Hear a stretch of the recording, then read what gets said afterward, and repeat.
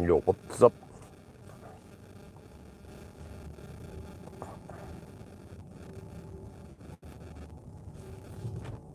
Oh, I didn't bring the bucket. Okay. Well, I guess we'll survive. I will check out the bunch of locations.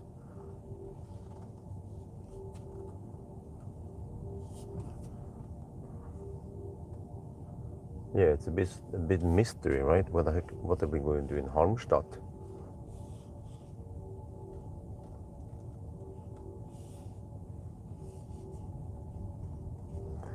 Well, I wanted to do this already with the X9. Yeah, kind of. Because I need to find out where the Phoenix plugs are and the Amphenol plugs.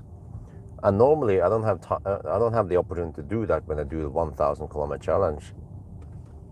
So it is relevant, for example, for the Seeker 7 GT I'll be testing soon.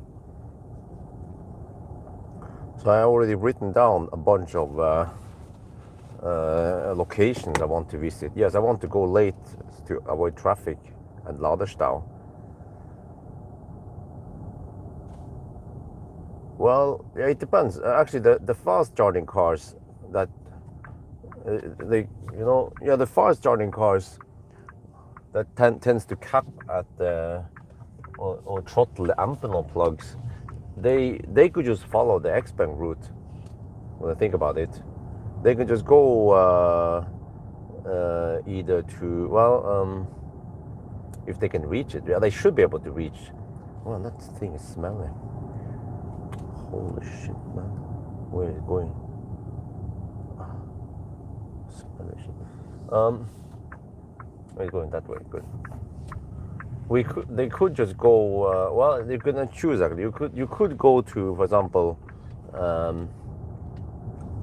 Uddevalla, or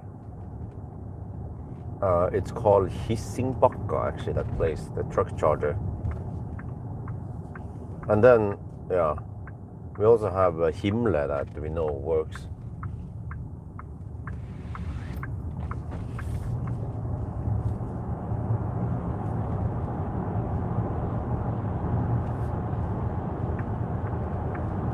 But I just want to map out all the other locations, find out. And I've seen on my video, all the videos that the recharge charger at Falkenberg has Phoenix contact, and I use the Mercedes CLA there, so we know that works. But I just want to check Ionity.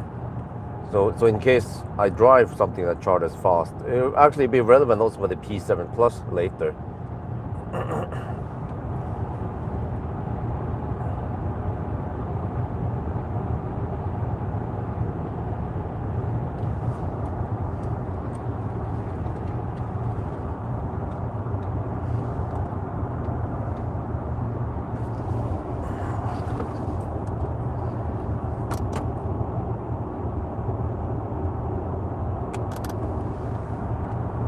Yeah, so we don't have to go all the way to the turnaround point. We know that part, and the Halmstad is still kind of far.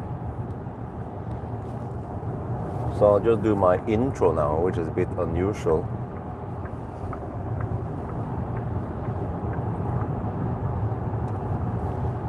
Yo, what's up? We are now sitting in an Xpeng G9 Performance. This is the 2025 model. And I'm gonna do a little bit unusual trip now. I will drive the 1,000 kilometer challenge route. I already did the 1,000 kilometer challenge. It was quite fast, but this is like a, how to put this? It's like a reconnaissance trip. I wanted to do this already with the X9, but with fast charging cars like this car and also the Seeker 7 GT I'll be picking up in 2 days, we need to know where the good plugs are, where the bad plugs are. You want to ABC, avoid bad connectors. Yes, I will explain later. I'm also doing this to prepare, and I will make a separate video about the whole Amphenol versus Phoenix contacts and dry and liquid cool cables and all that. So the problem is that I usually don't have time to visit the locations I'm going to visit tonight. So I do it at night to avoid some Laderstau and some traffic. Well, but there's still traffic here. Even now it's almost 11, Sunday night. So it's not a 1,000 kilometer challenge. We're not going to time anything, but we still don't want to spend too much time going there and back again. So things I'll be looking for is the Phoenix contact on the so-called 400 kilowatt chargers or Amphenol, right? And also I will test several Circle K sites, because I experienced at Circle K they tend to throttle. And the reason why I use this car, and we'll be returning it tomorrow, is that it can charge quite fast. It can actually cap at 400. Well, I have measured 465 kilowatt roughly, or 469 kilowatt on the 500 kilowatt Tesla supercharger.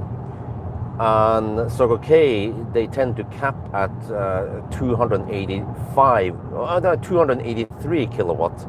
So which means that most cars I'll be borrowing, they can't even hit that cap. So that's why we have to go tonight with the G9. Yeah. So okay, we'll do it. It'll be a different video, and maybe we need some kind of crowd. I don't know. If people are interested, I think they are.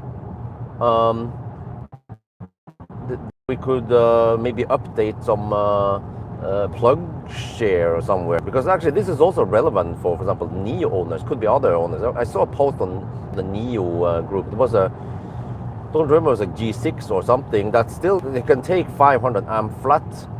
NIO is actually charged quite fast. You know that NIO, they get the battery from CALB. It's a battery manufacturer, which is the same as what Xpeng gets it from. So they charge fast, those batteries. And they had this weird zigzag curve that I experienced also with the Amphenol plugs. So, okay, whatever, short intro. So now I will drive actually all the way to Göteborg. Kungsholmen is going to be the first stop.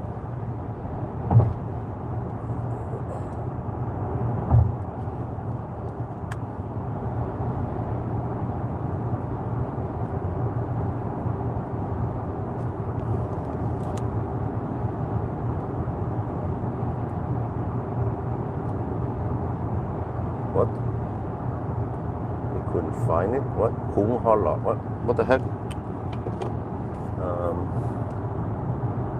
Can you just stop being annoying, please? Just find this location for me.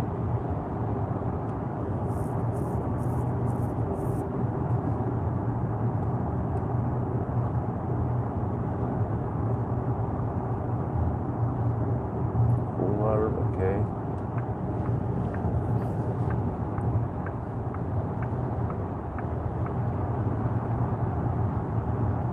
There. Oh, it's called Kungsholmen. Okay, I misspelled it. All right. Okay, so wait, no, what the heck is this? There. The first stop will be 294 kilometers away at Kungsholmen. The car claimed 90%. We should be able to reach there. We may not manage to go to Hissingbacka, which is even further south during the challenge. So we will actually just follow the 1,000 kilometer challenge speed anyway, because that's the fastest way. I don't want to waste too much time, so we're still gonna hammer it.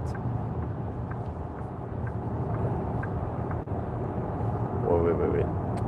Out there. Okay.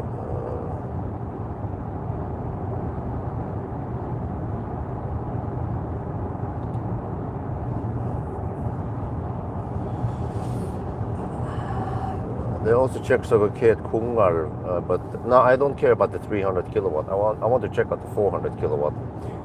So very interesting stuff from my friend about this topic. Let me see where they'll start. Yeah.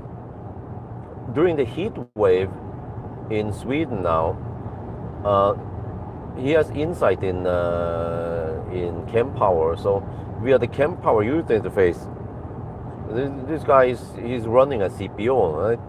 So he could see that the Amphenol plugs they throttle quite badly, and Pawel monitors the pins, the pin temp, the 2 pins, and the pins they heat up to almost 90 degrees Celsius. But Pawel starts throttling, it monitors it and then throttle the speed. So at around 85 degrees Celsius or so, 88 degrees Celsius, then the speed or the current is throttled to 220 amp only. This was with a Q4 e-tron, so MEB car, the generic 82 kilowatt hour MEB. If money was no problem, family car, or I would get the X9. And then yeah, also what is bad with the Amphenol is that there is big delta between the 2 pins. Ideally you want to have lower delta, and then in comparison the Phoenix contact during the heat wave, instead of 88 degrees, right, they were just cool at only 60 degrees Celsius. I was like, damn. So realize that the Phoenix contact, they're way better. You know, that's the kind of stuff you don't care about, or you don't notice what kind of plug it is. I kind of noticed that one plug tends to be a bit heavy and big and has the HPC, and the other one, but I didn't really understand the importance of it. So the Amphenol is shite. Yeah, and there is more. There was I don't know what should I call this, a possible scandal, another gate. Yes, what should we call this thing? Charger gate. Yeah. Nima Energy, you guys know it, right? Swedes know them. They have these truck chargers, like the one I experienced several times at Hobby. Well, they are technically not legal. Or I mean, well, in a way, well, I mean, they operate legally like that. But Nima Energy, they receive public funding from what the heck was it called again? There is this in Sweden. They receive public funding for building the charging network. So they build truck chargers, but one of the requirements for the truck charger was that it must be able to sustain 350 kilowatt for at least 45 minutes. And the Himmler charger, or the OK Q8 charger we've been using, they actually have liquid cooled cables, and they can boost 600 amp all night long. I just couldn't feel the vibration because I heard that the cooling unit is further away or something like that. So that's why it's not vibrating, unlike the Ionity charger that has different hardware, different designs. So I'm like, okay. So Nima Energy, they have these truck chargers, but they actually don't conform to the requirements for the funding. So which means that if someone cares about this and finds out, they need to demand that Nima Energy fix this, because I forgot. And then the other requirement is, okay, 350 kilowatt at least, or 175 kilowatt if they are shared. So either they lose the funding or they need to fix this shit.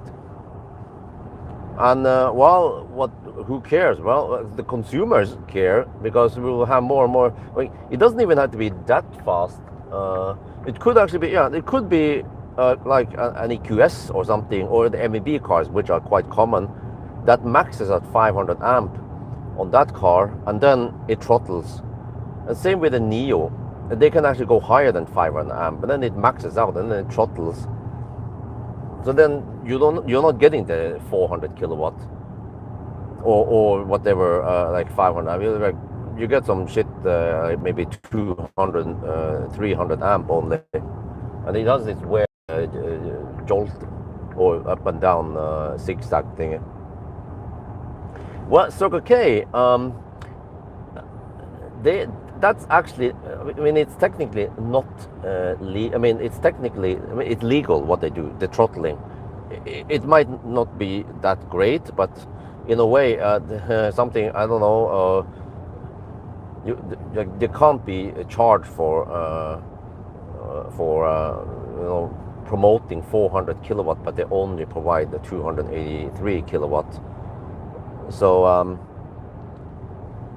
well, I will test, because according to my Volvo ES90 test, 1,000 kilometer challenge Hogstorp, I received 320 kilowatt at Hogstorp. So I will also do charging tests on the way there, but I will only charge a little bit just to verify the speed. Like, I don't need to test. If I see Phoenix contact, then that's good, right? But when I will also try to remember all this, yeah, and I try to write down. But someone needs to map out all of this, right? For me, I just check whatever is relevant for me, for my route. And then I also consider, well, I could do this when I'm on the road trip with the family, while I'm in Göteborg. It's closer, but then I will have the Audi Q6 e-tron, which can charge at only 285 kilowatts. So if I go to Circle K, it will appear as I get max speed anyway, right? So that's why I need to use this car, because it kicks ass for the Lord, yeah.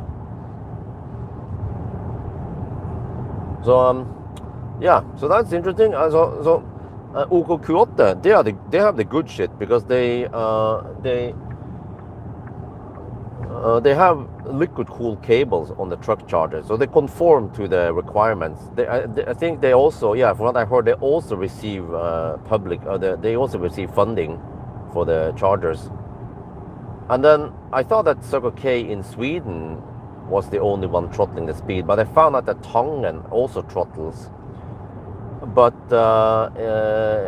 when I tried the CLA at Circle K Dal, then I didn't get any throttling. I received 320 or 350 kilowatt there on the regular stalls, not the truck stalls. And I noticed that at Circle K Dal, all of the plugs over there, they are Phoenix contact. So it's quite random, because at Spekkerud, all of them are Amphenol. So I suspect that, well, actually, yeah, this is the facepalm part, that many CPOs, they don't know the difference between Amphenol and Phoenix. They don't know why one is shit and one kicks ass. They should know, because they are the CPOs, they are the experts, right? So I need to make some videos to highlight this problem. What we need to do is to get rid of those damn Amphenol and get Phoenix contact. Yeah, another thing, by the way, is that plugs, they actually I believe that it's the plug, not the cable itself, but I'm not 100% sure. But at least the plugs. But okay, plug/cable, they do degrade, even if they are not, even if they are just dry cables, they degrade. And what happens when they degrade is that there will be, well, they can't take the same current anymore, yeah, they also there will be bigger temp delta between the two pins. And another thing I heard was that people who can't park, or cars with stupid charge port locations, when you park in a bad way and you plug it in, and the plug gets an angle bent a little bit, or a bad angle, there will be some lateral forces on the plug, and that causes higher temp delta between the two pins, which causes earlier throttling if you have Amphenol. And even earlier MEB cars, they had problems handshaking. So if you didn't park correctly, and the plug was connected with a bit of like in a bad way, bad position, then it will not handshake properly. So I'm like, damn, that's very lots of useful information that I didn't know. Yeah, the charging curve. Yes, it is because they use Amphenol. It's madness to use Amphenol on a truck charging site. And also, I remember, it was many years ago, Circle K in Göteborg, they opened up a truck site, and they used the 350 or 360 kilowatt ABB chargers, but they were not liquid cool. So then there was this Scania truck. Scania, they have quite kick-ass charging speed. Scania maxed at 350 kilowatt for not too long, and then the plug, and then it was throttled to around 200-ish kilowatt only. And then when we changed plug, then magically the truck could take 350 kilowatt again. I'm like, what? They put up a truck charger. Circle K put up a truck charger without liquid cooled cables. Or they should, I don't know, I haven't checked the cable. If that was Amphenol, that would be even worse. Would be, maybe we can go visit that place. Yeah. Because you see, this has been, it's been like this for a long time, but most cars, they don't hit the limit. It's just recently when we have the, well, actually the G9, G6 has been out for a while, also the X9. But yeah, it's just now that we have these faster charging cars that we hit the limit, and then suddenly like, oh, it's always, I mean, it has been like this for a while. What?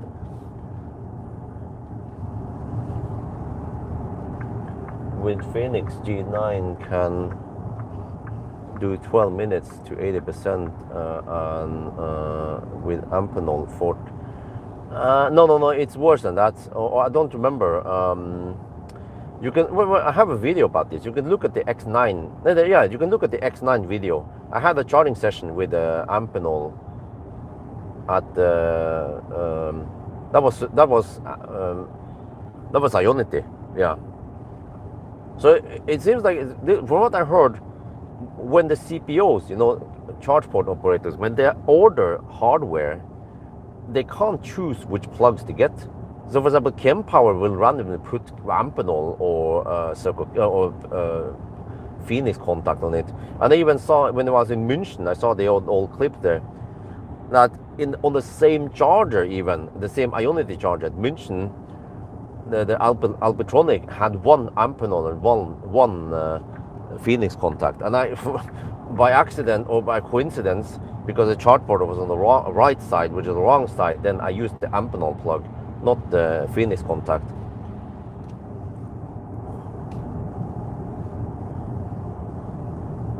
What? Can those motorcycles just go? What? You guys want to hammer it, right?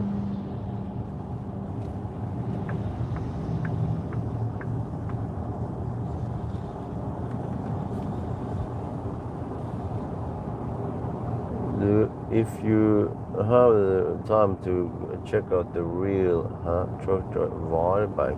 Yeah, I also have Varberg on my list. So let me show you. I have a list here, so I don't want to. Oh.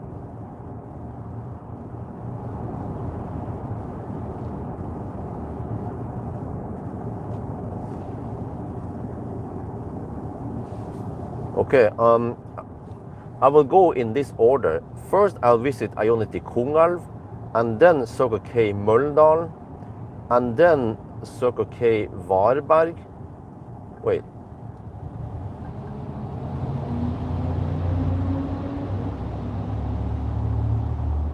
Yeah.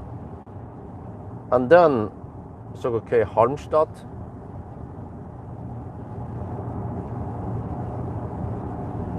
And then Ionity at Halmstad, and then the other Circle K. I will visit 2 Circle K at Halmstad. That will be turnaround point. And then I'll check out Ionity at Falkenberg. And then go to Circle K Kungsbacka, and then Circle K Hogstorp, and then Circle K Strømstad. So actually lots of Circle Ks and not that many Ionities.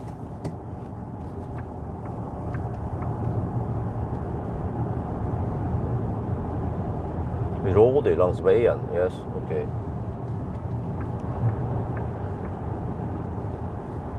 Jævla nisse.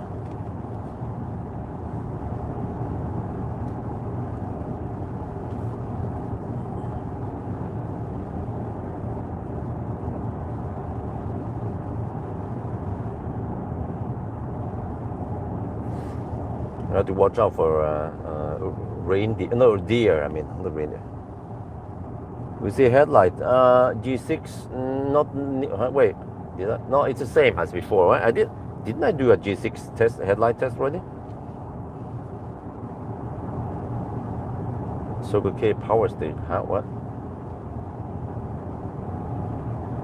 But I already made a G6 headlight test. You check out my videos and check out my channel.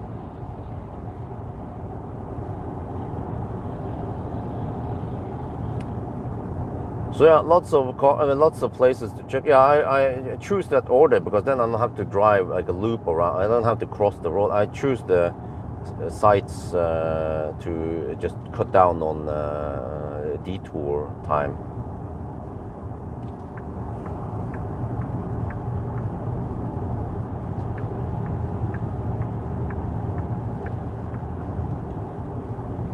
Man, there's so many annoying taxi drivers, the Tesla drivers.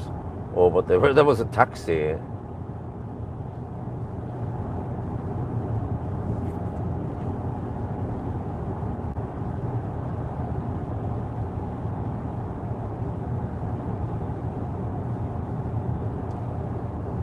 So yeah, no, I'll check out first. First location will be Ionity Kungal. Just want to know if the Alpitronics over there have Phoenix or not.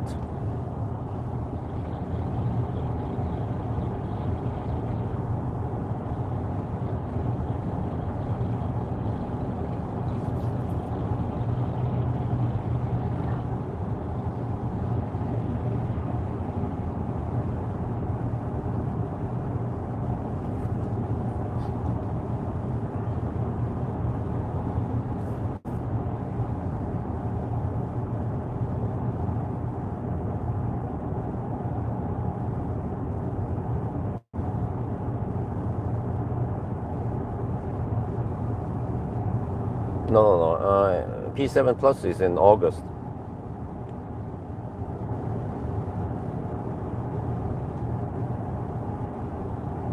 It will be Seeker 7 GT from Tuesday. Tomorrow morning, I guess after I'm done with the Axel. Well, Isabel is sick now. She has some fever, not that crazy high, but yeah. So she has to stay home. That means that the morning routine usually goes faster with only Axel. So Axel is fine. He receives breast milk, which is the Wonder milk, because Axel, are you talking about watt hour per kilometer? Okay, I don't know what the heck you mean there. Are you talking about the 90 and 120 test? Trip plan, family. Yes, we will go to Gdansk in July, around 13, 14, no, I'm not sure exactly. 15 July probably we'll go on the trip with a Q6 e-tron. But yeah, on the way back now, I probably want to. Yeah, I'm not sure. I will probably be back hopefully by 7, right? I don't want to dick around too long on each location, but I have to stop on many locations, which takes time. So even though we don't go all the way to Hallandsåsen, it will be possibly 9 hours this whole trip here. We started kind of late also. Thailand, I don't know about that because we talked about this before. A Thailand trip is very expensive. So I kind of want to just save money so we can just get all that stuff done. Because think about this, like we've been living like this without curtains, without blinds, without heat pump, especially now we can feel the heat, it becomes kind of clumsy. So can we just skip the Thailand trip just 1 year, right? So we can get that stuff done, because a Thailand trip easily costs 100K or more. Like, I don't know. I don't think wifey knows how much it actually costs, because not only is it just a flight ticket, but all the expenses when we are there, plus my big dip in income. It just happens over not 1 month but several months. So, I mean, effectively, the Thailand trip could cost me something like 200,000 NOK, and you can imagine how much stuff you get for 200,000. Blinds, I don't know. We need blinds a couple of places only, 50K, no more than 50K maybe, and then heat pump, 30, 40K, and then we're good. Then done. Then we don't have to care about that anymore. And then maybe some fences. I can get some help from some of my friends, and then maybe just 10, 20K for fence, and then the house looks a lot better. And also, yeah, painting. We need to do that this year. I tried to find some volunteers in the beginning, and before I have to hire someone to do this, but we'll see if we can get some dugnad going on with the painting, because it's not that hard work, right? Just need to know what to do, kraftvask and all that stuff, and then yeah.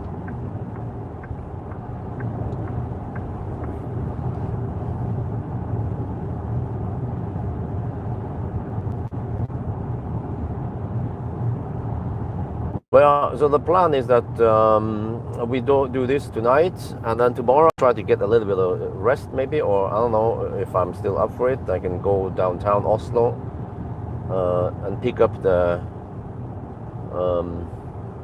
return this car and pick up the G9, the X9. Thailand trip, huh? Well, I don't know yet. Possibly. Because in my head, okay, if we could just get all this shit, buy the stuff like heat pump and stuff, and it's done. Then we don't have to worry about that anymore. It's not like we're gonna buy heat pump once every year, right? So it's just that a lot of stuff has been lacking for many years, and we've been going on these expensive Thailand trips just because we wanted to escape Norway. But okay, whatever. I thought, okay, well, yeah, it kind of sucks to be here in winter, yes, but every time we're home, we're like, oh yeah, those cardboards on the windows, they don't look that pretty. And like a couple of places, SIP screen would also be great. More comfort and actually more energy efficient during summer. Doesn't have to be SIP screens all over on every window. It's mainly just maybe it's some of the south wall and then the entrance pretty much. And as long as we have the heat pump, then that counters for any heat we get in some of the rooms. So, and Isabel's room, yeah, it gets kind of hot now. Like we had 27 degrees Celsius in Isabel's room yesterday. But whatever, I mean, if we just get the heat pump in the living room and in the main bedroom, then we have 2 temporary heat pumps we can use. And it only gets really hot once, like 1 week per year anyway. So München, no, what is going on there? So the plan is to pick up the X9 tomorrow in downtown Oslo. So fortunately I don't have to go to Høvik this time. Faster there, bit change, and then get back home. And then I don't know, first I requested to get it down to 20%, but I said, okay, Europe, I don't know, oh yeah, they have they're inviting me to this event, yes, Xpeng. But no, during that time I will be on vacation, so I had to decline. They emailed me and asked me about it. They're gonna show a new car. Yeah. Yes, I'm checking the chargers. So the plan then is to pick up the X9 tomorrow. Well, I mean, if it has 100%, it's still okay, but it's okay if it has 60-80%, because I'm gonna drive home and then used vehicle to load to charge some of the cars I have at home anyway, and then bring it down to around 20%. And then Monday night, tomorrow night, then I will go over to the supercharger and do a charging test there. Just want to see what kind of speed the X9 will get. But it will be interesting because the X9 has lower voltage than the G9. So then we will know for sure if the supercharger caps at 615 amp or not. There was something smelly in front of me. Shit, man, those damn fossil cars. Oh, and I can smell it from far. It's not that, that's an electro auto. Wait, oh, okay, whatever. We have the slow here, okay.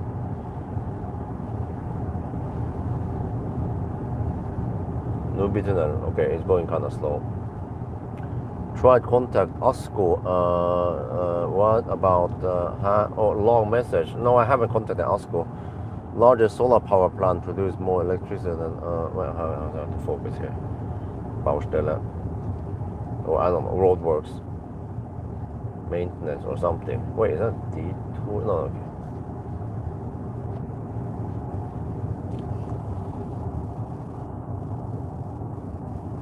But wait, but I already made a video about ASCO in Brumunddal. I mean, is that something completely different in Oslo? It will be kind of repetitive.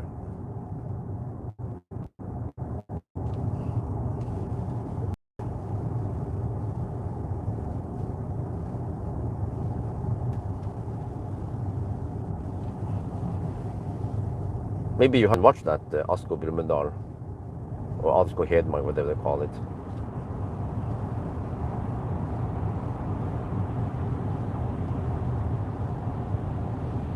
Okay, we are 205 watt-hour per kilometer.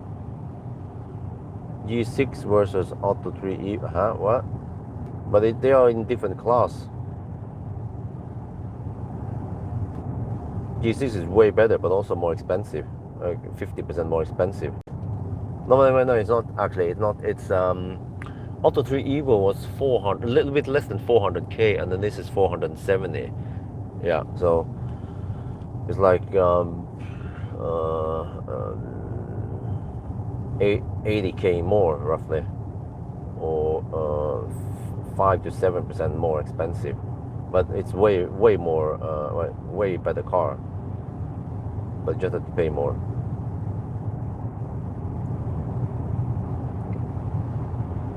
But the problem with the Auto 3 is that it is, even though okay they got a little upgrade in the infotainment, but I still feel like it's kind of dinosaur compared to Xpeng and Tesla. The BYD infotainment, the BYD system is kind of shite. And you see, like, okay, I mean, if that's what's like 3 to 5 years ago, okay, then okay, no big deal. But when I look at Xpeng, okay, Tesla, they have been ahead for a long time, but like Xpeng, just in 2 years, right? They've been improving the software a lot. And then I turn my head over to BYD. I'm like, huh? They still have the same shit there going on. A very clumsy menu system, and just in general the language there also. And like they don't have. Wait, do they have pet mode yet? Don't remember pet mode. Keep climate. What about center? Xpeng also has X Guard, which is center mode basically, and some keep climate on and the preheating. And I'm still missing how many kilowatt can we take, how many minutes does it need to preheat, like stuff like that, like MEB platform and Mercedes has. They can be better, you know. Maybe you can help optimize Tesla. What? Oh, very long message here.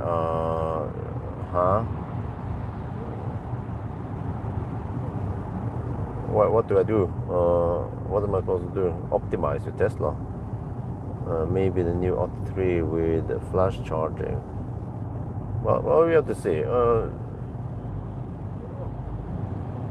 It hasn't arrived yet, so as long as it hasn't arrived, then the G6 is still king. Or I mean the Xpeng. I mean Xpeng G6, G9, X9.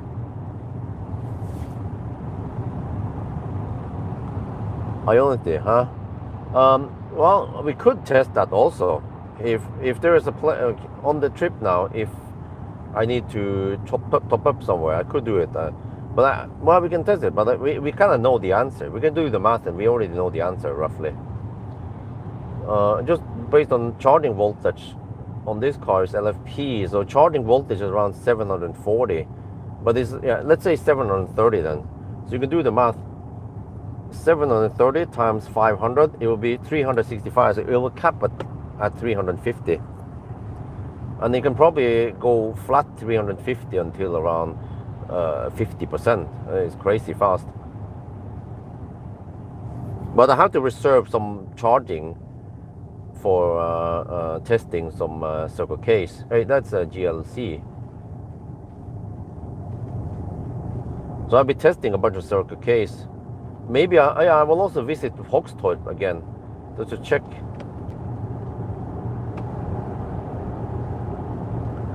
I want to check some of the truck chargers over there at Halmstad.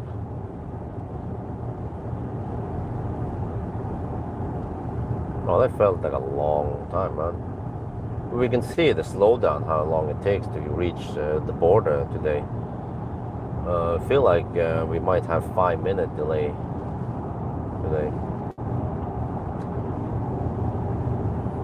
But I will verify. Also, I want to highlight this kind of cheap out or whatever the throttling that Circle K is doing. You know, I know that Circle K, they watch my videos. If I highlight that, hey, stay away from Circle K if you have a fast charging car, because you won't get more than 280 kilowatt. For most cars, it's not relevant anyway. But Xpeng users or Seeker, or you know, they're actually getting more and more now. CLA, iX3 Neue Klasse, yeah. If they want max speed, then stay away from Circle K. Hopefully that will push them into unlocking the speed. Also, supposedly the Circle K's, some of them, they have slow ramp up, like we experienced at Kungsbacka. The ramp up speed is really, really slow. I don't know what's up with that. Are they doing something to save money, or also Neo chargers are ramping up really slow, the Gen 3 chargers. Maybe that's only in Norway. Oh, actually, maybe that's only at Trosterud, because it ramped up way faster at Tangen. But this inconsistency is not good, right? You expect that when you go to whatever supercharger, it's super consistent, or Ionity, it's consistent. At least that was what I experienced for a long time, until I ran into the whole Amphenol plugs. But wait a minute, the whole Amphenol 500 kilowatt, 500 amp. I mean, why didn't I run into this on other cars?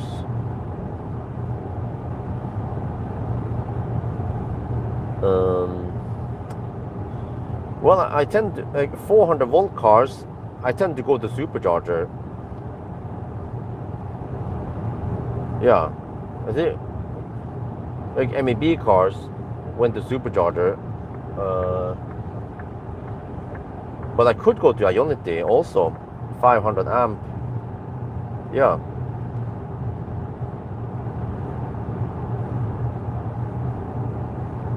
But I wonder if I've triggered this before without knowing this. Or maybe most 800 volt cars, they can't charge at 500 amp too long anyway. There was one car that goes max, the Hongqi EHS 7. It goes 200 kilowatt flat until 50% and maxes out at 500 amp, what I remember. But then I use the supercharger because I know that, okay, the other plugs might overheat.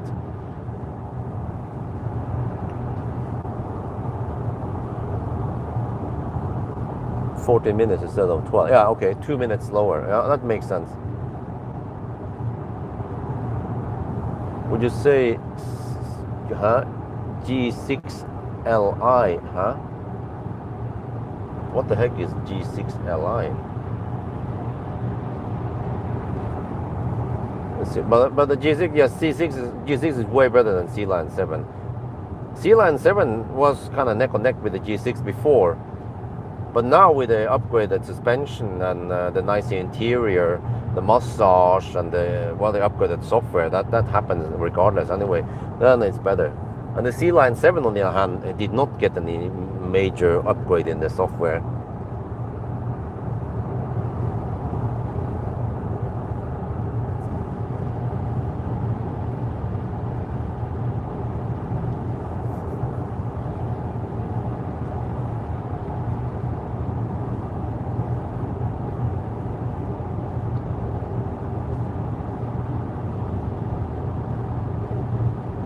Going down to 82.6%. The car estimates 28% at arrival. I think it's going to be around 10%. So yeah, as usual, the navigation estimation is not good.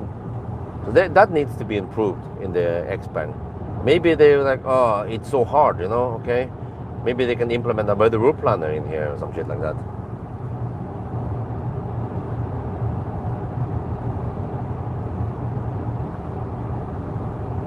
Oh yeah, my throttle is full, unfortunately. Where is that? The red moon we have over there? Oh, let me use a massage. Oh yeah, I'm gonna enjoy the last day now with the G9. It's a nice car. But you know, for example, the Hongqi EHS9 is also super comfy. Really quiet, I remember. Also fast beast, but it was thirsty, and the software there is freaking shite, man. The software in the Hongqi is so bad. so that kind of puts me off from crowning it really good. But I have to say the G9, okay, there are some minus here. The G9 still doesn't get head-up display. I mean, why? Like, they need to upgrade the G9 here with a nice interior and the head-up display.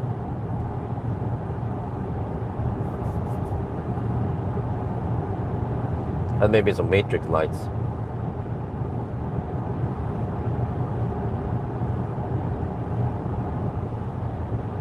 But other parts of it is really quiet, comfy, spacious, not that thirsty. So yeah, still the best car for the money.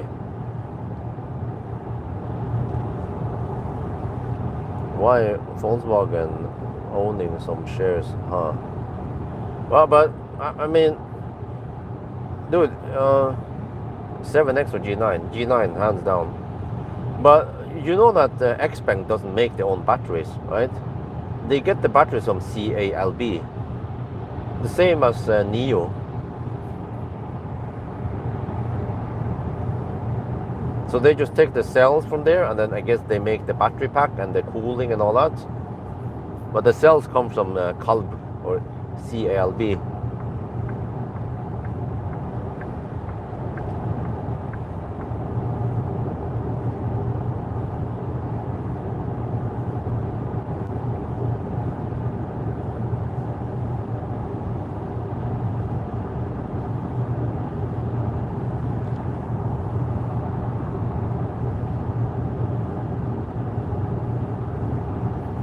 But I mean, wait, from what I remember, the 7X has head-up display.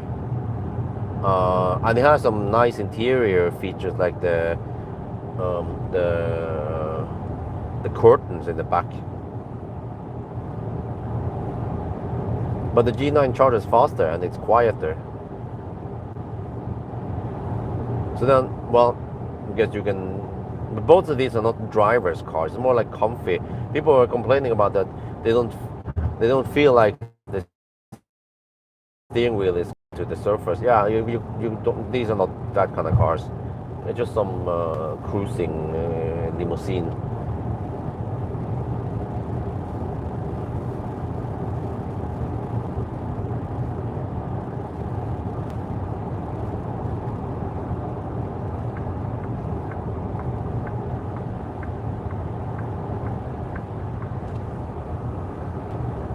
It doesn't have auto park. Wait, it doesn't have ADAS. What do you mean? Thoughts about Mona? No.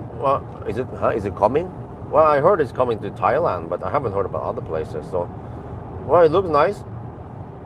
Other than that, I can't assume too much before testing it.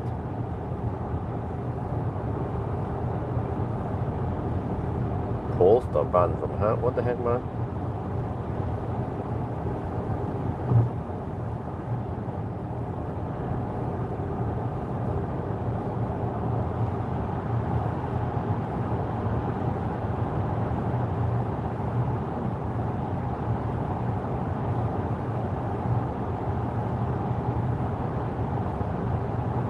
Yeah, but the Chinese, they are improving, and they are improving faster than the Germans or the Western companies.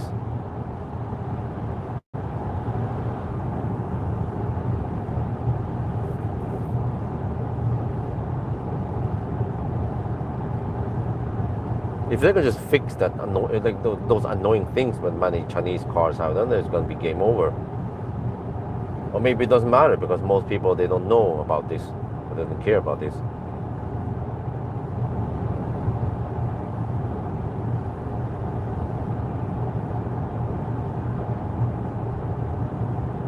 But yeah, the whole spying thing, they also need to stop that shit, man.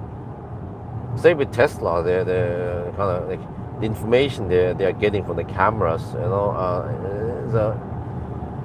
Yeah, I mean, someone needs to investigate this and put a stop on what these car manufacturers are doing.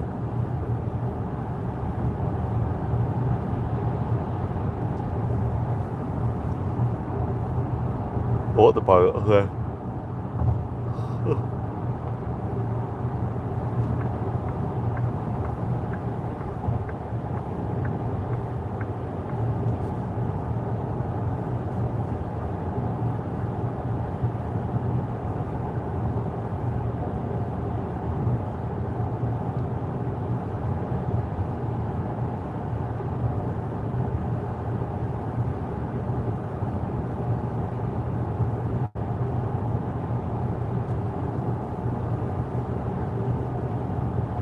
All right, 224 watt-hour per kilometer.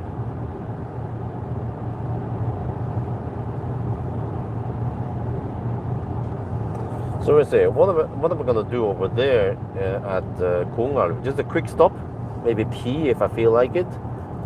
Shoot a little video, just document what kind of plugs are there, and then if needed, I will top up because the next stop after that will be Mölndal. Yeah, so I want to charge up a little bit only probably at Ionity because they're cheapest.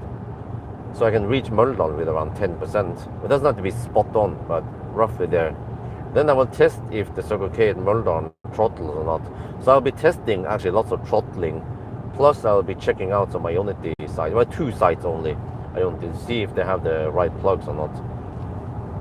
And I kind of also, well, what about all the other Circle Ks? The heck am I going to do there? Yeah, I just check the throttling on them also. No wait, three Ionity sites, yes. Kungal, Falkenberg and Halmstad. Check for plugs. And then all the other Circle Ks. Well, I can check plugs also and check throttling. But the throttling could be random. That's what I don't know. So maybe you can just do a check on the... We could also pop by Speculator just to see if, by coincidence, maybe we get 400 kilowatt this time. Yeah, I might do that because Speculator has the open Circle K. There we have an X9 again. The beast from the east. Yeah. Look at that. It is, I mean, okay, it might not be the prettiest car, but the crazy part is that big fat X9 has the same consumption as this G9. You know?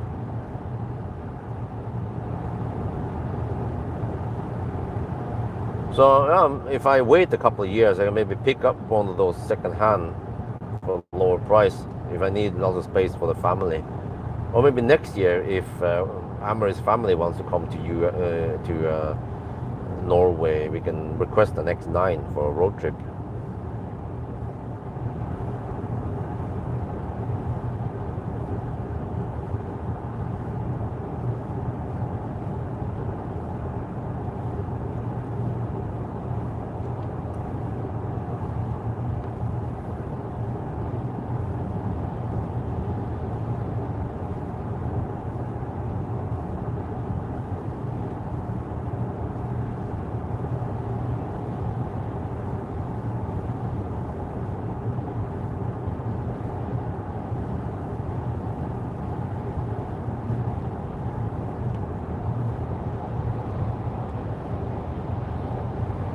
So yeah, I will probably, just for the sake of the video, but also for practical reasons, I'll probably stop at the 500 kilowatt supercharger at Halmstad to top up a bit, because I want to return the car. It's my policy to return the car with as high state of charge as possible, close to 100%. And then, well, if I go deep, then if I arrive around 7 this morning, then I have just a couple of hours to charge. Yeah, so I probably want to top up to maybe, I could even go 80%, right? 70-80% ish at Halmstad, just to show how kick-ass that charger is. But I have to check something, if it's how long they get the low price there.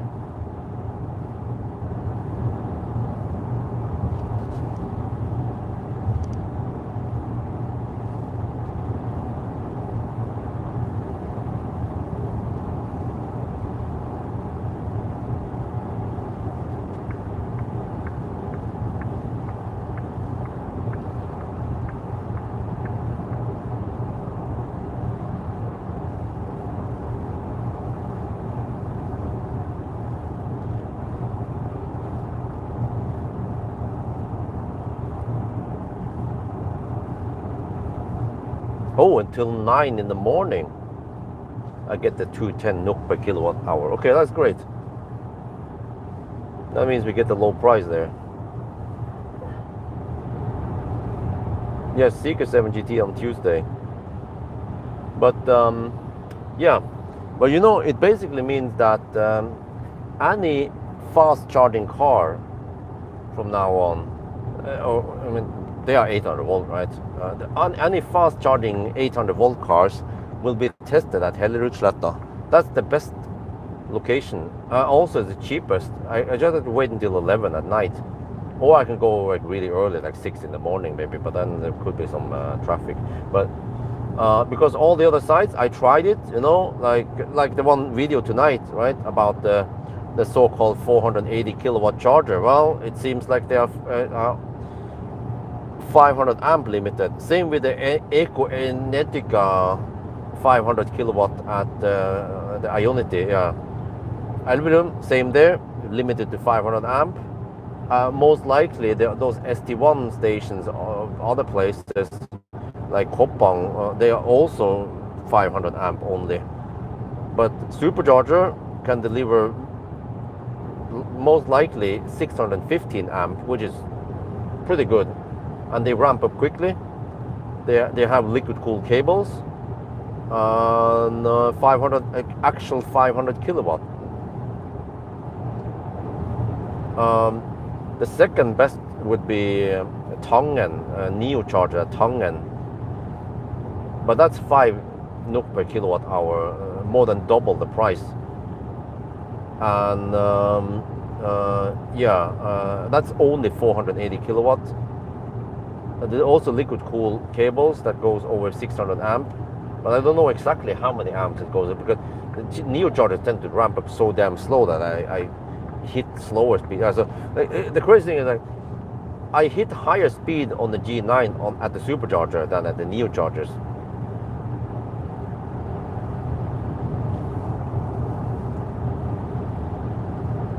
And the X9, that's what I want to test, because the X9, for some reason, on the Neo charger, the highest I saw was just 425 for a split second.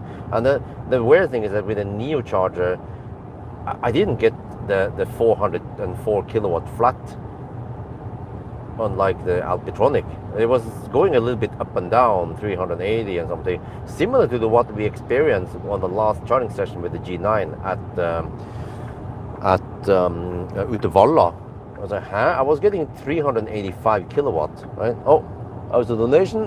Dimitri, 10 euros, dankeschön. So that was a bit weird, but whatever. I don't have any good explanation why, but I mean 385. Okay, not gonna complain. We probably lost 20 seconds only on that starting session, or I don't know how much.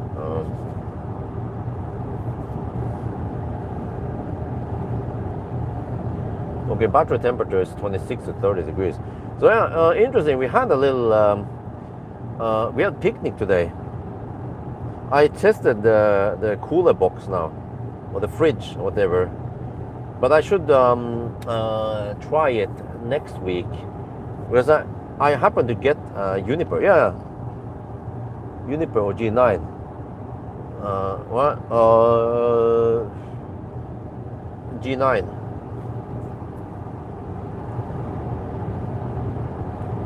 But I made sticky rice. I brought some of this leftover sticky rice. I made sticky rice and used the air fryer to fry some meat. Wait, 10 euro donation. Thank you very much. After 5 years of driving Kona Model Y. Okay, thank you. Hard work. Dankeschön.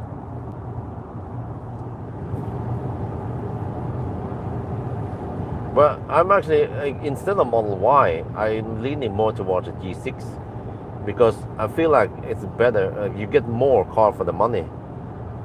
You get the same space, but you get massage and nice interior and way faster charging. And then okay, you take a little penalty in charging. That's why you get a little penalty in efficiency.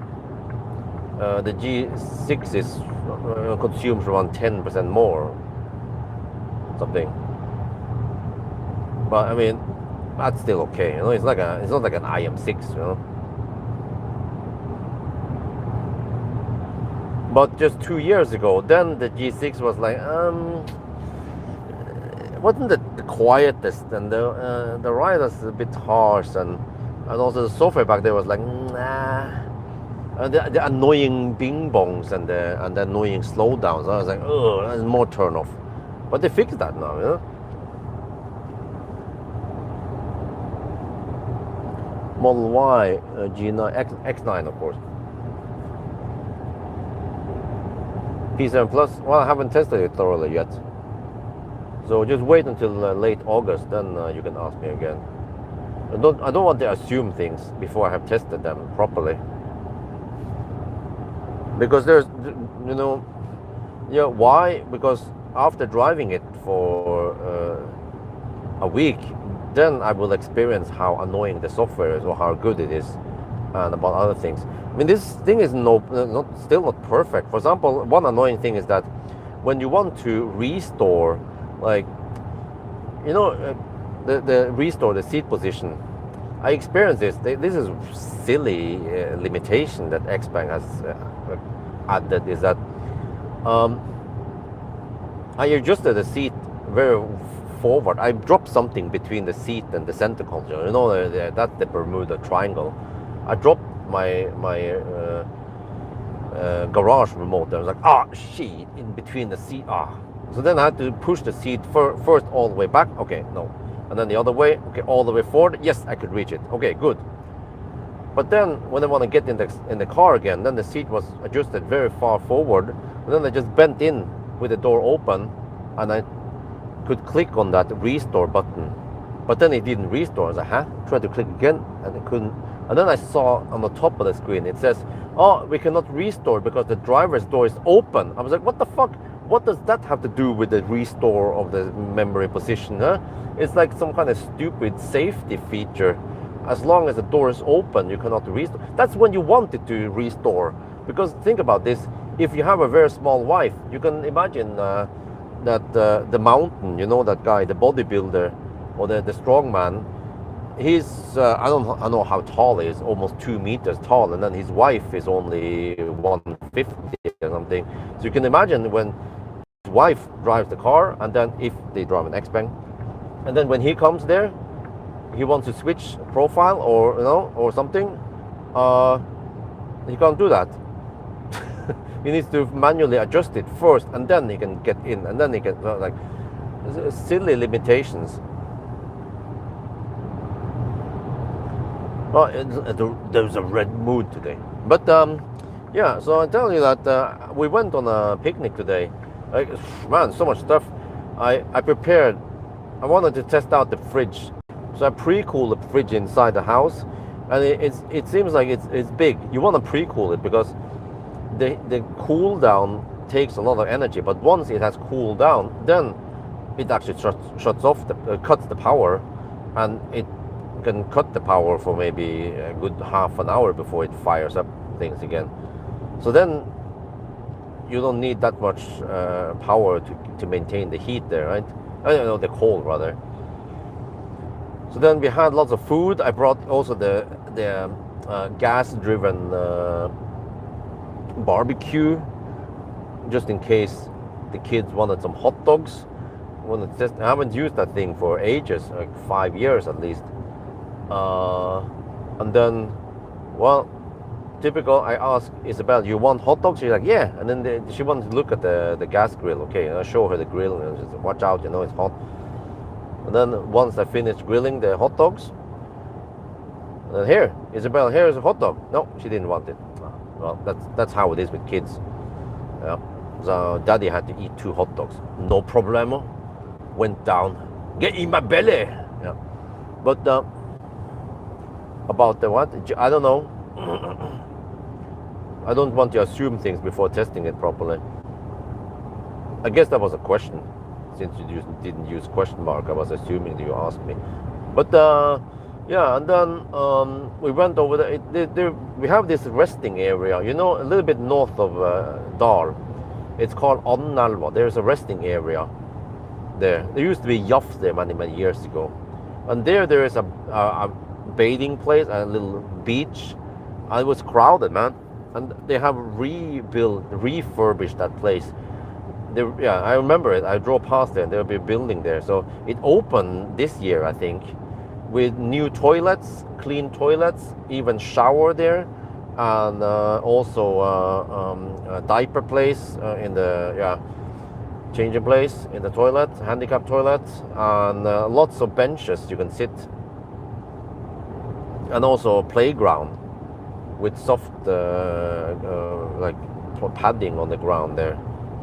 So they did lots of stuff. That is well invested taxpayers' money, because lots of people went there to have picnic and swim and have fun and go sup, the stand-up paddling and stuff. So we also went there, and I tested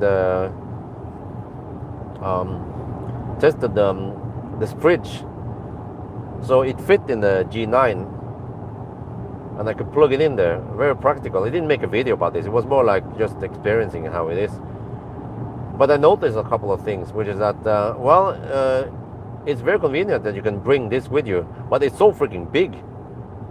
Like, who needs 35 liter of fridge space? I don't know. Maybe you go to Schwein's and you bring meat with you, but for me, around 15 to 20 liters would be plenty for the picnic. But whatever, maybe we don't have that big family yet. I don't know. I need to not pull out too often. So we only fill in maybe, we only needed around 10 liters of that fridge. But now it was interesting. I ran it off the power bank, the 100 watt-hour power bank. And even after maybe around 2 hours, it was down to only around 40%. So that means that I use around 60 watt-hour. So it pulls only 30 watts then on average. But we open and close it a lot, yes. Every time you open it, you let out you let the heat inside or let out the cold again. Then you need to start working on the cooling. So, but I noticed also there was there was one place there was a bit sharp edge on the plastic, so I'm like, oh, okay, that's not ideal. Maybe they need to round it off a bit. Maybe I can even use some sandpaper to do it, and it should still be functional, that hook or whatever. It's some kind of latching hook that is a bit sharp. But also I noticed that well, it has been designed for Tesla, so they don't care about other cars. So it doesn't have any strap point, but it has handle for carrying it. But it's kind of heavy, especially with stuff in there. But it would be great if it had some wheels or like a strap, yeah, so you can have it on like a shoulder strap or something. So I see already room for improvement. I mean, if they want to sell that shit for 69 euros or whatever they are, sorry, 650 euros or whatever they're charging for it, they better make it good. They can't just sell something that costs half of that and has the exact same functionality. And another problem I noticed was that, yeah, you tend to have picnic when it's nice and sunny outside, not when it's raining or cloudy. And that surface is black. And when you put it in the sun, it soaks up so much heat. The black plastic becomes really hot, possibly 60 degrees Celsius, which makes it less efficient, because then the heat, the thing needs to cool down again. So I don't know, maybe they should have designed it white instead, or at least something slightly less absorbing. Well,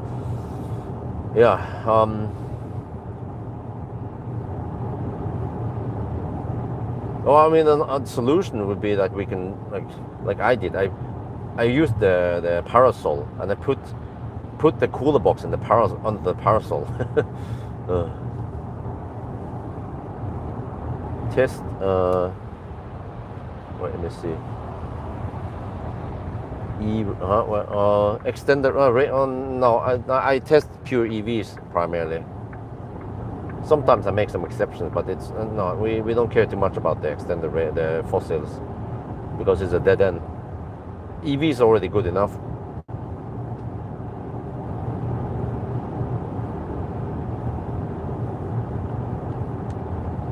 Then those hybrids are just unnecessary complexity.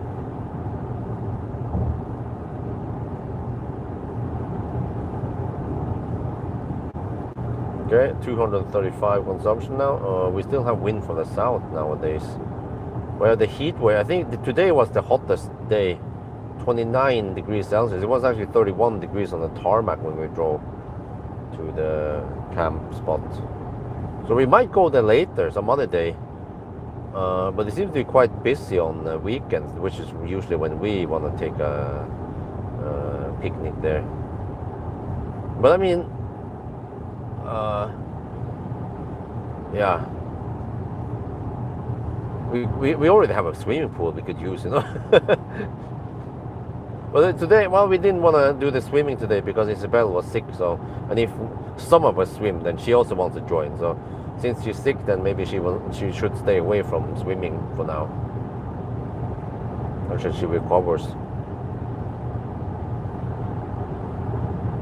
But we will get some 22 degrees Celsius now this week anyway. So still nice weather, but it's not that hot.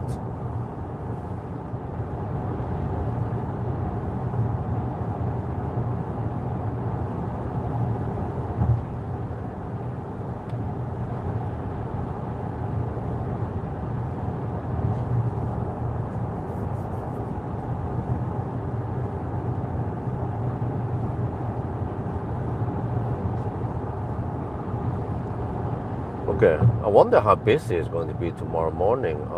I suspect that since we are almost in July now, that more and more people are on vacation. And also the whole parking service. Okay, there's been a bit of back and forward shuttling. I try to shuttle people when I have time, even though it costs some time and money. Well, yeah, but I spend money on charging those cars. It's not that much. Okay, it's like a couple of hundred NOK maybe total, but it's more like, okay, I'm happy to help. But I'm also curious. I want to know how many cars can park in front of the house. At least today we had 6 cars parked in front. And then while I'm home, then I need space to go a bit in and out. And actually, I need to do the banana box test of the Seeker 7 GT also. So yeah, I might need to move some of the cars slightly out of the way.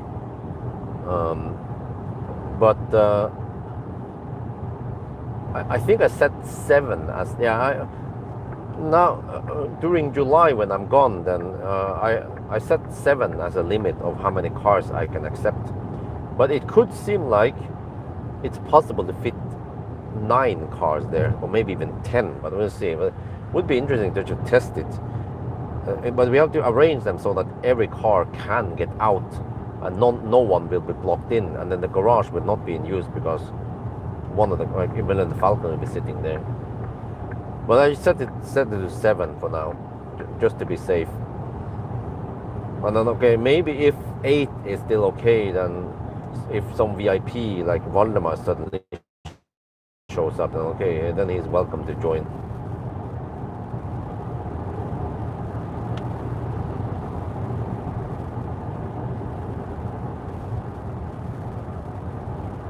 Yeah, I forgot to bring the cleaning equipment, so yeah. But whatever, I'm not gonna film too much the front windscreen. It's not that important. I would just skip the whole music part also. It would just be the long intro I had, and then I'll try to clean when I can on the Circle case.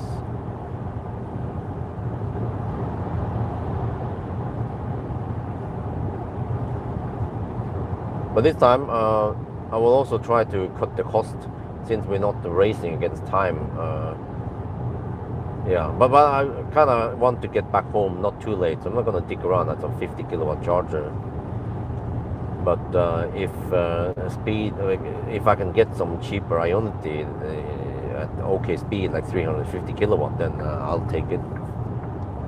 But I have to also reserve some of the charging, like at least 10% or 5%. I probably, yeah, I need to charge a couple of minutes, and then that's usually 10-20% on Circle K to test if they are capped at 290, 285 or not. But then on my route now, I have written down everything. I'm only going to drive around 50 to 70 kilometers between each stop, each location I will check.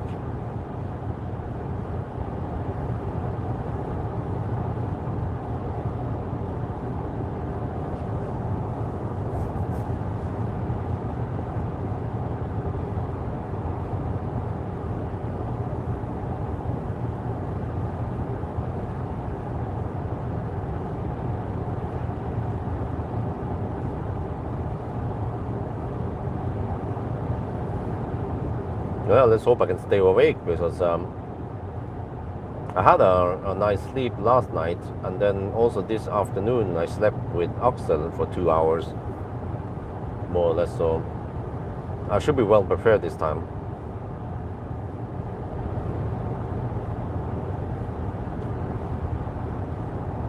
Well, if I'm really sleepy, I could nap while I'm charging at Hellerudsletta, but that's not going to be a very long nap. It will take only 12 minutes from 10 to 80%.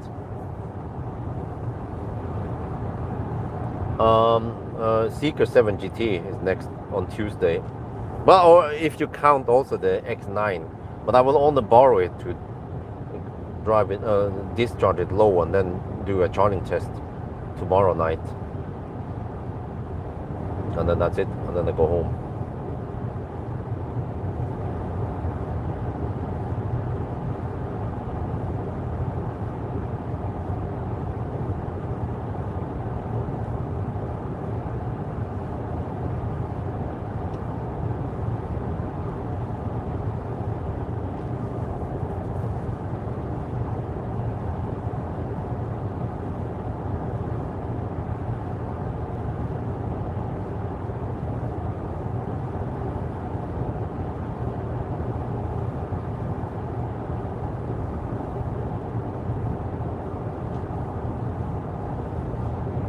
97, no wait, on 166 kilometers, wait, 7 GT. Well, yeah, from what I heard, 7 GT, they optimize it for like a driver's car. So I don't know what kind of competitors it has. Like, is it going against Taycan or yeah?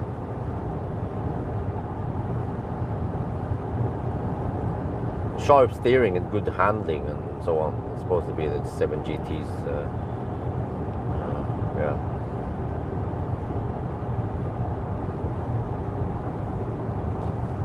i3, yeah, that could be.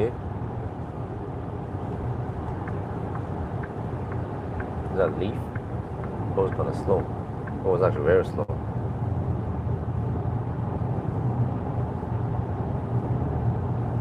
Nope.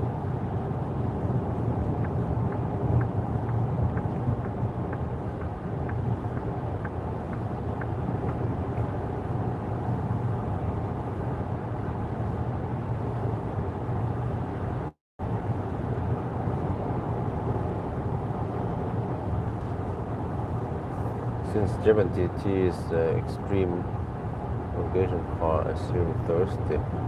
Yeah, worse than IM6. What, you mean IM5? I realize I haven't even tested the IM6, IM5 properly yet. But whatever, they're probably not that super popular anyway. It seems like Xpeng is fairly popular around in many countries.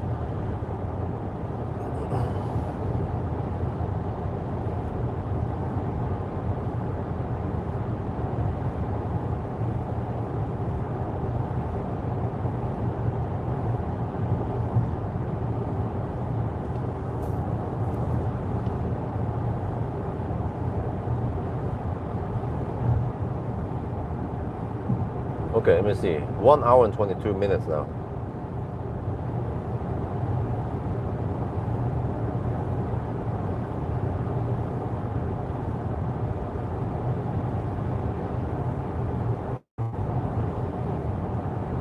Yeah, you know, regarding the 1,000 kilometer challenge,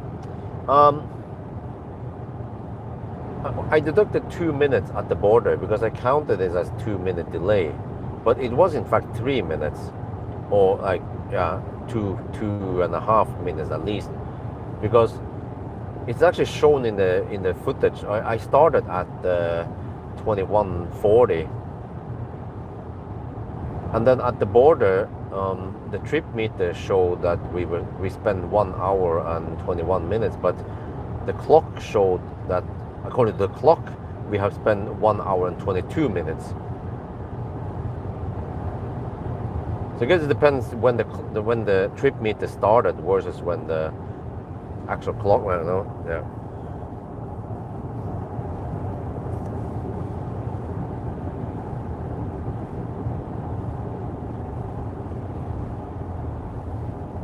But actually, when the trip meter counts when we start, yeah, that's true.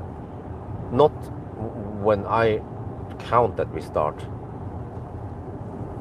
Okay, let me see. 242 watt-hour per kilometer now, and 1 hour and 23 minutes. Okay, it wasn't that slow. We had that slow in a tunnel.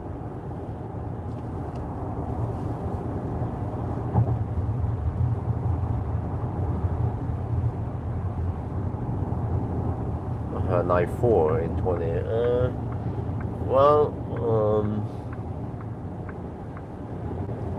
If you want some kind of sedan like that, why don't you consider a P7 Plus instead? Or even a Model 3.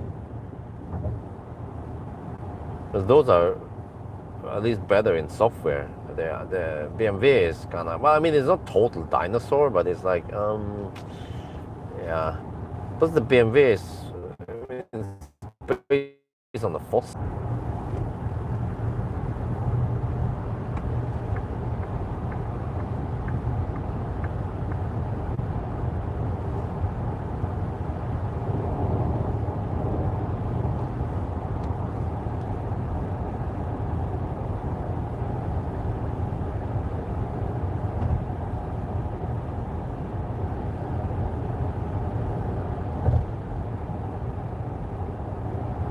we change country, so a dropout there is as expected.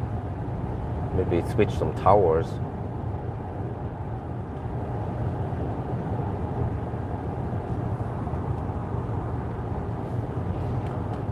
Well, it's still fairly bright outside, huh?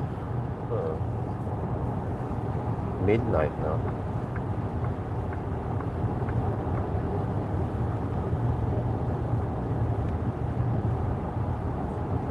Yeah, and on 2 days ago on the challenge there was some rain. Tonight would have been a better, I think it would have been better weather. Slightly lower consumption maybe. But then maybe, not sure if we have more wind.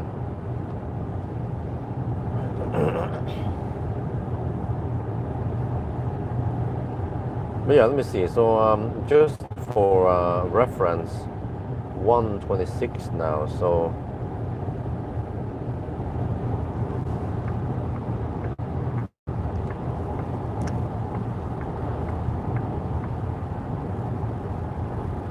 no.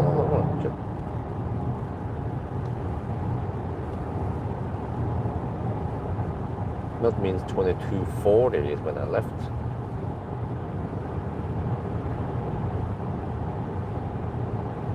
That's kind of late.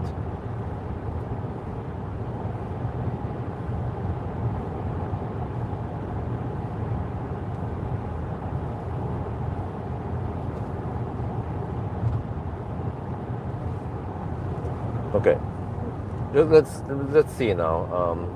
No deduction this time, but just to see how long it actually takes to do the whole test.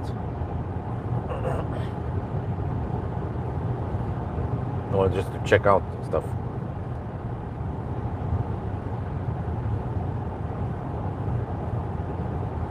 Doesn't need to be that much. I just need a minute, not even that long, just to see the plug. Just go and film and show what kind of plugs are here. Okay, good.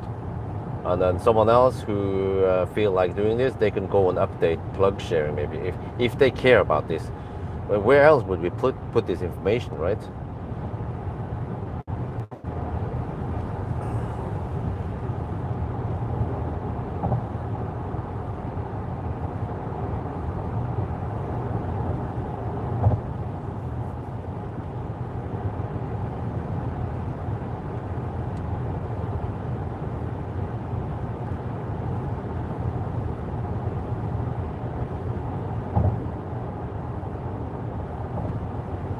But the things I don't know about the Xpeng is how the HVAC system works and the whole heat scavenging. There's a possibility that Tesla is more efficient during winter because of the octovalve.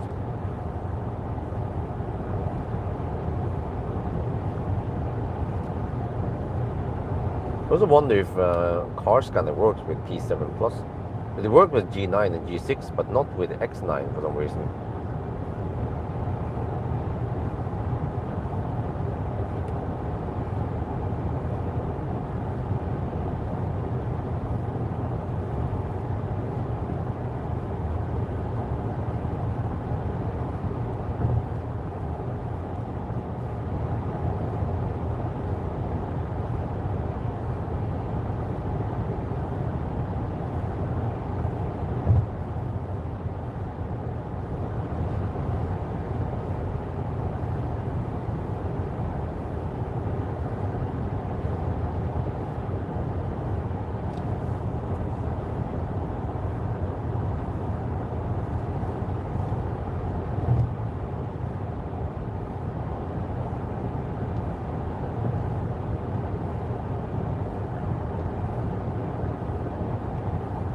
But there is a possibility that I will reach Mortensrud around 7 tomorrow morning. Yeah. Because I have to take many stops now on this trip.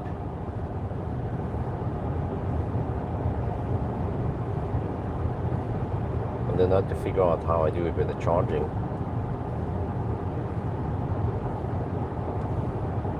But I might also do one quick top up somewhere Norway side. But well, actually, yeah, but not. But I'll do most of the charging at Halmstad anyway.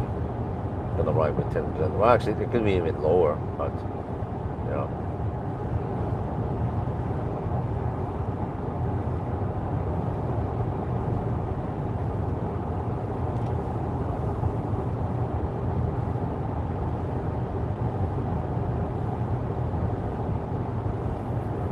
But yeah, I mean, really impressive.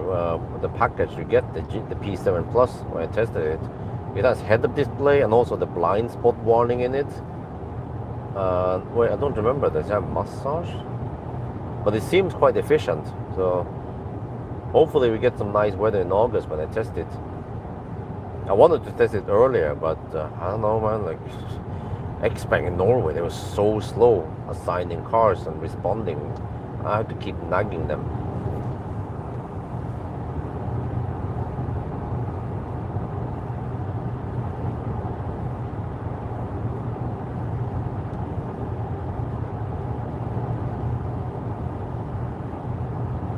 But I mean, I have to find out. Like, for example, this G9, I found out that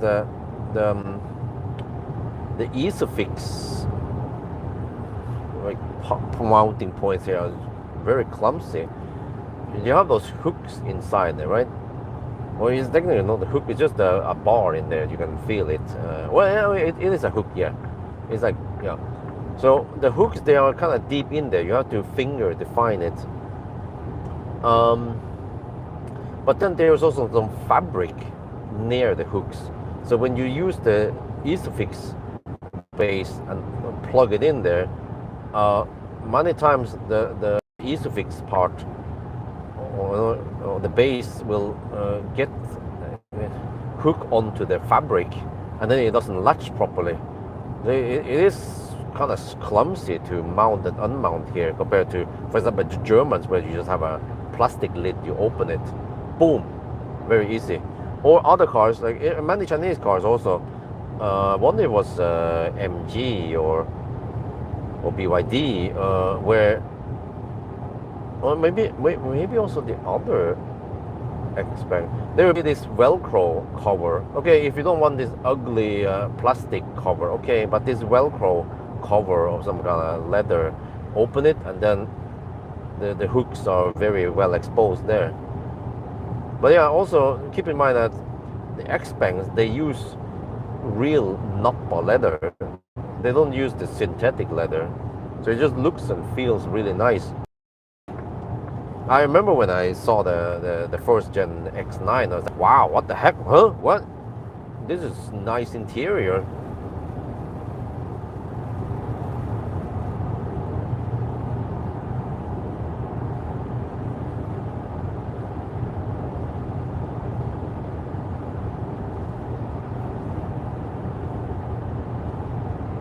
But those X9 seats, I mean, they are quite luxurious, right? But the only problem is those armrests. Well, I think it's just, okay, you want to have that business class armrest, not like the typical van, like the bus armrest that falls down. So it looks and feels nicer, of course, if you are encapsulated in that seat. But it becomes impractical when you want to mount a car seat in there.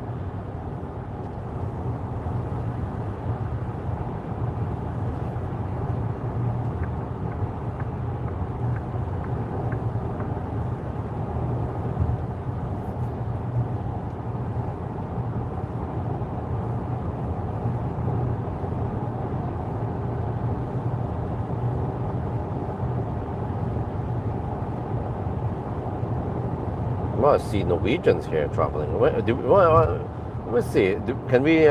Will we meet another Ukraine convoy today on a Sunday?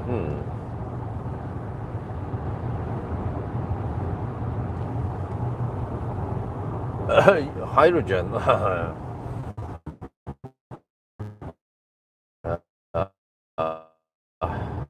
I tested that in the cars, which is that for some reason that was the Mirai, the next Mirai. For some reason, the Mirai becomes really thirsty when you go at motorway speeds. And I mean, that was even in Norway. No, we didn't even hit any 120 zone.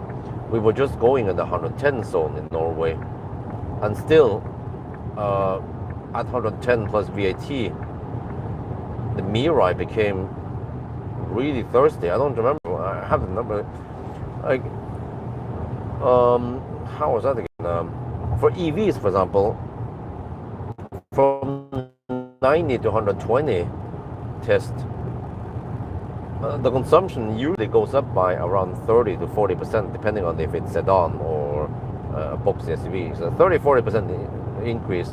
But the Mirai was something like 60-70% increase. It was crazy. What?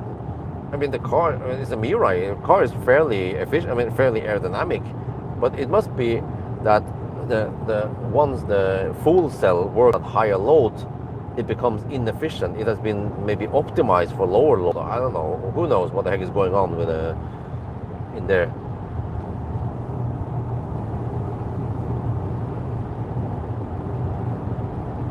So, yeah. So I mean, that's probably something that most people don't know, is that when Toyota they announce whatever VLTP range the Mirai has. I don't remember what the heck it was, 500, 600. Well, when you hammer on the motorway speed, you don't get that kind of range. You're down to maybe only 350 kilometers. I don't remember what kind of distances I did with the Mirai, but I think I had 2 refueling stops. Yeah. But okay, well, for the hydrogen, you can go to 100%, or you can fill it all the way up fairly quick. It goes slightly slower towards the end, but it's still worth it. The refueling stop was around 3 minutes or something.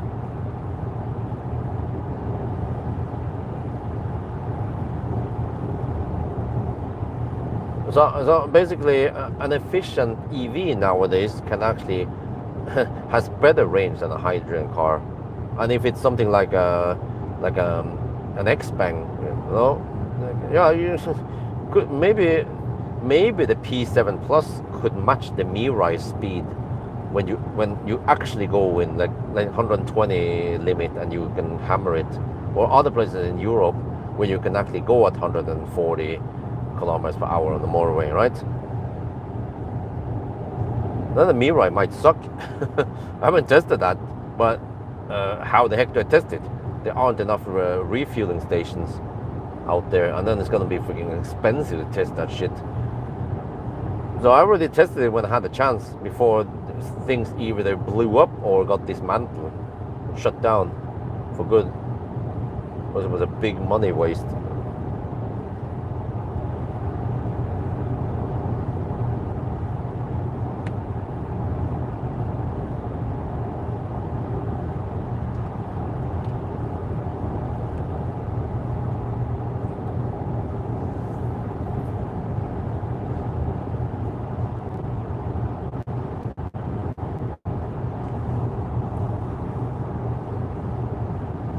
But yeah, like hydrogen cars, man, they are really bad.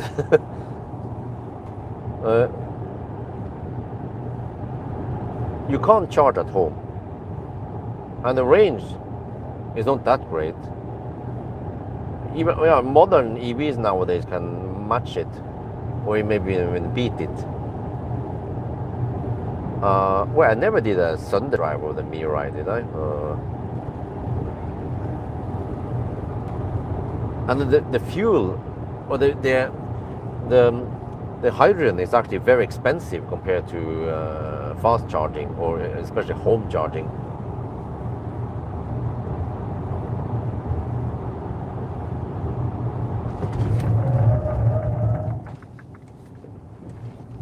Was it what the fox say?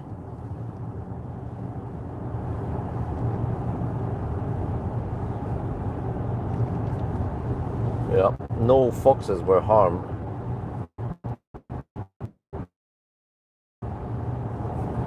But the wheels lock. You heard that, right? I mean, this is a 2.5 ton beast. It's heavier than before, but they didn't upgrade the tires to be wider. That was a bit unusual. The Fox was right in the middle of the road. Of course, we are in the Fox's territory here. So it wasn't the Fox's fault to be there. But there are fences on each side. But the Fox could be, yeah. I think the Fox can make it through there. It's not fine mask fence. It's just to block against more dangerous animals like deer or moose. No, I don't have auto high beam. I use manual. But yeah, I need to pay attention. I once dodged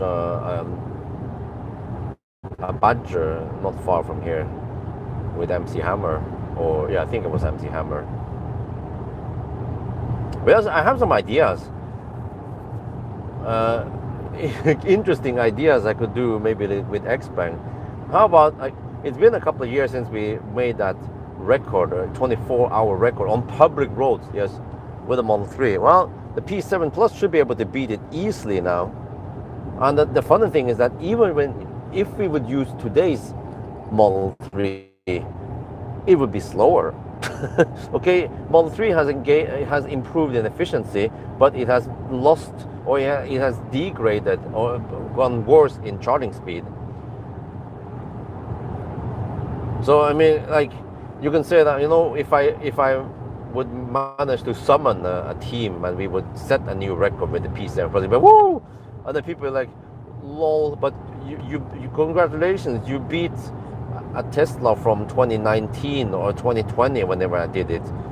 But it's like, yes, so what?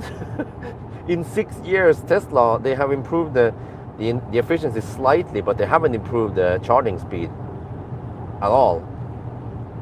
Because that Model 3 long range was from 2019 and they had the Panasonic battery, so it was charging like a boss. But we couldn't hit 250. We didn't have V3 supercharger back then, or at least on that location. So we had to rely on the Ionity even. And that means that the car was only charging at around 185 kilowatt max. And we charged to around 45% every time. So it wasn't that fast charging back then. So, okay, and then, well, the challenge is to find a good location where there is not much traffic and unrestricted zone. And the hardest part is to find long enough unrestricted zone in Deutschland that doesn't have freaking Baustelle all over the place. Or left lane huggers. So trying to do this kind of shit close to one of the big cities like München or Frankfurt is, forget about it. There will be Baustelle and campers and annoying stuff going on there in Stau and whatever. So the Demineland was perfect because it's quite deserted there, low population density. But then superchargers are not located right by the Autobahn. So yeah. But okay, whatever, if we can cap at 350 kilowatt on the Ionity with the P7 Plus, that would be a ginormous improvement.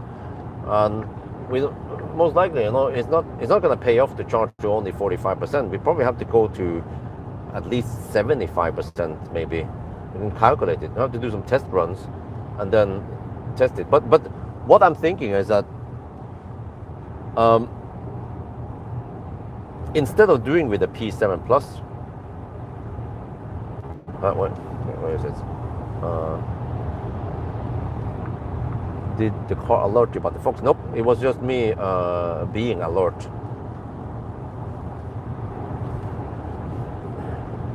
But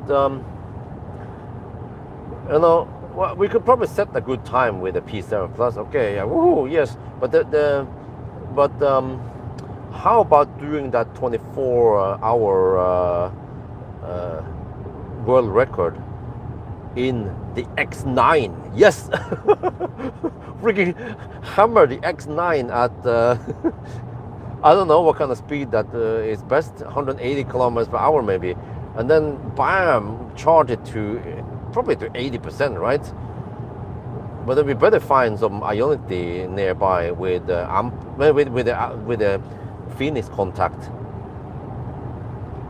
Or even better, if Tesla would eventually open. No, the supercharger is not located that close. Yeah. So, or worst case, we have to use the 350 kilowatt Ionity at Demineland. There's still the good old tritium. Yeah, like, tritium is getting old, man. I'm tired, boss. Still need to work. There's no replacement part for you.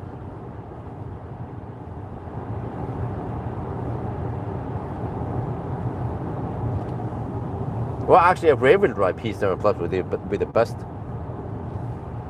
Yeah, for Johnny, yeah, of course. Unless I only want to sponsor me, just like they did last time we did the whole thing.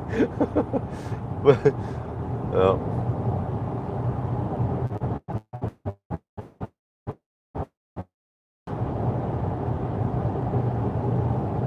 because you know what would have been funny, because we need to have we need to switch drivers, right?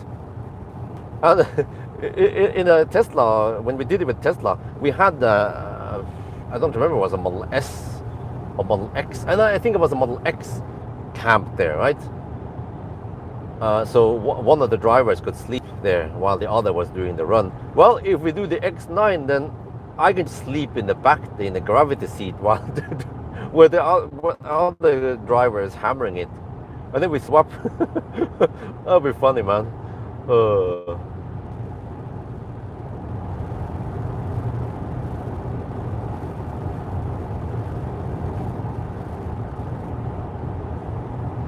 Because that's kind of funny, because Xpeng and the other, they have already done the test on a closed track.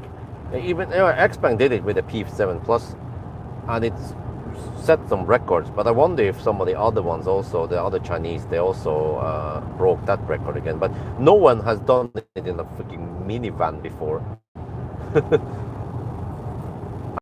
If we do it, it's going to be impossible for the other minivans, like the VLE. They can go home, you know. The bus, you know, none of that shit is efficient enough, because you want to go at probably at least 160, 180 kilometers per hour, and you need to charge Schnell, and the X9 can do all of that stuff. And with the other ones, like bus might be capped at 180 kilometers per hour, but you can imagine the massive consumption it will have, because this drag coefficient is 0.29. And then another thing is that it could rapid gate, because you hammer it, and then the car might not get enough time to cool down before it needs to charge again, to only around 65%, possibly.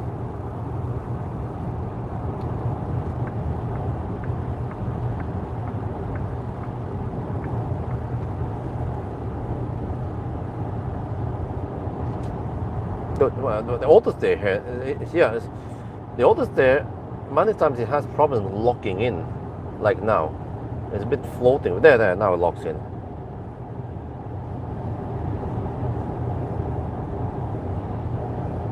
So yeah, there's still room for improvement on the Xpeng software. It's not perfect. Is this an EX30? Yeah, it's Volvo EX30.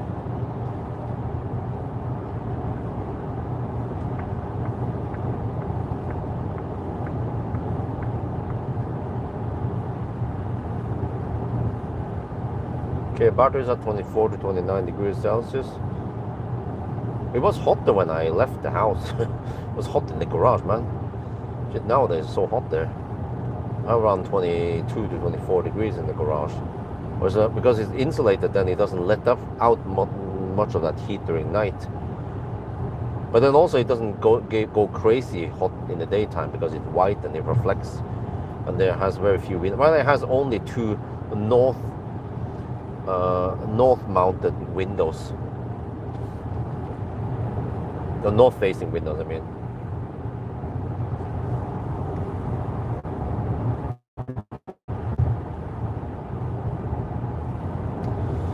So yeah, supposedly this week now, or well, technically it's not. Well, yeah, we are in Monday now. Yeah, so this week, Nossi will have time to shoot video with me about Millennium Falcon, and then I need to know now eventually how much do I have to pay for the repairs. Hope they give me as much discount they can give me.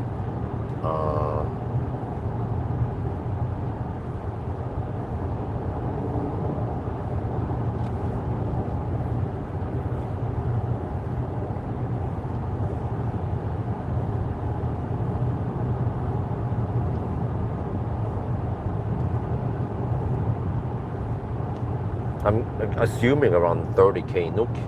So, dude, okay, I purchased Millennium Falcon for 70k, and there was a little bit of registration cost, and so that's 100k for him. So, do you know where did the money go? Well, first I purchased the Soul for wait, is that thing on? Okay, yes, it was. First I purchased a Soul for 25k, right? With the registration, I think I made almost 20k. Well, how do you count it? Yeah, roughly there. Well, I sold the Leaf. Well, then I sold the E-Golf also. Yeah. So I made around 20k on the Soul, roughly, or 15 if you count minus a little bit here and there. But then we went for Millennium Falcon. So the Millennium Falcon actually cost me all the savings I made so far this year. That could have gone into a heat pump or other like useful stuff for the house. So Millennium Falcon better pay for itself soon. Need to make some videos about him in between the other videos. Yeah, hopefully there'll be some not so busy weeks where I can squeeze in some stuff there.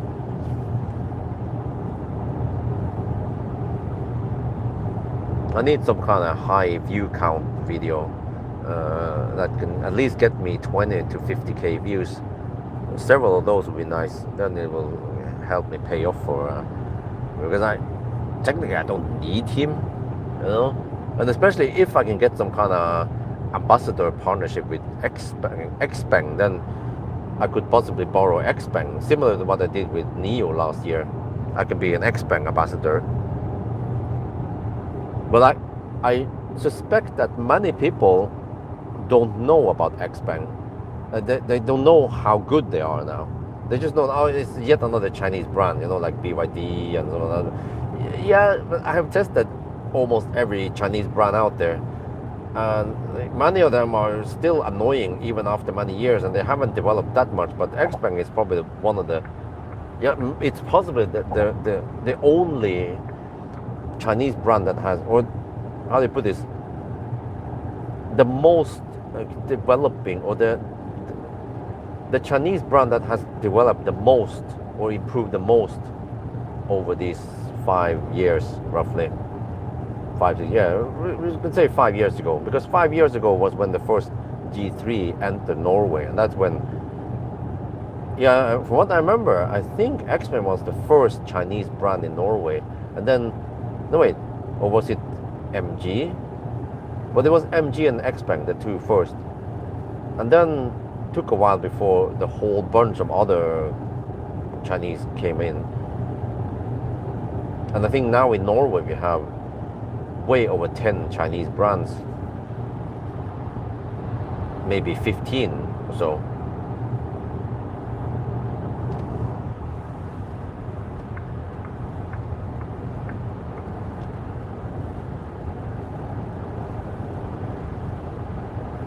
Well, Millennium Falcon could be the wifey car then. But she was, okay, you rated higher. Okay, yeah. I mean, I was also super impressed with the Seeker 7X. Like I mentioned, Seeker has some nice features, and also nice interior, nicer.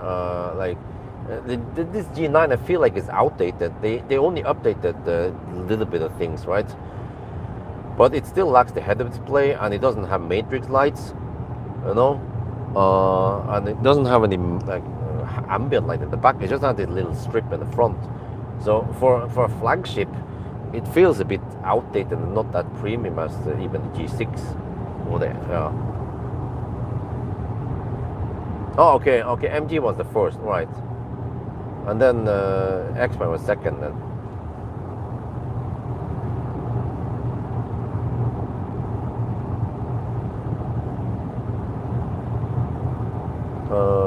Does the G9 you drive use 5.8? No, it's 595. The Layton's greatest. He has this. Wait, how is this again? He has his co-pilot mode also, isn't it? Let me check if it's enabled.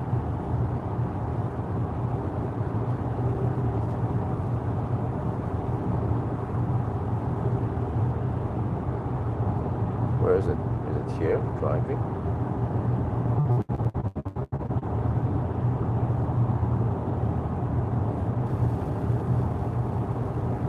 Oh, okay. Not sure. Oh, whatever.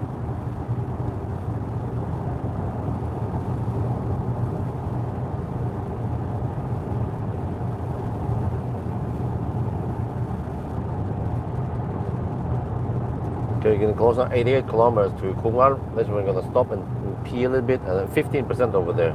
I'll probably top up just 5% there, so we can arrive at Møldal, Møldal with 10%. Then I test charging there, see if there's a throttling, and also check the plugs and maybe. Well, I could go to the toilet there instead. Yeah.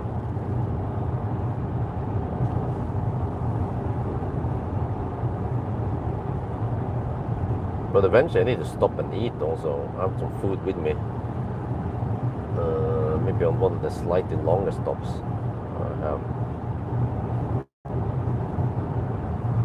But the problem is that I only need to stop charge for just a couple of minutes each time, because I need to have low enough juice so I can do testing. But then eventually, yeah, after Strømstad, then I need to drive some distance, like 150 kilometers at least, till Hellerudsletta.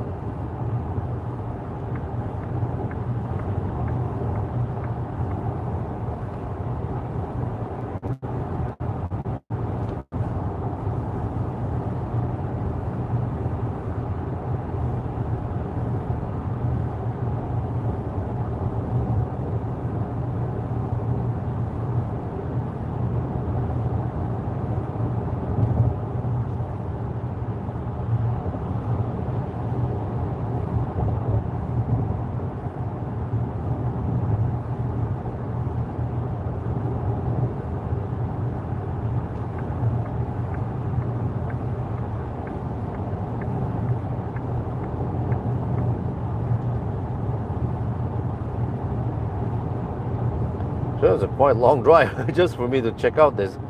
But yeah, I think that charging video about the whole plug and stuff is very interesting. And it's not only about the plugs. More. There was stuff I talked about earlier. Lots of those things are not commonly known among people. Just want to highlight it, so that hopefully Pawel will stop using Amphenol. Yeah. On the chargers. And I'm still wonder why Pawel can't go 600 amp boost, or maybe even higher, like Alpitronic. Because the reason why I don't use Pawel nowadays, on the Xpengs at least, maybe also the other cars, is that, yeah, we need 600 amp. Because those so-called 800 volt cars, they are not really 800 volt. They are just 600 to 700 volts. So that's also another thing I should. Yeah, I already have it in the bullet point in my in the video I'm gonna make. Is that Pawel is one of them. Like widely around many places, the Pawel, like Ljungskile, the 400 kilowatt at Ljungskile. Well, it's 500 amp limited. So in order to get 400 kilowatt there, you need 800 volt, and not that many cars go that fast, go that high. Even well, we have Seeker that can take 400 kilowatt, right? Seeker, the Xpengs, and the MG. But all of them are at around 650 to 700 ish. Yeah, G9 is probably one of the highest, 740 volt charging voltage. And then like now the resting voltage at 35% is around 690. Man, I have a lot of bug splats here. Yeah, I think I can clean the windscreen at Mölndal. Probably go to the restroom there. So yeah, just to improve or cut the downtime a little bit, I will avoid going to Hogstorp now, because then I have to cross the road and then cross the road again. So save a couple of seconds or a minute maybe. I need to pass that on the way back anyway.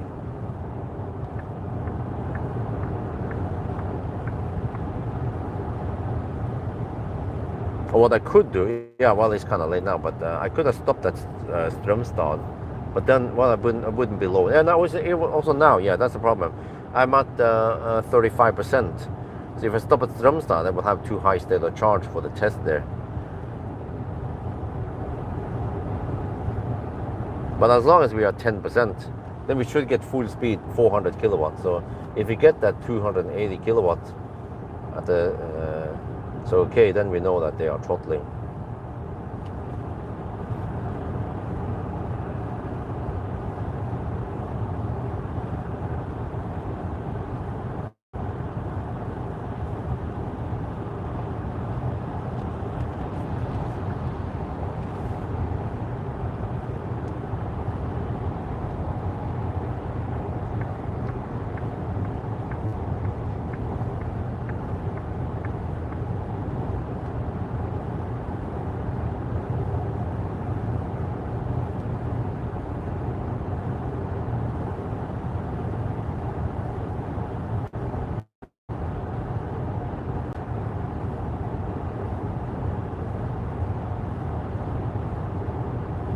But then it would be good also if we find some Circle K that doesn't throttle that we can use.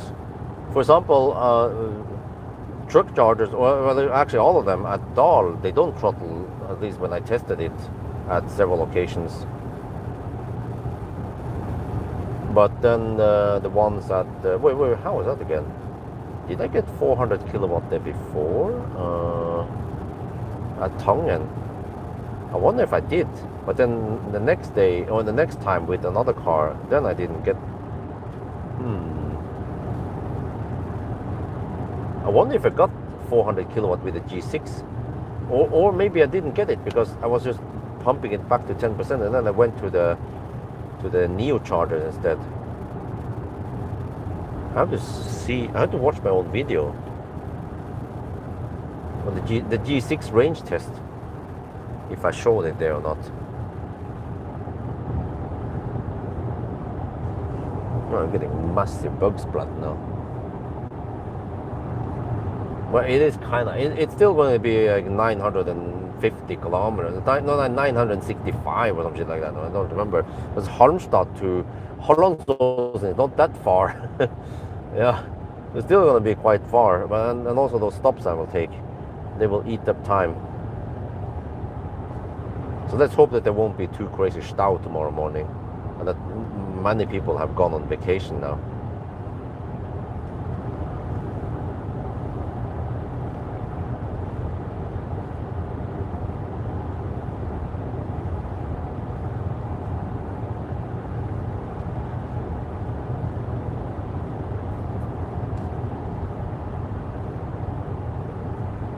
Yeah, I basically just have to clear Mortensrud traffic. From there it goes fairly smooth, even during morning rush. Yep, it's a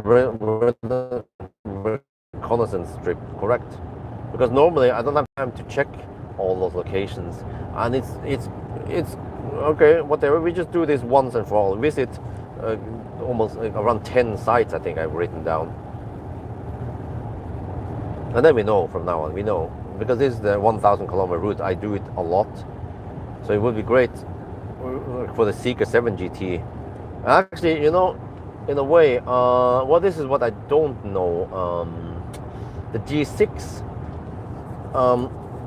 maybe someone can check how many percent did I arrive with at Speculator. Could I have charged somewhere else in the G6 instead of Speculator? Because I was throttling a Speculator. If I knew this beforehand, maybe Kungalv would have been okay, right? Or if I could have gone further, or if the weather was slightly different, maybe I could have made it to Mölndal. But that's less likely. Or at least that truck charging site that I used on the G9. But the G9 arrived there with 6.8%, almost 7%, which means that the G6 would be there with 1% maybe.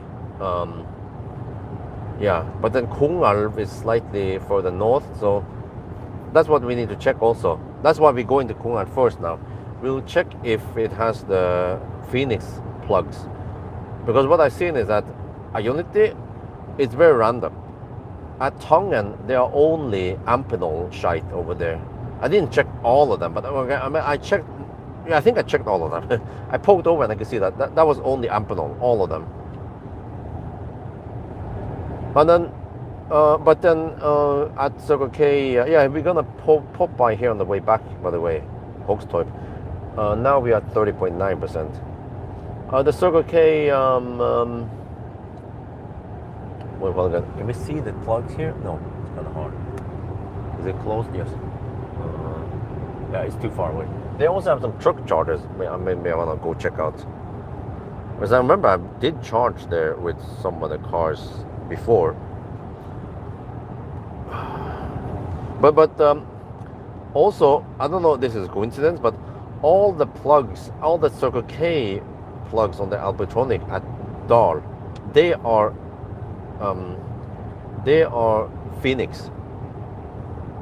But the new 400 kilowatt chargers at Tangen Circle K, 2 of them they have Phoenix, but then the third has a mix of Amphenol and Chademo. Yeah, maybe Amphenol supplies Chademo also, not Phoenix, so that's why they go for the Amphenol on that charger. So there are 3 new 400 kilowatt Circle K chargers at Tangen. Yeah, and 2 of them they have Phoenix and only CCS, but the third has Chademo and the Amphenol. And then all the Circle K chargers at Speculator, at least the regular chargers, they are also Amphenol only, and they have a mix. Some of them also have Chademo. But the truck charger that I used, that throttle at 283 kilowatt, has Phoenix, 2 Phoenix. So, yeah, I don't know. And wait, does it mean that? Oh, it means that the Alpitronic, they can also have liquid cool stuff, liquid cool cables. Because OKQ8 at Himmler and those other sites, they use the liquid cool cables. But what about Circle K? Did they go for liquid cool cables? They kind of need to, otherwise they are cheating. And I don't know if they receive any funding for the truck charging site or not. Maybe they did. But then how do I know if they have cooling or not, right? Liquid cooling, I mean. You arrive at Speculator with 50%. Oh, thank you. Wait, 15%. Wow. 15%. Huh, let me do the math here. Speculator to Kungalv is 20 kilometers.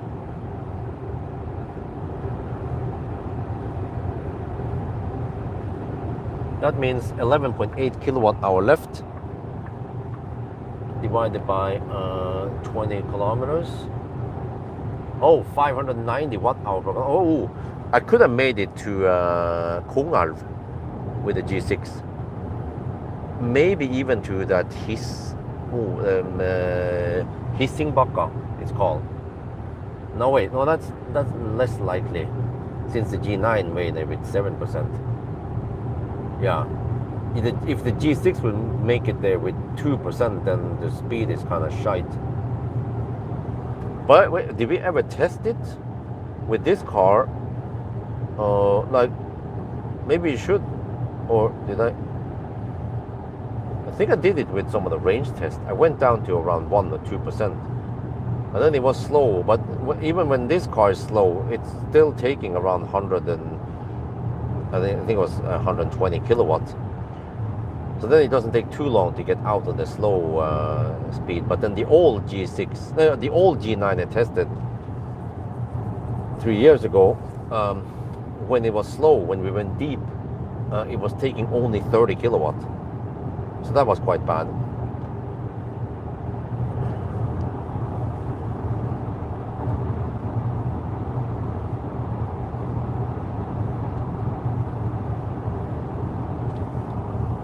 But how bad with the low?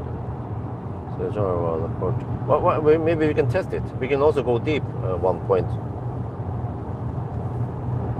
We can test a couple of things that we normally don't have time to test on a 1,000 kilometer challenge.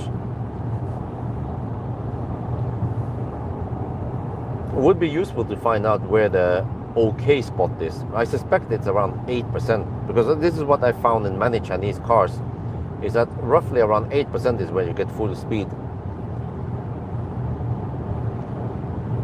But even the X9 had some slow-ish ramp up at low state of charge. But then when I arrived with 20% or 22%, then it was ramping up really fast. Instead of spending, I remember the X9 was like this. It needs roughly 1.5 minutes to ramp up to full speed, but at 10%. But at 22% during the challenge, it needed only around 30 seconds to ramp up to full speed. So like, man, why can't it be consistent like Tesla? Because Tesla is super consistent and fast also. I remember with a Plaid, when I borrowed it, went on the road trip, like, you plug it in and within 5 seconds it handshakes and then it starts charging, and then the ramp up goes within seconds, boom, 250 kilowatts, and then it goes flat until 30%. So that's why still the Palladium managed to do it quite well, because it's so efficient and it actually charges relatively fast and it ramps up quickly also.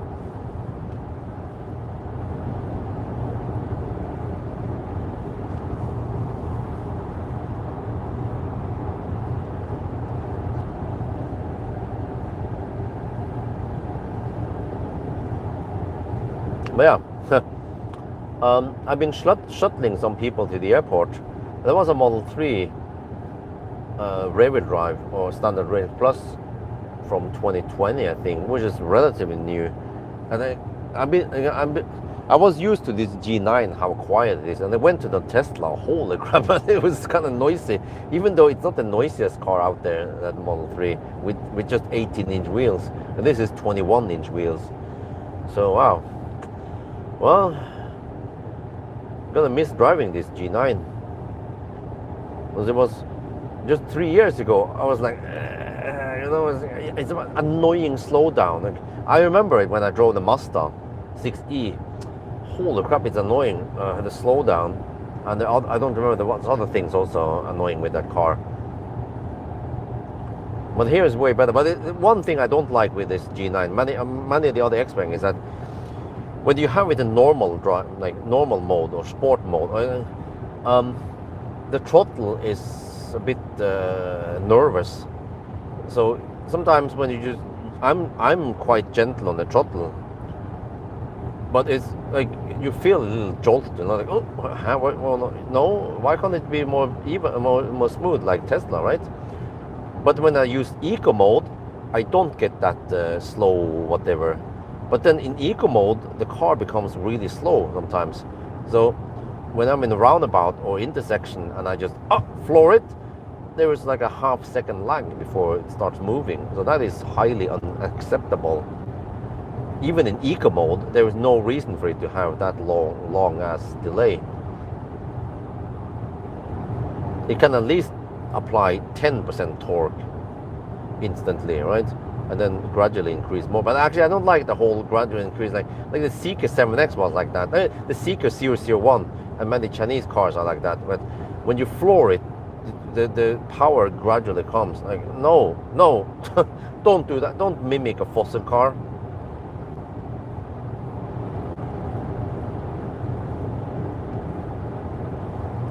But the problem with that, when I test these press cars, that I usually have 1 week, and if there's a car I never tested before, then I have to go through everything: banana box, range test, measure the battery, measure the charging, and all on. At least for the 7 GT, I don't have to measure Seeker 7 GT. I don't have to measure the battery. I skip that part, but I have to do the banana box test. But I normally don't have too much time, and then in between, I might have to do some stuff like with my sponsors, like EV Hub, Nasir or Valdemar, and then sometimes, some days it's raining, so then I get some other work done. Then I feel like I don't have enough time with this Xpeng to make a video about the app or like what can be improved, because I have to return this car tomorrow. I will shave off 1 day, yeah, because I wanted to do the charging test with the X9. Try to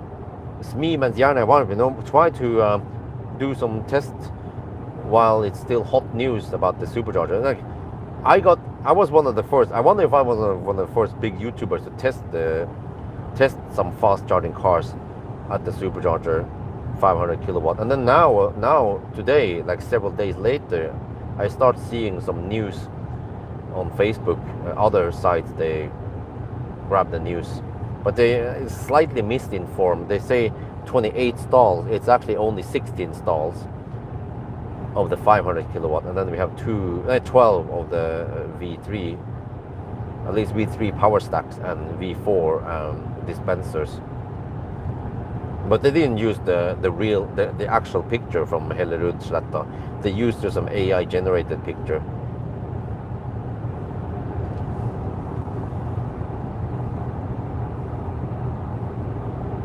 No, the cars in front are not flashing me.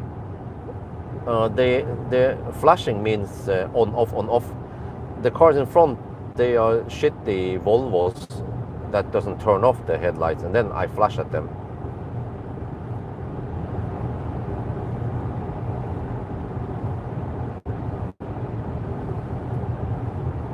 Okay, we will arrive with 12% at Kungälv.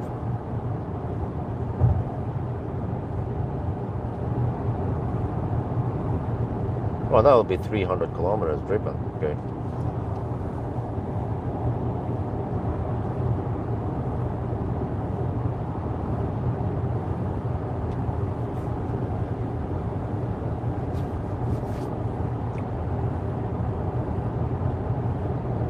Batteries at 24. Okay, so I might charge. Yeah, I think I need to charge it briefly.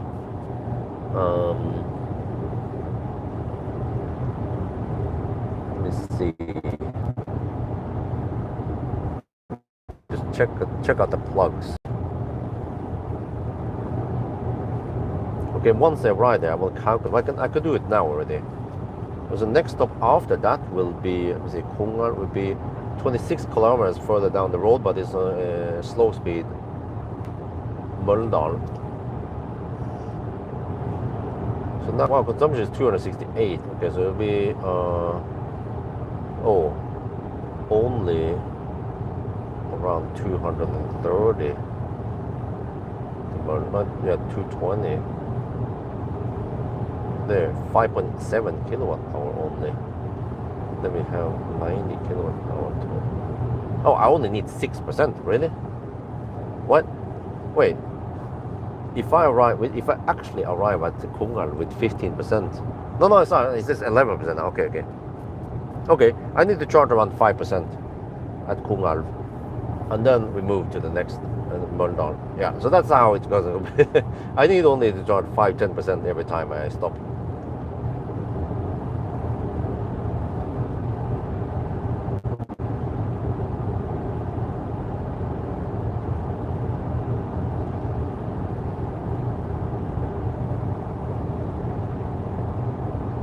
That is on a side road. Oh, there's a side road going parallel with E6 here.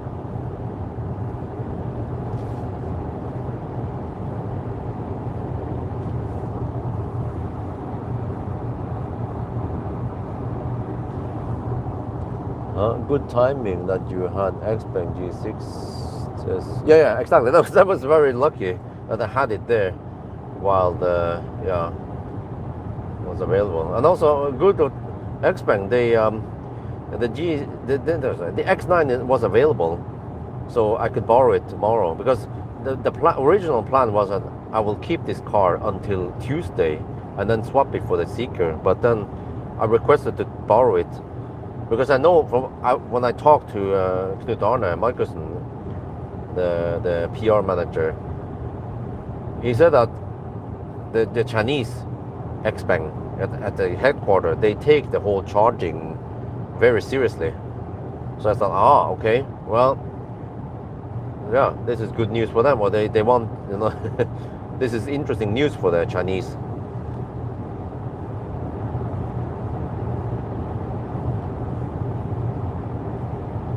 So I think they naturally they don't know too much about the charging network in Norway and Europe. And then Xpeng in Norway, they know about the cars, but they might not know, like, they don't have deep technical insight, like the stuff we are finding out now, right? So then, well, I can help them. I can actually help Xpeng if they want. Maybe I should charge money. Or, okay, well, I don't want money. I just want to borrow an X9 for free.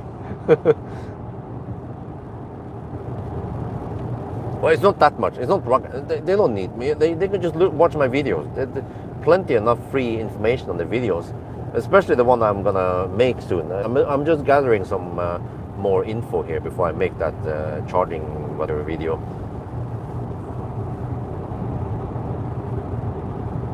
Nope, I'm not sick tired of this stretch. Actually, it's a very pleasant drive.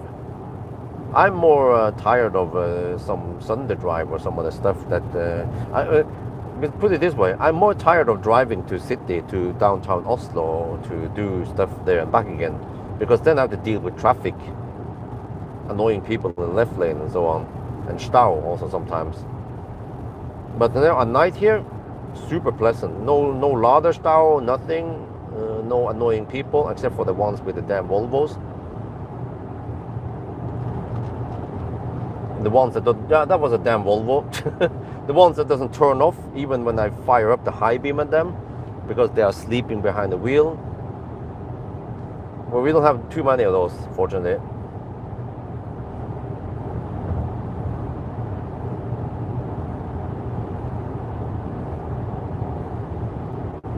Okay, 19.3%. Well, I mean, since I need to boost 5%, I might as well do it on an Amphenol at Ionity. Just need to, okay, 5% takes only 1 minute. Well, it depends how slow the ramp up is, but well, let's say 1 to 2 minutes. So then that's within the boost limit of the Amphenol shite.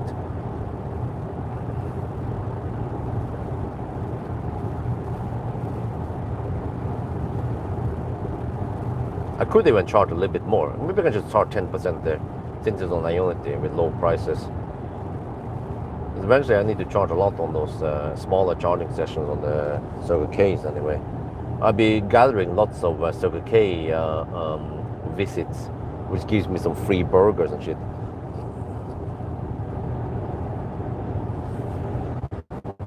Yeah, I still have 2 free burgers and a hot dog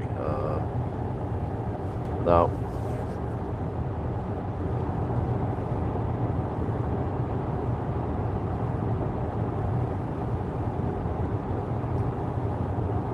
Well, it seems to have good headlights.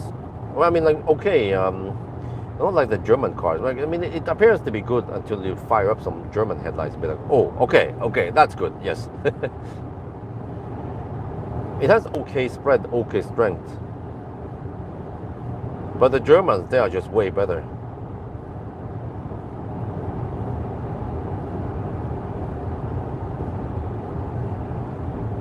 So we'll see now. It will be an experience to see how it goes when I borrow the Q6 e-tron, go on a family trip with it. I never asked Xpeng if they had any cars available this summer, but I mean, I already booked the the Q6, so I can't just cancel it. But maybe if we want to go on some trip to Kristiansand Dyrepark, I could maybe request something. But not, well, it's not practical because I have whatever press car booked up. Plus that there is one thing I should do, which is to take a weekend trip with the family in Millennium Falcon. We could actually do that, to go to Kristiansand Dyrepark with Millennium Falcon. I bet that will generate some views. People are like, okay, you want to bring a 13-year-old Tesla with the whole family? Does it have enough space? Well, it's Millennium Falcon. Kicks ass for the Lord. Space, no problem. Huge frunk. I can probably put the fridge, the Model Y fridge, in the trunk as well on Millennium Falcon. It will kind of fit in there. X9. No, that's what I just said. It is a bit disrespectful. It's disrespectful, I feel like, to cancel the Q6 that they have arranged for me, just because I could get an X9, right? Plus, the Q6 is still a nice car and also fairly popular. So, okay, whatever, we go for it. Go with as planned. And then maybe next trip or next time we can grab some Xpeng. But yeah, Millennium Falcon road trip, we can try once to see. And if people like it, they want more, then we can try some other stuff.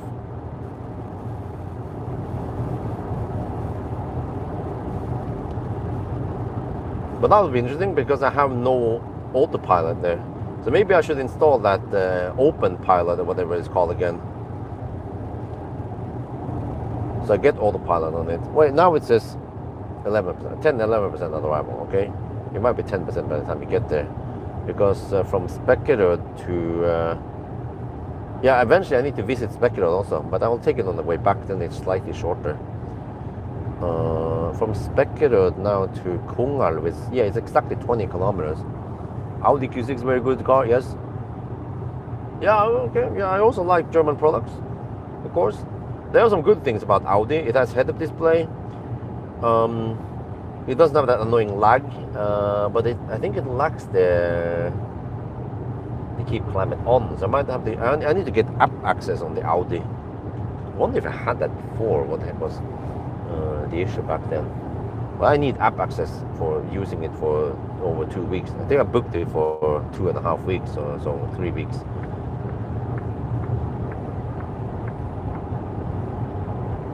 And it has good headlights, but I will not be driving much at night anyway.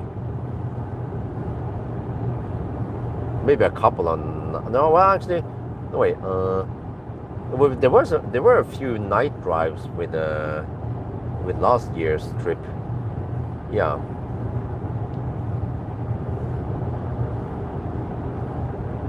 Most of the time we'll be traveling in the daytime.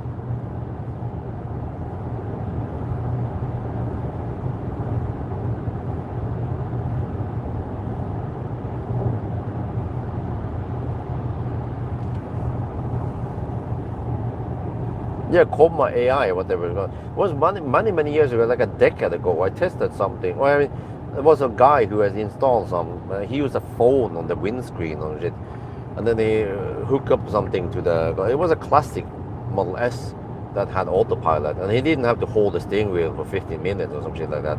So okay, if someone can help me install that, for me that would be great, and we can test it out. Oh yeah, back then it was vision only. So yeah, okay, I guess that works as long as the software is powerful enough. Then vision only would work. You can bring some autopilot, right? Poor man's autopilot to the classic Teslas.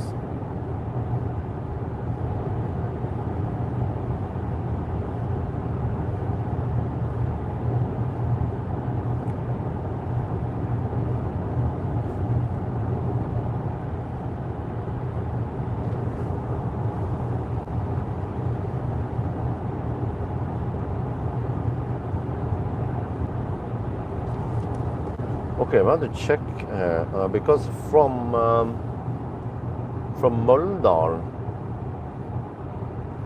Oh, then I drive. Huh? After Møldal, then I had to drive 62 kilometers to Varberg. Okay. Well, that means that I have to do another charging test at Circle K, Møldal. But 62 kilometers, oh, that would be at least 250, no more. It would be, yeah, around 250 watt-hour per kilometer times 62 kilometers. Then I need to spend 17%. That means I need to charge 17% at Circle K Møldal then. So I want to try to minimize the charging needed. I think I need only around 10%. 10 to 15%, yeah, at Circle K to see if there's a low speed or not. Well, you can test the first time now and find out roughly how long we need to charge.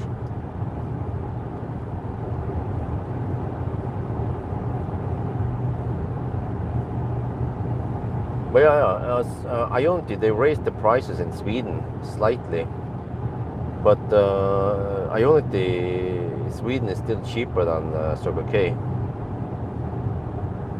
It's around 3.6, I think it was 3.6 or 3.7 SEK per kilowatt hour on Ionity, and Circle K is around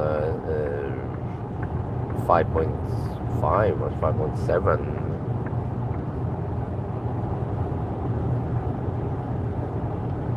So that's almost 2 SEK more per kilowatt hour.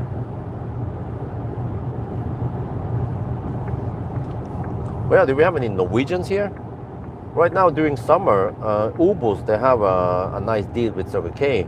So you get 100 øre discount, 100 øre per kilowatt hour discount instead of the regular 45 øre. So then Circle K is down to around 5.5 NOK, or 5.3 NOK only. Yeah, something like that. 5.2 I think it was.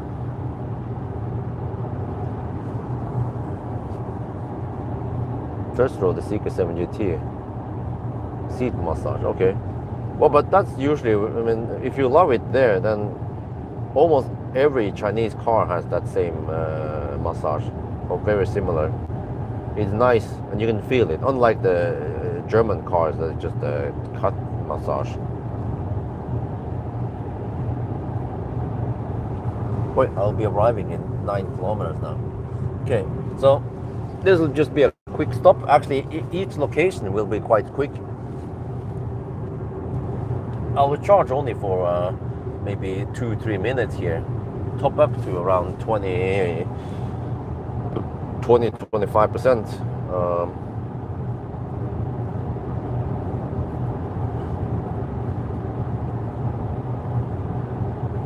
The battery should be good enough now, 25 to 30 degrees. I've been wondering with all the screens, HUD, bing bongs, but very cool, huh? Automatic doors, so. Oh, the automatic doors, I'm not a fan of that. Same with the Optimus, I mean the Model X, the door, yeah, the problem with those cars, I remember it now with the Seeker, is that it kept what was it again? It detected an obstacle all the time. It was very annoying because I wasn't that close to the car door. I was using the car like I would do with other cars, which is just you stand kind of close to the door when it opens, right? But with the Seeker 7X, I felt like I had to stand like half a meter away just because that stupid sensor would trigger. Oh, you're too close. Wish they could tune it to become better.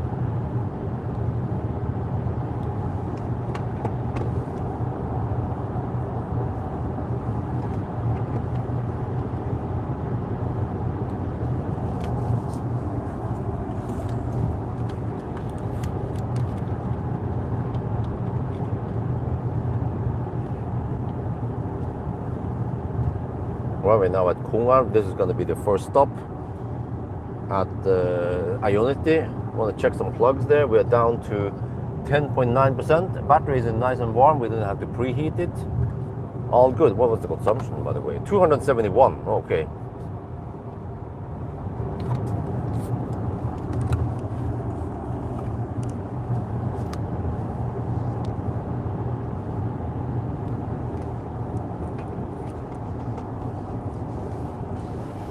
All right.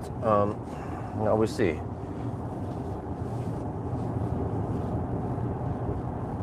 Where the Seeker has over 90 kilowatt hour net capacity.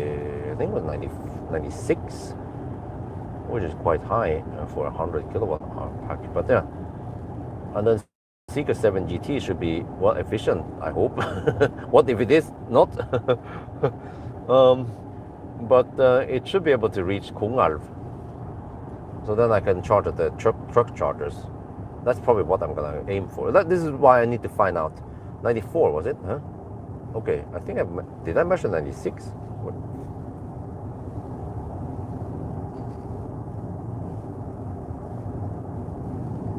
I don't remember exactly.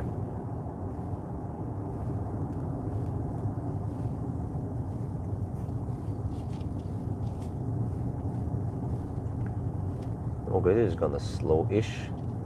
Ideally, I should have gone on the return instead, because then I don't have to cross the main road. But then I kind of need to stop somewhere anyway. So I figured, okay, we can just do it here now first.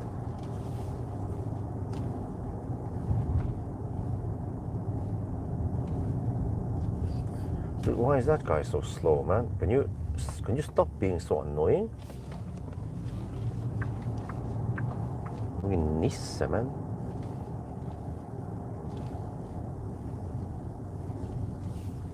Swedish Nisse. Okay, let me see.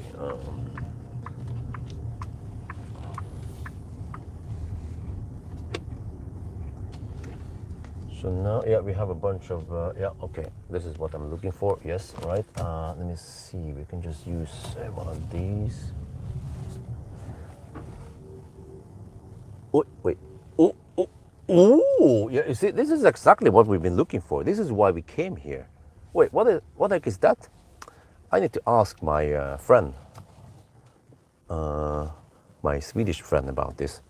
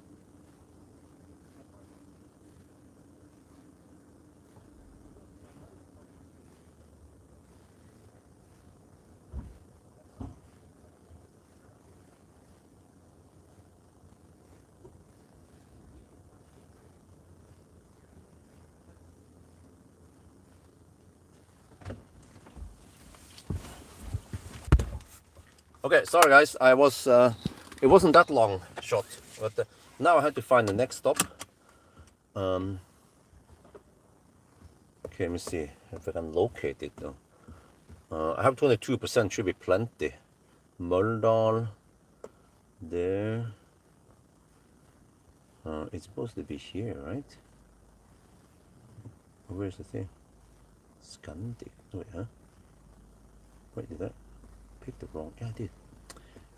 There, it is here. There's Circle K. There.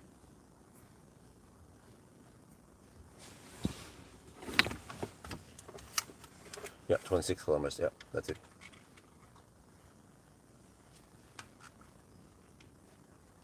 Okay, next stop is going to be Circle K Møldal, 26 kilometers from here. We will arrive with 14%. Okay, whatever. Let's go.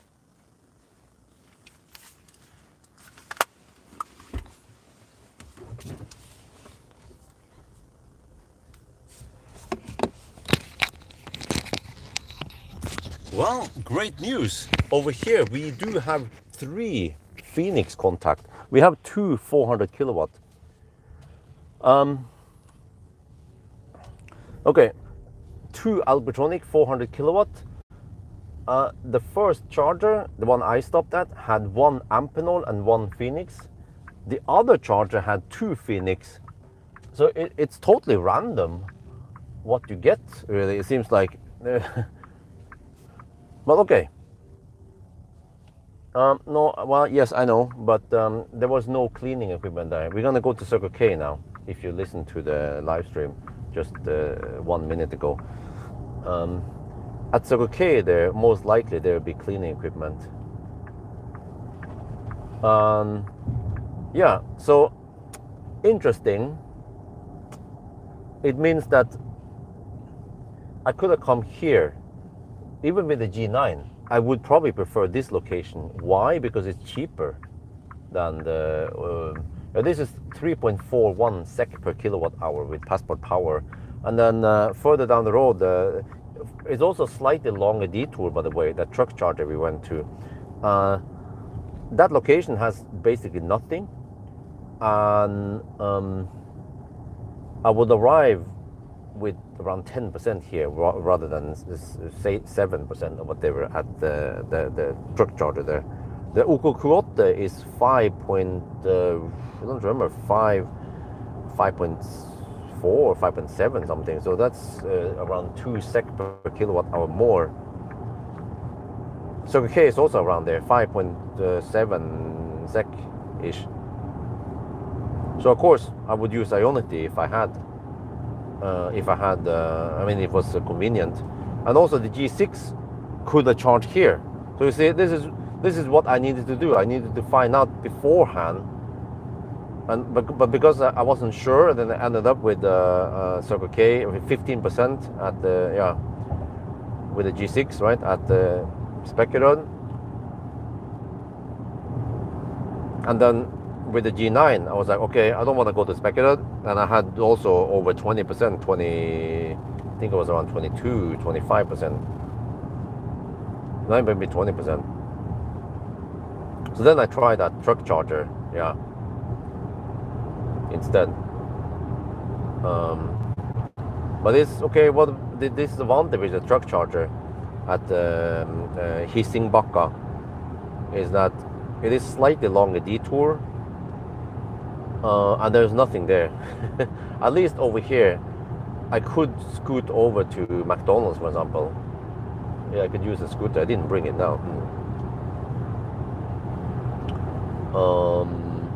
But it's just the fact that it's cheaper on Ionity, since I already have Passport Power and it's cheaper. That's already a good enough reason to use this. So this means that the Seeker 7 GT, well, it depends how efficient it is, but based on what I've seen, this Seeker 7X uses roughly the same as this car, which means that the 7 GT should be more aerodynamic and it has some more net capacity. I could have sworn that it was 96 kilowatt hour.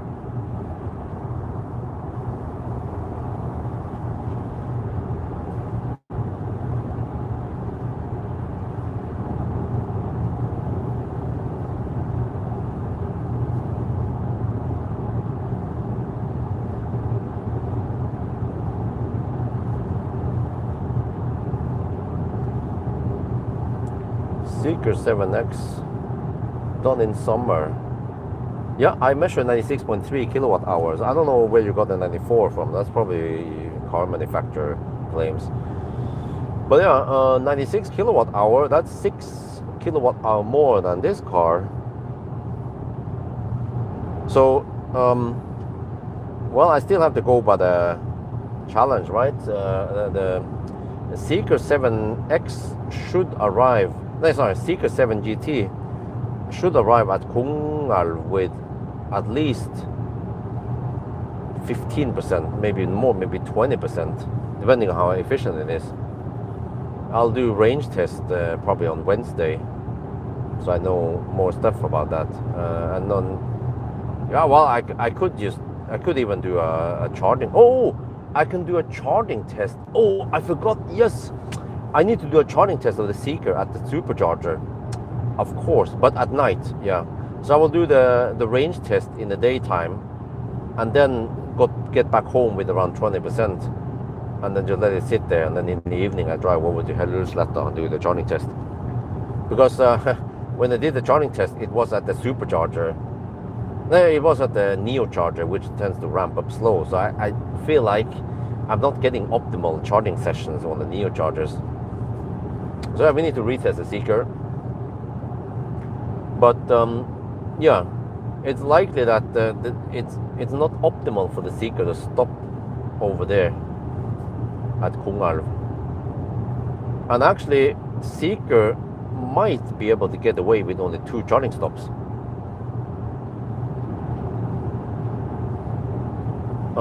It kind of depends. Oh, did they close the whole road there? Oh shit, maybe they did. I might have to drive on the other side of the river on the way back. I don't see any. Oh, there's okay. There's a slowdown, right?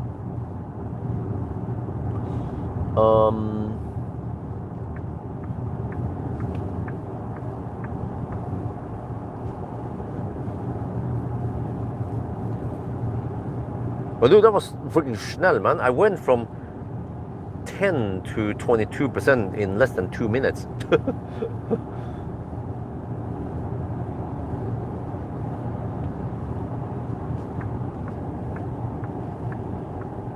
Okay, and then here, Kungal, 10 kilometers.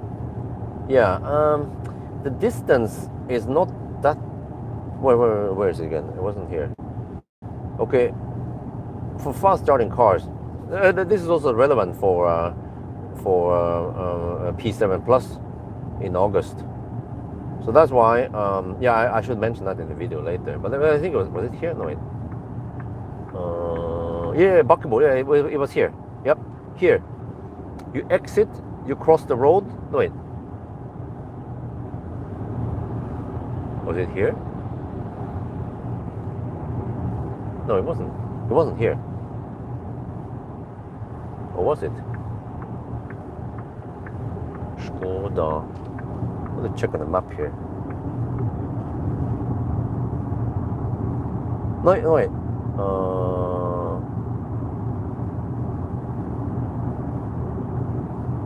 No, I think it was further down the road.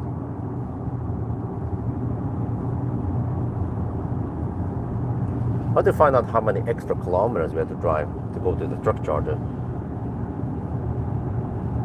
So I might have to go to the that site with P7 Plus or the Seeker.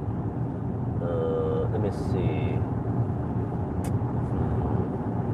Yeah, it's not that easy for me to find on the map right now. I can just check on the OK28. Yeah, that's easier. But let me see. That's the water. Oh, but that's the one with without the truck charger. Oh, and this is further south. Okay.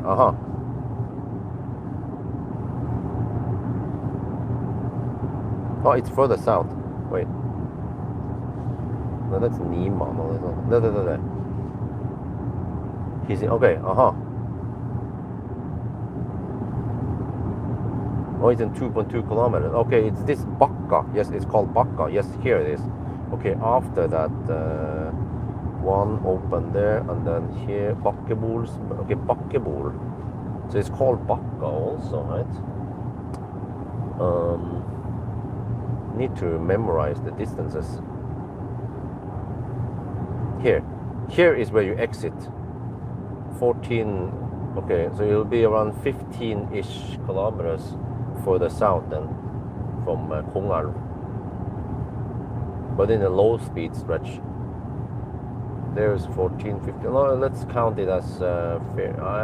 Okay. You can see it to the left here. That's where there's this truck area with something, some kind of, I don't know what the heck I should call it. There, Volvo. Yeah, there's some kind of Volvo stash over there. 15. Oh, that's almost, yeah, around 15 kilometers. Okay, further south.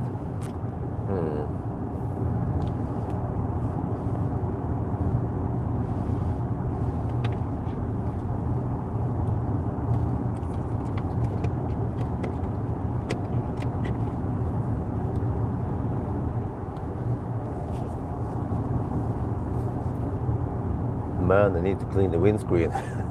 Fortunately, we're going to Circle K soon, so hopefully there they have some cleaning equipment, because I didn't bring my own this time, forgot it. But yeah, so you know, why am I doing this test or whatever route now?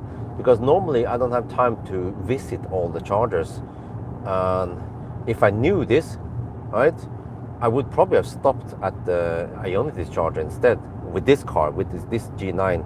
I tested it 2 days ago, 1,000 kilometer challenge. I actually stopped at the truck charging site, not far from here, which is a bit slower and also more expensive. So with Passport Power, you get away with 3.41 SEK per kilowatt hour. So yeah, and also this will be relevant for the Seeker 7 GT I will borrow next week, but also the Xpeng P7 Plus I'll be borrowing in August. So that's why we need to map out or find out about this, so we can actually get the most optimal run when we actually do those 1,000 kilometer challenges.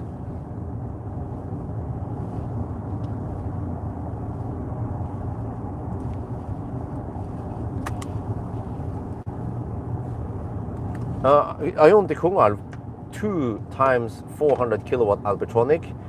One of them, the number 71 plug, was Alpitronic. Oh, sorry, number 71 plug was the one I used, Phoenix, and then I guess it was either 72 or the neighbor plug. That was an Amphenol. But then on the other charger, other 400 kilowatt, then we had 2 Phoenix contact on that. So it's more like random what you get, and I wonder if it's the same price. But if it's the same price, those are dry cables anyway, then why? From what I understand, you cannot choose the CPOs like Ionity or whatever. They cannot choose what kind of plugs they can get. They just random. They order it from Alpitronic or Kempower, yeah, and then it's up to Kempower what they put there, what kind of plug they put there. We want to get this Baustelle.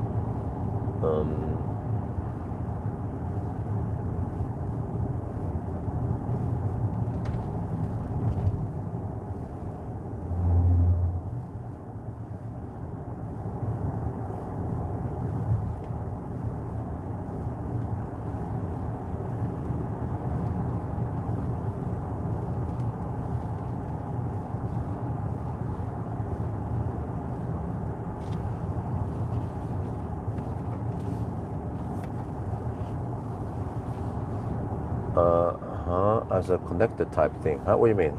Well, what else could it be then? Do you have any better theories? Because remember that I get some information from a guy who runs a CPO, and he has data from ChargeEye, which is highly detailed data about pin temperatures and yeah, lots of stuff. There was a post on the Neo group about this. One guy, he had this weird dip, and I instantly recognized that dip. He was wondering why it was suddenly charging slow and then it went up a bit again. Yes, exactly. You don't know. That's the thing. Many like you don't know. And just like me, I was also assuming that, oh, but maybe it replicated, maybe this or that, you know. Well, turns out it is the plug in many cases, but not always. So yeah, the guy with the Neo EL6, he was wondering why the car was not charging optimally, and I instantly saw that was the problem, because I saw that he was on an Ampetronic charger, and I don't know, of course, for sure, like what plug it was, but I saw that, I recognized the dip. So I explained to him, and there was one guy, he was like, well, but maybe there was some throttling in the grid or something else, you know. Well, he doesn't know. He was just assuming things. Like the same, even just recently when I did the challenge with, it was with the X9, yes, at Nima Energy Hobby. I got that I I used the Amphenol shite because I thought, oh, truck charger is good, right? Nope, not over there. So then it did that zigzag thingy, and I didn't know what the heck was going on. So I thought that the charger was faulty. Well, it was not faulty. It was just as designed, within specification for the Amphenol shite, unfortunately. Well, I'm getting hungry, so might want to take a quick food break here, because it will take over half an hour to reach Valbike, which is the next stop. Okay, we will have that next stop here, Møldalen, coming up soon.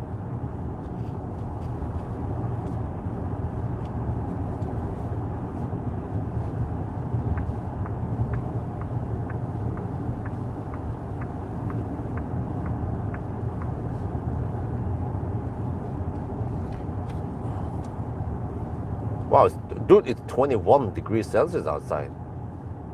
This would have been a better run, or we would have slightly lower consumption if we did the 1,000 kilometer challenge tonight instead. But then who knows how bad the traffic be tomorrow morning, right? Okay, so here, Møldalen, I have to pay attention, is an exit towards the hospital, and that would be the Circle K we're looking for. Yeah, pretty much tropical night, yes. Nordic tropical night.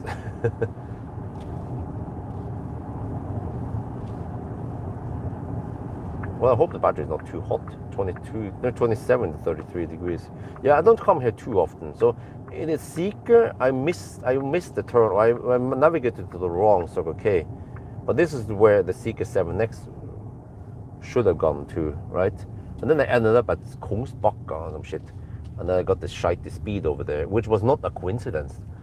And also it was, it was only 300 kilowatt back then. They didn't install a 400 yet.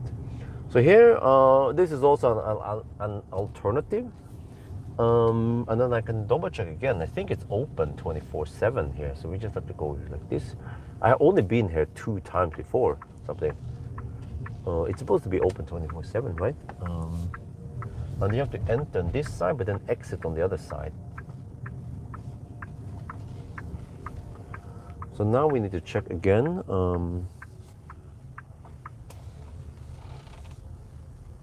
Oh, okay. Wait. Oh, no. Okay. But whatever. Wait, there's supposed to be some truck charges also, wasn't it? Or is it only this? Let me see. Let me just get over here first. Also clean the windscreen.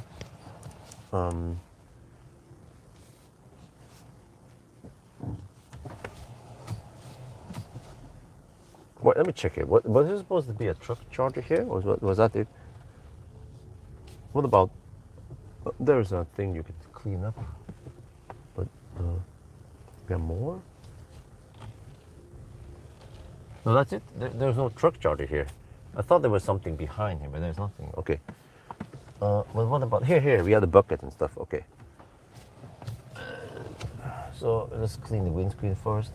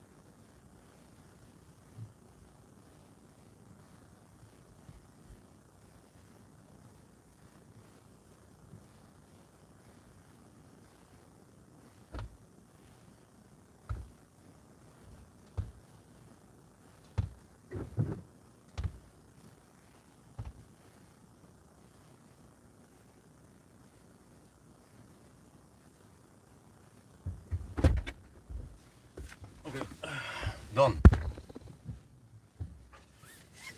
Yeah. I need to eat also.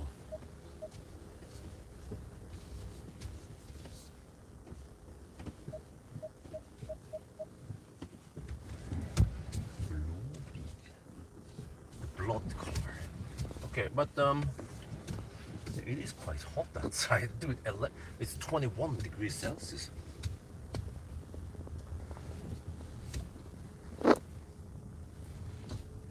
Okay, so here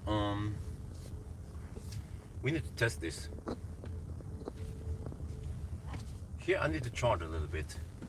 Well, whatever. These are only Amphenol. It seems like when you get, if you order if you order them with Chanemo, then they might come with Amphenol. That's what I've seen other places. Maybe Amphenol supplies the Chanemo. Okay, we got to test here. Next stop will be Walbike. Let me see. Circle K. Walbike.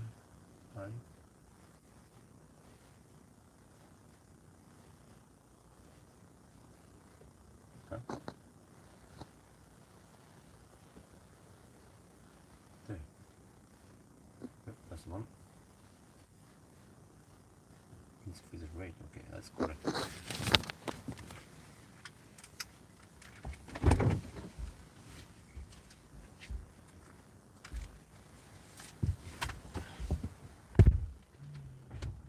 We are now at Circle K, Møldal, and dude, it is 21 degrees Celsius outside. You know the definition of what the light is that the temperature is not too low.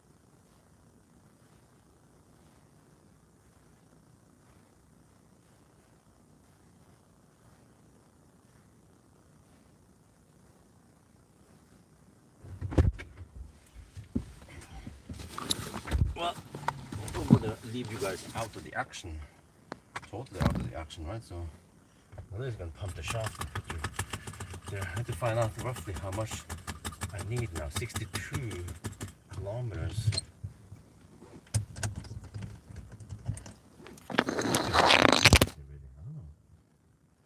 Here, okay, there we go. Watch out the floor.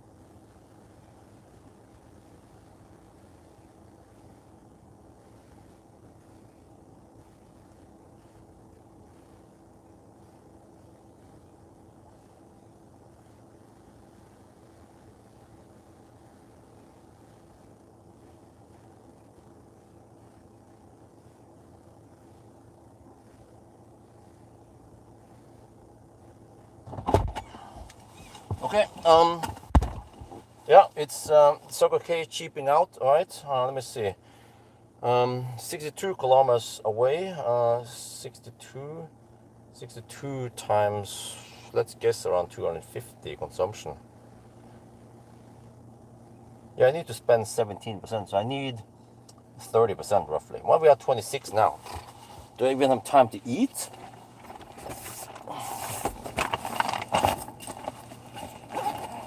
Okay, I'll take a quick food, but I need to first stop it at 30%. No, I don't have to eat. Even now, it's going kind of slow. But I need to film the whole. Yeah, maybe I can film it inside here also.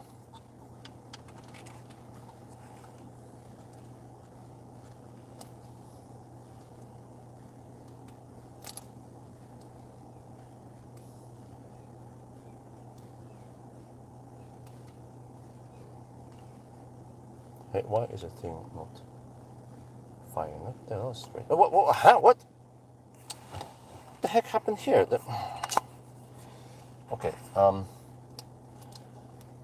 don't know what happened, but suddenly the microphone was dead. So I have to check here if the clip was okay. We can stop charging now. We should have enough. Let me just check here. So for some reason, the microphone was completely dead.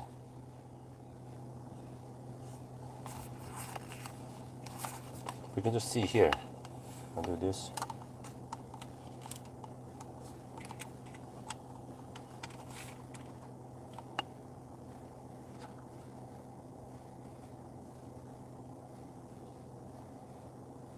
Yep.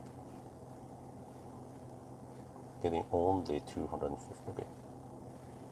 It's even cheaping out more. Okay. This will be enough. Stop charging. Yes.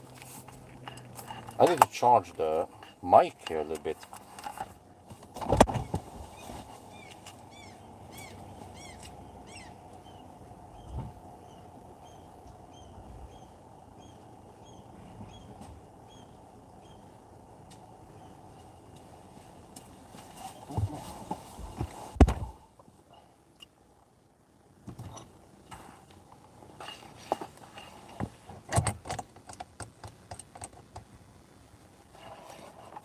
Okay, let me see. Let me check here the clip. Okay, it's ramping up. So now we will see. Will we get the infamous 283 kilowatt limit? So it seems to be random how much it limits it at.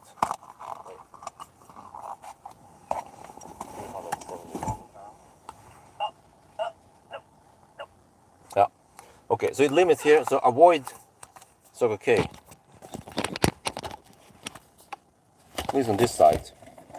And now I need to eat briefly. And then maybe go to the restroom before I proceed.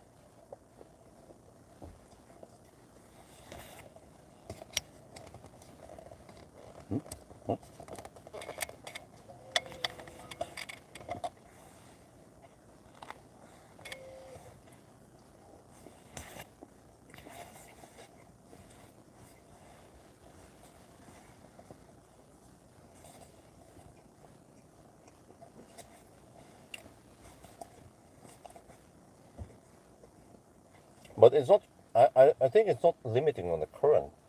It's limiting on the power. So maybe a car should be getting max speed here.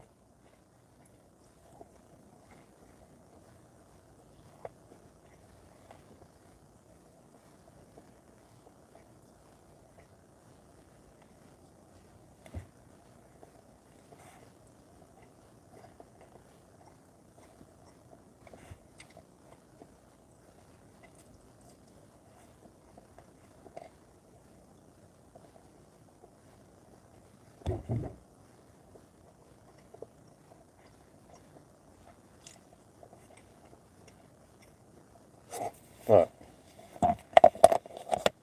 That's enough food for now.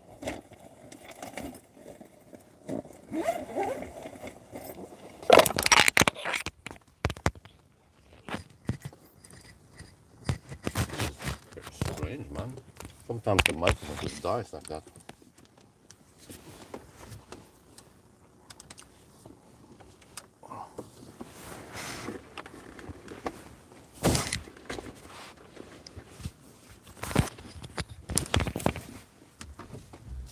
Okay, let me at least move to another spot if I go to the restroom.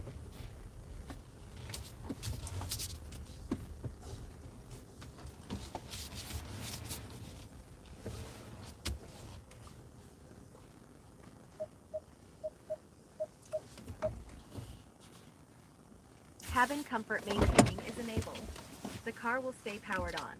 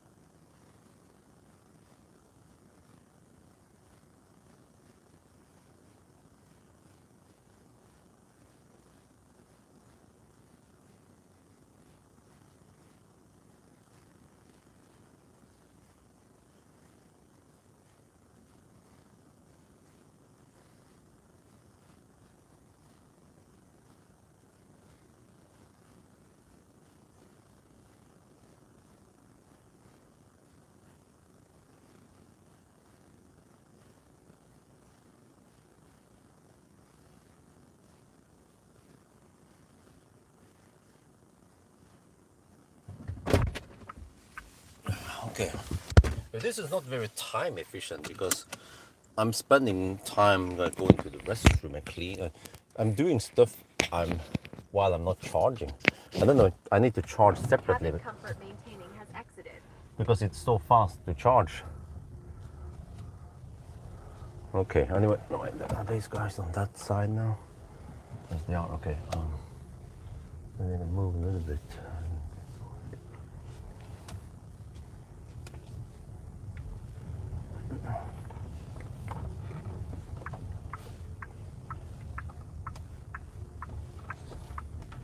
Okay, so I should have enough now to get over to Møldal East.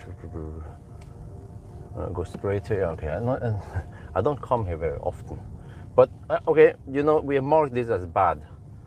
Well, I mean, it depends. Like, if your car can take only around 200, 250 kilowatt, then it's okay. But yeah.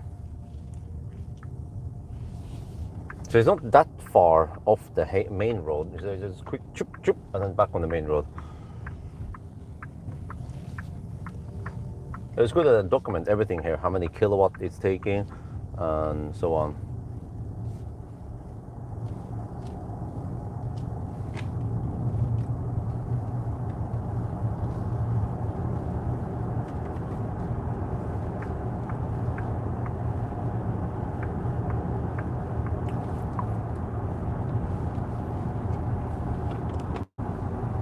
Wait, let me see if I can use this now. Or if it's complete. Okay, it's starting to charge, right? Let's go.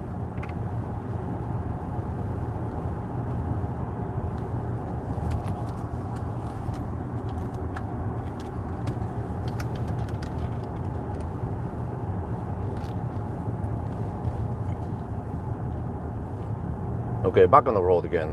I realized that this is not very efficient because first I had to clean the windscreen while the car is doing nothing. And then I had to film outside the charger. And then I charge only for a couple of minutes because it charges so fast, right? Now we are at 32.4%. And then I eat a little bit. I brought some food with me. And then I go to the toilet while the car is not charging. Well, okay, because I'm doing this check and test, whatever. So next stop will be Varberg, Ionity. There they have plenty of chargers. So, okay, I will check out what is available there and if there's something for these fast charging cars. And we will also, yeah, we have to do a lot of tests now. Also check if the Circle K over there is throttling.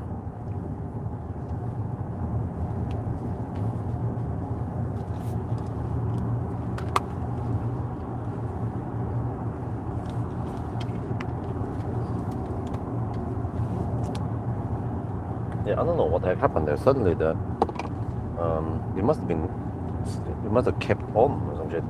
The Rode microphone, the Rode receiver on the camera was totally out of juice. It happens sometimes, very rarely that maybe that it doesn't power off, or I don't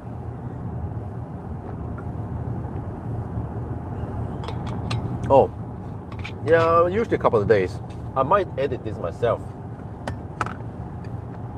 Not let the Thai boy edit it since it's not a regular video.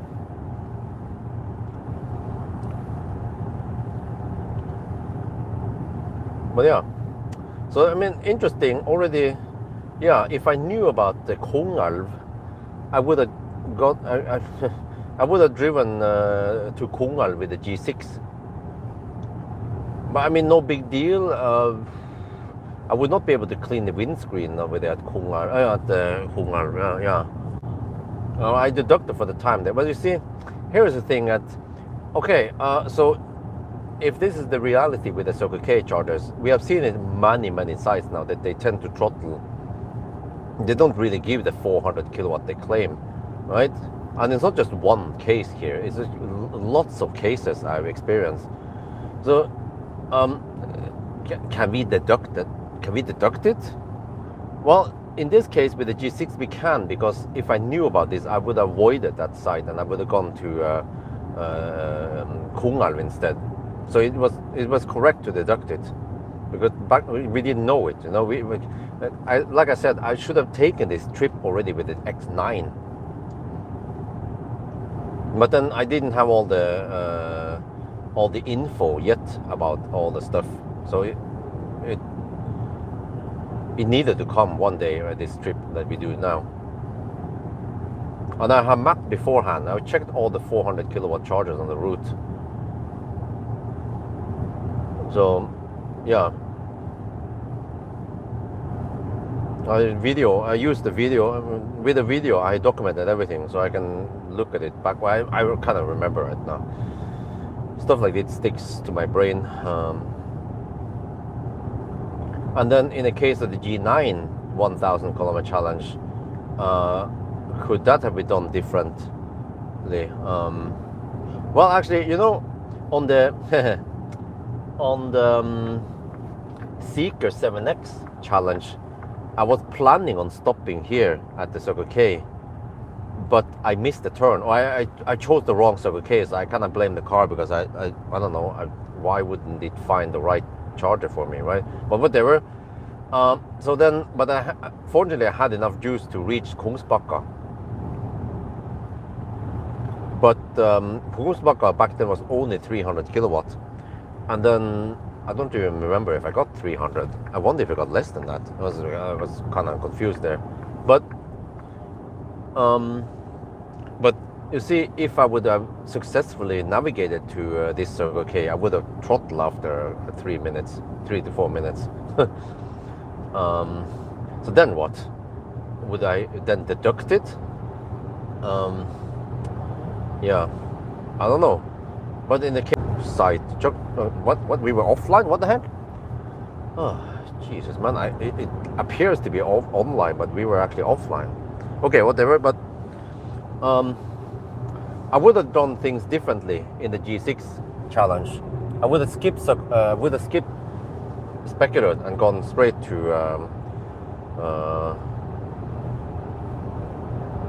Kungal. I would have made it there, but with maybe what was it? I had 15%, right? 20.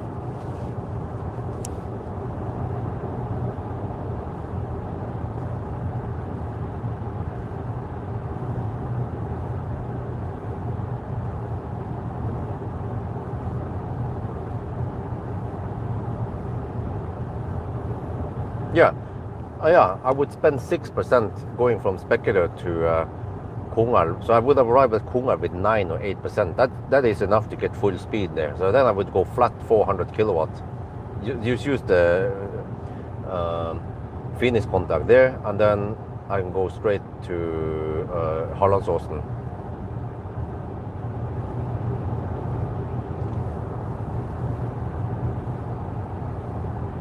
There is a truck job, huh? Oh, you're talking about the Varberg now, right? ABC, always be clear.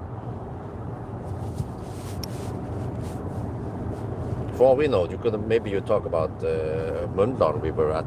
Okay, you talk about Varberg, go ahead. Yes, but the truck chart, yeah. But there, I mean, if it's Circle K, I mean, if it's, I guess I need to test that. This takes some time, man. Can regular cars charge there or not? And then how do you pay? With card payment, and what is the price? But first I want to check Circle K, see if I throttle or not. And then Ionity over there, we don't have to care about that because it's only 350 kilowatt. There are no 400 kilowatt there. But I want to check. We can check on the golden charge. Well, we will see. We have to check first if they have Amphenol or Phoenix contact. And then I do the charging test briefly. I have to check also next after that will be after Varberg. Oh, then I have to hammer 71 kilometers to Halmstad in the high-speed stretch. Consumption will be 310. No, 300 at least. No, I think 310. 22 kilowatt hour. Oh. Oh wow, I need to charge around 24%, 24-25% at at the Varberg. So, but there I can do this this charging test. Circle K charging test usually spans over around 10%. Because there are at least 10-15% then. So we can, if there is slow ramp up, can we at least get 400 kilowatt after 2 minutes of ramp up?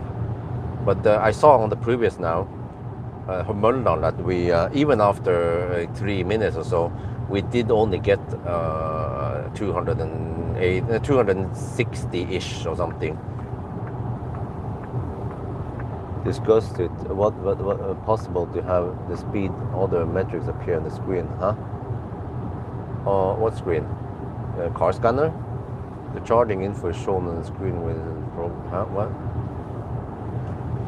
Yeah, the charger screen on the cars. I mean, you can see the charging curve there. Okay, very nice. People talk about it, but oh, you're talking about this live stream. Oh, okay. I thought you meant when we were charging. But I prefer the Albertronic screen because it shows way more there. You can see how long I've been charging and the average speed, average charging power. So this tends to, I suspect that this might be slower than the 1,000 kilometer challenge, even though we drive the same speed. but the fact that we have to stop and do the stuff and in an inefficient way, and we have to stop many places also. Enride is indeed car. Is that car? Okay, 400 kilowatt advanced. Okay, Enride. Well, I will try to check it out then. But then, do I use card payment? I don't want to install any app or shit like that. But if okay, I will check Circle K first. If Circle K doesn't throttle, well, then what? It could not throttle now, but it might throttle again, right? I need to test on Halmstad on the way back, because I got 320 kilowatt on the ES90. What if I get only 250, 70? I got 257 now on Mölndal. Yeah, it might be a bit random every time you come there, right? On Circle K. But I have not seen this random stuff going on Ionity. And the same Nima, no, not Nima, and the same on OK Q8 truck chargers, consistent. Bam, 400 kilowatt if the car can take it. So it seems like Circle K is doing some sneaky throttling that they're not telling anyone. Okay, we can try card payment. We can test that also. But then, yeah, the problem is that I can't, the state of charge can't be too high. It will throttle at 35%.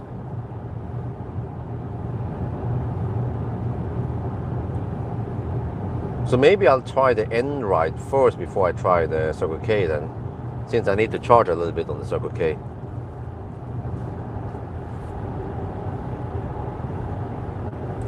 Once again, 25% I have to add.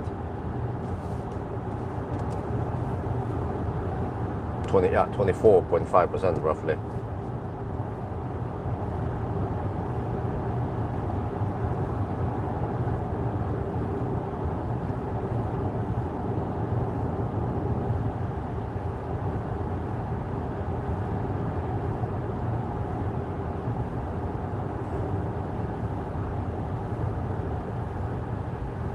Okay, next time I think I will just I will just plug in and then start filming, because then it'll be slightly faster. I don't have to show. I can show the plugs while we are charging. Speed up things slightly, because this is going to take a while on each site. And the food that I brought is sticky rice, so I can't eat it while driving.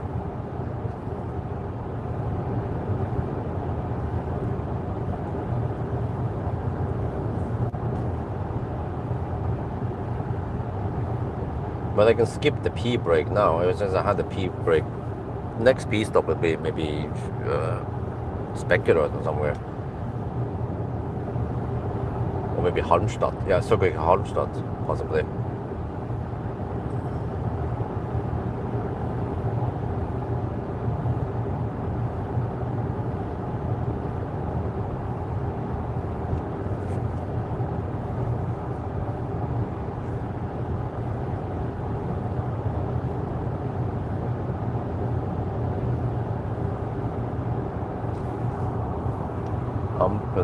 Okay.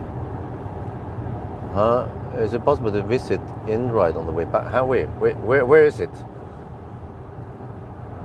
Okay, I don't know, maybe you don't know, but we are going to stop at Valberg right now. Next stop is Valberg, and I will test the Circle K chargers there to see if it throttles also.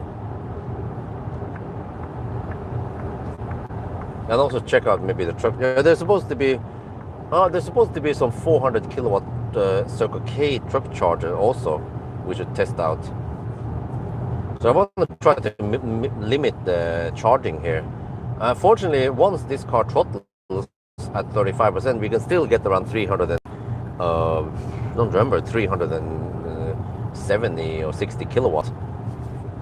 So usually when Circle K throttles or cheaps out or whatever you call it, it's way below that. It's around, like, it's usually less than 300, 285 or 283, and then this time 257.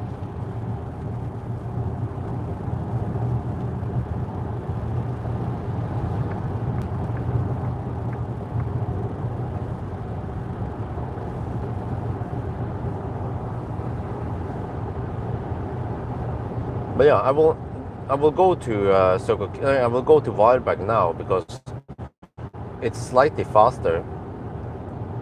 I don't have to cross the main road. I will avoid crossing the main road just to save those seconds or that 1 minute total. Because I realize that this is going to be a bit slow. It will be slower than a 1,000 kilometer challenge, but we will not drive the full distance, fortunately. But it might take 9 hours, maybe longer than 9 hours total now. Well, it will be longer because we will visit Halmstad. I think people just want to see that. Okay, you can take 470 kilowatt at the supercharger, right?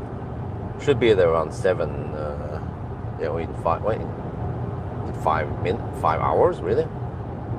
7 in the morning. I need to speed things up here. Every stop needs to be faster. There is a possibility that we could skip Halmstad. Turn on at Falkenberg instead. But I want to know about Ionity at Falkenberg. Because if Falkenberg is okay, then we can, there is a high chance we can skip Halmstad. But I also want to know, okay, I just have to make the stop shorter. I have to film less. It was a bit important in the beginning to show the whole concept. But afterwards, I can just be more brief and just show the plugs, and yeah, that's it, while I'm charging, topping up whatever minutes it takes. So some sites we will not charge at all if it's only, it depends, yeah. If Ionity at Halmstad doesn't have any Amphenol, over there, then we skip it. Because I kind of need to save it for Circle K, yeah. But I don't know how many Circle K I want to test. Yeah,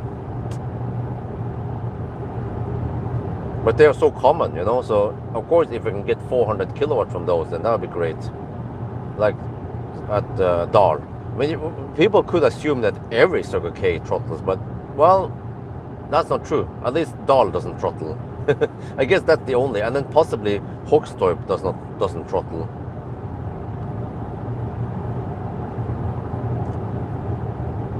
But Kungsbacka, same shit there.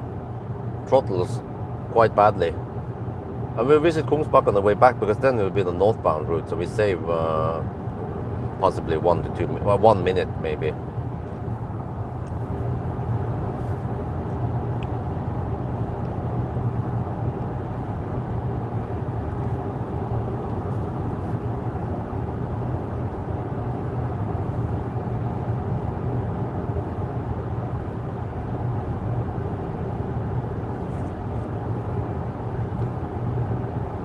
Hopefully I don't have to clean the windscreen too often also.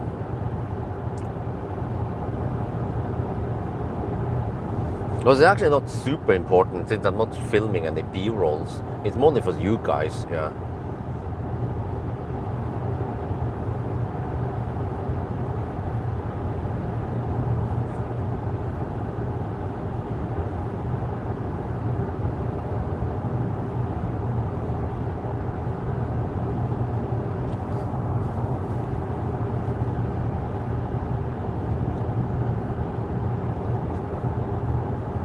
No, 25 kilometers left for Varberg. Or you can check again here if the 90 zone is still here.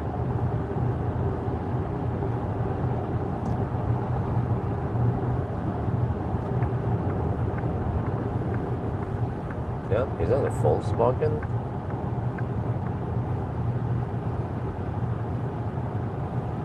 Seems like it's an MPV car. Wait, or maybe it's Toyota Prius. Yeah, that looks like a MPV car. No, wait, no. Yeah, it's Cupra. Tavascan. Oh, wait, is that Tavascan? Seems like it.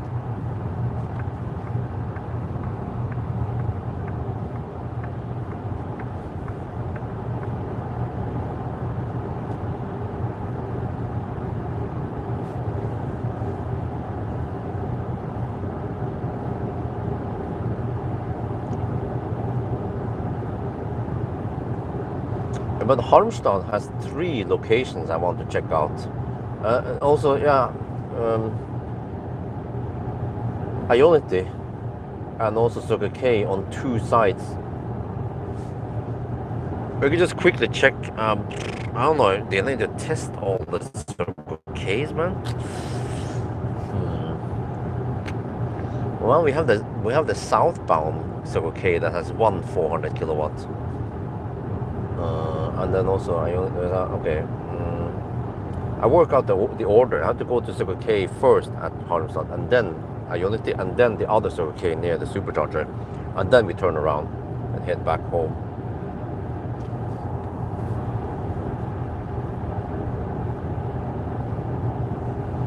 But you see, well, couldn't I have done this during 1,000 kilometer challenge? Well, kind of. What I could have done is that I can just go for whatever, and then if it has ampanol, then we just deduct for it. But then it's not like, well, yeah.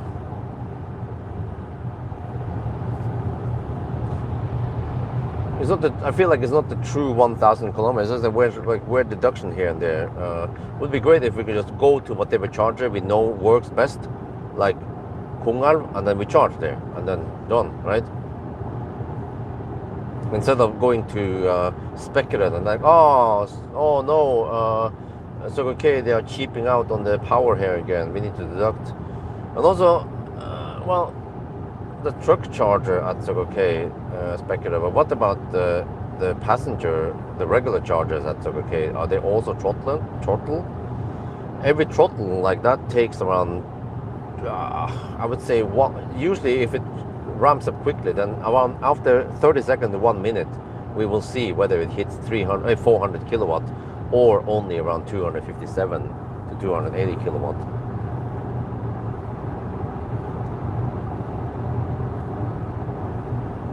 Yeah, well, yeah. I mean, eventually I will, over time, I will drive other cars. It's just that I haven't noticed what plug it is. But over time, I will drive other, like the Kia EV5 I will borrow after the Seeker 7 GT. There's a possibility I will stop at Halmstad, right? But it depends. If it has flat curve, I might go from Falkenberg to Hallandsåsen, who knows, right? So then I'll be revisiting sites I already know. So I kind of need to check on the sites I don't know yet.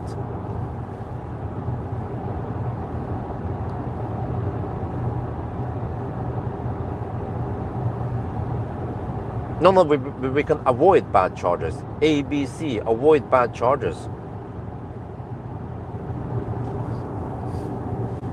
And up until now, we didn't know about the bad chargers. Used to be a random stuff, like something was kaput or like a cooling unit or something like that. But no, if there's a Circle K throttling, I would say that's not deductible.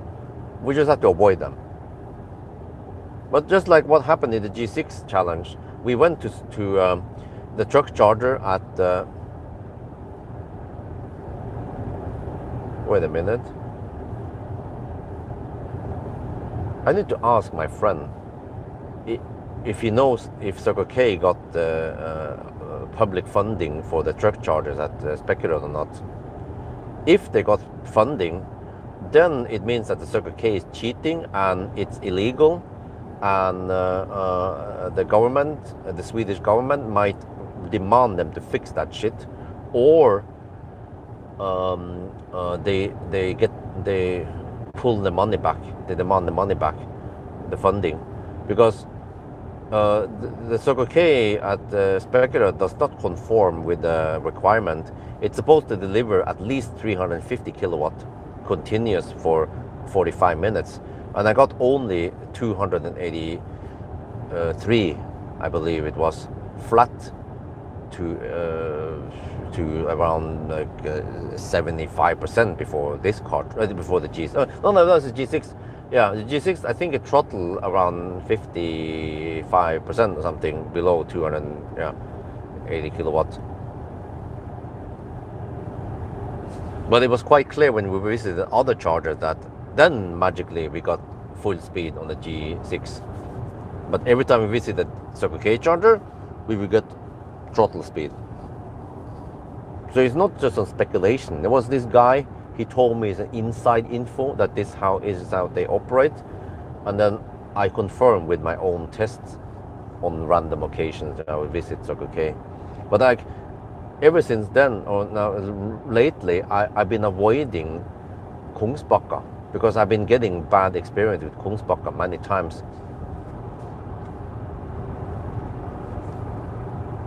And I will also avoid Nima Energy because they only use Amphenol. They don't use Phoenix contact at all.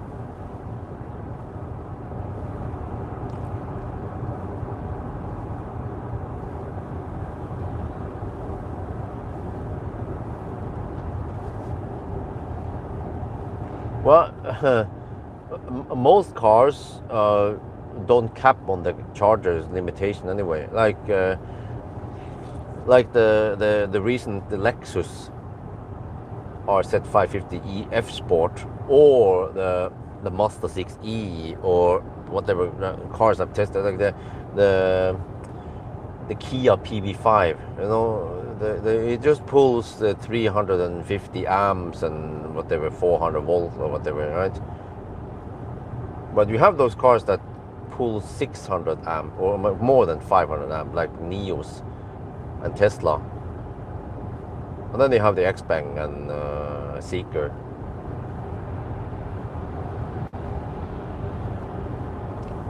Oh, interesting. The Cupra wanted to, I think that's Fossil Cupra. Cupra wanted to hammer it, go faster in the 90 zone. It's getting kind of bright outside soon. We are not even at Varberg. Gee.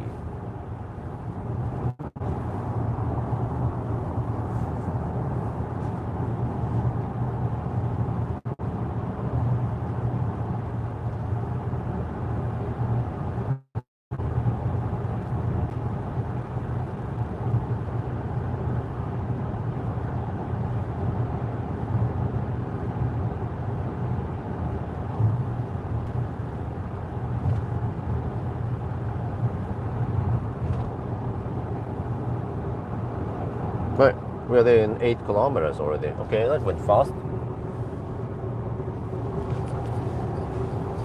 Varberg coming up soon.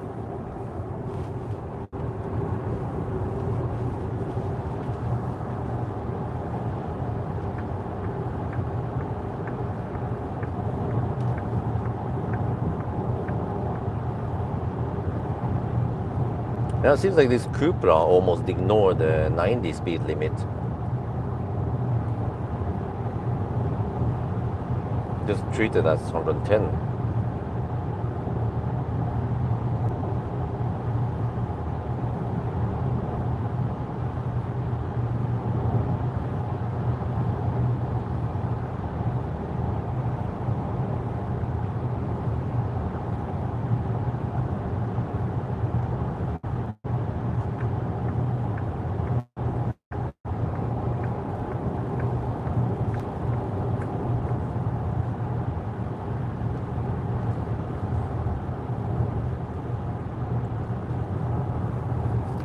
Okay,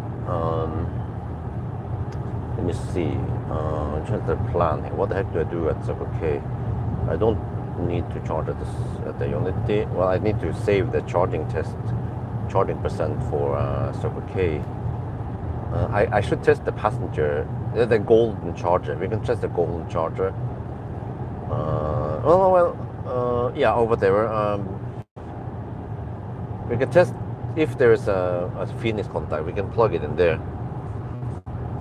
If not, then even Amphenol will be good enough to reveal any throttling there. And then there's supposed to be a Circle K truck charger somewhere there. And then that other, what there is called again?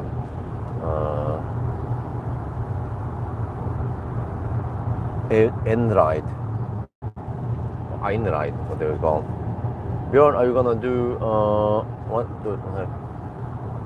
Long message. House update. not sure.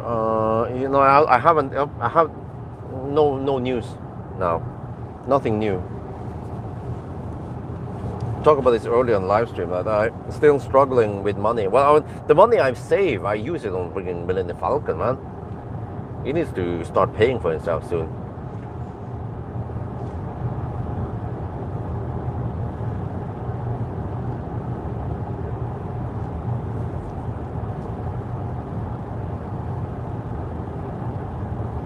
But I kind of feel like, okay, the Soul was okay, but for a family car, then that's not ideal. But okay, we'll see what's gonna happen. So we'll probably use the Millennium Falcon as a family car and whatever. And then if wifey wants to use him, okay, go ahead. I think for now I can try without the press car shuttle. I just use public transportation and maybe the scooter. At least for summer. Winter, then I have to figure out something else. Or maybe eventually if I come across another cheap Soul, I can buy it. But yeah, but I think even public transportation on locations that are not too slow, or an occasional like, Bolt would still be cheaper than a press car shuttle. Now the only reason why I got the press car shuttle in the beginning was that that would be the backup car in case I don't have any. But now the backup car is Millennium Falcon sitting at home. Okay, so I try the Einride first, right? Here, because there's no throttling, so we can, whatever, we see the speed. If it hits 400 kilowatt, then all is good, and then we go to Circle K. So that one is behind bars, but this is open, supposedly, the Einride here. Let me shoot video here.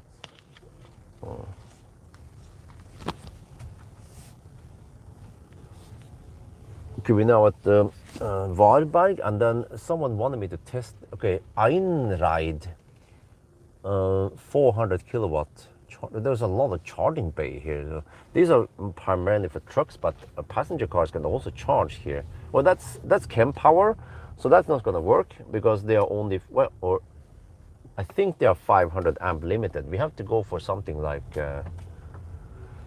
Alpitronic, which has 600 amp boost.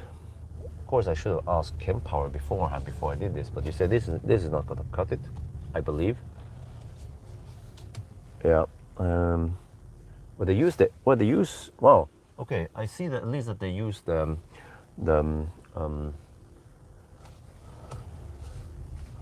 Phoenix contact. Let me check here. This is faster if I just drive around. Here, wait, that's Ampenol. Oh, okay. So there's a mix. Some of them are Ampenol, some of them are Phoenix contact. Oh wait, but I see here. Okay, where they use mere charger there. What the heck, man? Oh, that's 400 kilowatt. But here, if you see this extra dispenser, whatever, this is water cool stuff, liquid cool. Yeah, so they have the 500, I believe 500 amp. I can ask Chem Power later. Oh, okay, over there, that's behind, that's for trucks only. So you can only access it probably with some kind of extra. Yeah, they are 400 kilowatts supposedly, but I cannot access it.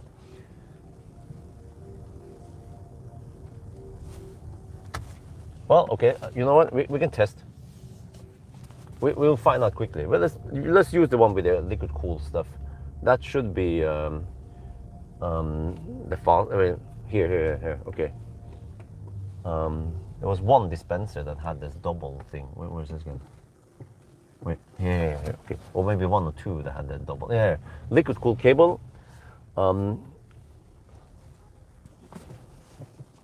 Phoenix contact. 300 kilowatt. Okay, I'll find out on that screen.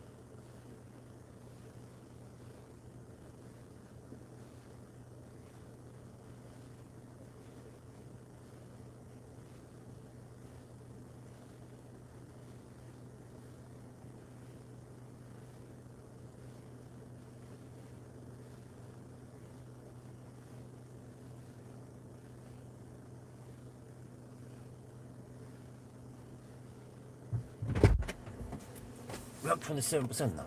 Stop now. This is faster than stopping. But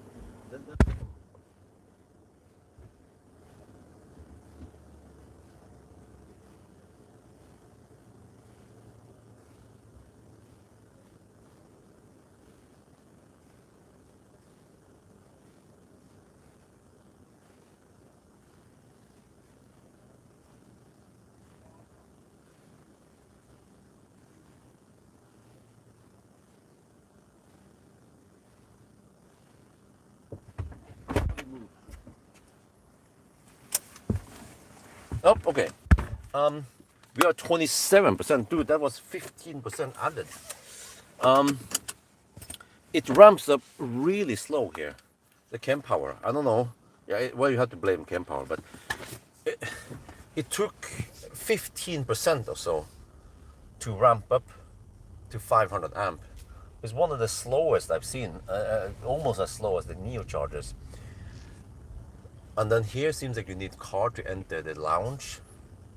And then many of the other, there are some 300 kilowatt chargers that had the Amphenol, but the one I tried had the liquid cool dispenser and stuff.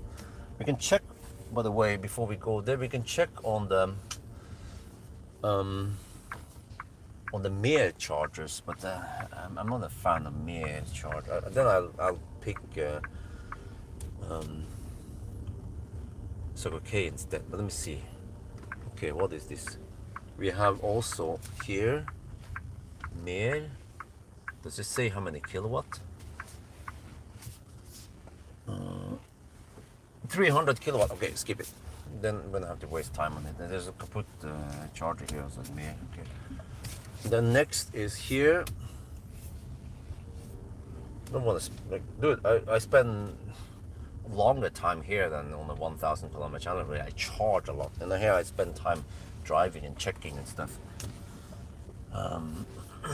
Okay, so okay, Ionity. Okay, Ionity, we can skip that part. Who cares? I mean, they are liquid cooled anyway. But here, the golden charger. Okay. Yeah. The golden charger has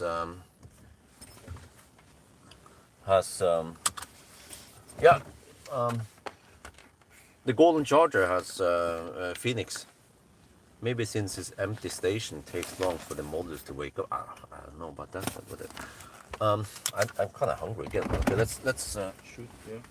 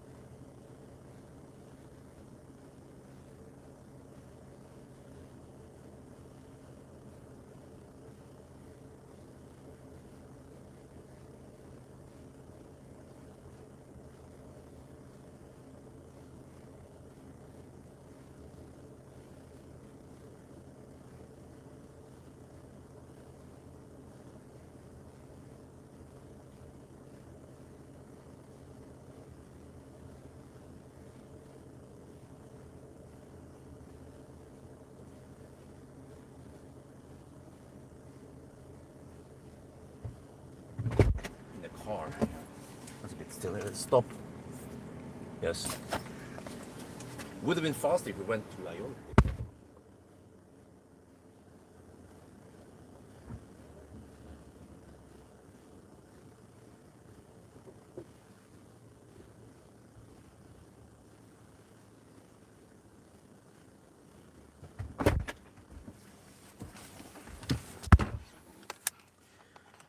Okay, I don't need to.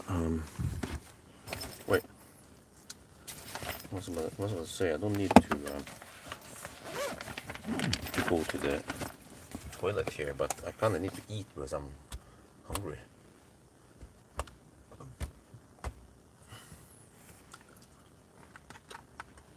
Yep.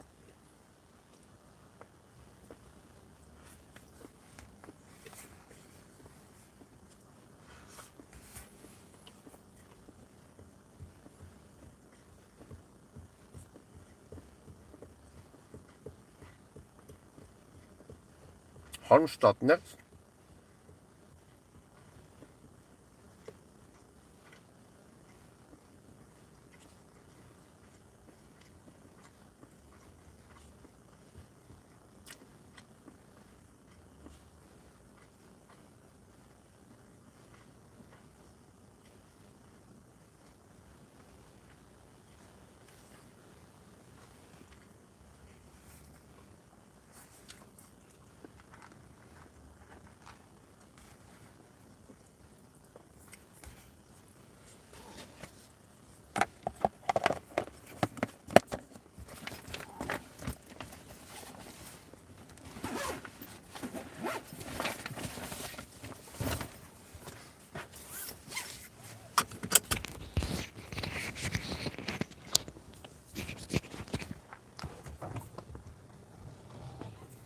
Wait. Sorry, I was busy shooting video. I'll tell you what happened.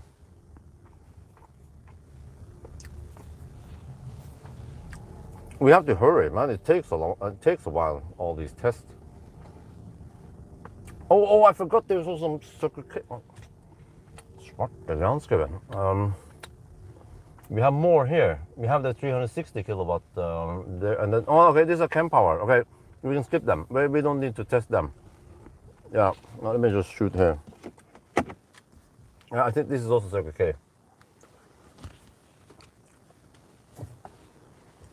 Okay, we can skip these. These are Chem Power. They have the HPC. They have the Phoenix contact, but they are most likely also limited to 500 amp. We have the ABB 360 kilowatt here, truck chargers, and also some more Chem Power. But we don't have to test these. We can just go for the next now. It's gonna take too long now. Shit. Let's go.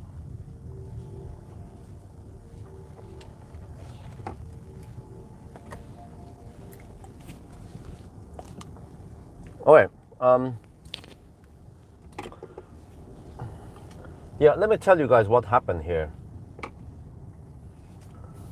At the golden charger, the charger number 1000, it ramped up really slow. I've seen this before. Actually, this charging session was only 187 kilowatt average, and it was over 3 minutes long. So it ramped up really slow, and then it kind of stopped a little bit at 287 kilowatt, and then it went up a little bit more to 300 kilowatt. But then I was already at almost 40%. But even at 40%, I can still take around 360 kilowatt on this beast. So this is why it makes perfect sense to use this beast from the east, because it charges so fast.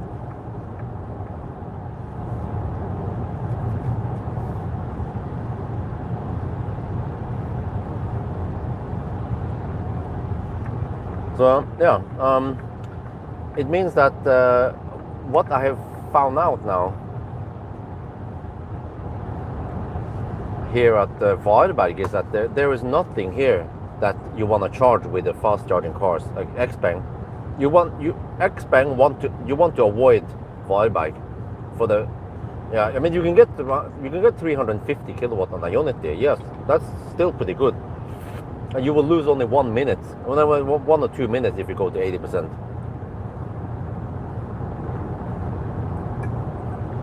But how can you avoid this? Well, you can, because you can go to Halmstad instead. That's only 12 kilometers down the road.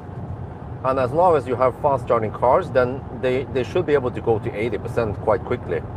Or at least like add 5, whatever. You know, from Varberg to Halmstad, it's just a matter of extra percent, like 2-3 extra percent. And that takes just almost second. You know, that takes like 30 seconds only. So you can easily avoid Varberg. But at least we tested it now. Shit, it's 3 at night already. Man,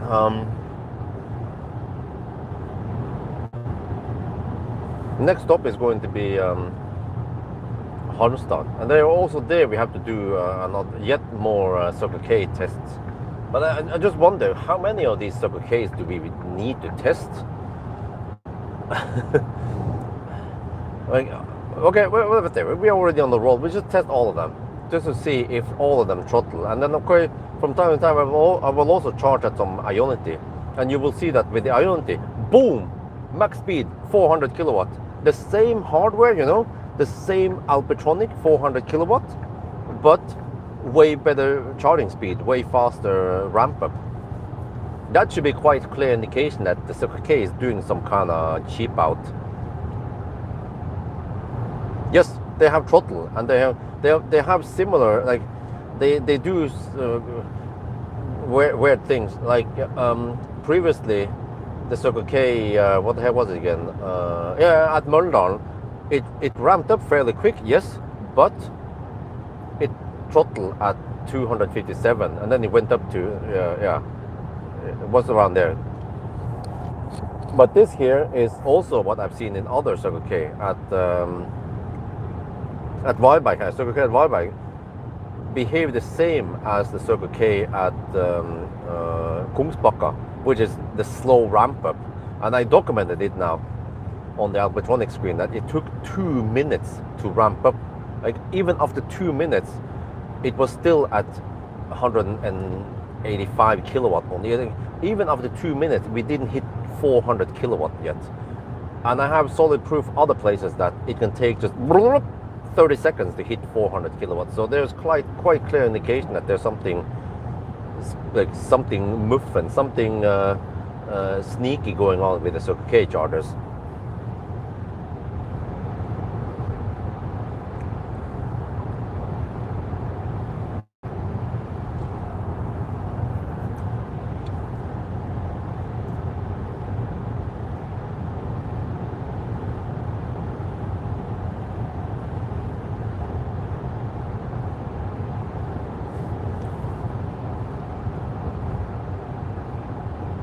Yeah, hog beam. Oh wait, this is low beam. But shit, man. I spent. Wait, let me see. How do we count this? I started at 10:40. There's a current time plus 1 hour and 20 minutes. I spent 4 hours and 20 minutes already.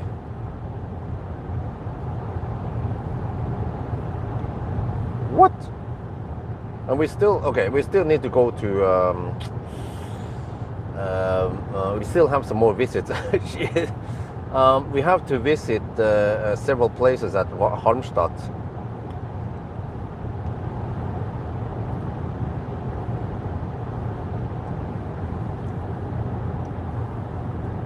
Maybe I skip okay, let's just check it out. Yeah, whatever time it takes, we will just do it. Because I'm gambling that many people are on vacation and we won't get too crazy stau tomorrow morning. So we might get caught in stau and get half an hour delay around Mortensrud around 7 in the morning.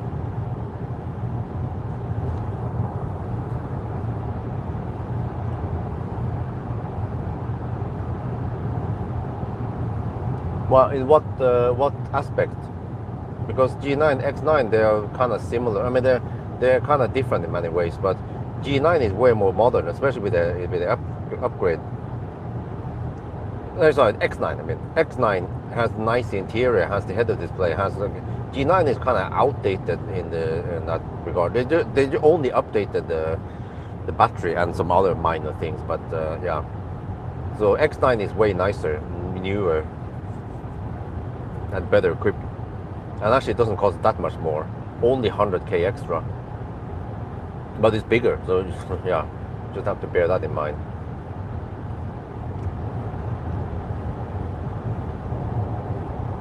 But dude, I see more traffic now versus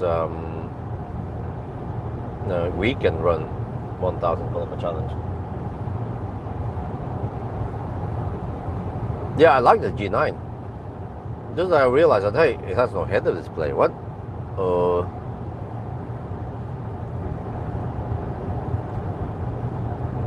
And also the kind of old screen, not the new screen you get in the G6, the bigger screen. And also in the X9.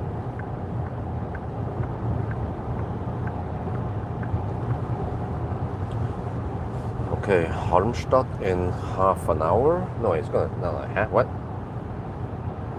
54 kilometers. It's not gonna take half an hour. 29 minutes in the 120 zone here. It's a little faster than that.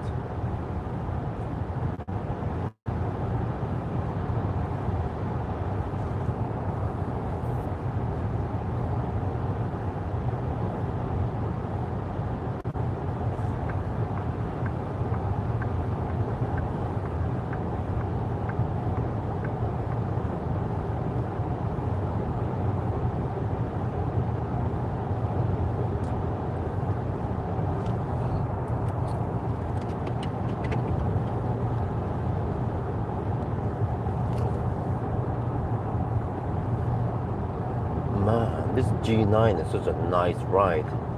It's quiet, comfy, and spacious also. Yeah, perfect for these long trips here. But man, it's already 5 minutes past 3. So, you know, when we compare this against the 1,000 kilometer challenge, we are driving slower than the 1,000 kilometer challenge. We spent 4 hours and 20 minutes so far. And in the 1,000 kilometer challenge, we would have been, let me see, we would have been 100 kilometers further south, further ahead at the turnaround point by now. Okay, yeah, but I feel like this is necessary. It's very useful test to find out a lot of things I normally won't find out during a challenge.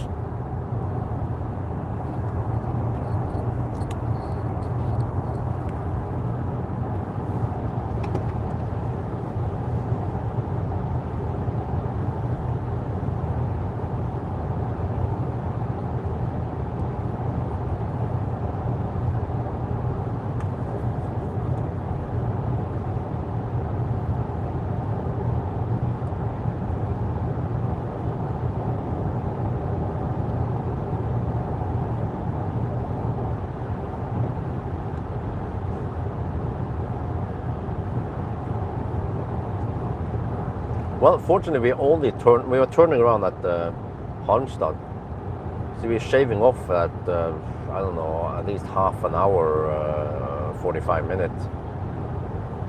Wait, I don't remember. No, maybe it's just half an hour from Halmstad to the turnaround point and back again.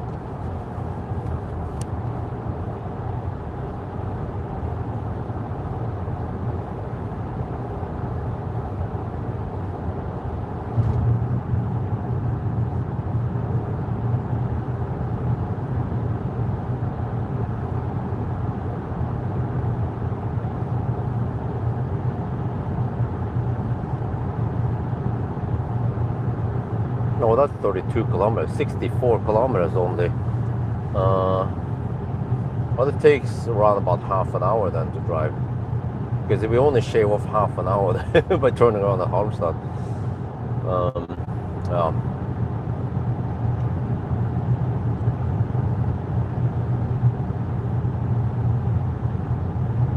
But yeah, eventually on the way back, things will speed up a bit because then we will go slightly longer distance between the chargers. But I guess we can. I can show again that we will charge slow at the Strømstad. I already experienced slow charging there. Don't remember which car it was.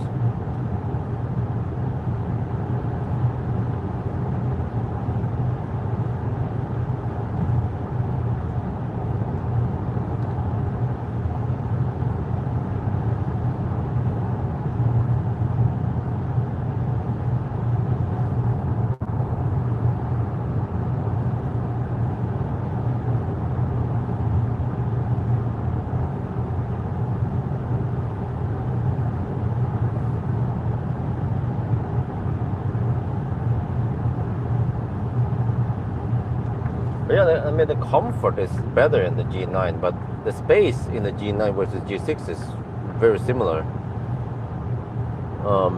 But the G9 is quieter. But when it comes to charging, I would say these two are just neck and neck because the G6 is more efficient.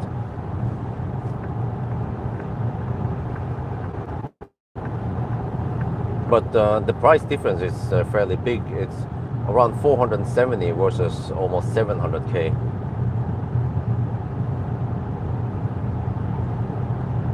But also the G6 gets the bigger screen, updated screen, and a nice interior, and also the more ambient light in the back also. Whereas here you only have this little strip in the front. That's it. So it would barely call it an ambient light.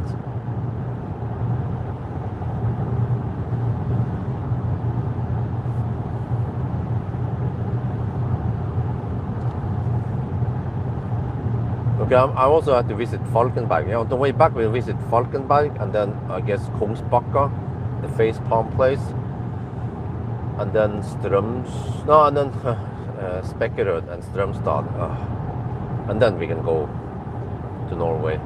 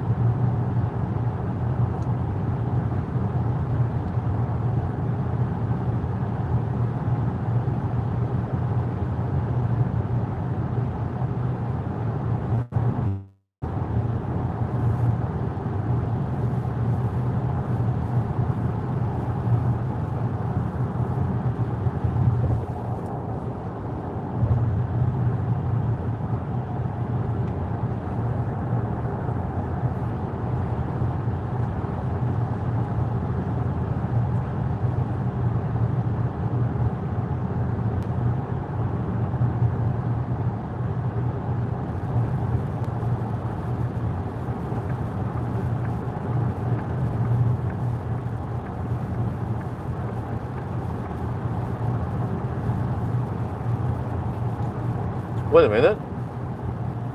You know that convoy of the convoy to to Ukraine that we keep seeing, that transport leaves and stuff. They tend to travel on in weekends, I noticed. Do you guys know if those smaller vehicles, they're not, when they're, I don't know, do they count as trucks? It's just some kind of like van size ish, pickup truck size car with a bed that can pull 2 cars on the bed plus one in a trailer or something. Do they fall under the truck category? On Sundays, trucks in Germany are not allowed to drive. Or can they drive on Sundays? Maybe that's the reason why they travel with them, not big trucks, and that they tend to travel on weekend, because then there will generally be less traffic, less trucks out on the road, and they can hammer it. Because we haven't seen any tonight.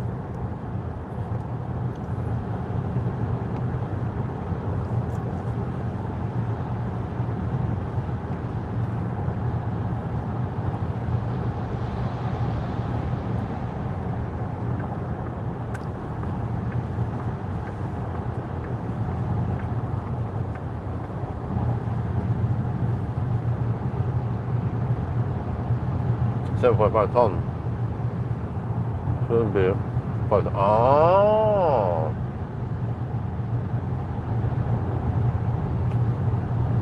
wait, but what is the total allowed weight on that? Because the 7.5 ton, they can pull 3 cars. So the combined weight on the 3 cars, a leaf usually weighs around 1.6, 1.7 tons, right? So they are already pulling around 5 tons of payload. And the truck itself, plus the trailer, also weighs at least 2 tons. No denser in Norway. Maybe they are just right under the 5.5 ton limit then.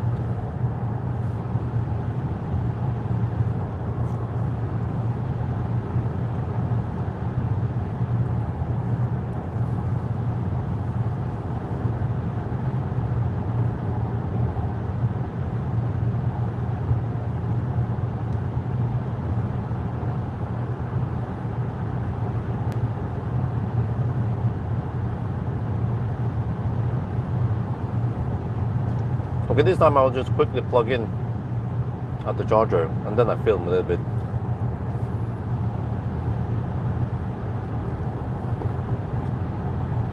It's another 30K. 2 30K and then I own it.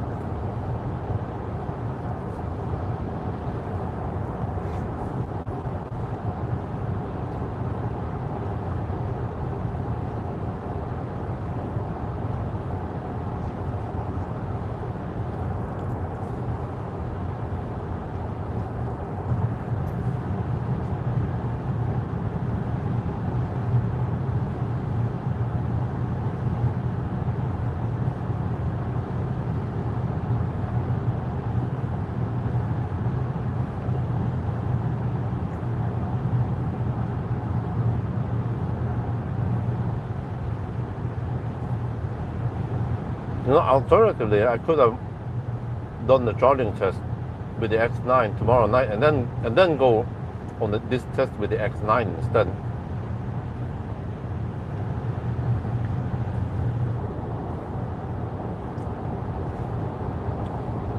well, I guess it's hip and hop almost, but this car has higher voltage than the X9.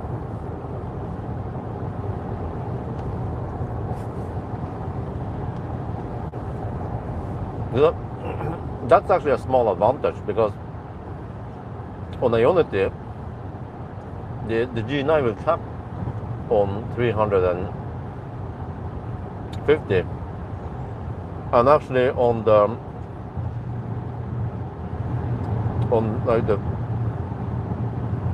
Chem Power 400 kilowatt, this car caps at around 375, but G6, because it has significantly lower voltage, only 600, charging voltage is 650, then G6 caps at around 330 only. So G9 has a little advantage there because of the voltage. And yeah, it means that the G9 could charge on the 500 amp plugs, and it will still be okay. Like you lose just a little bit, like maybe 1 minute only to 80%.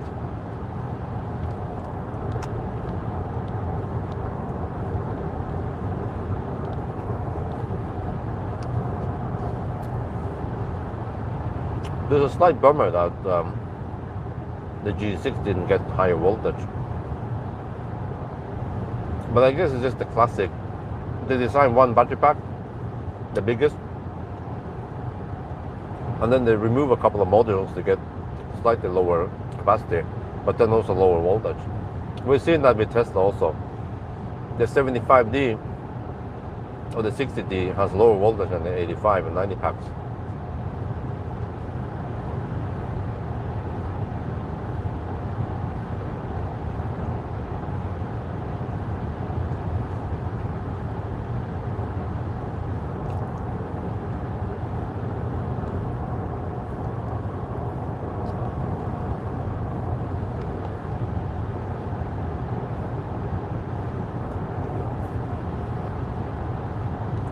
Yeah, it's interesting because it's actually history that repeats itself. In the old days, I remember ID3 had over 400 volts, even at low state of charge. So ID3, well, around there, yeah. ID3 would max out the 50 kilowatt chargers because they were limited to 125 amp. CCS version 1. Well, CCS version 1 actually went to 200 amp, yeah.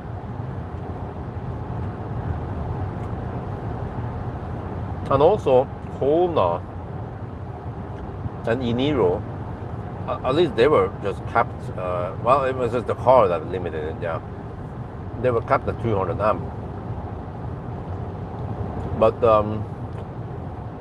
yeah, lower voltage cars like Tesla, even though the Tesla could easily take way more power, but it was limited to the volt amp. So then on the CHAdeMO adapter, I would get on the low end, I would get maybe 35, 38 kilowatt. And then at the high end, I would get 48, 49 kilowatt.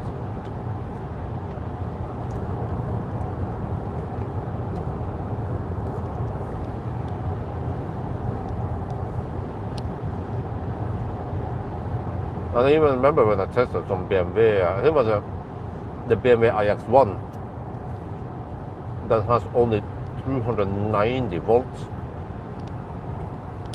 So if we were charged on a 50 kilowatt charger, you get, what is it, 35 kilowatt, or less than that. Well, how much is it?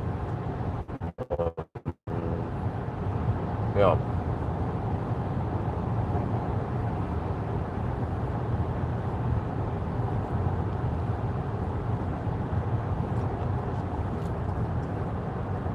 And the same with the Taycan. I remember Pawel's Taycan. He went for the smaller battery, the 79 kilowatt hour. So then his pack voltage was around 600 only. And then Taycan has this silly voltage doubler, which means that when you go to a 50 kilowatt charger, it will request 300 volt for the charger. Be like, okay, but you have only 125 amp.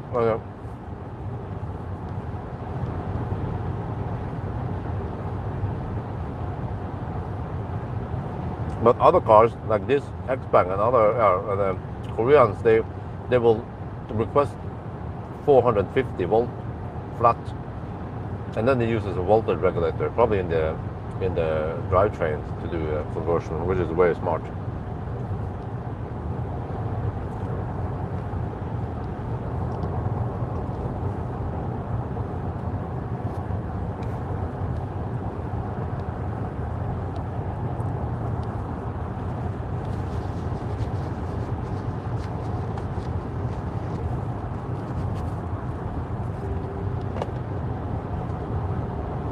Yeah, so what does this mean? Well, if it matters,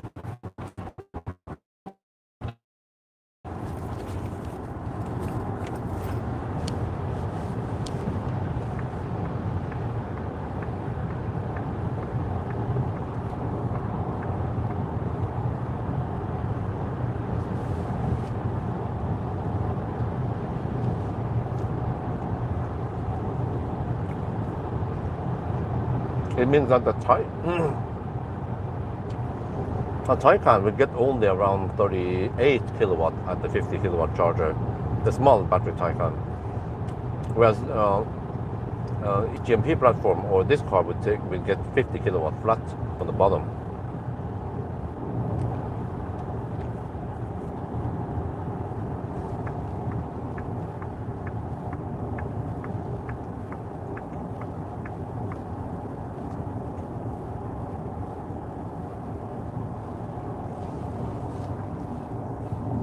Wait, I'm almost at Halmstad now. Well, that was quick, at least.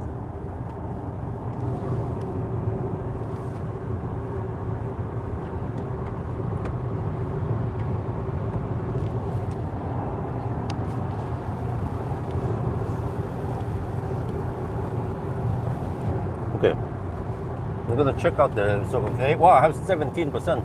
That was a bit higher than expected. Seems like I spent less than I expected.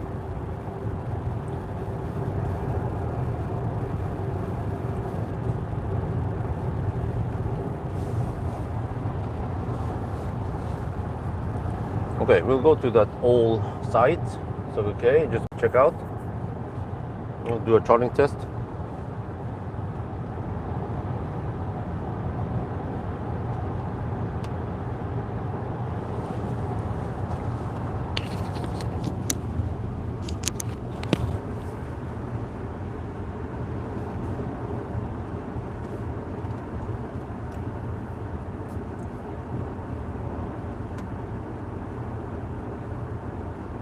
Okay, we don't care about the bugs, but it's not that much there.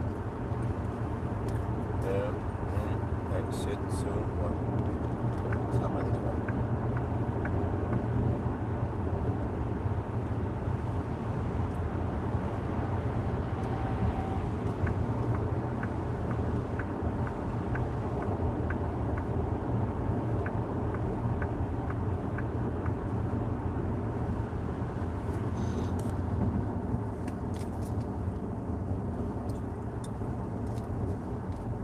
Okay.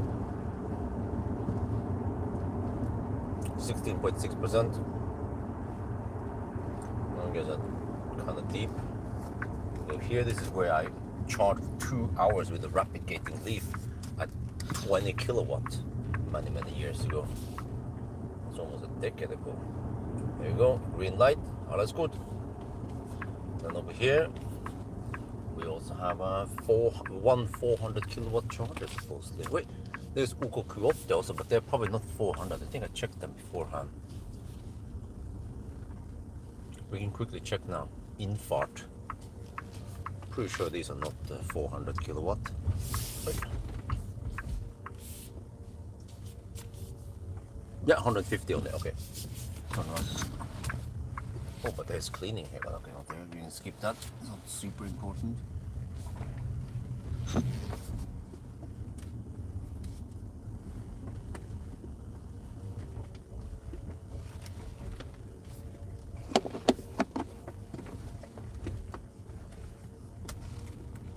Infart. Oh, I think this brings back memories. There was something I also experienced here, some kind of throttling over there. Where's the 400 kilowatt charger? This is Ampenol shite. There's a little sign there, 300 kilowatt. What is this? The cable is blocking it. 300 kilowatt. Maybe the last is 400. I'm not sure. 400 kilowatt, but there's a sign there. Okay, this is Ampenol. We can check it out.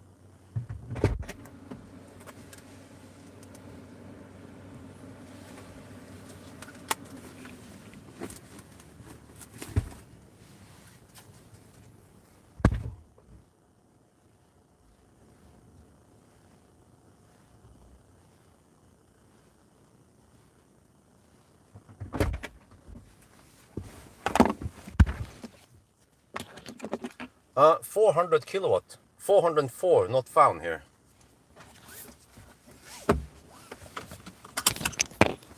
I need to plug in this still. Or 100% of it now. It's almost full. Okay, that should be good then.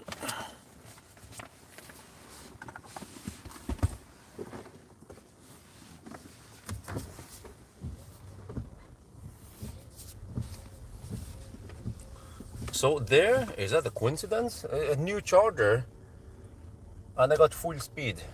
2 Ampenol, unfortunately, but there was one 400 kilowatt charger there, and it ramped up to 280 kilowatt within just 30 seconds. Unlike the previous site that needed 2 minutes to dig around for just 200 kilowatt. So now we go to the left side here, and then we go to Ionity. Let me get the thing ready.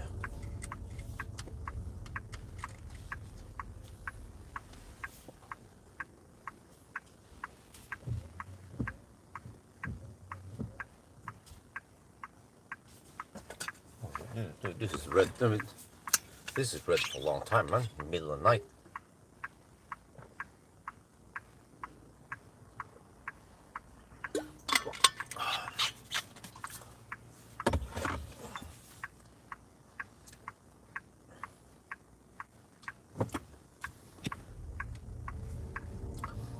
Okay, fortunately that was a quick stop. Now we're gonna go and visit Ionity. Check out the plugs there.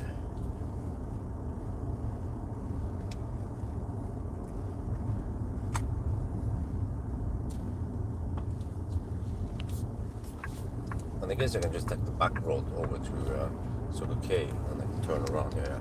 I need to get back to the main road. Wait, let me see, Göteborg. Okay, yeah. Here, fortunately, I start to know this area because I've been at that Ionity for many times now. So hopefully, if they have a couple of Phoenix contact, that'd be great. Yeah.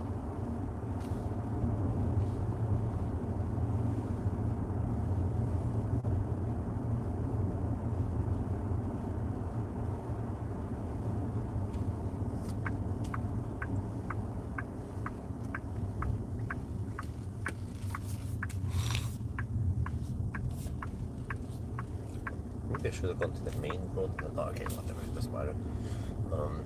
Here, I don't think I need to do any charging test at Ionity. Just verify the plugs and then we go to Circle K. But then, wait, how much I need here? I need to get over to Falkenberg.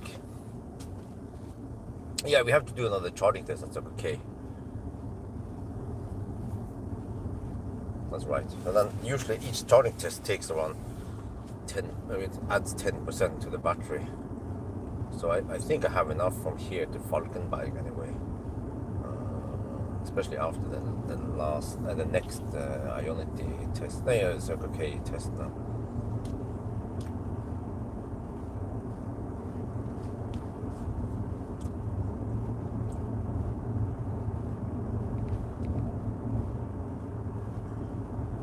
Yeah, this is a relatively slow detour. I would avoid it with cars that can skip it. I would skip it. So, for example, Seeker 7 GT and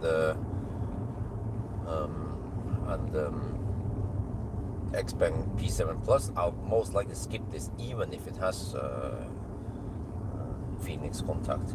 Here I could almost see it from the main from the side road here, but I'll go and quickly verify anyway. Here we need to charge.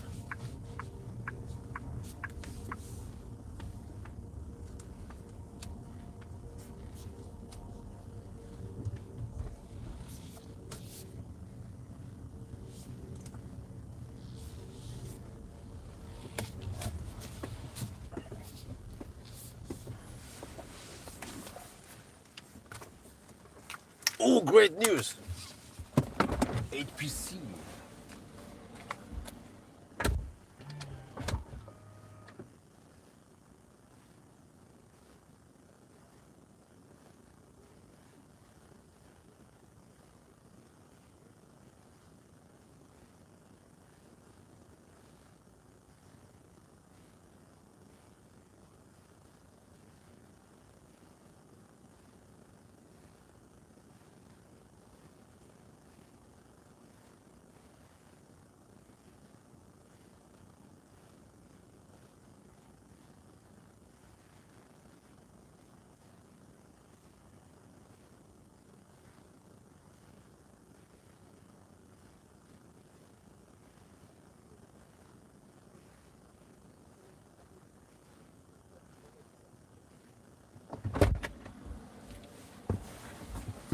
Yep, great news.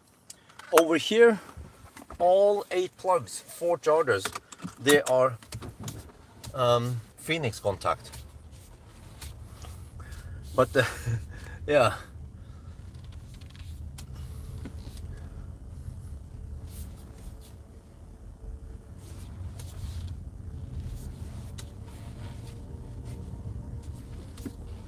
But it's just that it's slow. So, for example, yeah, with I could lose maybe 1 or 2 minutes for this, maybe even more. So for fast charging EVs, like we've seen, we could just charge at Kongalv or somewhere instead, or Specular Kongalv area, and then you skip and you go all the way to Halmstad. I think even the P7 Plus should be able to do that because it's so efficient. It has smaller battery, but it's so efficient. So at the high speed, it would just slice through the air like Swiss cheese through butter. Right, you're too bad. Yeah, that's right. So either direction has this kind of detour thing. So, I mean, yeah.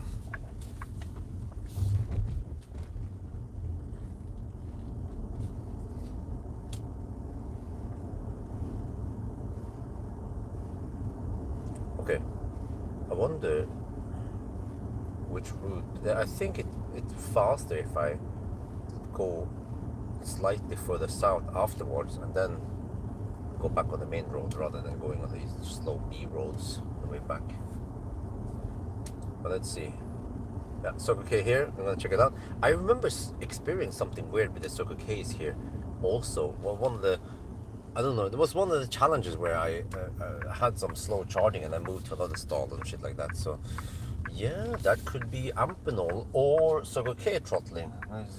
Freaking, I see a Circle K scandal coming here.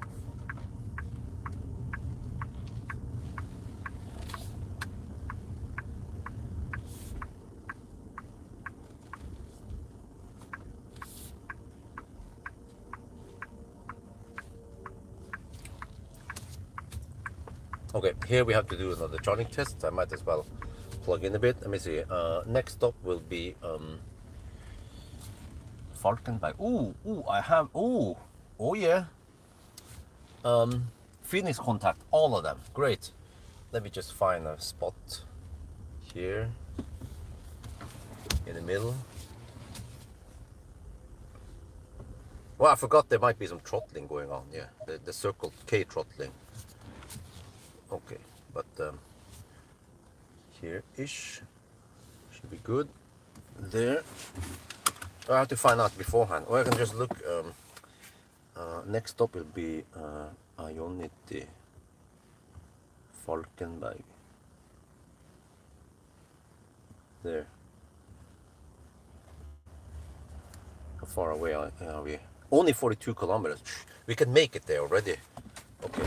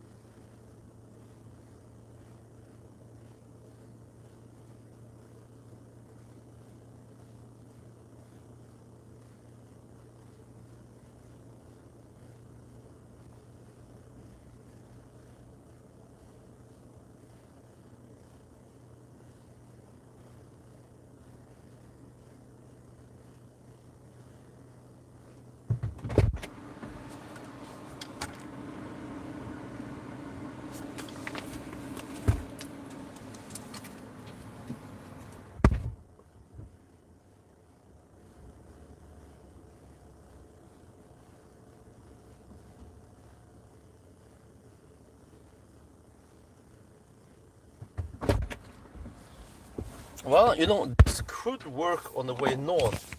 It's a relatively quick exit and entry, but only northbound, not southbound. What? The car wants me to go. Oh, I forgot. From here, you have a quite quick exit over to the main road. Oh, yeah, yeah. Yeah, okay, that's good. Now, Falkenberg, next. Oh, here, man. Shit. But yeah, over here we have 4 chargers, and all of the 8 plugs, they have a Phoenix contact. So that's good.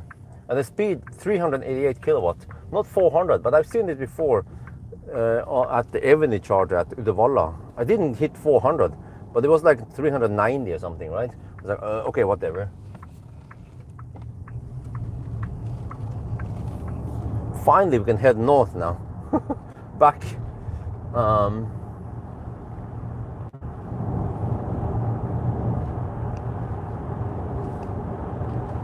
But this, dude, it's almost at 4 at night now. Shit. This has taken a while.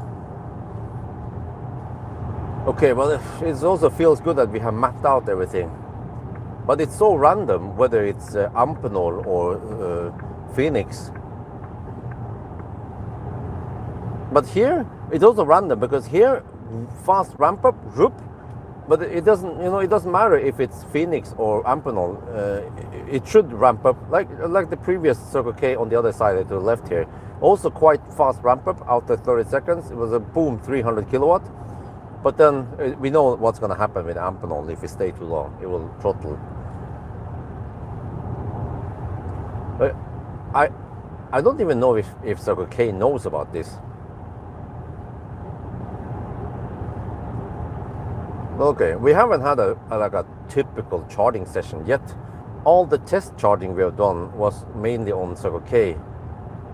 Yeah, I did one quick top up at Ionity.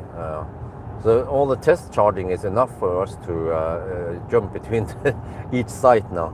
So next stop will be only 39 kilometers away at Falkenberg. I will check out Ionity there. That's the only thing, I guess.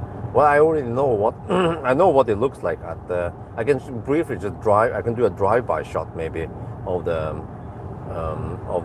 recharge truck charger, and then that's the only 400 kilowatts really. And then that's the other ones are I think less than 400. I don't remember.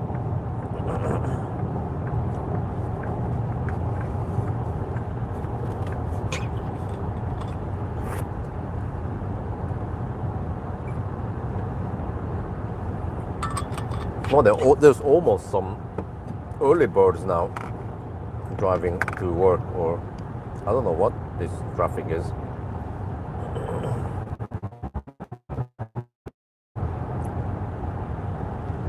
Well, I know I might get stuck in Stau, Norway side.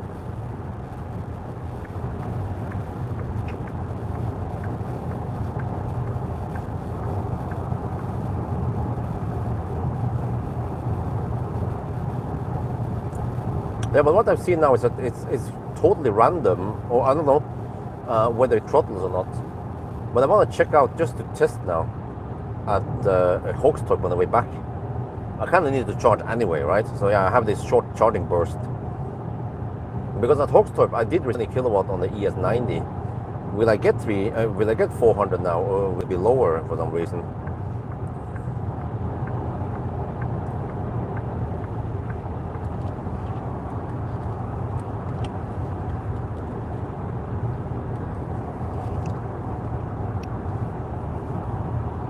Man, it's 3:48 now. It's getting bright outside. Yeah, and we still have. Let me see. We still have over 400 kilometers we have to drive.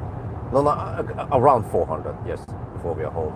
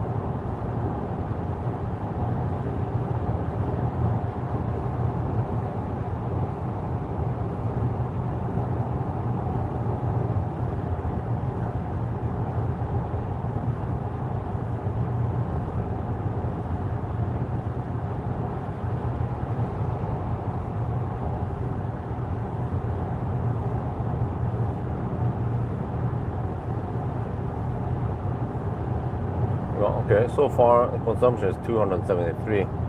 Seems like it'll be close to the 1,000 kilometer consumption. The route is very identical, except for that we skipped the last part here a bit.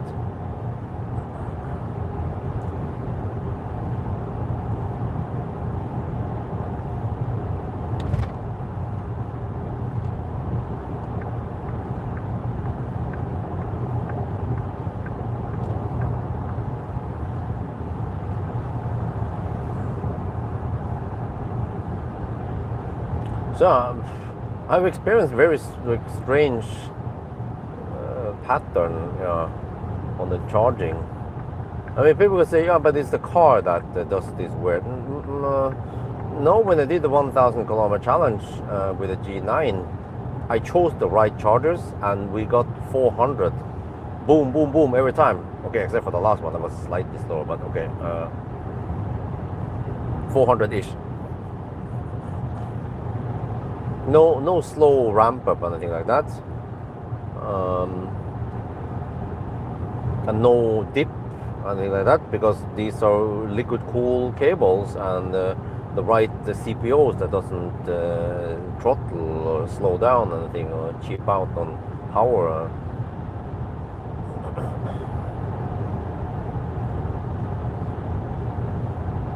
Yeah, okay, we can. Okay, I guess after Falkenberg we have to visit Kungsbacka, because that's the troublesome location.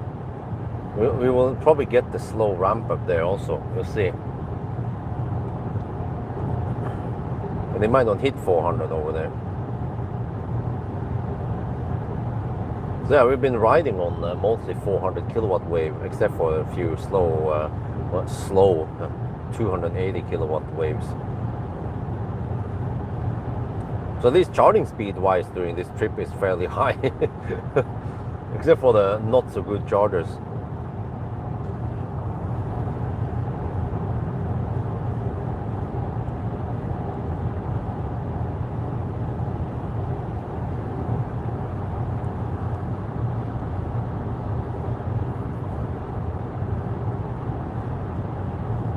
Wait, so let me see, how many stops left do we have? Falkenberg is only one site we can check out. We don't even have to charge. Well, actually, no, we kind of need to charge it briefly, yeah, so we can reach Kungsbacka. Yeah. And then after Kungsbacka, we go to Spekkerød. Just to, well, or do I need to go there? We can check. Okay, let's go to this truck charger at Spekkerød just to verify that we still get the 280 kilowatt, not 400 there. And then, well, I could check on the regular truck charge. I mean, the regular chargers also. That's Spekkerød. And then Strømstad. Yeah, but, oh, that will actually be... No, Hogstad. Okay. Yeah, see, we don't have long stretches. They are usually only 50 to 70 kilometers in between them. But then, okay, after Strømstad, then we have a long stretch, around 150 kilometers finally, to Hellerudsletta.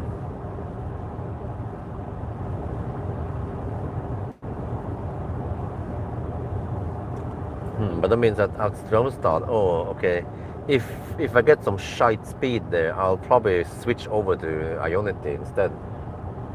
And you will see that suddenly, boom, 350 kilowatt. Yeah.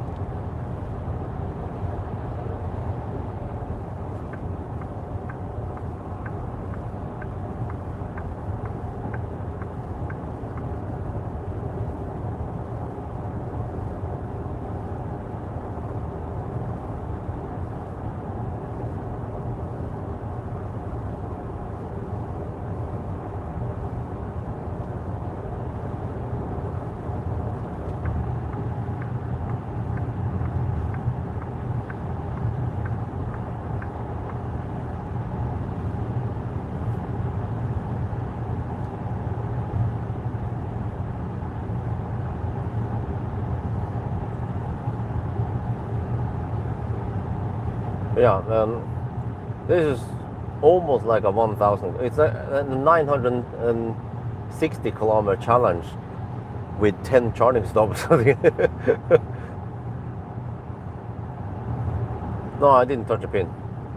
When can you? Huh? Oh, wait, I guess you could, but wait, but the pin is inside there. I'm not sure if I can reach it. It's not like stuff is poking out. Oh, you mean on the car side? Wait, or which? I'll just see which side has the male stuff poking out. I wonder if both sides are kind of protected so that you don't accidentally touch 90 degrees Celsius pins. I can see a lawsuit coming if that would be the case. Oh, we are only 14 kilometers away, 15 kilometers away now from Falkenberg.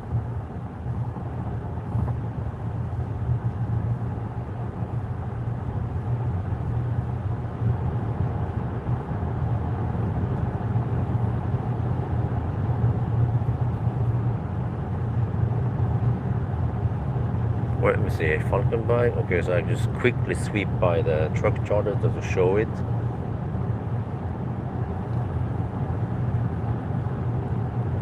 And yeah, and then we sweep over there at Ionity.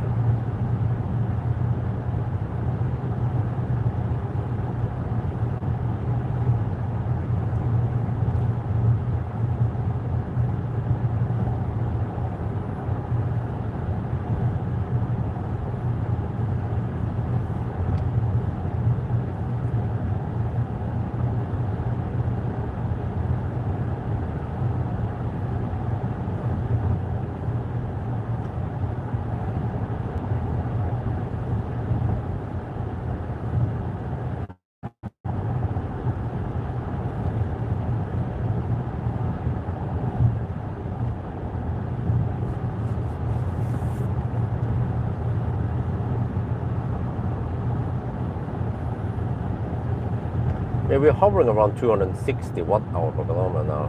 And the Model Y would be at around 220. 20, 40. Well, so this is, oh, it's around 20% less efficient than the Model Y then.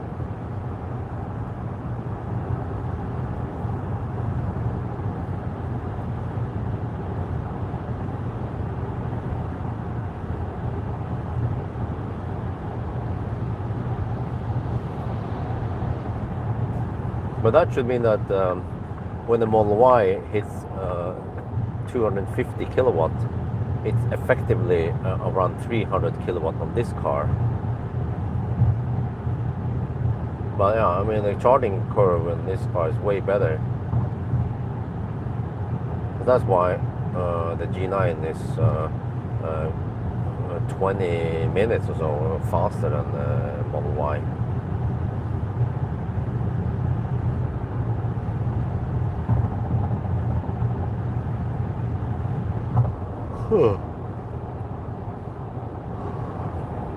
Well, each leg is so short that I don't have enough time to become drowsy before I have to stop and go out and film again. Yeah, in 8 kilometers we'll be there. 6 minutes mostly.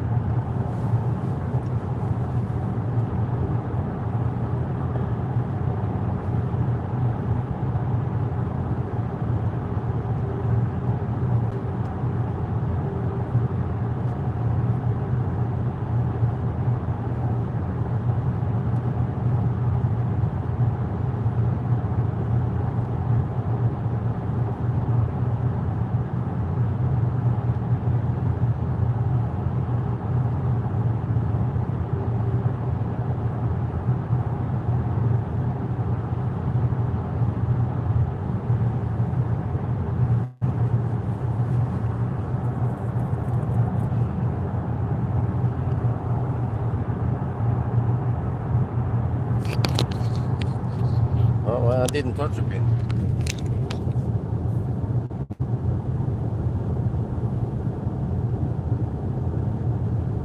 I'm not sure if you can touch it.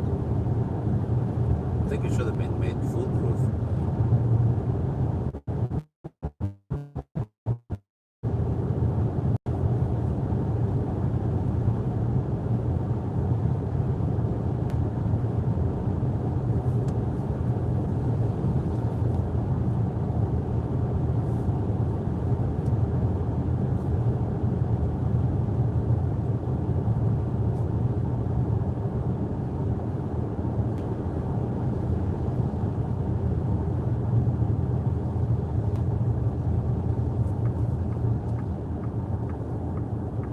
We have some recharge here, but that's not 400 kilowatts.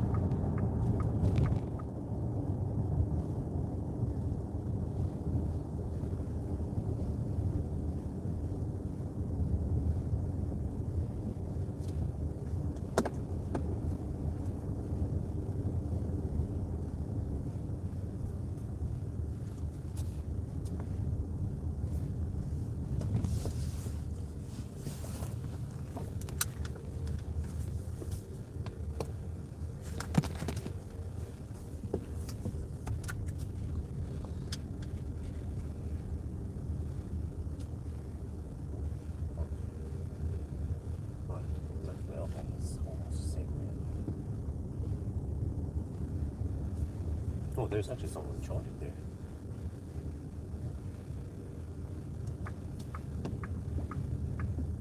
Oh, I see now it would have been faster if I did this turn out or whatever.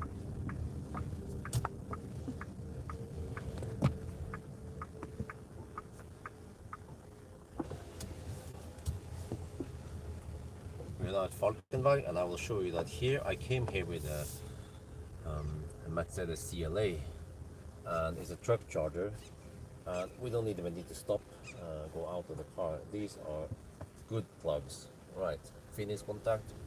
Let's go. Wait, I have to go this way.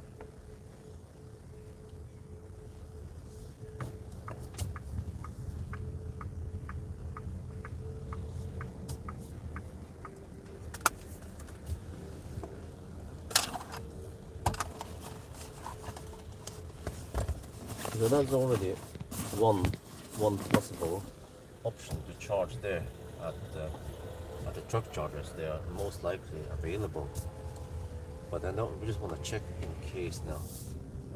Just check if Ionity is also available. 18%. Next stop will be Kungsbacka. Let me check here.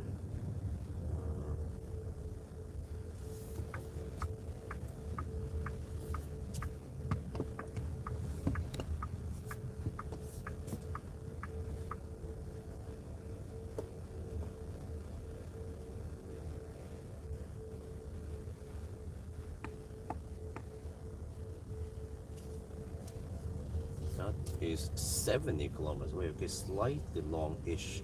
Okay, that means I can charge up here a bit. No, wait, Kungsbacka. Yeah. Double check my list, but I'm pretty sure that. But this guy's camping it. Okay, so I might have to. Yeah, okay, I need to charge here. Oh, I see. Good plugs.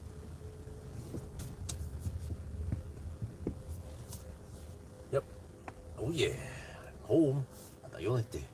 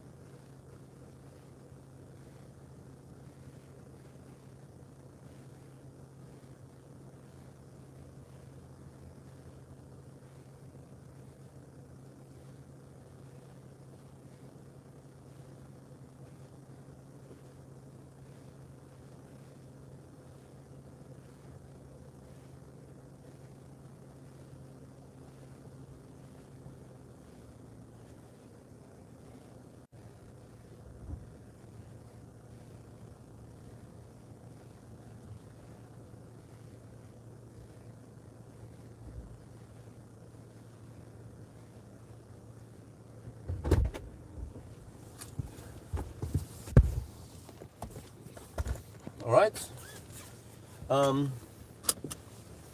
Here, good news. Well, there's a lot of moisture here. Wow. Well, maybe I need to do a quick recording here to show that.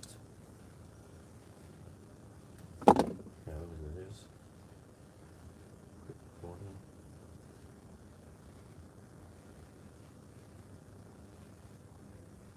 All of these are 350 kilowatts.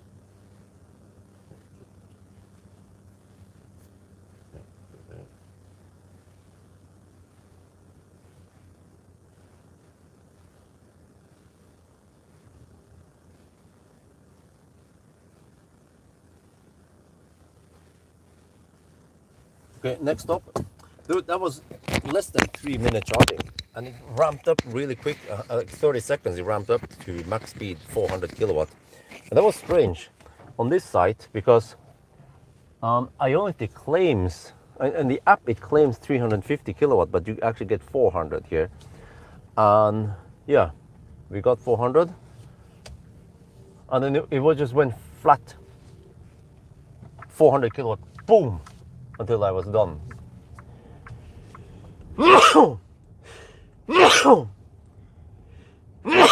34.5% now, and the car claims we will arrive at 14%. Yeah. Next stop will be Kungsbacka. We will test the Circle K charging again, and there is the troublesome place. So okay, fine. If we have only, we will arrive at 15% because I think we have to charge a little bit there to reach the next one, which is Spekkerød. That's one of the longer. Let me see.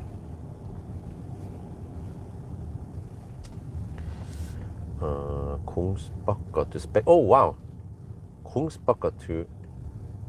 Oh, wait, Hoxtorp 113. No, wait, no. I should check out Spekkerød also. Yeah. And then the very quick one was Spekkerød to Hoxtorp. Oh, okay. Let's go for it. I mean, each stop kind of counts as a charging stop also. Yeah, the 400 kilowatt charging stops.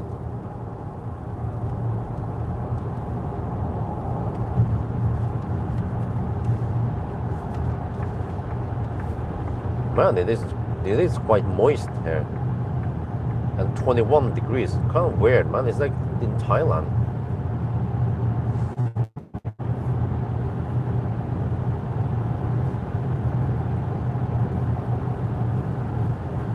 Okay, 68 kilometers, half an hour, right? Ish.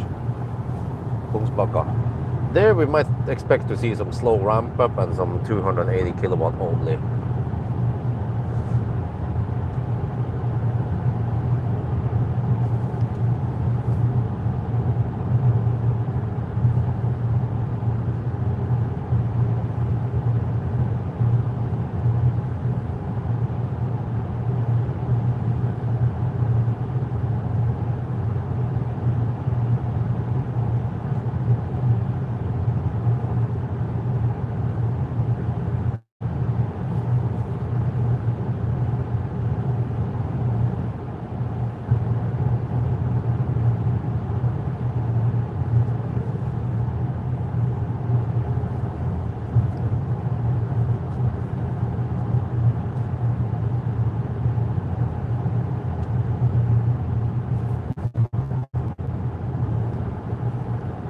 Kungsbacka to Spekkerød is 168 kilometers. Okay.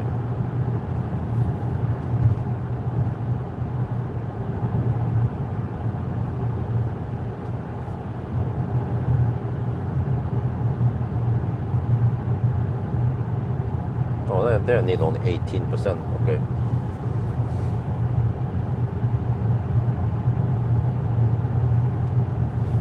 And then you add 18%.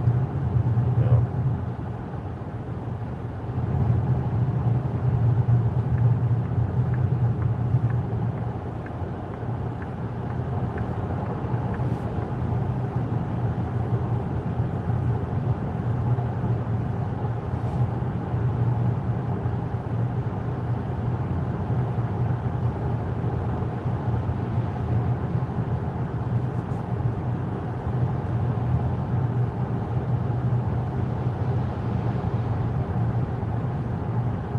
it is so unusual and it's so hot outside. The heat wave, man.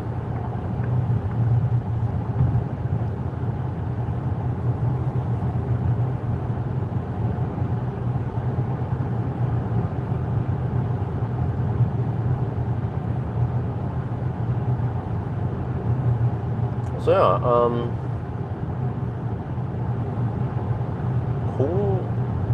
Halmstad actually works.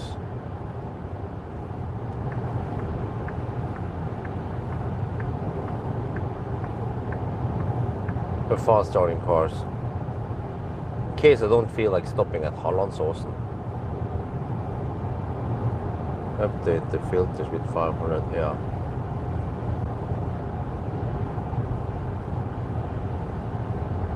Circle K Halmstad is actually relatively quick exit and entry. And there's even 24/7 Circle K open there.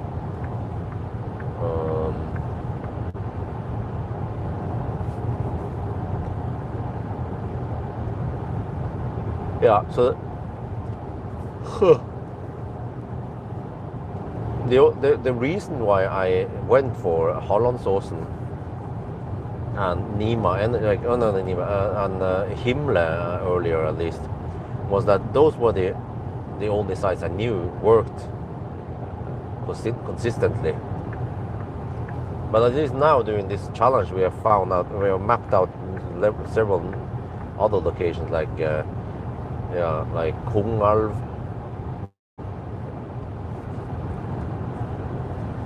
and some other places. I can go for Ionity if it makes sense. I can save some money so it doesn't become super expensive. It's 3.4 SEK versus around 5.7 SEK. That's roughly 50% more if you go for the other ones. But at Halmstad, though, Ionity there is kind of far off. Yeah. Not sure how many minutes I lose if I do that one. But also Speckerud is usually not that. I mean, it's not. If last stop shouldn't be Speckerud. It depends, of course, how good the range is, but most likely Speckerud and then charging to 85% and go straight home. No, Speckerud. Kungalv, yeah, Kungalv. That's 315 kilometers, roughly, or not 310-ish kilometers away from home. That's usually too hard. So I might still have to follow the G6, G9 route, which is the first stop might be Kungalv, and then second stop will be Hallandsåsen, and then third and last stop will be Uddevalla.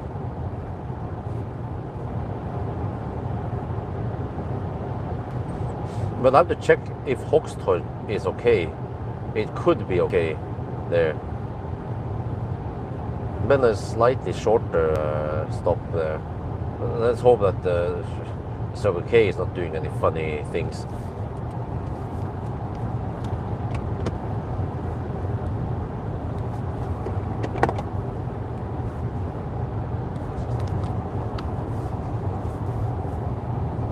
Wow, this is so weird, man. Parts of the heat wave have hit Scandinavia now, and it's 19 degrees Celsius at night-ish. Normally it would be around 10 degrees or maybe 12 degrees here. So when I went outside at the previous stop, it felt like being in Thailand because the weather was warm and moist. Yeah, because we are close to the sea now. So yeah, really weird. But the heat wave is kind of ending today. Last bit of heat wave. Yeah, well, heat wave as in only 29 to 32 degrees Celsius over here, not 40.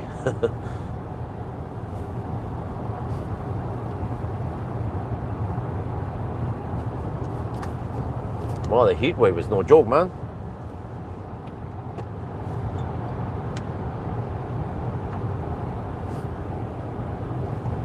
Is front. Yeah, fog light is front and rear. You can choose.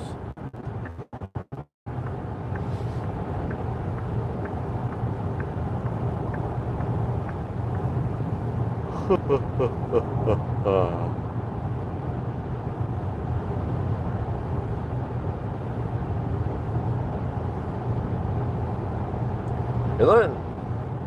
know, this trip reminds me of the ENV 200 trip to the Arctic Circle, Tromsø, right? Where I actually drove around 50 to 70 kilometers on each stretch. But every time I charge for 20 minutes or something, right? This time I charge for like 2-3 minutes only. Yeah, this is kind of funny because the ENV 200 would take around 40 kilowatt, but here we take 400 kilowatt.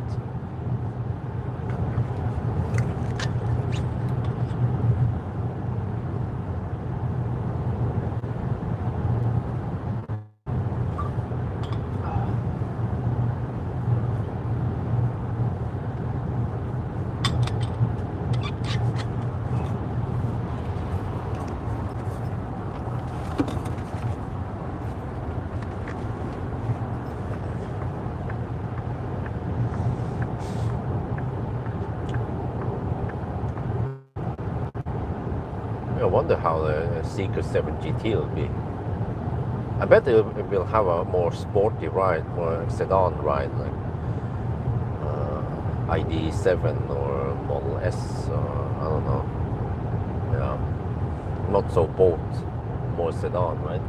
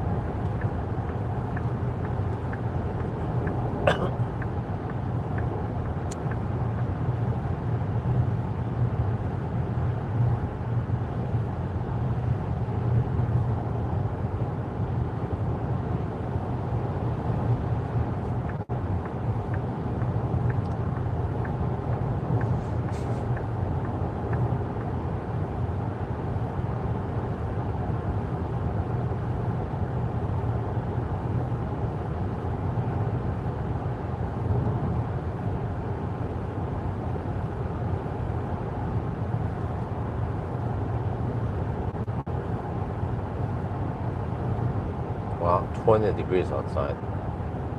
Usually 4 at night now is the coldest time of the day. This feels so weird, going outside and it's warm and moist in Scandinavia.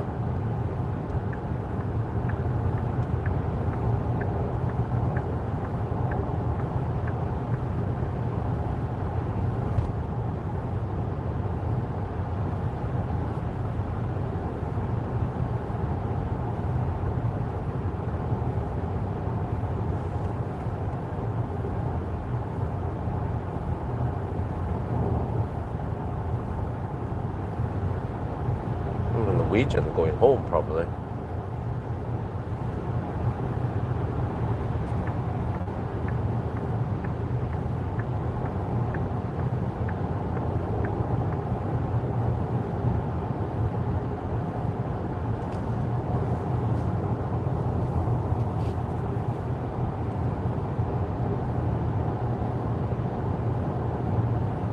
Yeah, I think some people went on vacation already from the beginning of June, and now they're heading back. Yeah, well, new month soon, July coming up soon, June 29 now, so, you know.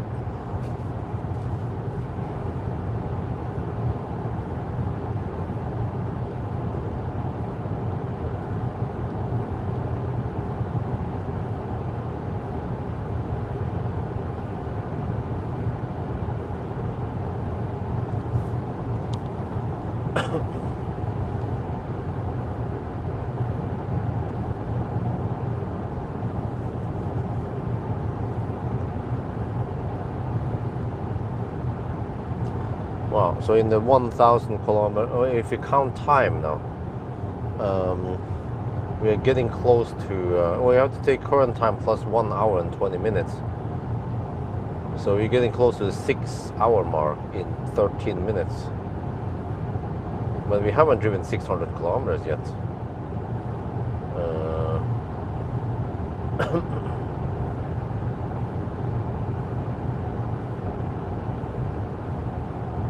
Now we reached the 110 zone.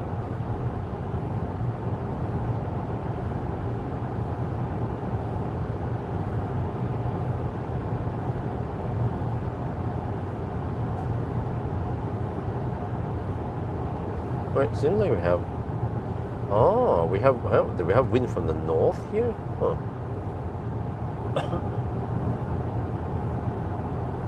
I thought we had wind from the south.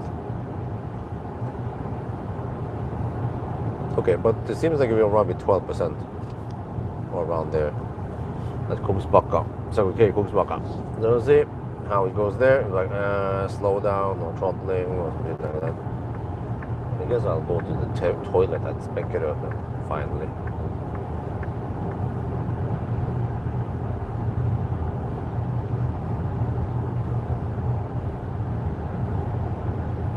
Maybe grab some drinks and snack over there.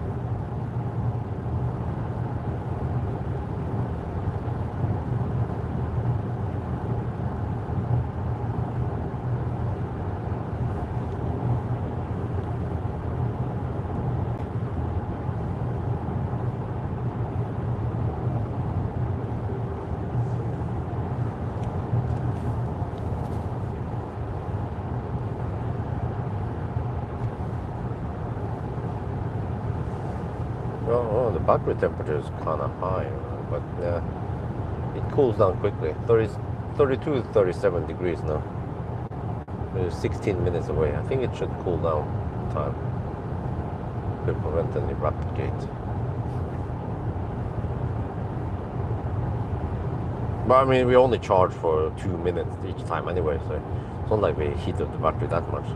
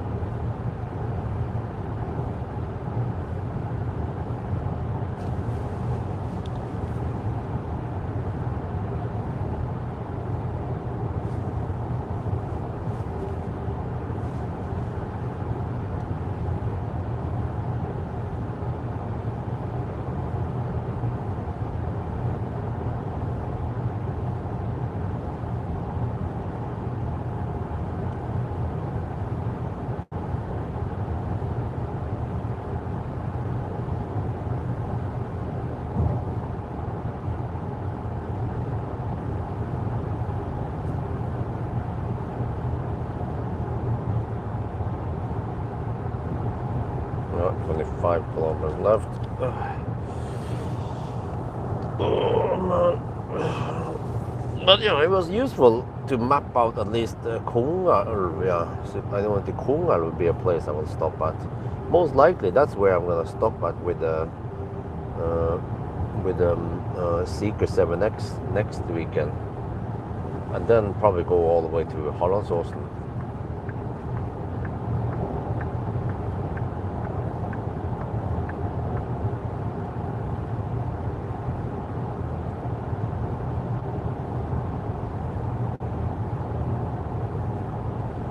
And I can also check this, that if I start from home, how many percent do I arrive with at Kongalv?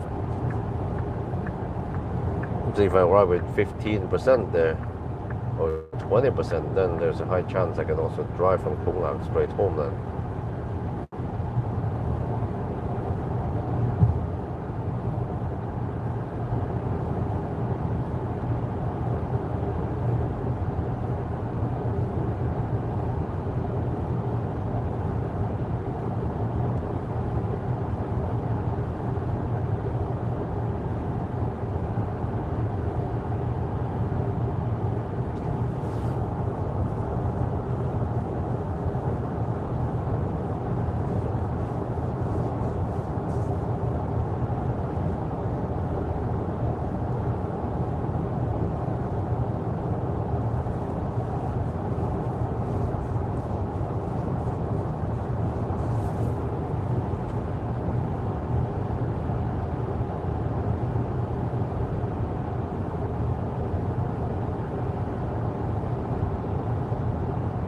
Right, 21 kilometers left.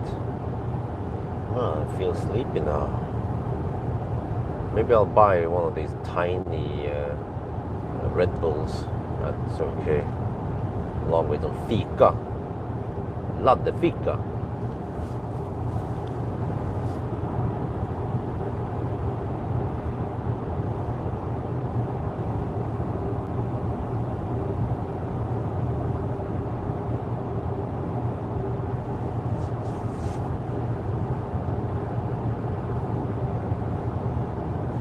But the motorway is a very efficient way of traveling.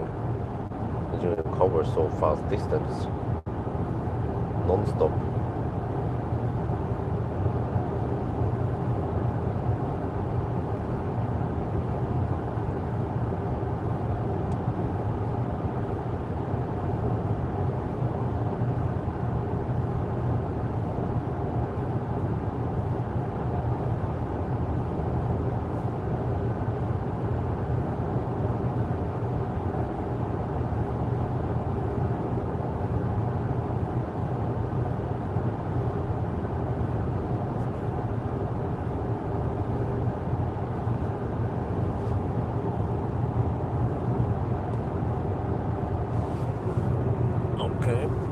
ready for Kungsbacka now.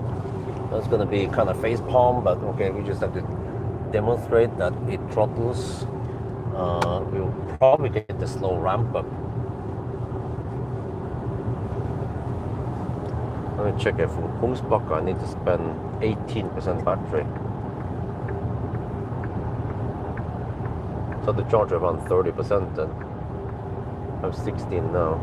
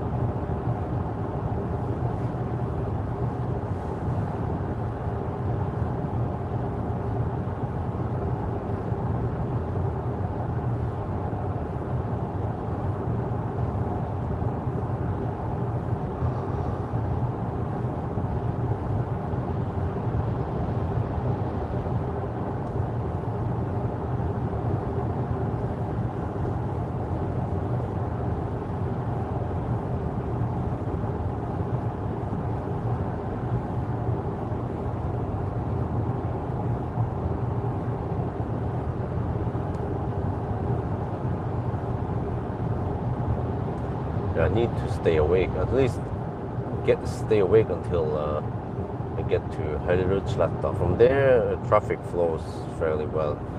Once when I get home, I just get that stuff morning routine done. I can do a power nap. I also want to get the swap the cars in the morning around 9-10 in the morning, and then get done with that. And then I need to discharge the X9, the beast from the east. Prepare for tonight, Monday night. We'll do the charging test. Train also is very efficient, especially because you can skip lots of traffic intersections or whatever. Like I noticed that when I've been taking some train this summer because I had no press car shuttle, and like the train from Ski to Oslo, if you go there by car, that stretch I think takes around half an hour, even when you hammer it over the speed limit. But the train needs only around 10 minutes because there's only one, like there's no stop. It's just directly from Ski to Oslo Central Station, and there's mainly just a tunnel. I don't know how fast the train goes in a tunnel, maybe 160 to 200 kilometers per hour. But I've seen 160 seems to be one speed they use, but that is very efficient. So it means that as long as the train has no problems, then you could easily commute from Ski over to Oslo. Like you need maybe 20 minutes total from door to door.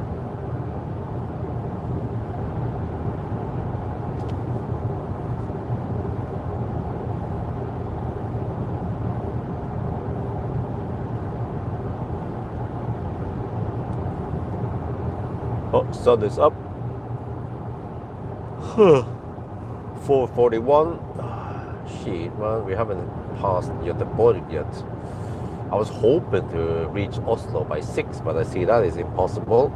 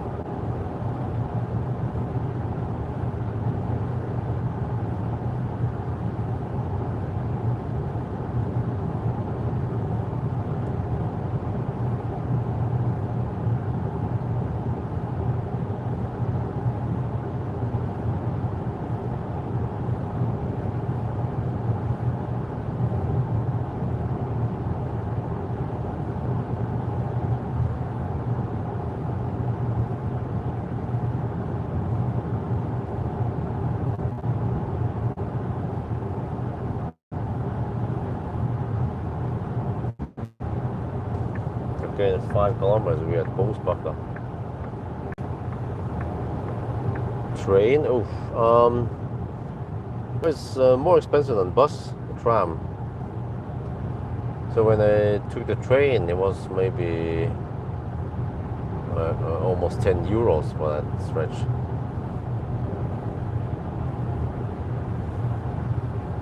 Well, it's been going okay. During summer, as long as it's not raining, then I can use public transportation between the press car shuttle. I mean, between the press cars. So I'll figure out tomorrow where they want me to deliver the X9. I think it's likely that they want me to deliver it in downtown Oslo. That would be good because from there I can just use the scooter, electric scooter, over to Økern where Seeker is.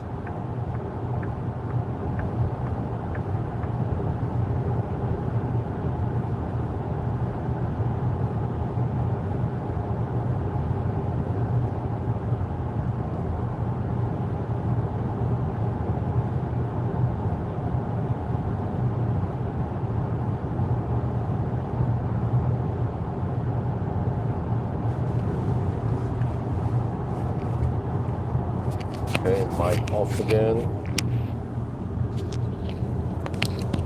Quick test now.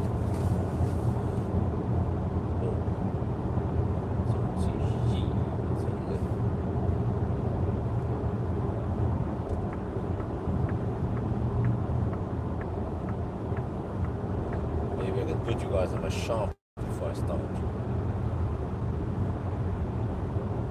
As you will see that this should be slow session.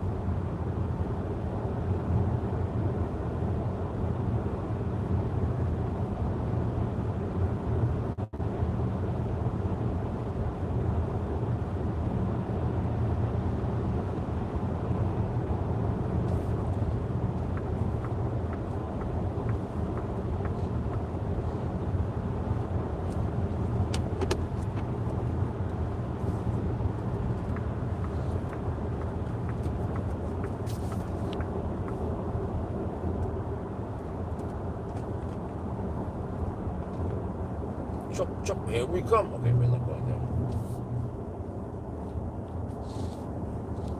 Well, it's quite surprised that there are so many 400 kilowatt chargers out there. We can thank Alpitronic for that. They used to be 300 and then 350. No, wait. Yeah, 350-ish some places, but then quite common 400 kilowatt, and of course many CPOs also. Ionities, okay. Recharge, but recharge doesn't have that many 400 kilowatt. Circle K and what happened?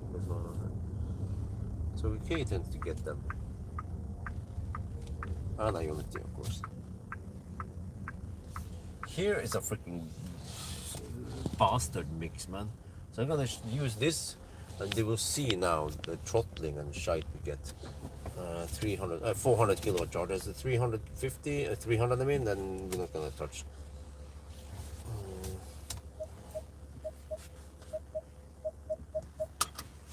Dennis, are we about to charge, eat some food? Nope, we don't have time for that. I'll put you guys on the shaft here. It takes me 30 seconds extra, but you can see, it's nice to see the whole thing, what's going on. We're at 12% now, perfect. Was almost spot on my, well actually it was more or less spot on. I charged a bit more than I needed. There, okay.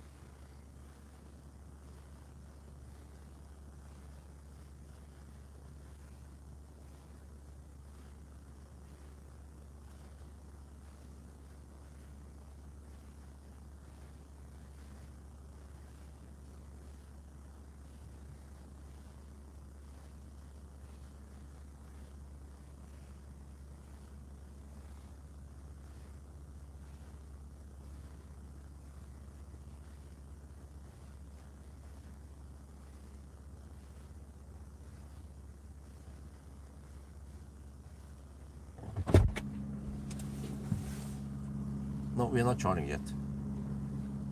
Oh, no, we're not charging. Charging in progress. Dude, look at that. Okay, there.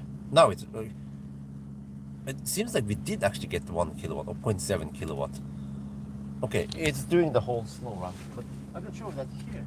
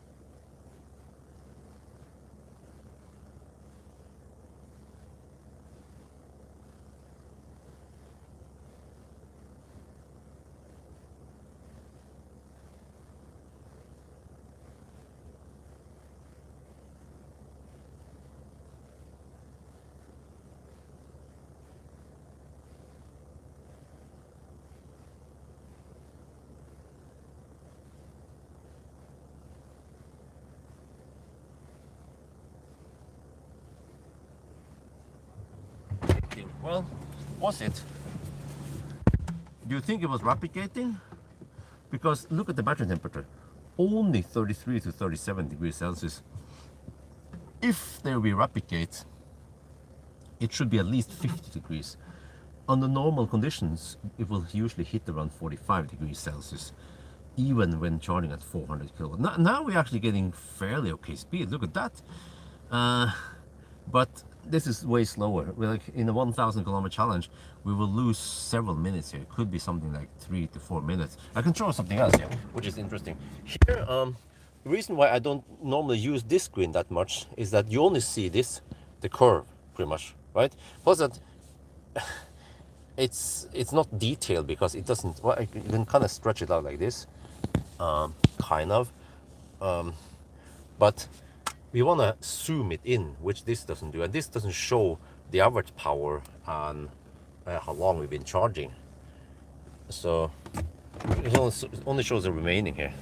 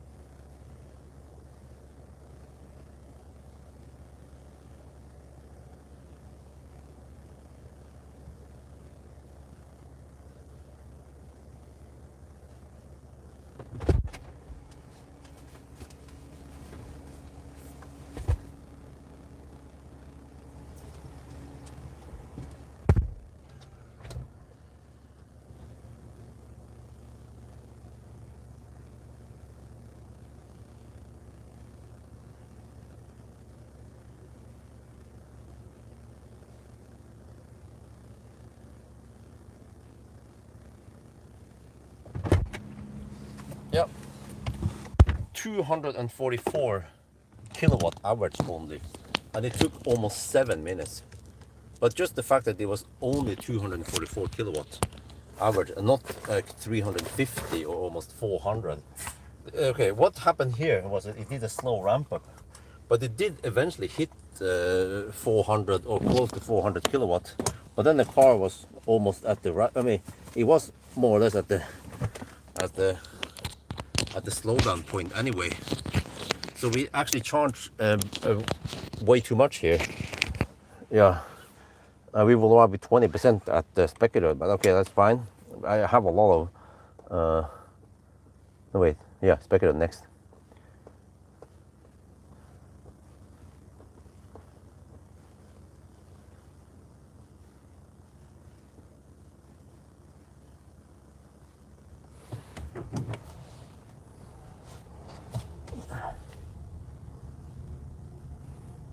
Oh, so okay, it's open now. What? Really? 5 at night or 5 in the morning? Okay, well, we can go to speculator. Let's see. Speculator is start. Come on. Wow, that felt slow. 7 minutes, rather than just 2 minutes or 3 minutes. If everything was perfect. Okay, but let me see. Now we go here, just the boy, yeah. But yeah, I explain one point by doing this is that in the future, in 1,000 kilometer challenge, if people are wondering, why didn't you charge at Kungsbacka? Well, now you know why. You don't want to charge over here, like with the 7 Seeker or something, right? Who knows, yeah. Or the P7 Plus. ABC always avoid Kungsbacka.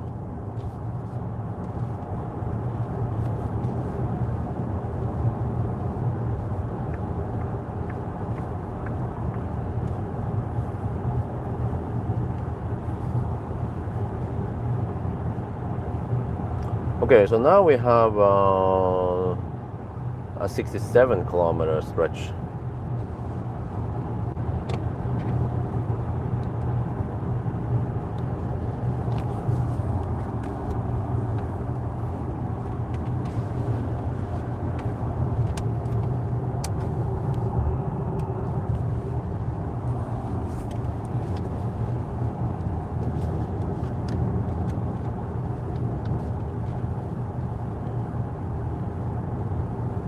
We're back on the road. So this time we have to drive around 70 kilometers to the next charger. You see there's 6 left. So you know, this makes me realize that this is similar to what I did, well, almost 10 years ago. When I drove that Nissan ENV 200, I would drive, and yeah, I would drive only around 50 to 70 kilometers between each charger, right? Well, okay, except for that it wasn't hammering on the motorway. But then instead of, and then I would, with the ENV 200, I would then need to charge for around 20-25 minutes. But here I charge for only 2-3 minutes. But the ENV 200 will receive 40 kilowatt, and here we receive 400 kilowatt.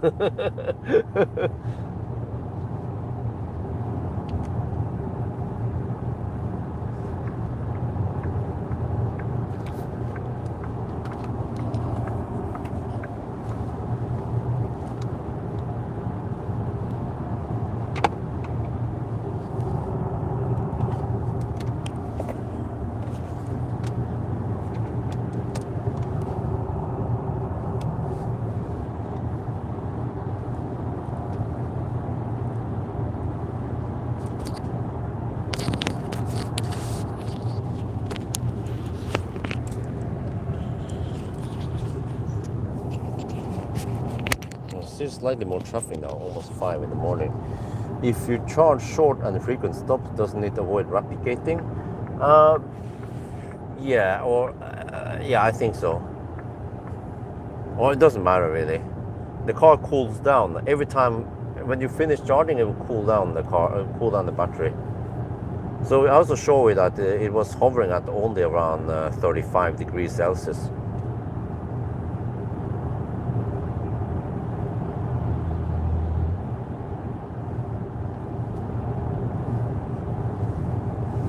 So next stop, Spekkerød, 62 kilometers from now.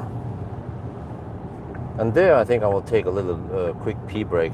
But I cannot take a pee break while I'm charging. Then I charge way too much. Because I also need to just double check on Hogstorp. Because I did get full speed at Hogstorp with a ES90. Well, at least 320 kilowatt. So we have to find out now where the heck was it throttling, or yeah, the golden charger at Varberg was throttling, and then we stayed there for a little bit, but maybe we didn't stay there long enough for it to unlock the 400 kilowatt eventually. But it's dog slow ramping up.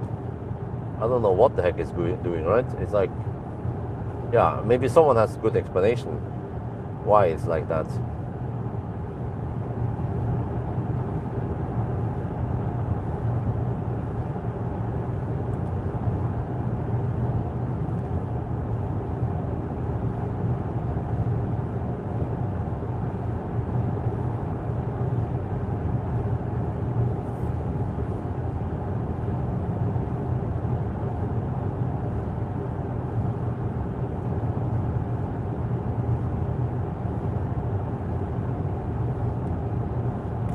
Yeah, I wonder why they don't set up chargers here on both sides of the road.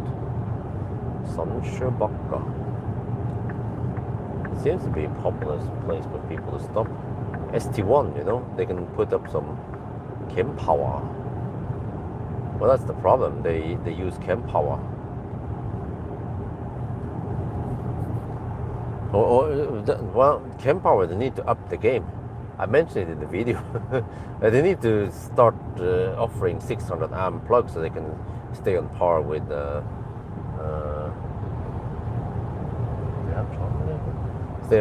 Alphatronic. But at least for now, for most cars, it doesn't matter too much that you go for chem power. 500 amp is enough, right? But there are some cars where you need more than that. Some Teslas and some of the Chinese cars like NIO and Hongqi EHS7 needs more than 500 amp. Well, actually, I'm not sure about the Hongqi. Oh, traffic is picking up now.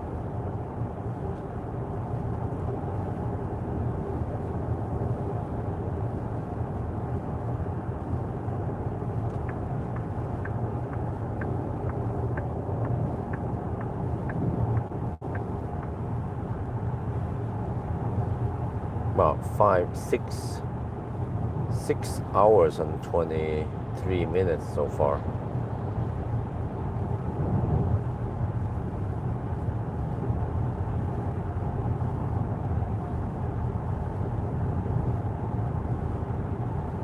Well, I hope I don't hit any Göteborgsstau.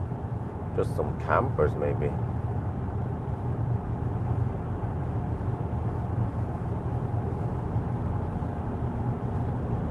No, Trängselsgatan, I will ninja past it right before. Well, it doesn't matter, I'm not paying it anyway, but Trängselsgatan, I think it starts from 6 in the morning on a weekday. Oh, I mean, well, it's toll road, basically.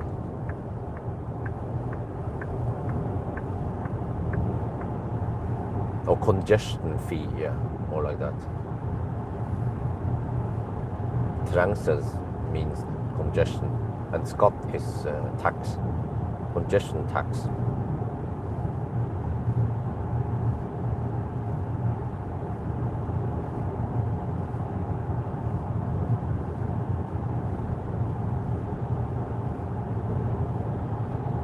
But yeah, I've seen a lot of stuff. This challenge and this test where I normally don't test lots of stuff, and I also confirm what I've seen before with the Circle K charger. So I feel like it's not total waste of time to come here.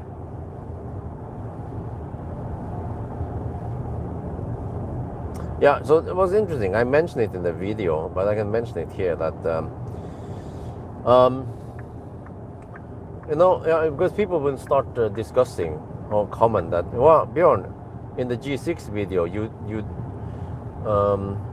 deducted 2 minutes there at Circle K Speculator. Well, no, you shouldn't have deducted it because it's consistent. Circle K, they undercut you on this power.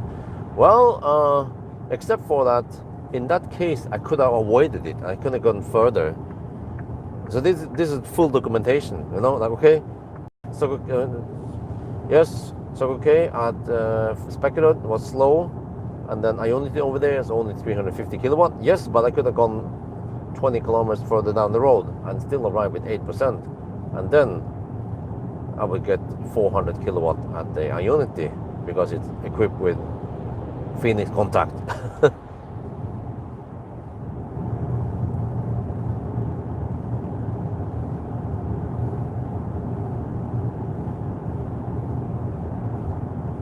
But I could probably not have made it all the way to, well, I could have made it possibly all the way to the truck charger at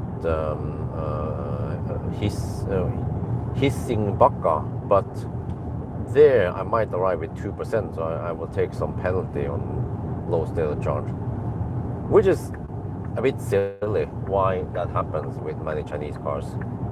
I wonder if Xpeng has a good explanation. Wait, but does it also happen with Neo? Yeah, I think so.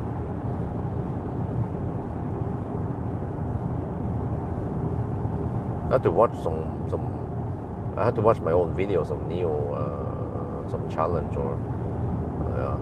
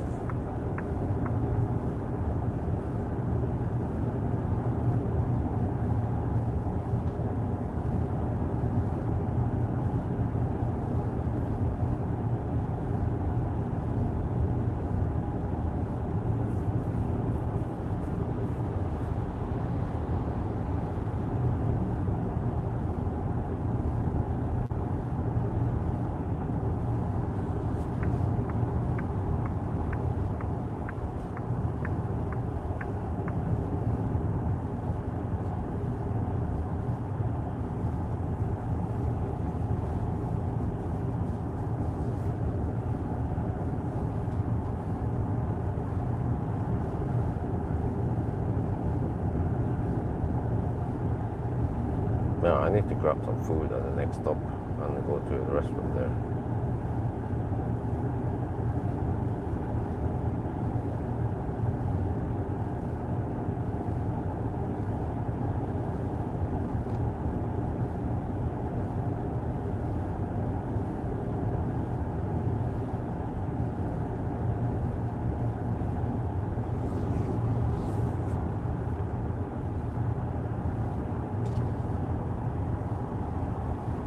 Over 20%, really? Oh, still no trängselskatt here. Okay, good.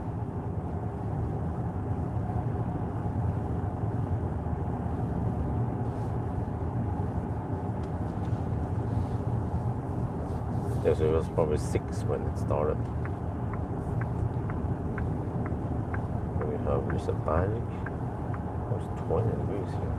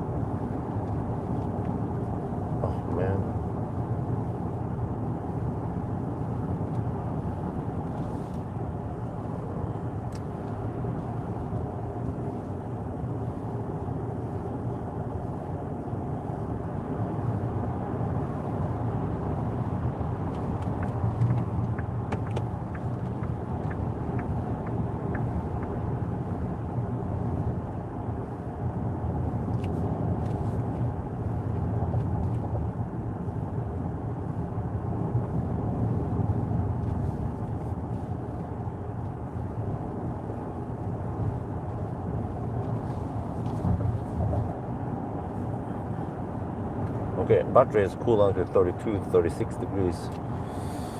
But we arrive with around 20% because we have 32 now. I calculated that I need to charge it 28%, but then I was waiting a bit too long because I saw something started happening, so I wanted to see what happened there. And then suddenly, boom! Instead of 28%, I was at 40%, way more than I needed. But okay, no big deal. We're just gonna verify that it goes kind of slow at Spekerud. Then I'll stop charging, and actually car was sitting there doing nothing while we go inside the gas station for a bit. I have to, I guess, grab something I can eat on the go. So I need to hurry a bit here.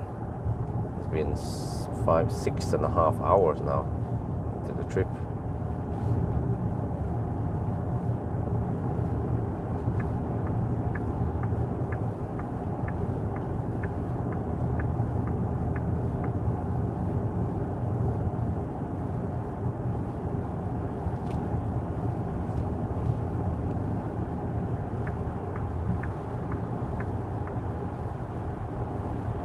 Well, of course, it's freaking Norwegian Nisse.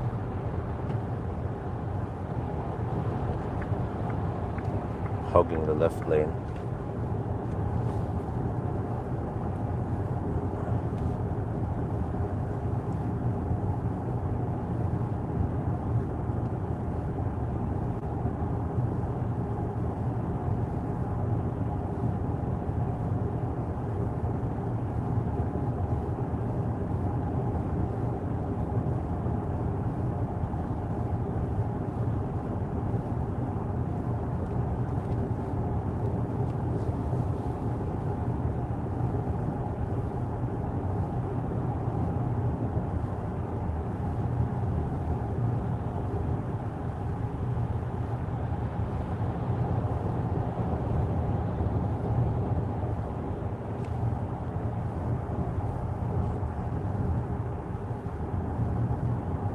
what happened? Oh, huh? Almost hit it.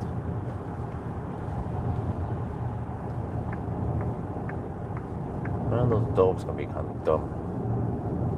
You see objects arriving fast.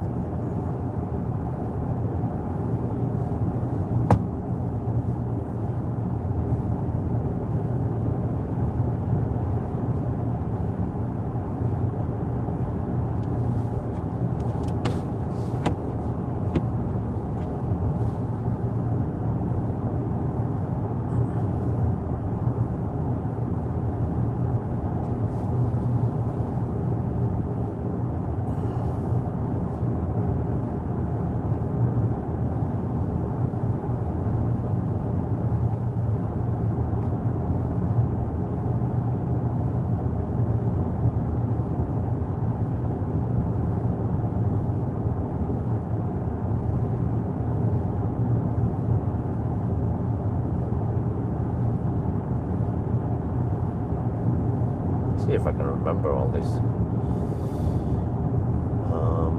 Avoid Specky Road.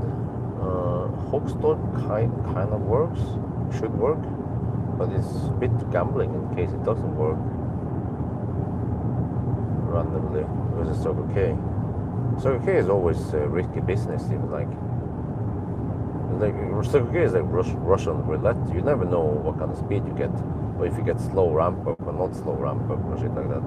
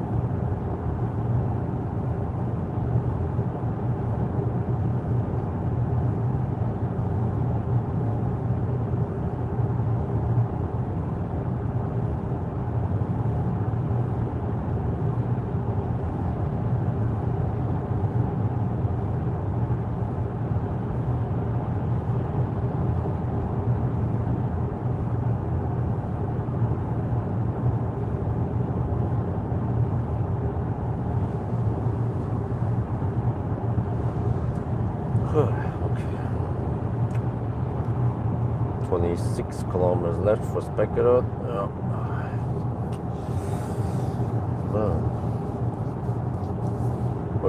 Actually, I kind of know how it is there. I want to avoid it, but what if I skip it, go to Hogstorp instead? Well, I don't think I have enough juice. Okay, so I need to do a quick top up at Spekkerud. We check here from Spekkerud to Hogstorp. Oh wait, 70, 40, wait, with 113, and then it was 45 plus 60, 70. Only 40 kilometers. Why? Yeah, I could almost skip it, but I feel like I want to go there.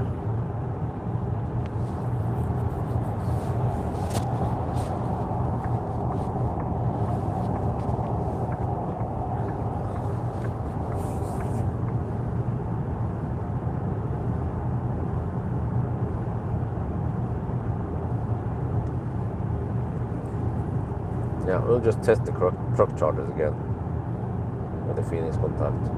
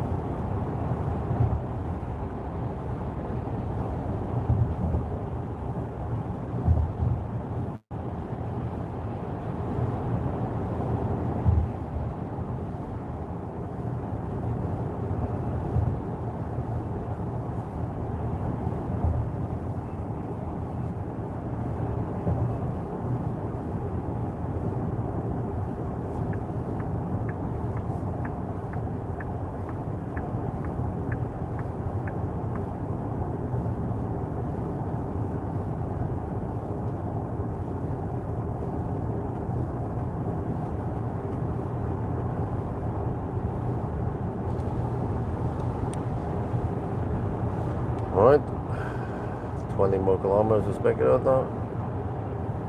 Not the craziest traffic I've seen for now, but wow, it's 5:24 already.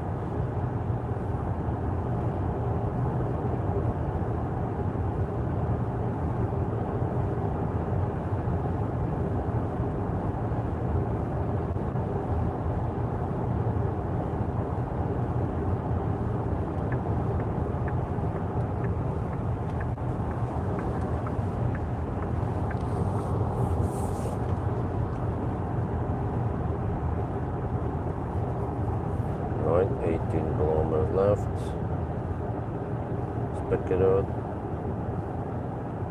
Well, fairly low traffic now.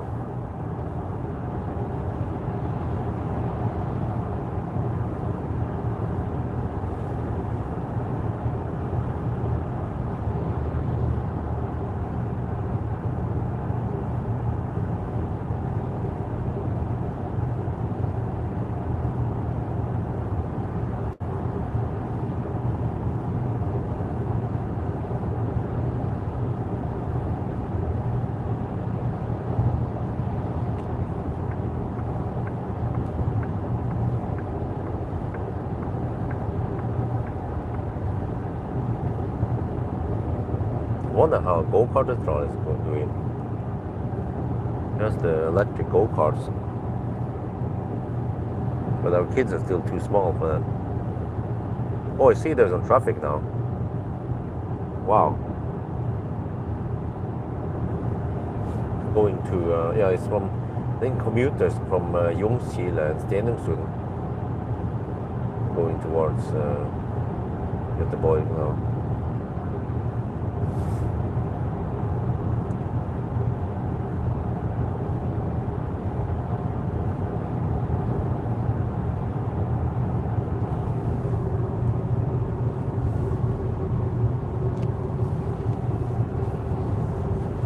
The battery should be perfect temperature, 34 degrees Celsius. We will arrive with 22%, 21%.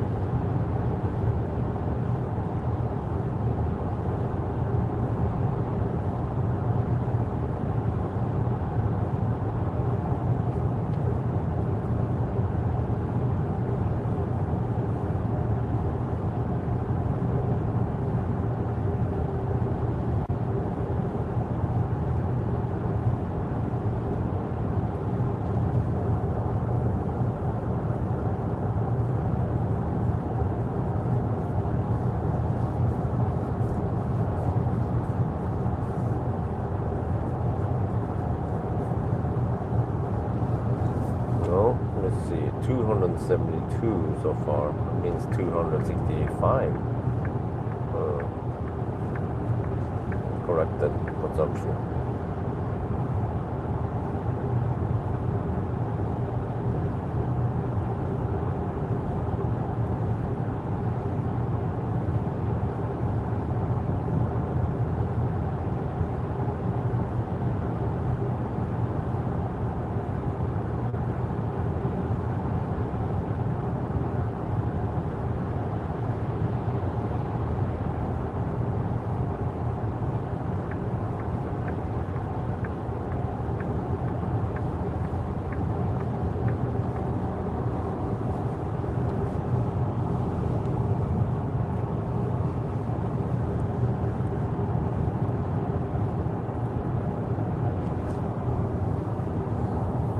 Oh, okay. Charging stop in 5 kilometers. Spec it out. Test out the truck chargers.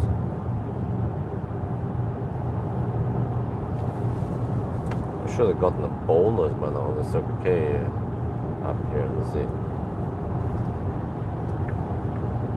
How many Circle K visits did I have?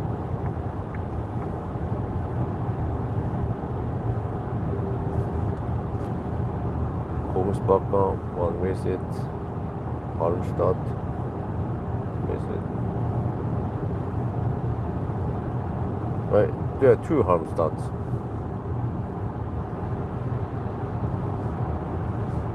Varberg North, burned on. Okay.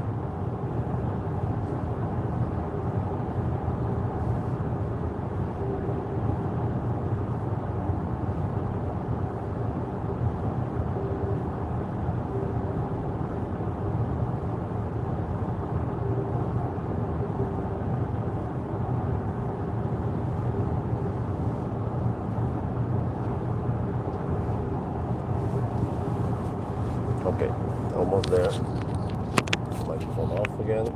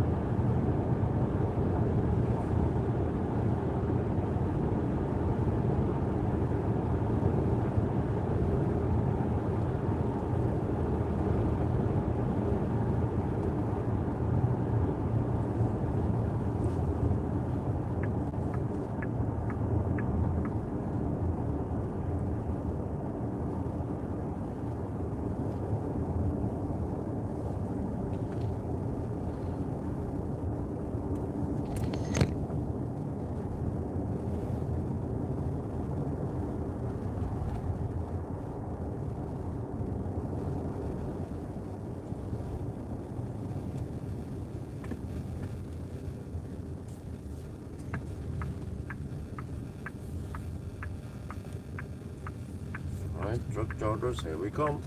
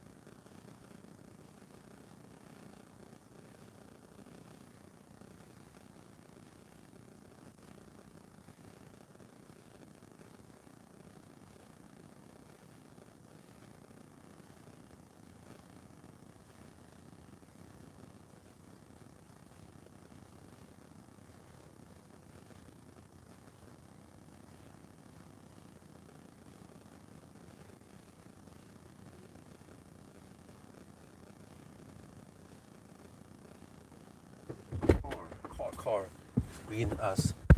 Okay, I was a bit too late. Okay, yeah, but now it might do the slow ramp up, or it will or it will stop. I mean, it peaks at 285 or 83, right? Just like last time with the G6, as you're going to find out.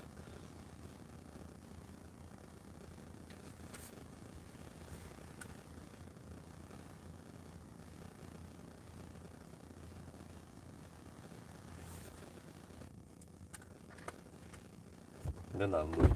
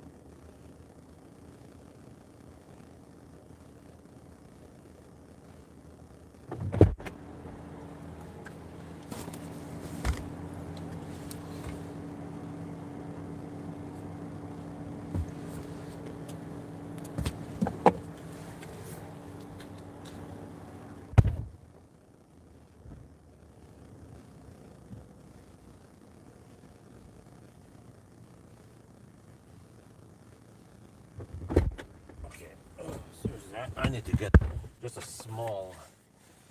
I need to go pee first and get a small, some fika, but also maybe some, like a small Red Bull. Oh shit. Not else. Where do I chop? I can park here. Wait, but I kind of want to clean the windscreen. Okay, let me park.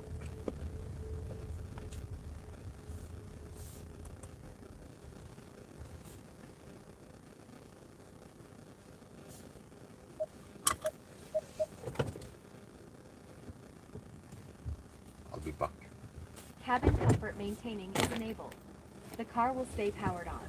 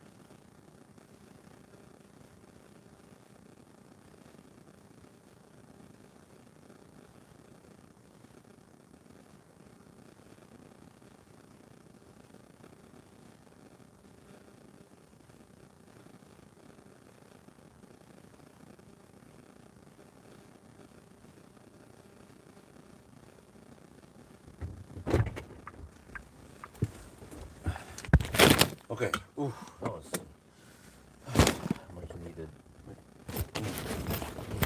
Much needed break. Are you guys still awake?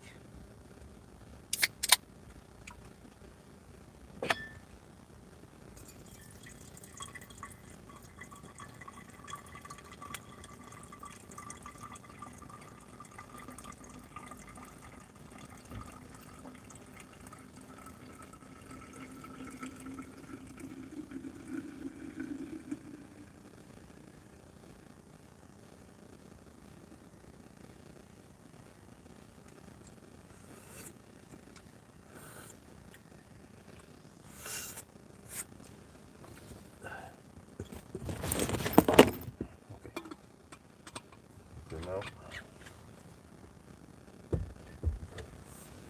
let's go. Let's proceed. Cabin comfort maintaining has exited.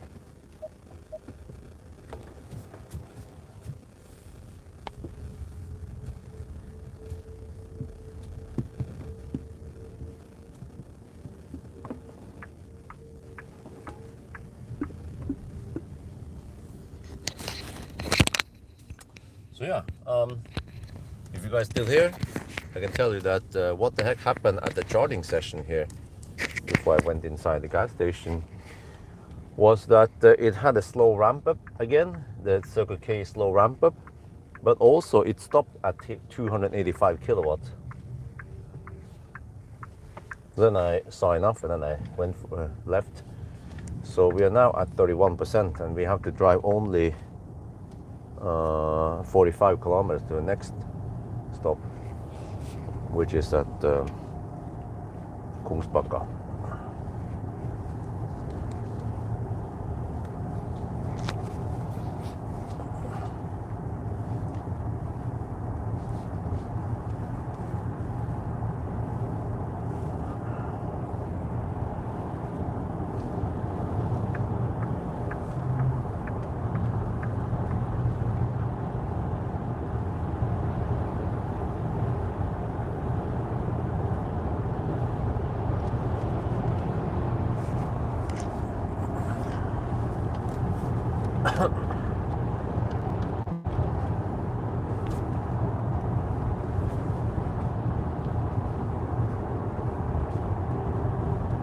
Right, next stop will be just 44 kilometers away from here.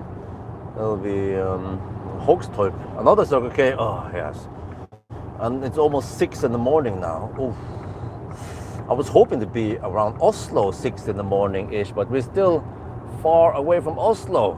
We might be there by, I don't know, 7:30. Oh shit.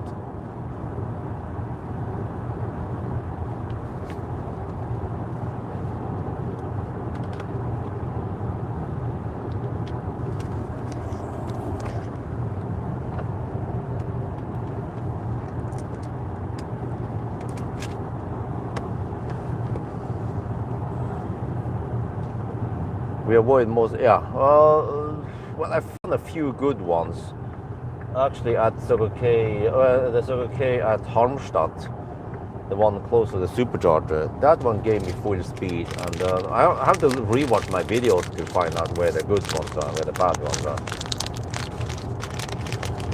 But most of them are slow, or throttling. Møldal was slow, Spekkere was slow. Yeah.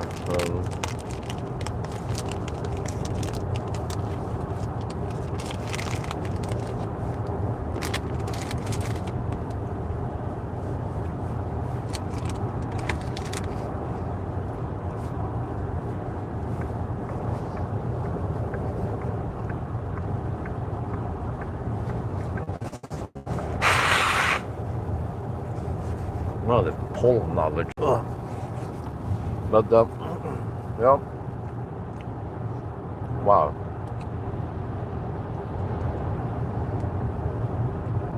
This was slow because we couldn't charge optimally, or we have to have these small short stops.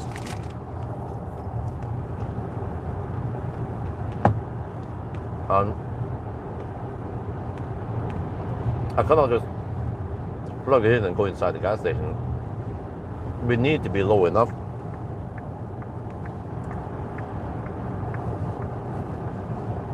Because I'm going to do all this charging tests on the way.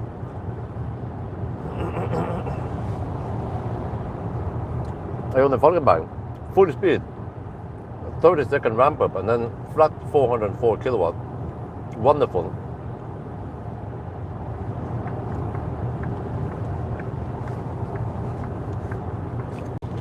So yeah, I can summarize now what I found so far. If I go from north to south.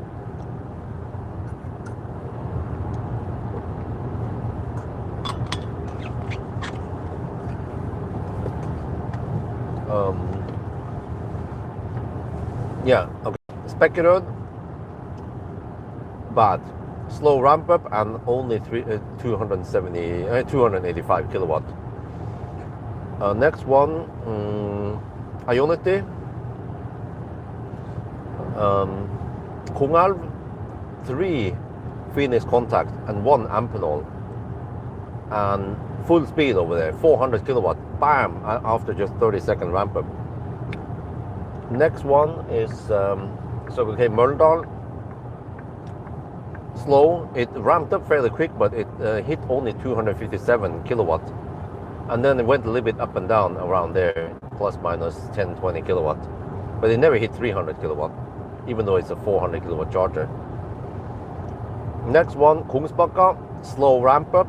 And then it hit, I was hovering around 280 for a while. But then it actually went to 360 or 80 or something, yeah, towards the end before I unplugged. Circle K, and then at Varberg, then I tried the truck charger, but it was liquid cool, Kempower, and 500 amp limit, but I saw 375 kilowatt roughly, so that's what we will be capping at, yeah, on those 500 kilowatt, even if it's if a dry cable. And then when I tried the Circle K golden charger, the charger number 1000, then it had a slow ramp up and also didn't hit 400 kilowatt. It was only 270 or 80 something. I don't remember exactly. That's why I film everything. Well,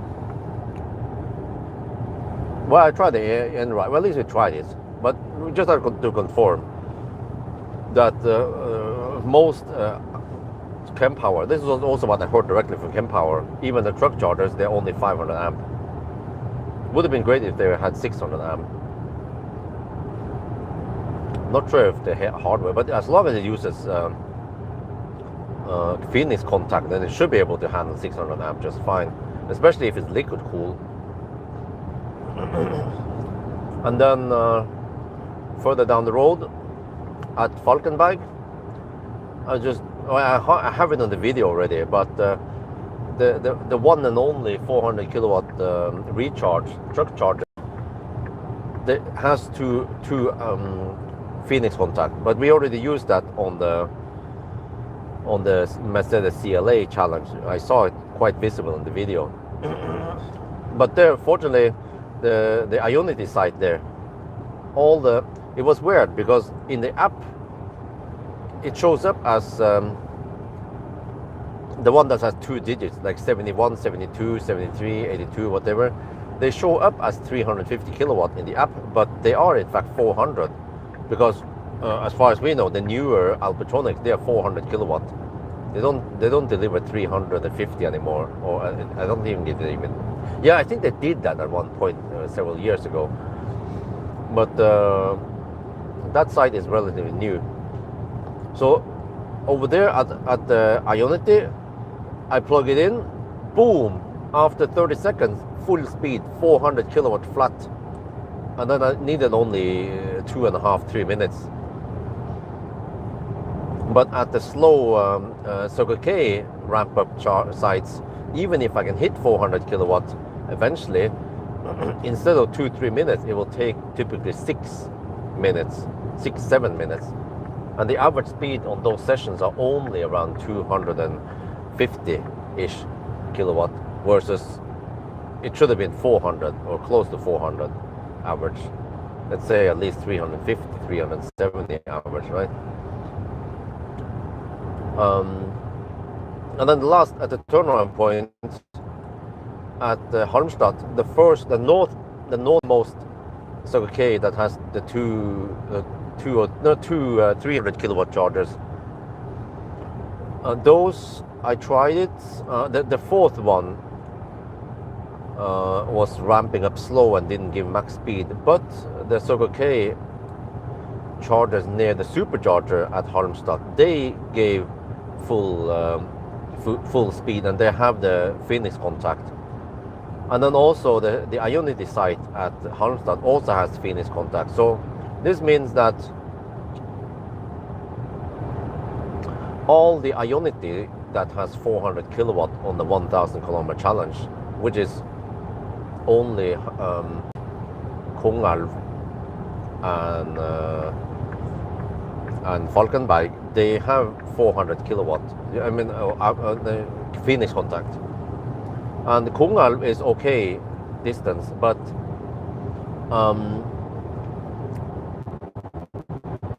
Halmstad is kind of slow to go there in both directions. But especially if you go from the north towards the south, then it's even slower. But Ionity, they are cheapest, only 3.4 sec. Nowadays, Circle K, they seem to have some summer discount. It's around 5 point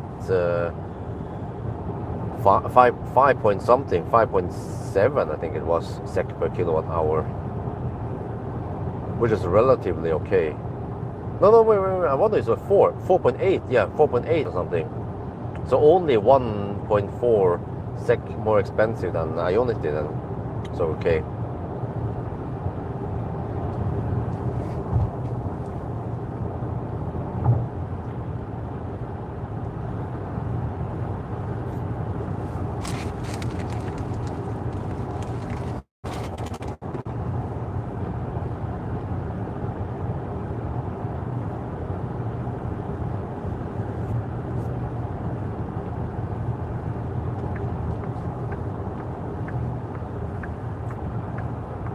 Yeah, the OKQ8, OKQ8 truck chargers are good because they use liquid cooled cables. I didn't know that Alpitronic supports both liquid cooled and dry cables.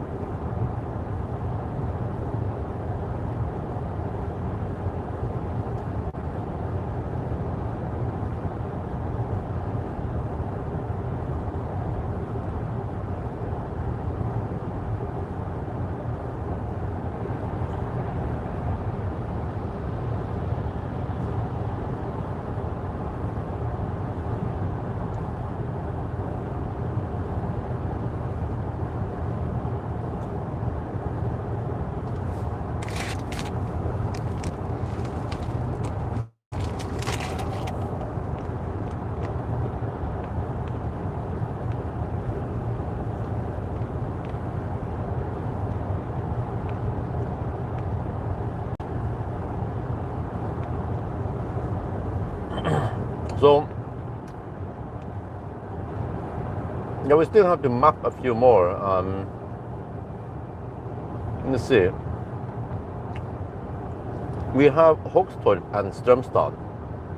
From what I've seen before, earlier observation, Hogstorp seems to be full speed. But I don't know, it could be random, that's what we're going to find out. Strömstad seems to be reduced speed. And then from there,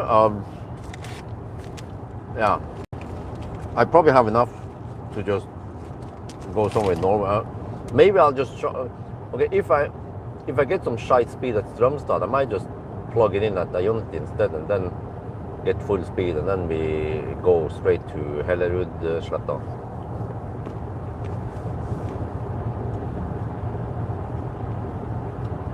But then I probably need around 60%, or I don't know, 50-60%. Unless I stop somewhere in Norway on some supercharger, but then supercharger won't be that fast, only 110 kilowatt.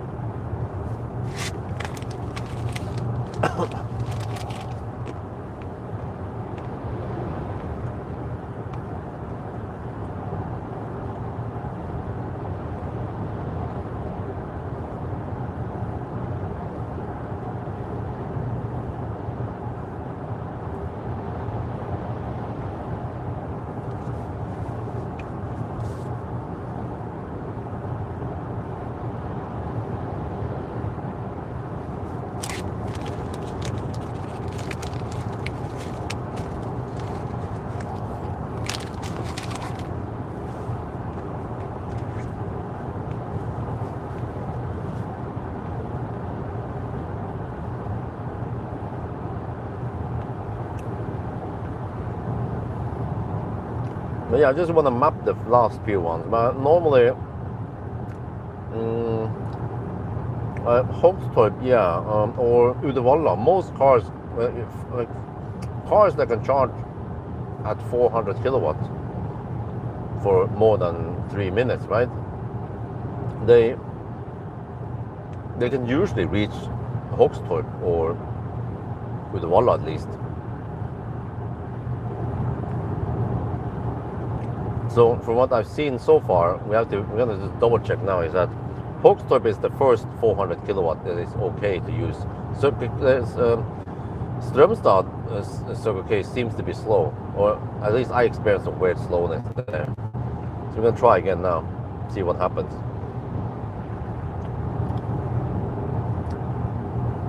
But for the Seeker 7X challenge, oh, I mean the Seeker 7 GT challenge, I have the option to, or the best options would be to either stop at Circle K, Ionity Kungalv, possibly this OK8 truck charger slightly further down there, Bakka, Hissing Bakka. But I need to avoid Circle K Mölndal because it's throttle.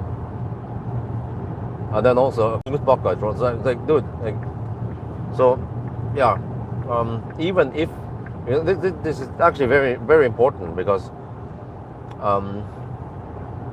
in that challenge, people will wonder, like, dude, why did you stop with 20-25% left at Kungal? Why didn't you go to the Circle K or the truck charger? Well, I could go to the truck charger, yeah. Maybe I could do that, but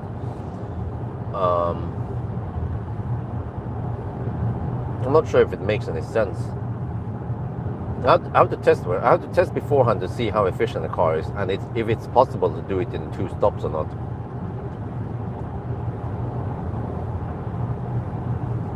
But yeah, if I don't stop at Kungal, then there's a long gap the next possible gap will actually be it's not even Walbach. You also want to avoid Walbach.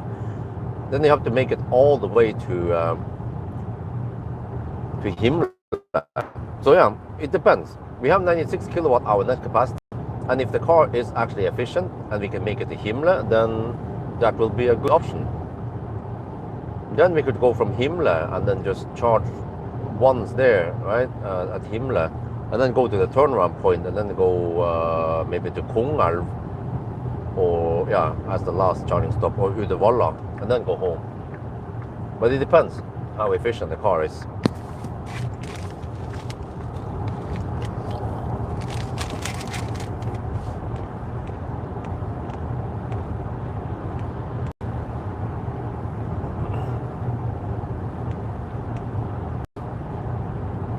But I don't remember. I guess I have to do the charging test. I have to check if you go deep, if it's a penalty or not. Many Chinese cars are like that, but not all of them. There are a few exceptions. Wait, we're gonna stop here. I've almost forgot. Boxtoy komt. Here we're supposed to get full speed, and here I need enough juice to get over to Strömstad. So I probably need to charge around 10% here, which takes 2 minutes, right? If everything is optimal.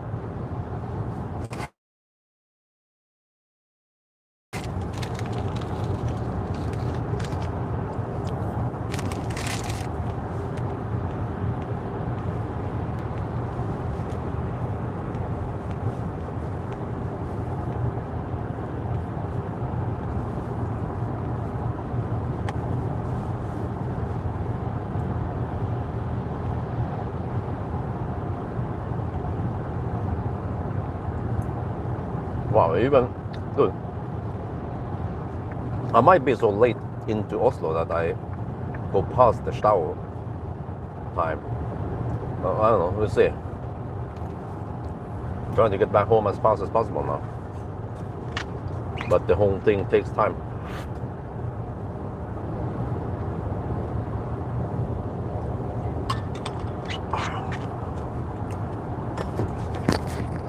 Okay, Halmstad. This is supposed to most likely be a short trip, stop.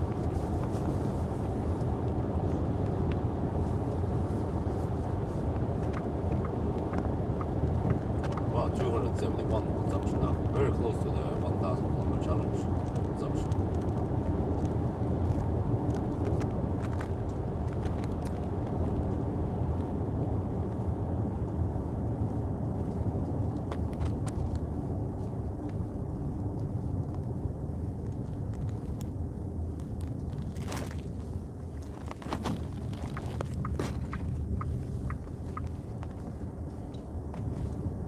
Oh, there's V4 stalls here also. Wow.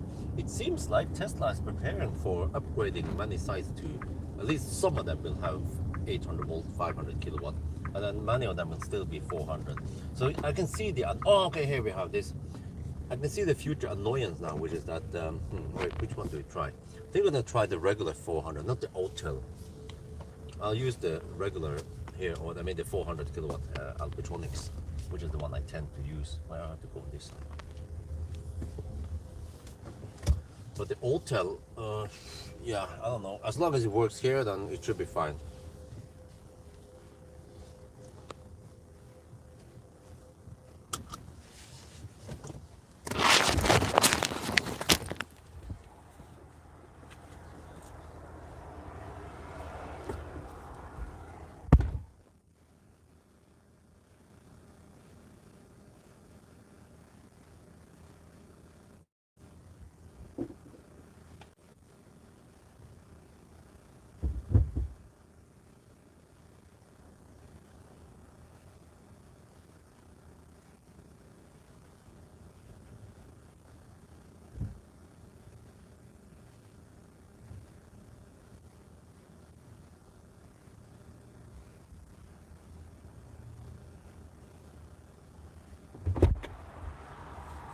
Wait a minute, we have to try the truck chargers.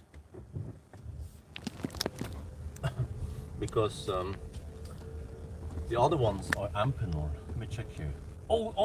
I see. Okay. Huh. Interesting. I did not use. Wait, let me see. Is that? Yeah, those are ampanol, but this is Phoenix contact. Oh, pro tip. But I don't. Oh, the ampanol, the Autel are also ampanol, seems like. But the one charger here has the Phoenix contact. Hmm. Interesting.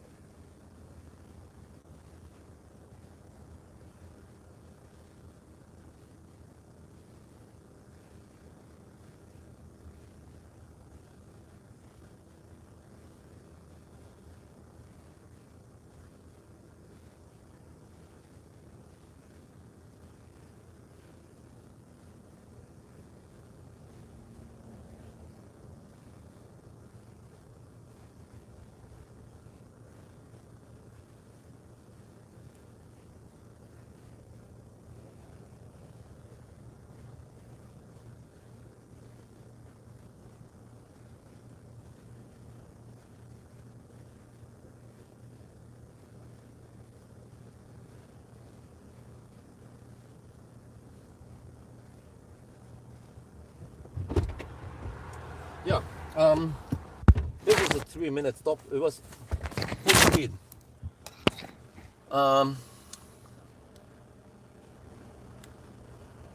The 34% should be enough. Let me see.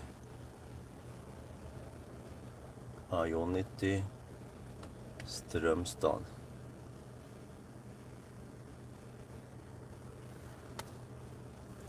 We check at 36% now. It goes so fast now. It starts throttling actually because of the car. Okay, stop charging.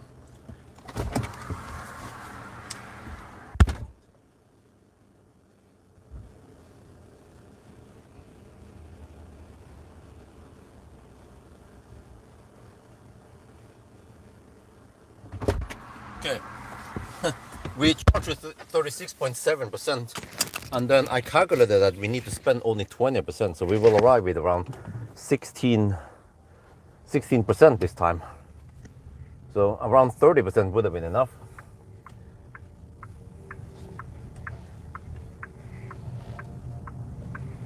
And this was only a 3-minute charging stop, not a 6 minutes or 6 or 7 minutes.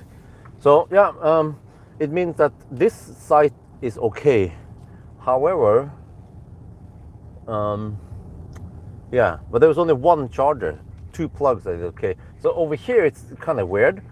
2 chargers has both Amphenol. The 2 first you see here coming, they have Amphenol, and the third charger further away has the 2 Phoenix contacts. So it's totally random layout on every charger. You cannot guess beforehand how it is until you go and walk and check yourself. Okay, so next stop will be a slight distance away, 71 kilometers. Takes a little bit over half an hour to drive there. And that will be Strømstad. That will be the last place we check before we start heading into Norway, back to Norway. So this was the good. And you know, there was another very interesting observation was that during the 1,000 kilometer challenge with the Volvo ES90, I used the one with the Amphenol plugs, but I did not notice any irregularity or slowdown. But I have to watch the Volvo charging test again. I think I should see some. Wait, 320. Yeah, if it doesn't go faster than 350 kilowatt, then I should have recorded an ionity session, and I can see the volts and amps and see how many. Yeah, maybe I should do that beforehand, because I didn't know. It came a little bit unplanned now. Maybe you guys can check for me. If you go to the Volvo ES90 charging session, how many volts and amps did it hit? Because I suspect that the Volvo only required around 500 amps. And that's fine for the Amphenol. And then even after several minutes, it will throttle down. I mean, the car needs to throttle down to only around 400-ish amp. And then the Amphenol can deal with that. It's just the fast charging cars like the Xpeng that kind of triggers the flaw in the Amphenol.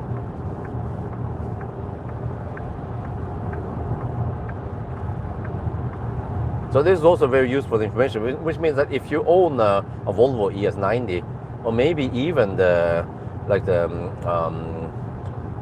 I remember the Mercedes CLA could hit high speed in the beginning, but for not too long, and then it throttles anyway. So then the CLA might also not get throttled by Amphenol.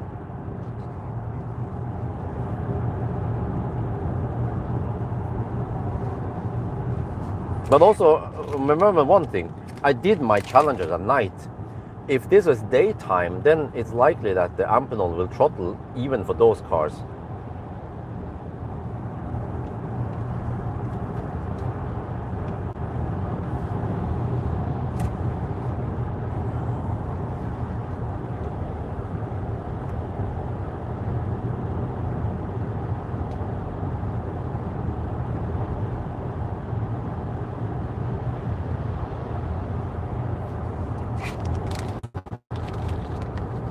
Wow, there's a lot of more traffic now.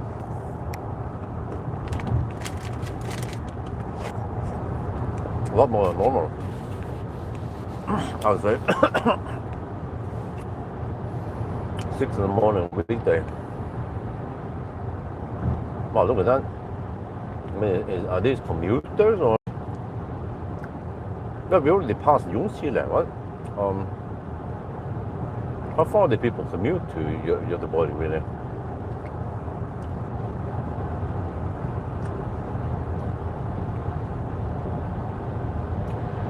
You know. So one way,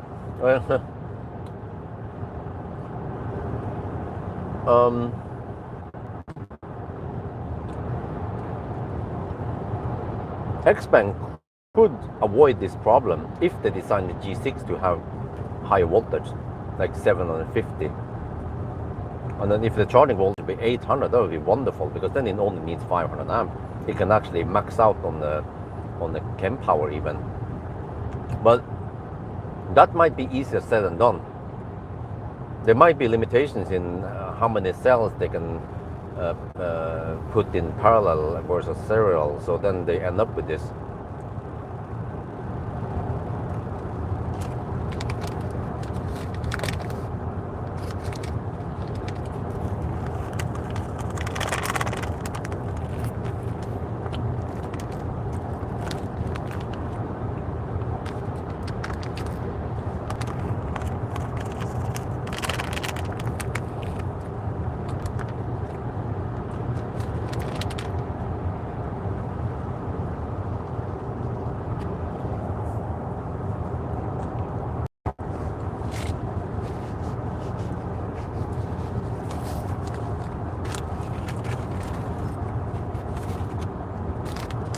Oh, okay, but at least after Stormstad, then I can travel further. Well, okay, if I get hit by some slow shite at so okay, I could just move over to Ionity and get the 350 kilowatt, and that's the plan.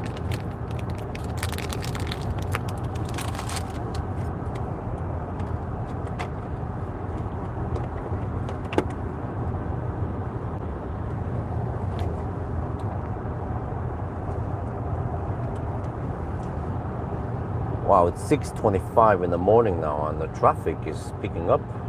Yeah, I normally don't travel here on weekdays, but I think there might be some holiday traffic also. So, well, all right. A man's gonna do what he's gonna do, right? Let's go check out lots of chargers.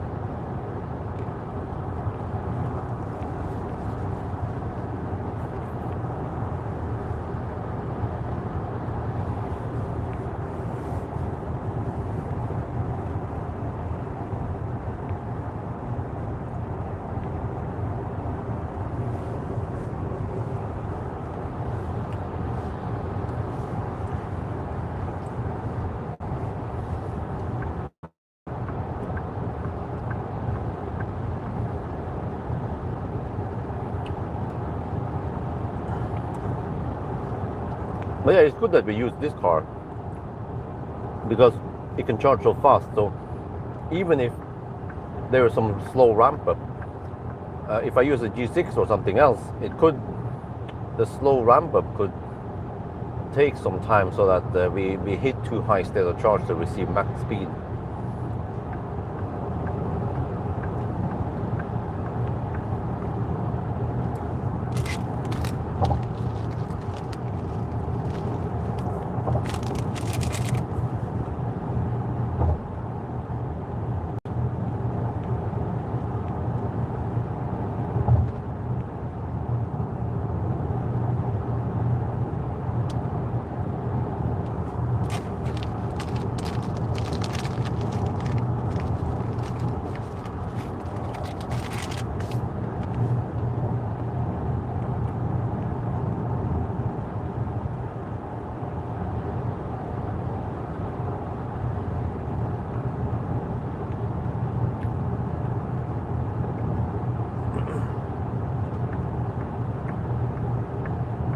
Wow, I've never seen so much traffic before. Because if this was Sunday morning, there would be literally no traffic here.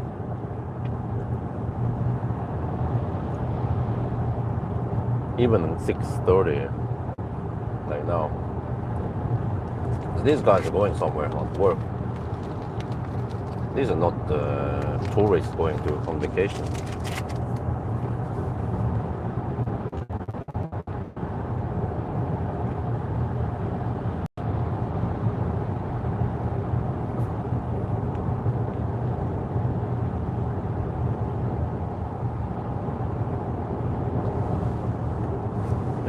6:30 now. I'm gonna check.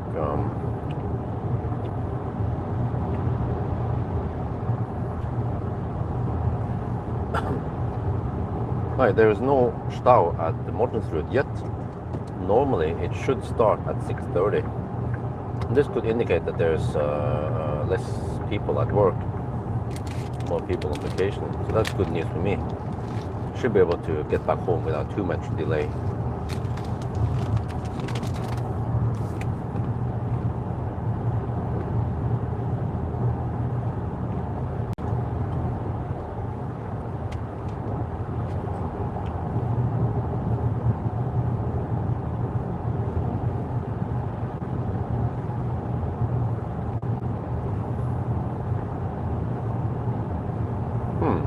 Just got an idea.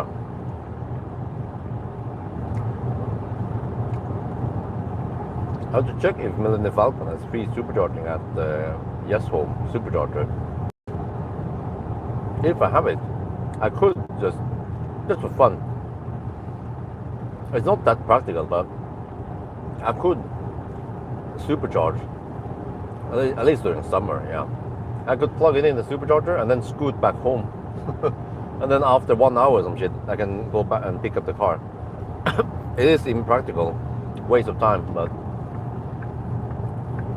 just to get some free supercharging.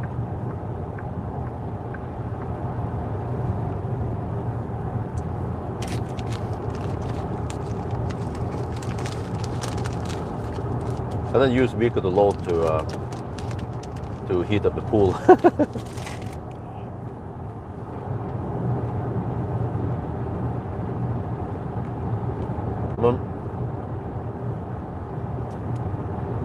I bet somewhere in the agreement, Tesla has written somewhere that even the free supercharging can be cancelled if it's not in like fair use or something.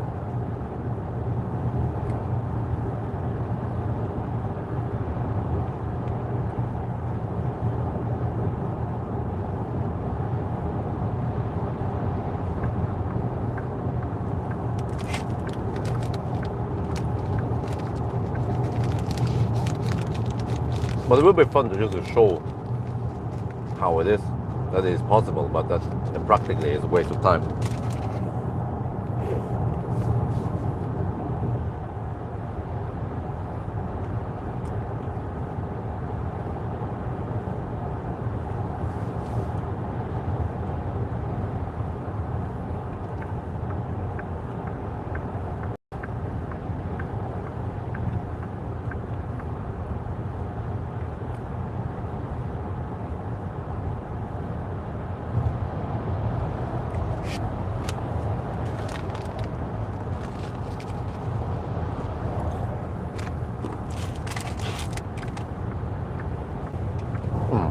I have to remember to take out this.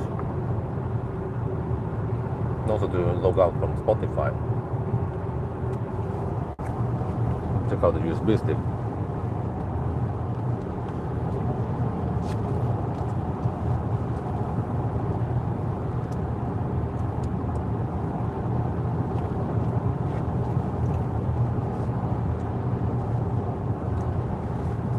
Okay, I will rub it 15%. Well, it's good, as expected.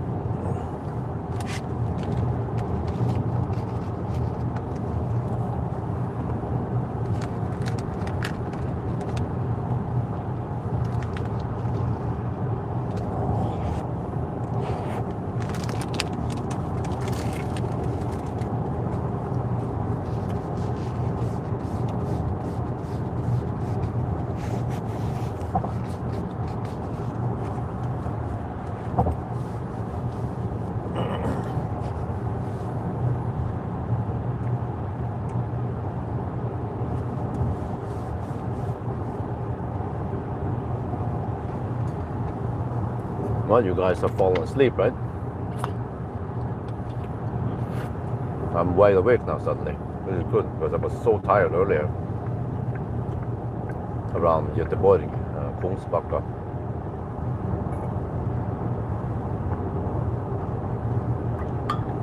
What is it? Do they call it Do they even call this a facelift? What? How do you like the facelift? I have fill out orders sitting around. Decide between G9 and iX3. Oh, okay. I have a lot to say about that. iX3 is more efficient. iX3 has more range, but the iX3 charger is significantly slower. And iX3 doesn't have that nice interior, and it doesn't have massage, right? But it has head-up display and that fancy display, what they will call it, yeah. But the G9 is way quieter than the iX3. Even if you put 20-inch on the iX3, it's still going to be noisy, way noisy. This G9 has freaking 21-inch. Policies, they're roughly the same. No, wait, I don't remember how the iX3 was, but here, I mean, it's okay. It's not doing some weird shit. It's mostly stable. When it rains heavily, it will disengage, and even in fog. And it has sometimes trouble to re-enable, lock in. But I think auto parking here should be way better than the iX3. Chinese, they're in general very good at auto. Like now, it's like, okay, it just gave up on the auto there. So just bear that in mind, that it could happen sometimes. But I feel like overall, the G9 is way better car for the money than the iX3. The iX3, I mean, okay, what is the Autobahn assistance? Cool, iX3, but okay. You have to, okay, subscribe to it, right? But I mean, this costs 700k or something, slightly below 700k, whereas the iX3, well, at least in Norway, it costs 830. So it's like, oh, dude, like almost 140, 50k, nope, more, right? What you're basically getting, or like, you have that fancy display, whatever it's called again. I don't remember that panoramic display, whatever it's called. But is it a deal breaker? Nah, not really. It's just like, oh, okay, well, nice gimmick. Yeah, something unique with. But I think it's not a deal breaker. Oh, because it has a display, it's like no. And the OS there is also roughly on par with the other BMWs we have seen. I mean, it's not stellar good, unlike Tesla, Xpeng, and at some extent Neo. But I'd say the newer Neos with the horizontal screen.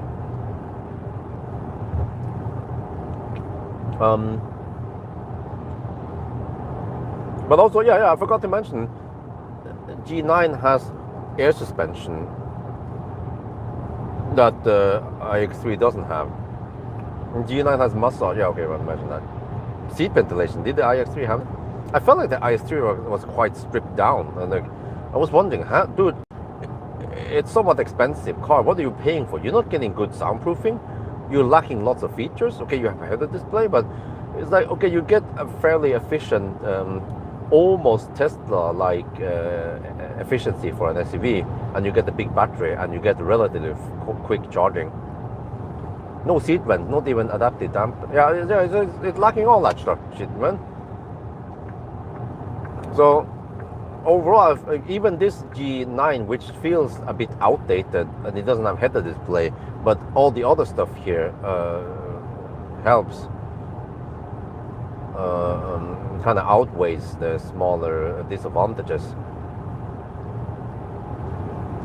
But it means that the old G9 was already quite good. The new G9 just charged a little bit faster. Well, actually a lot faster. But you also have 4 kilowatt hour less net capacity.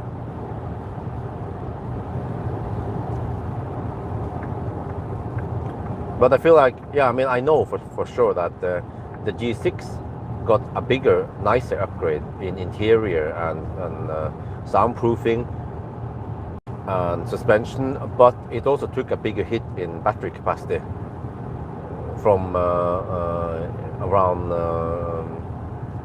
80. I think around 86 kilowatt hour down to only 79.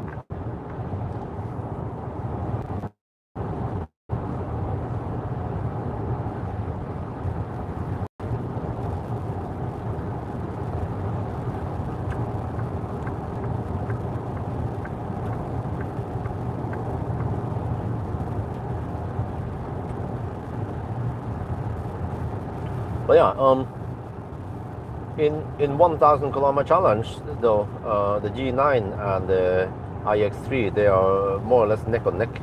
But if we do a 1,200 or 1,500 kilometer challenge, then the G9 will be faster. Or maybe during winter, I don't know how that will go. But the iX3 was already tested in somewhat cold weather, and it still performed well. But I don't know yet if it will replicate. That's what we're going to find out in, well, it will be on September by the time we get the iX3 again.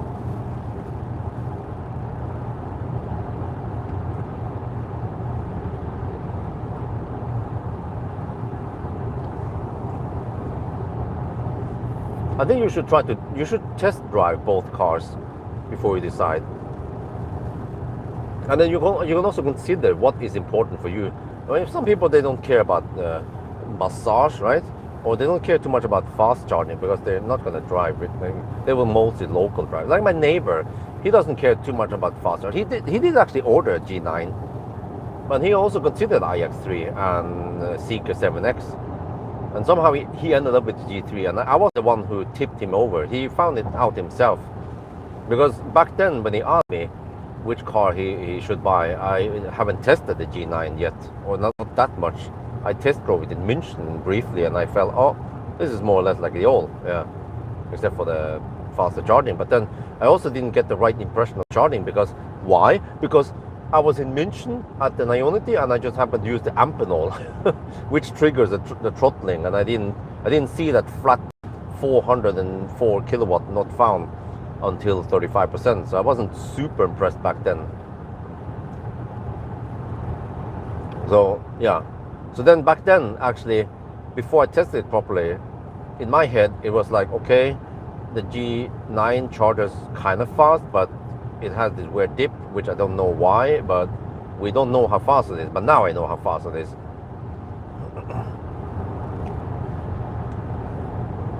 You can just see for yourself the charging curve on the G9 versus iX3. It's just it's like way faster.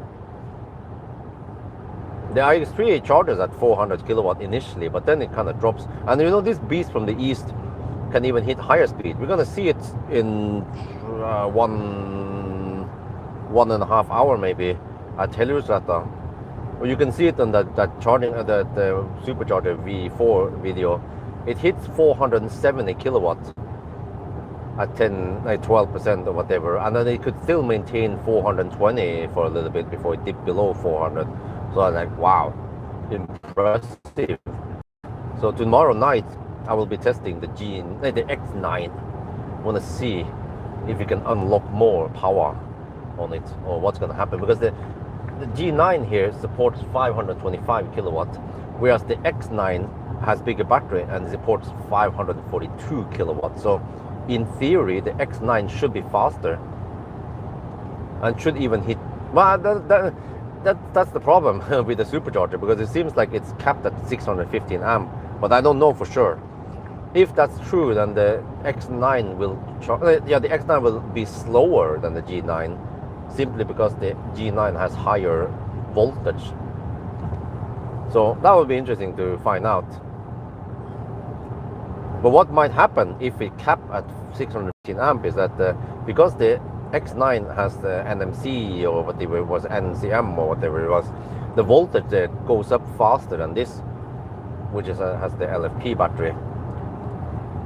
So then the X9 might start at let's say well, I can do the math here.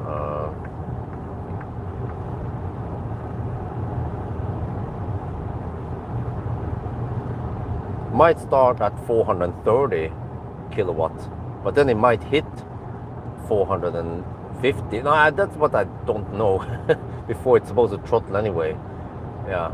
So, and also I want to test it because it seems like Tesla supercharger actually delivers the true power, whereas the Neo charger is kind of like Circle K, you know. It's like, okay, it's even misleading because in the screen it claims 500 kilowatt, but Neo guy told me that no, it's 480, not 500.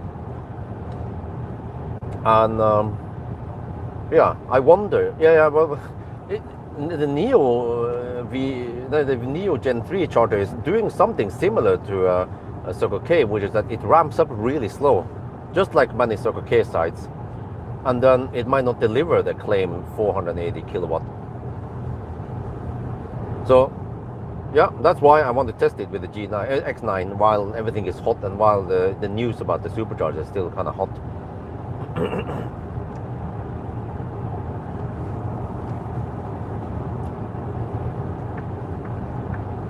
But I wonder if it was a slight mistake for Xpeng to give the G6 and the X9 only 650-ish volts.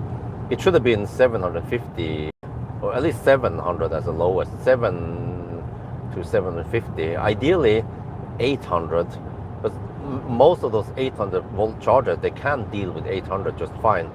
They supposedly go to 900 and how much was it again? I wonder if it was 915, 910 something. So yeah, you could safely go between, let's say, 800 and 850 volts.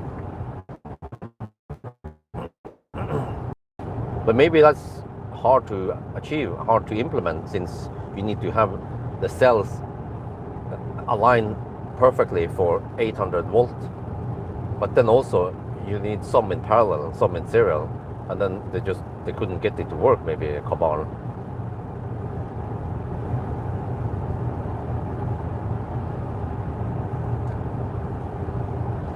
Yeah, because think about this.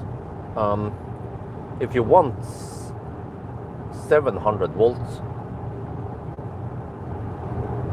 not sure if you divide it by 3.7 volts, you need 190 cells in series. Yeah, that's a lot of cells, man. And then, but you also probably need some in parallel. But then suddenly, like, you can't choose, right?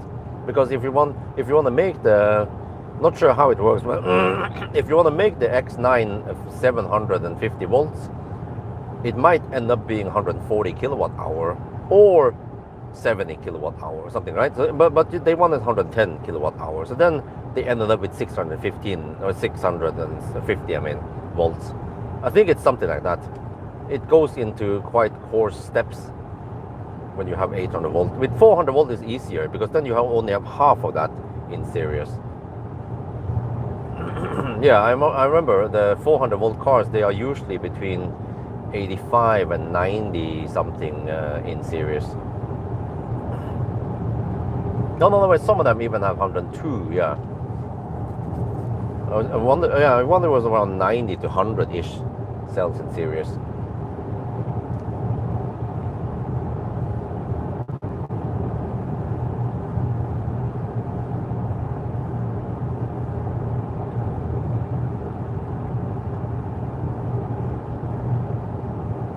Okay, we're down to 18%, getting close to Strömstad. Dude, shit, it's almost 7. What? I'll be in Strömstad. Okay, in 7 minutes, I have to repair again. But then, quick stop there, and then, what? I'll be home around 8:30, because I have to take a quick pit stop, just to show that it's just for the value of the, I mean, for my viewers, I guess. Plus that I also don't want to return the car with too low juice. Yeah, and I can still catch the Hellerudsletta low price. It's before 9, which is quite generous. Many charging supercharger sites, they will have higher price before 9, I think. Like Yesholm. No, Yesholm also start at 9. Yeah. So you'll see, maybe one day. I bet what's gonna happen is that hopefully, like around this year already, or maybe next year, then the Yesholm site, supercharger site, will be 800 volt V4. So then I have 800 volt 500 kilowatt right outside my door. Very convenient if I need to do some tests.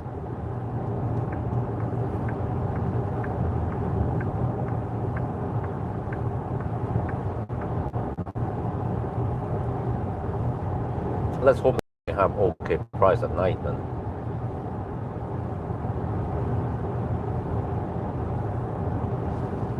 But yeah, I racked up lots of visits now on this test, or Circle K visits. Let me count how many I got.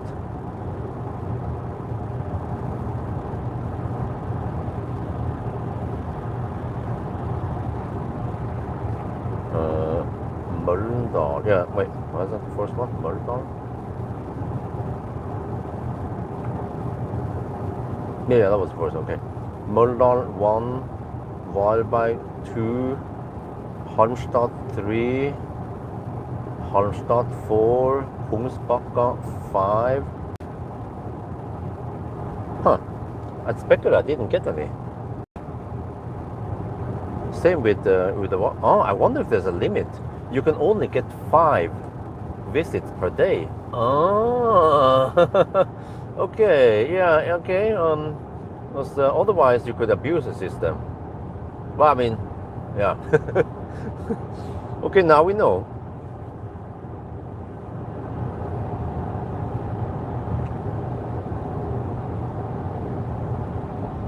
I'll be cashing out my burger or hot dog then for free.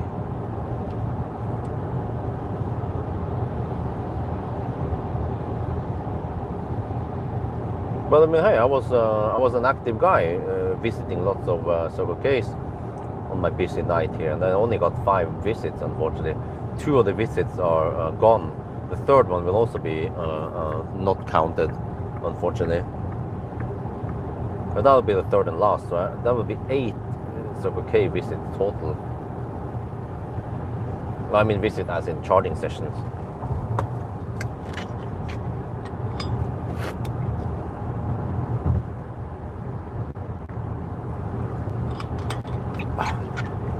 Okay. Was at Strømstad now. So over here it will be like before, supposedly. Slow ramp up and low max speed. And then I need to get over to, let me see. I can just maybe search for X Hotel. Oh, Shetland, it found it. Even if I misspell it, I spell Pawel. That's great, man, that they can detect misspelling.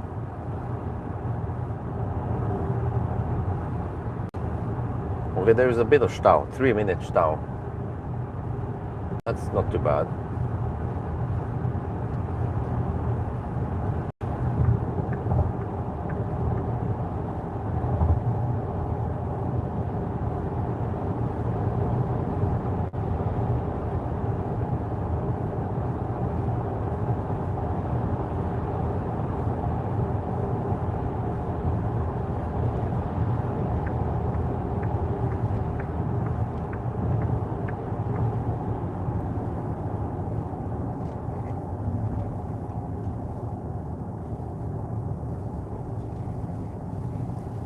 Okay. Let's see now. Last stop of this type, at least. Yeah, this will be the last test I do.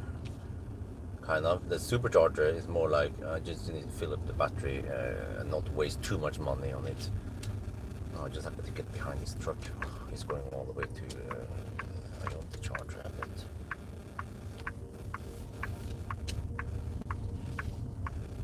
Oh, it's almost 7 in the morning now.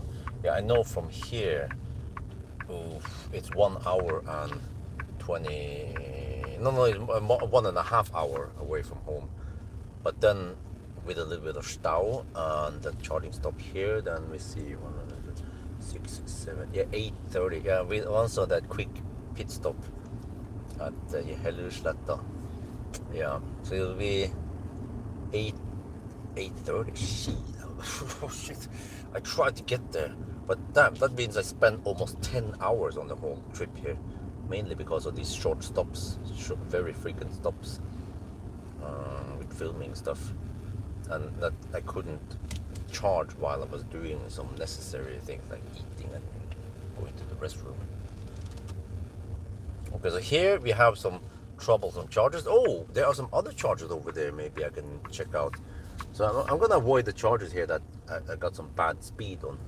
And we're gonna try the truck chargers maybe.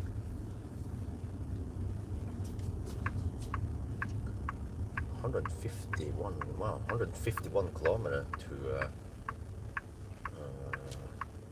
there. Okay, but Norway side you will have low consumption. Okay, let me see. Let me skip this and go straight to the what I think is a truck charger with hopefully Phoenix. No, Amphenol shite. Okay, we can just whatever, you know, with the last session here we can see now what happens when the Amphenol when boost runs out, right? Okay, these are only 300 kilowatt. Oh, you just really want to avoid these. Oh. Okay, so this is, well, oh, this is also 300 kilowatt. Oh, okay, well, in that case, we're gonna avoid this, of course. Yeah, why did I think these were 400 kilowatt? I think that even in the app, it doesn't say it. Okay. All right, then we will chart that element. Yeah, I can show you what happened. Look at that. A nice little Xpeng, huh?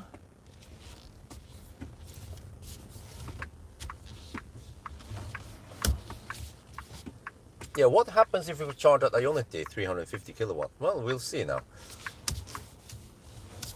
I'll get sun in my face. That's what's gonna happen. Okay, this time I think we'll stay here for maybe more than 5 minutes. So I can try to put up some sunshades for you guys.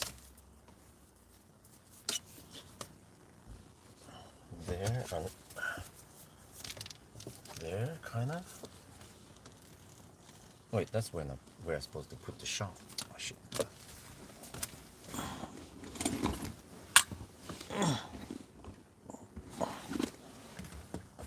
Well, I got a better idea. The shaft doesn't have to be in the windscreen. Let me just put it here.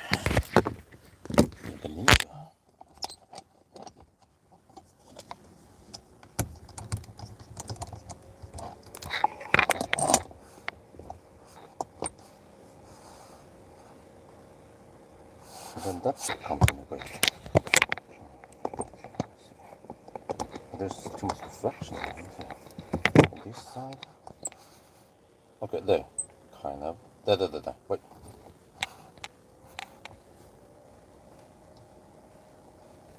These things like tip over.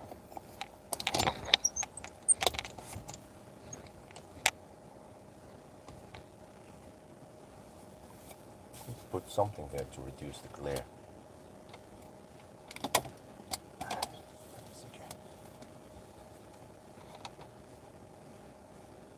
That's the most important thing that you want to see is reflected. There, kind of.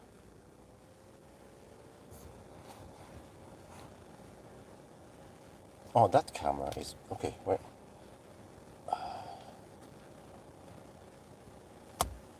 Man.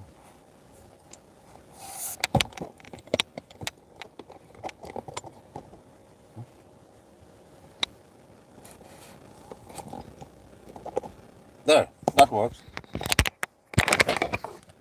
You don't have to see too much, as long as you see the charge and power, right?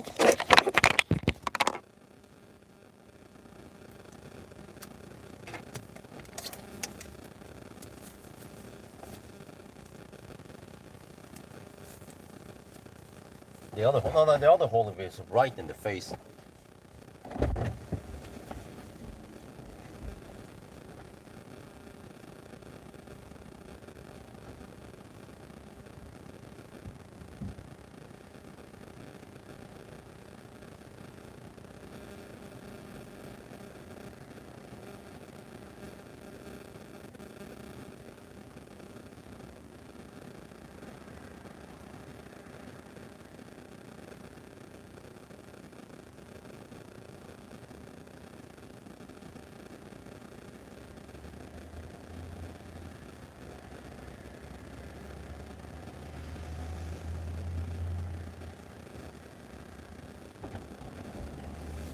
Okay, I forgot to check.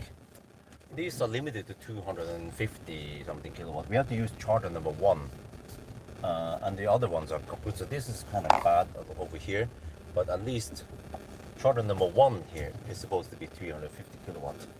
And I can briefly show once I start charging that the other the Circle K here, they are only 300 kilowatts. So it was a small mistake for me. Stop here. You shouldn't have to stop here anyway.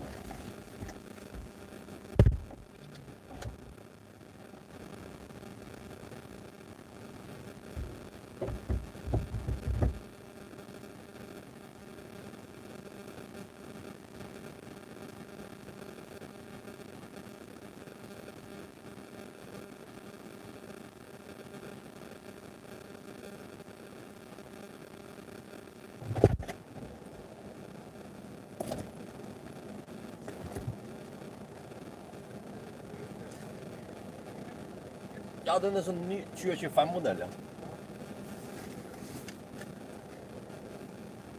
Jeg må bare sjekke litt. Ok. Ja. Ja, det er det.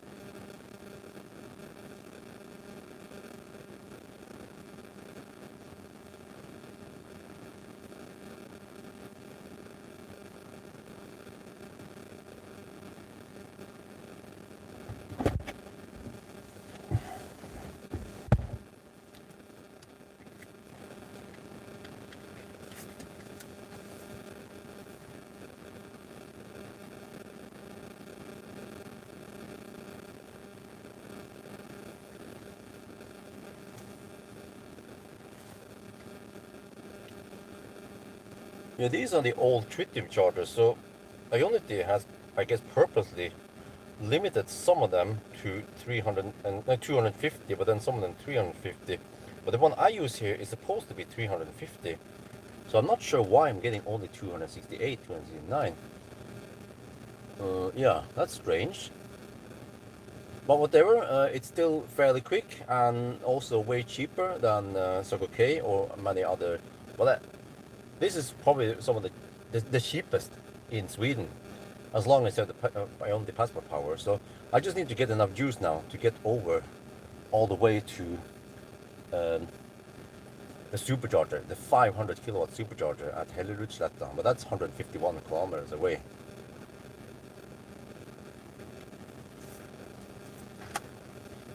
Well, okay, it means that I can finally take a pee break here.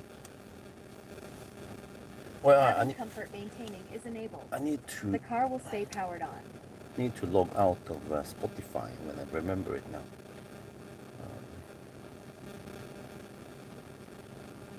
Log out. Okay.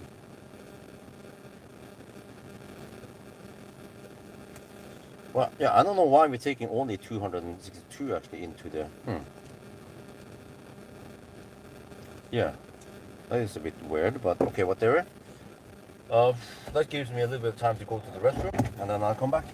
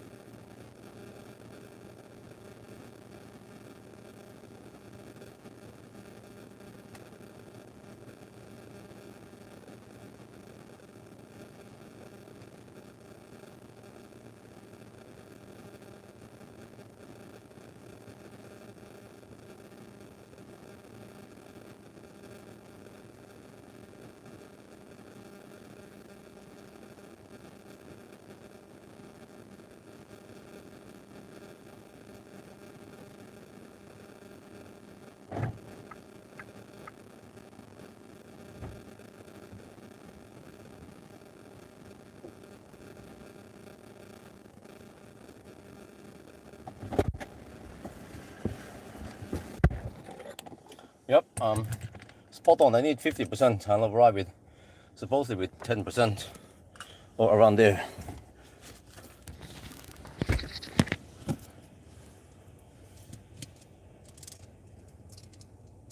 And now we go again. This time we will actually drive for a while. Possibly, I don't know, maybe not 1.5 hours. But it seems like the Stau has ended. It wasn't that much Stau, fortunately. 7-11, 7, okay. Yeah, right. Doesn't have to hurry now.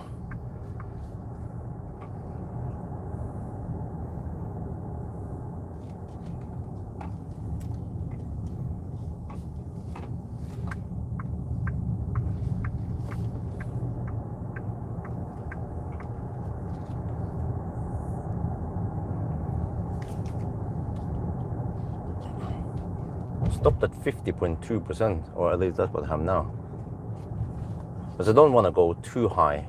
I want to show off the high speed you can get on the V4 supercharger.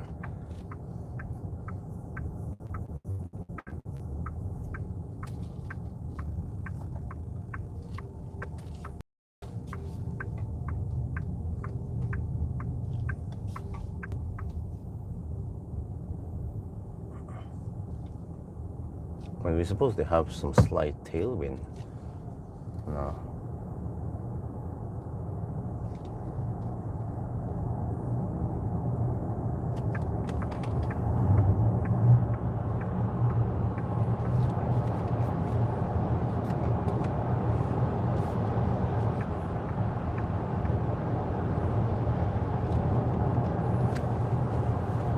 Okay.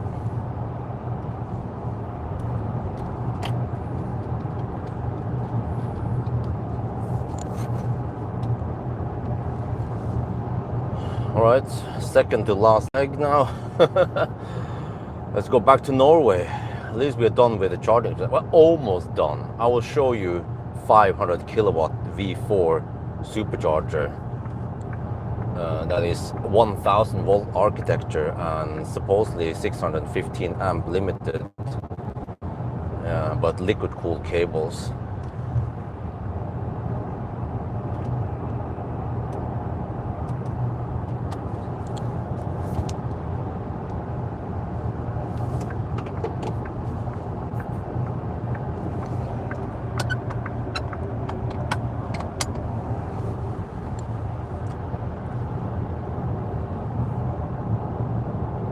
Okay, so it takes 10 minutes from Strømstad to the border.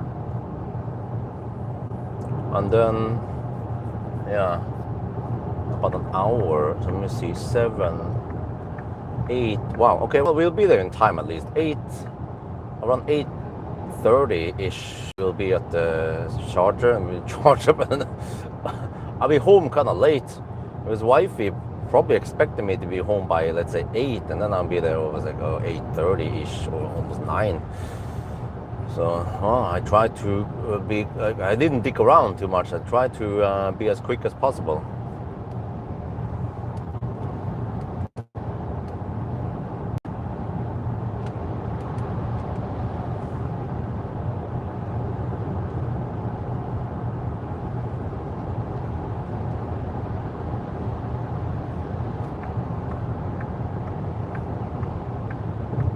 So hopefully there's not too much traffic now in Norway side, because it's holiday kind of. We'll see. We'll find out soon.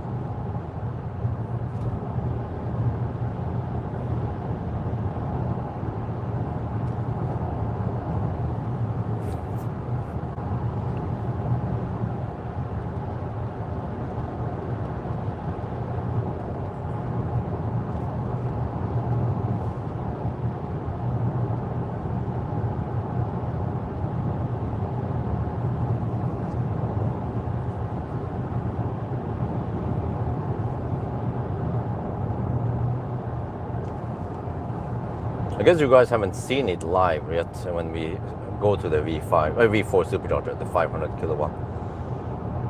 I'll see how long I stay there. But it's crazy that it could just be like 5 to 10 minutes maybe, or even 5 minutes would be okay.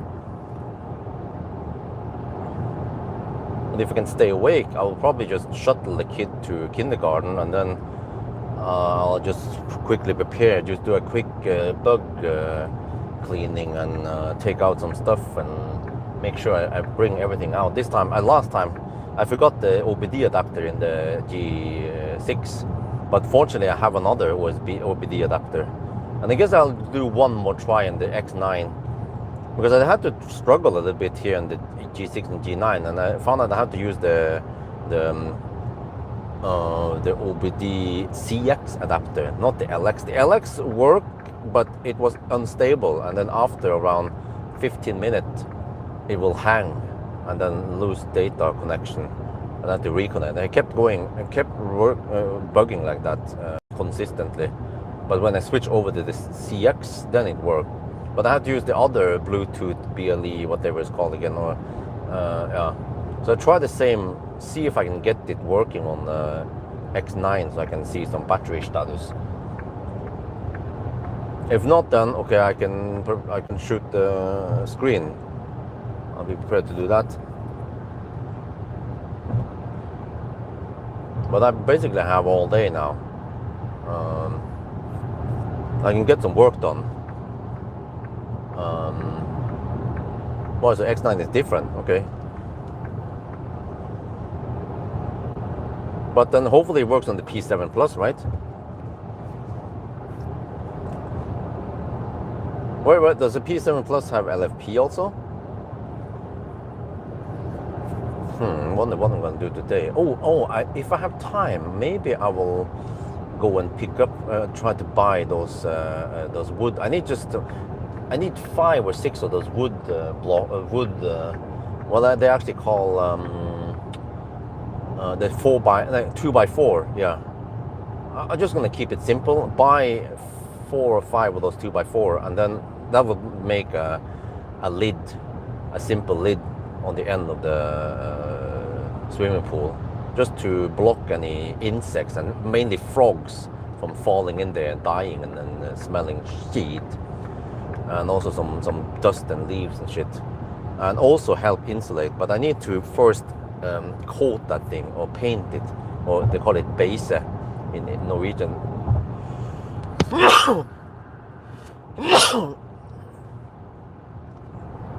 I paint LFP. Okay, cool. Thank you. So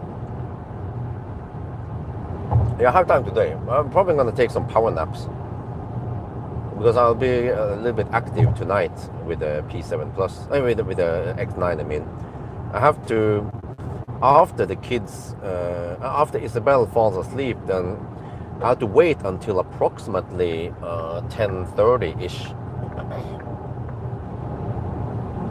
It doesn't have to be spot on, but it takes around 15 minutes, 20 minutes, I don't remember, to go from home to a supercharger.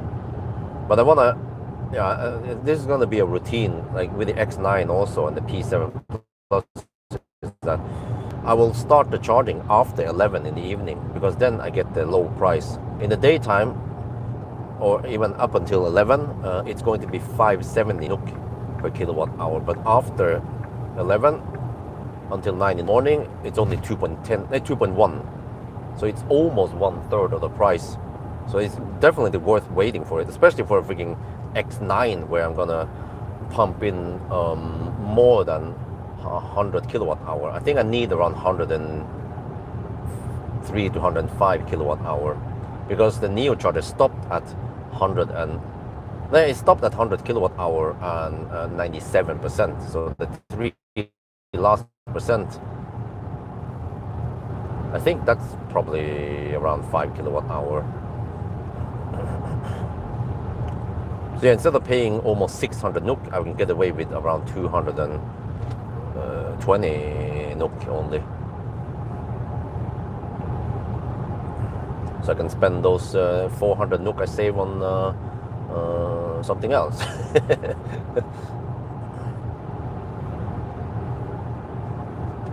And yeah, and also if it's true that there's only a 960 kilowatt power stack, then if it's a bit busy in the daytime, I might not get max speed.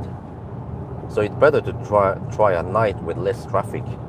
But then at night there tends to be taxis charging there, but well, those many Tesla taxis, they don't charge that fast unless it's a Neo, and they tend to hog on Gen 2 batteries.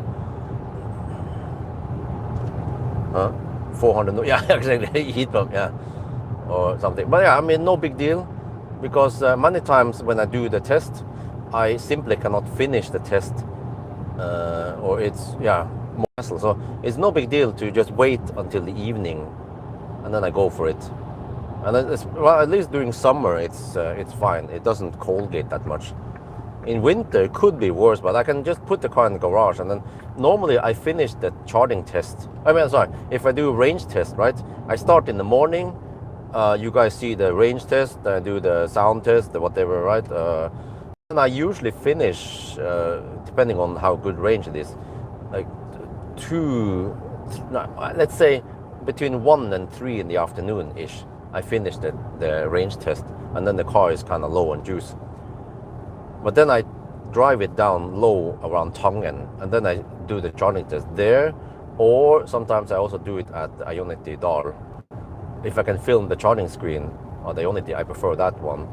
But if the car is charging really fast, then we need something 400 kilowatt, I mean. But now I just have to switch the routine slightly so that, yeah, I will still go deep near Home instead, and then measure the net capacity if it's needed.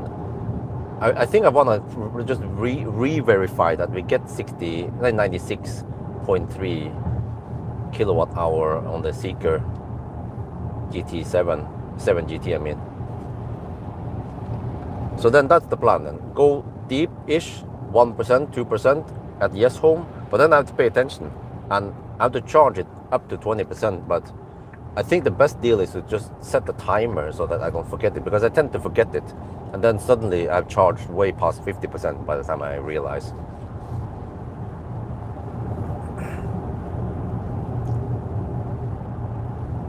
And then I have to charge it up to around 15-20% so that I can arrive at Hellerudsletta with 10%, or a little bit below is okay. But if I go too high, like I did with a G9, then I have to drive a freaking loop. I have to drive the whole headlight test loop and back again. So that was at least 10 extra minutes of digging around.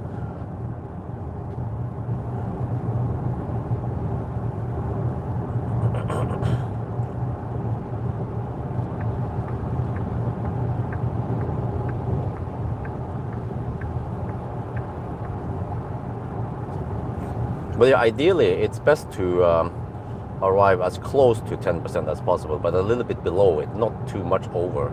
And in case it's a little bit over, then I can drive a short loop to bring it down 10%.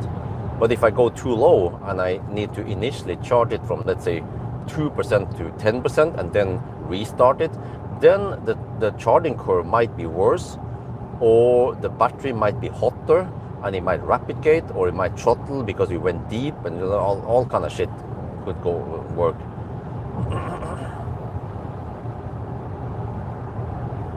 Will the car stop? I don't know, but we don't have kangaroos here, so we don't have to worry about that. Phoenix plugs are probably produced in Poland. Oh, okay. But some people say it's German quality, but I guess they don't produce them in Germany. They just outsource them to Poland, right? Okay, here's where the traffic starts. Yes, 7:30 now, and we have lots of campers. Like that camper, yeah, front here.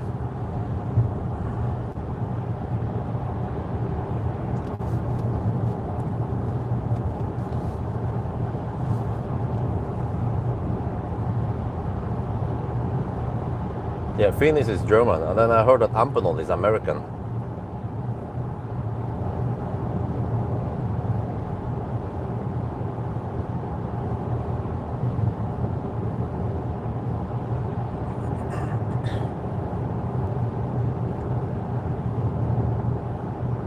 Okay, the car says 7% at arrival. I bet it'll be higher. I bet it'll be 10%.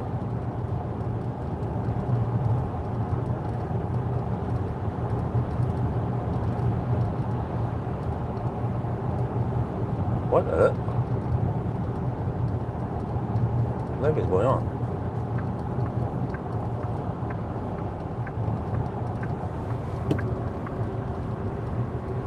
Heard some click sound in the front here.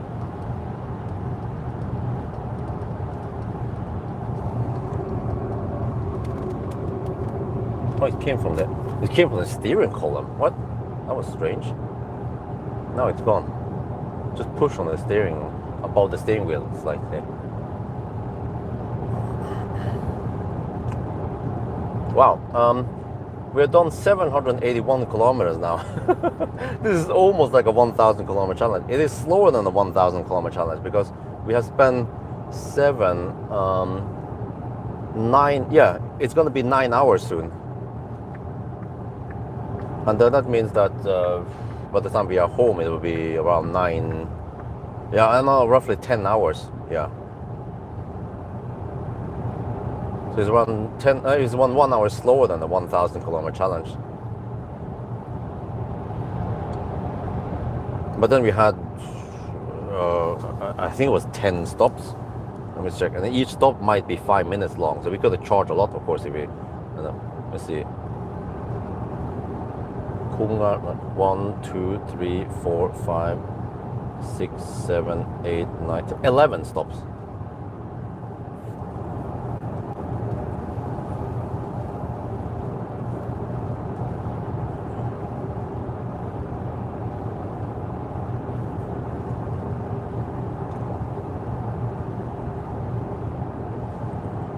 Wow, 21 degrees Celsius.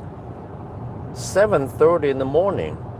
I think home is slightly colder, which is kind of good because it's freaking hot, man. I've taken off my jacket now because man's not hot. Or man's hot, I mean.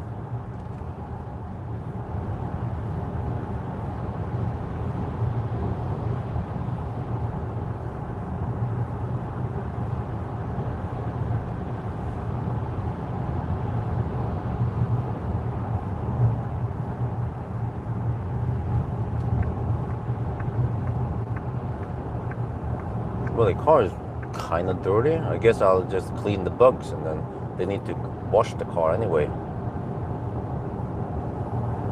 And I'll also do the regular routine, just vacuum clean the car. So any breadcrumbs or whatever that I caused will be gone. But they just need to quickly wash the outside of the car. And I don't know what they do with the press cars.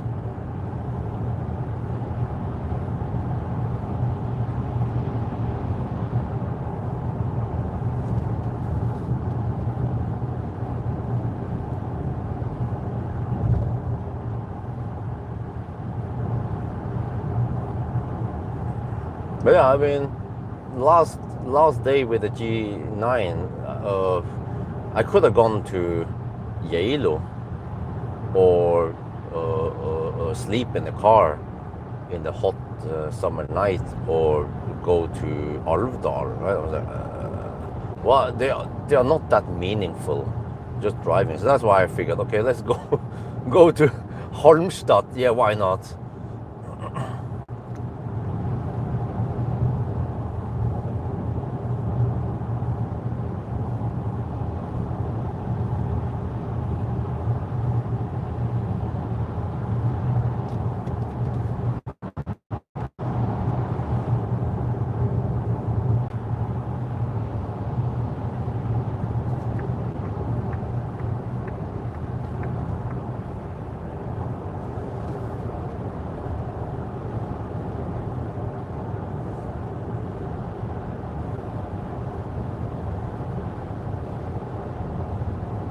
Well, I will miss this car.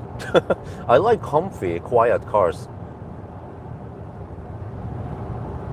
And also not annoying software, any like throttle lag or slow down in curves and stuff. And this has been a good boy.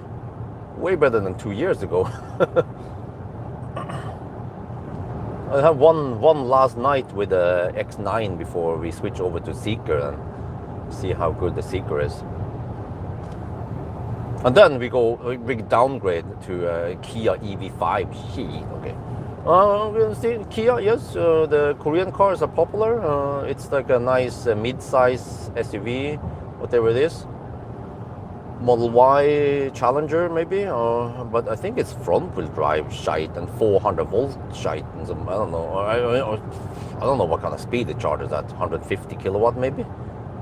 Then well, I guess the EV5 is not very picky on where we charge, so I can try to optimize it for lowest cost then when the 1,000 kilometer challenge. It has been quite costly lately because I was not able to go to the regular Ionity sites or supercharger. So I had to just go for, the whole Xpeng trilogy. I had to go for expensive chargers.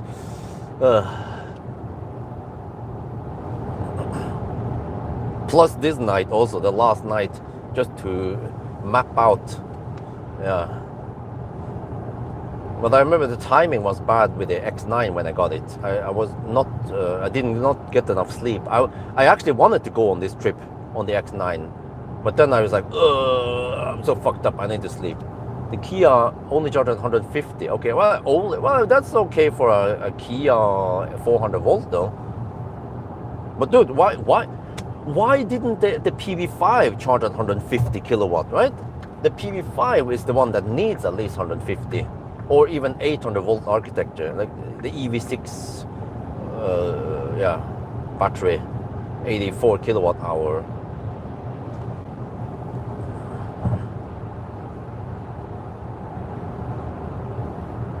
But yeah, that's a good point because, when people keep pointing and laughing at Tesla, like lol, but at least Tesla can go nowadays with the latest 6M, whatever they call again, battery. They can go 250 for a little bit, and they can still maintain 200 plus for a while, actually beating the MEB platform to at least 50% before it starts throttling, right? But remember, this car here, the Toyota BZ4X, which is one of the most popular EVs in Norway, can only hit 150 kilowatt. Well, now it's 160-ish, yeah. And the MEB platform, I think we have to count the 82 kilowatt hour, hits only around, traffic, holy shit balls. Look at this. Damn, what the heck is going on here? Let me film it.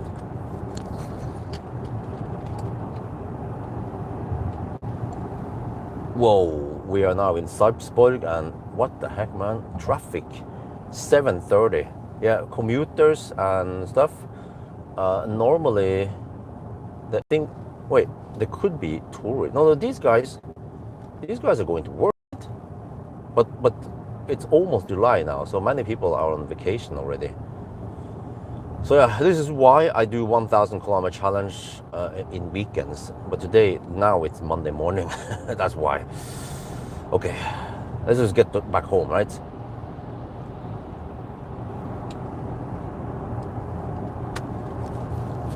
Well, we're just a bus or whatever overtaking a truck or the other way around. And then we have a Nissan camping the left lane, of course, because he wants to get past all the trucks.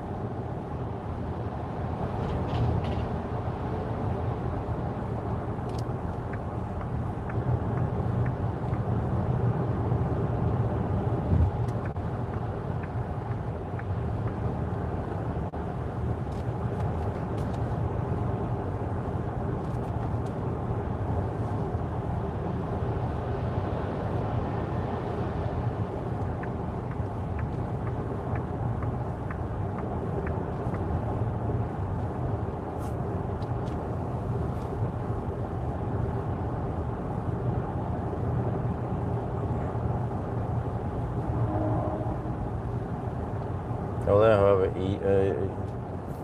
a G6 with the AA license plate.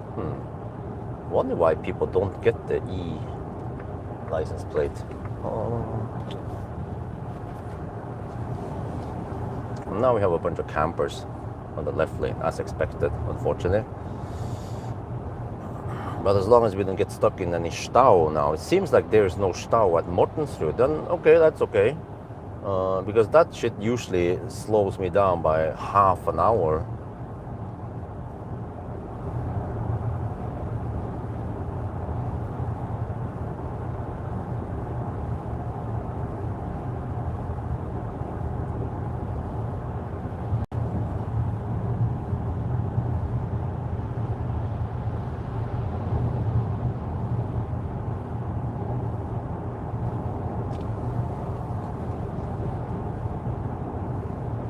$150 kilowatts. Well, I can kind of guess the 1,000 kilometer time. Then it'll be EV5 is not that efficient. Battery, I guess around 70 kilowatt hour, and it's not 150 kilowatt flat either. So maybe 10.5 to 1045.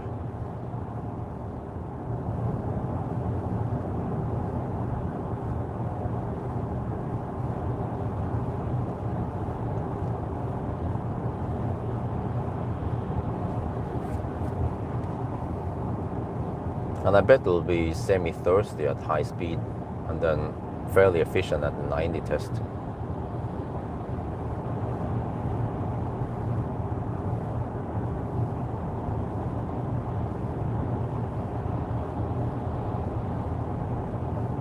How are we cooking now?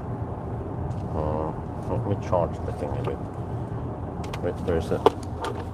Oh, empty.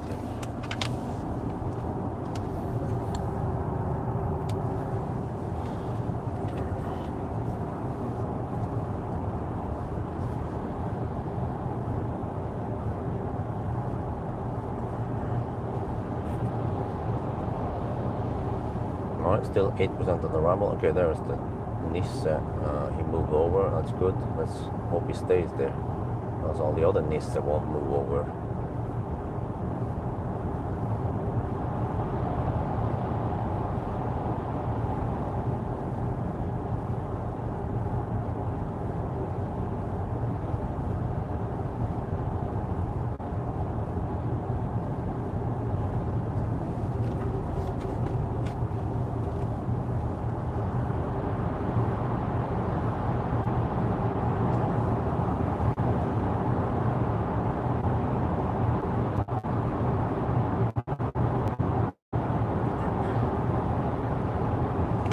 Yes, finally.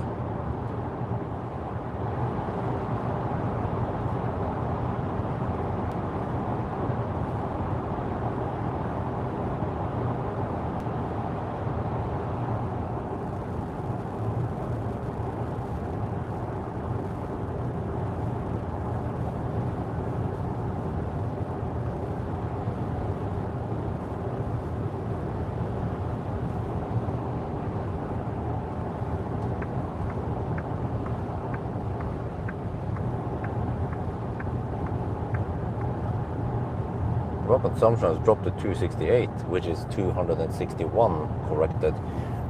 So it seems like we have lower consumption today versus the 1,000 kilometer challenge.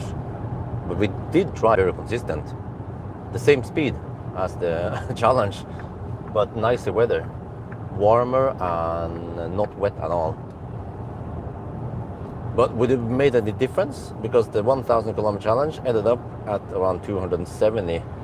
Then if it was 260, then it's like 10 kilowatt hour takes 1 minute maybe to charge.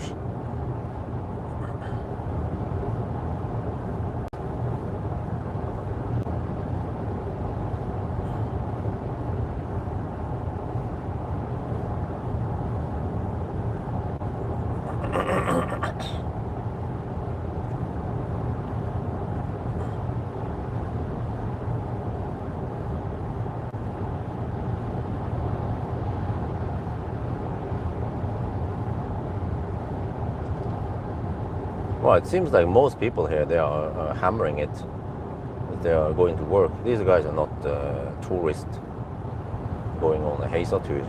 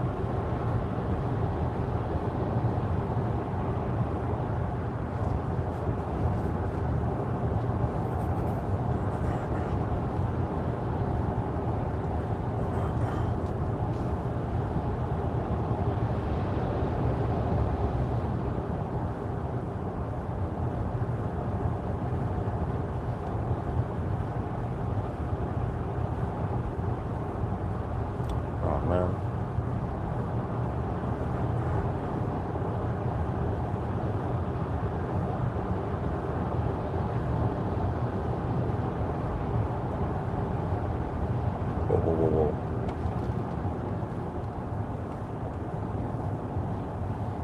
Go, go, go, go. Come on.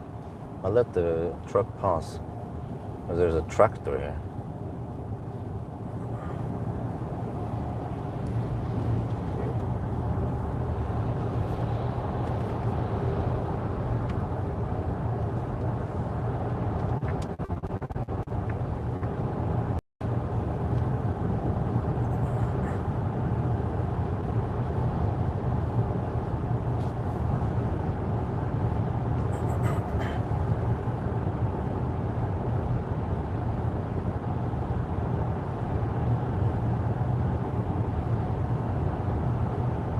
Seven percent of arrival.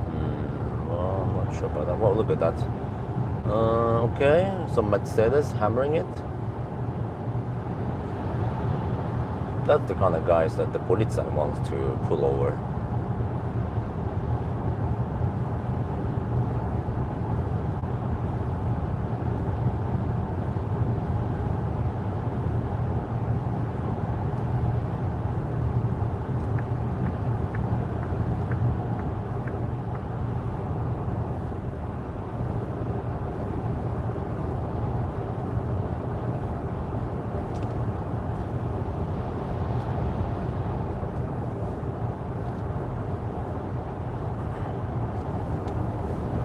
Yo, what's up?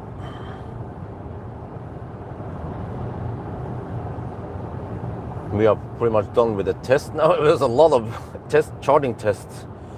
Yeah, gather some data. Maybe I'll write it down somewhere so I can. Well, I tend to remember it.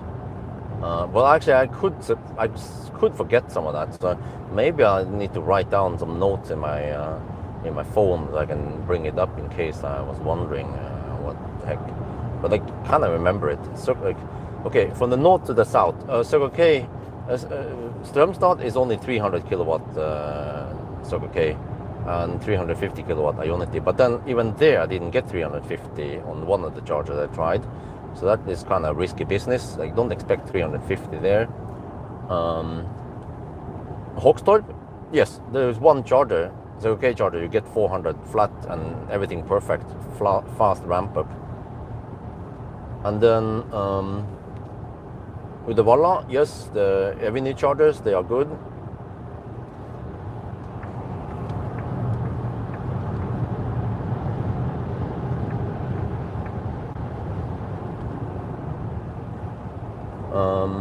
What else? Yeah, Specular, avoid it. Well, ET5 needs there. Can you? Yes. But then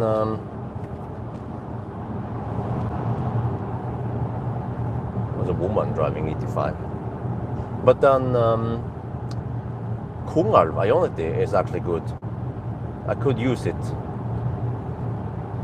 That one will be a very useful stop for the fast 800 volt cars like Seeker 7 GT or the truck charger. We didn't visit on this trip, but we know about that one, the Okokot, the truck charger. But that was a surprise. Yeah, Falkenberg also, nice surprise. Not too slow. And then Halmstad is like, most of the fast charging cars, they don't really need to stop at Halmstad. They can just go to Hallandsåsen instead. Charge 2 more minutes and they can go to Hallandsåsen, right? No, actually Halmstad to Hallandsåsen is only 30 kilometers. Yeah, I think two more minutes should be plenty. 10% more roughly. That is one of the fastest turnaround the detours.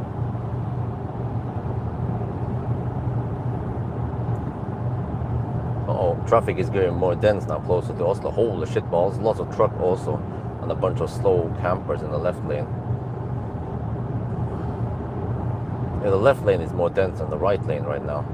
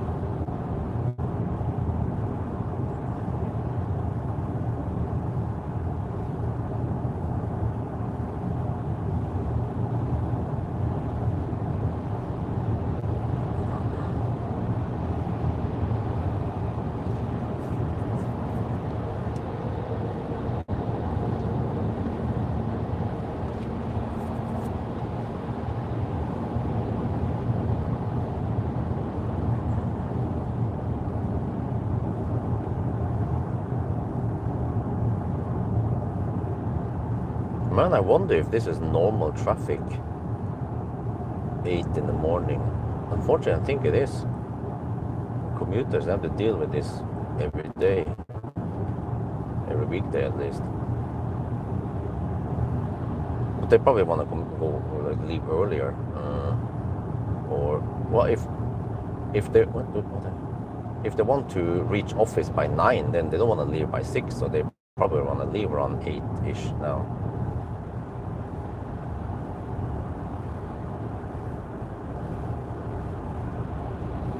Yeah, normally when I need to go to Oslo, I wait until the morning rush is over, and then it's usually at 9:30-ish, 10 when I get a chance to leave Jess home.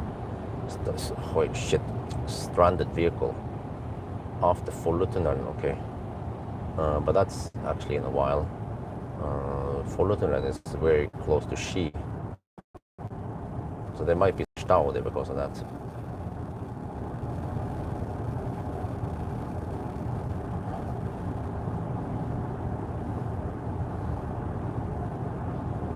So I could have skipped Halmstad because I kind of know that the fast charging cars, they don't need to charge anyway. But then I wanted to test the speed, so that's why. Yeah, I need this car to test the speed. The other cars won't be able to hit it. Like we experienced that the Volvo ES90 was actually on the Amphenol and it didn't hit any limits for throttling. So, okay, is this a big problem that lots of 400 volt chargers have Amphenol? Well, I guess not, because only a few cars, the best charging cars like Xpeng will trigger it, and maybe also, what about iX3? And Seeker?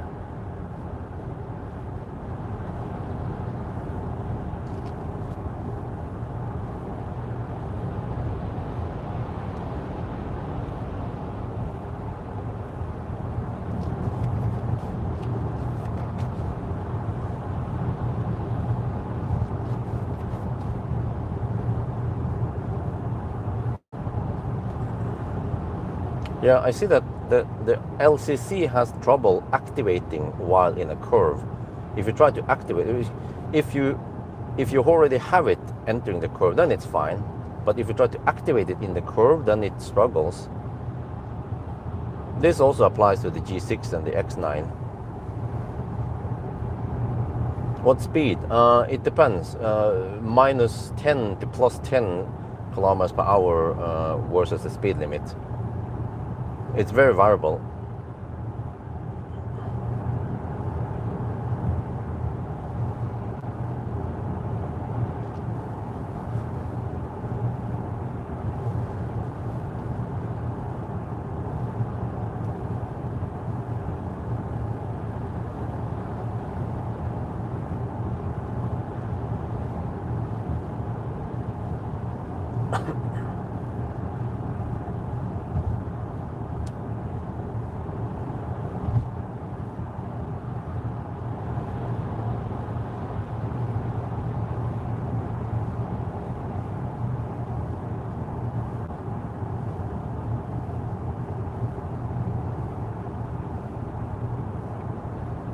Man, if they're gonna go at the same speed at the right lane anyway, then they might as well move over. Oh man.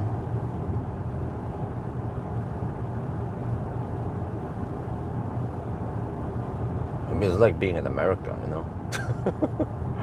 You've been in America, right? You know how it works over there in the interstate.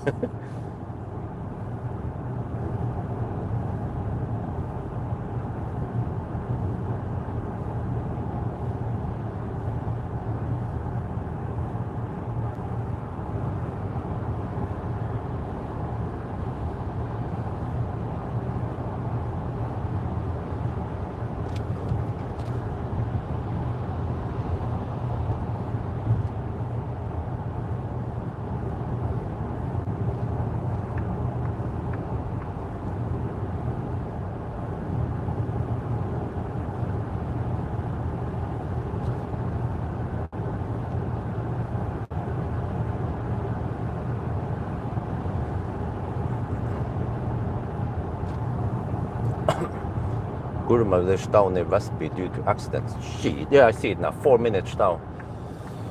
Well, do we have any detours though we can go, or is that? Seems like you just have to squeeze through it. That's the fastest way already. Detours will be way too slow.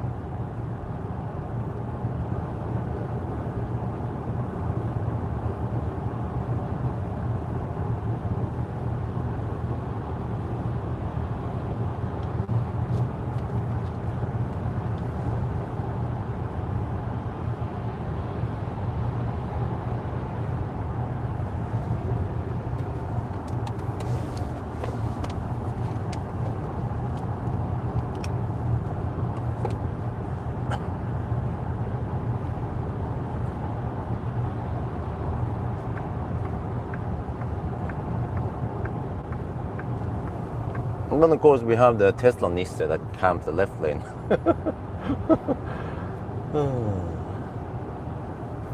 While the right lane is totally empty. Welcome to Norway.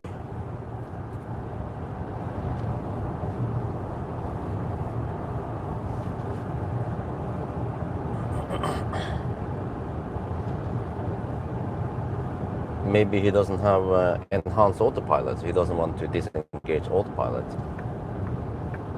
And he doesn't, yeah, that means he doesn't have an auto lane change, because the G6 and the G9, or it's standard on Xpeng to have auto lane change and LCC. Why would they cheap out on this? You know, auto lane change is a very nice feature. Tesla should make it standard along with autopilot, but no.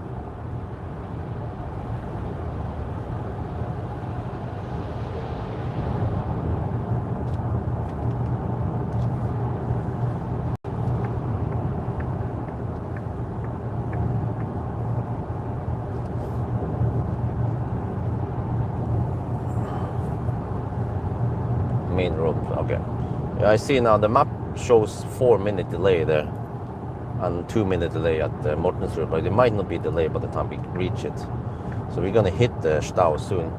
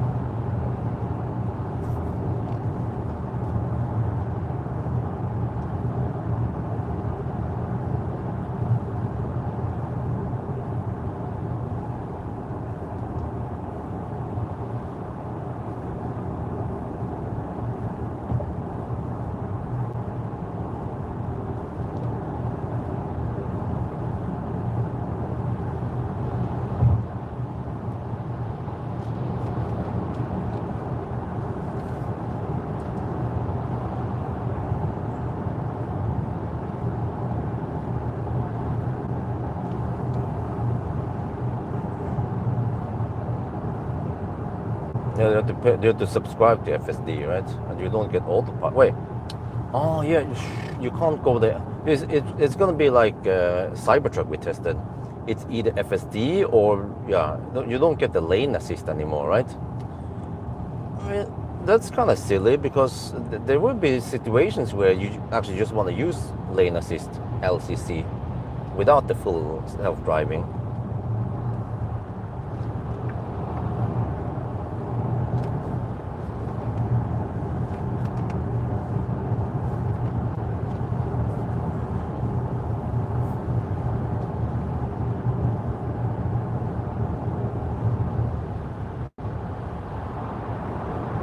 Yeah, there seems to be tourists here also, a mix of tourists and commuters.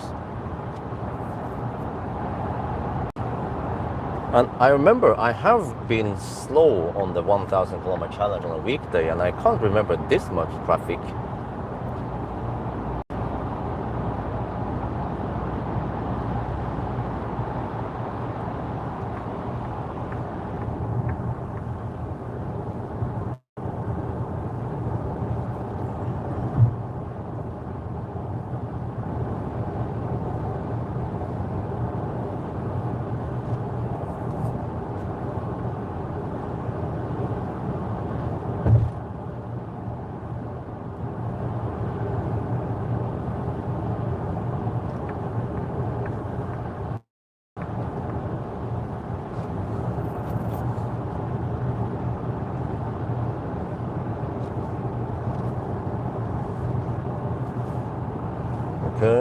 reach the Stau point soon, supposedly. Brace yourself. Might be a hard, or 6-minute delay now.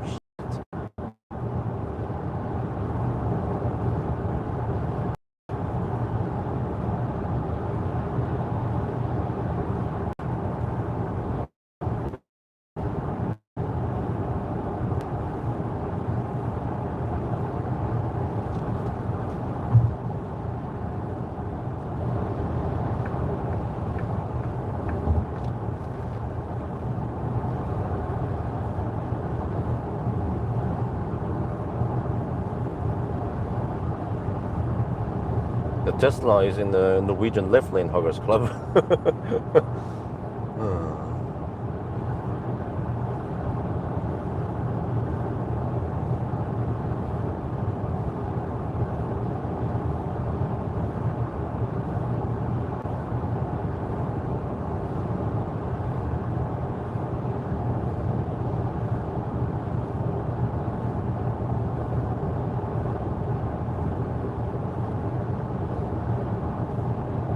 Okay, Stau ahead.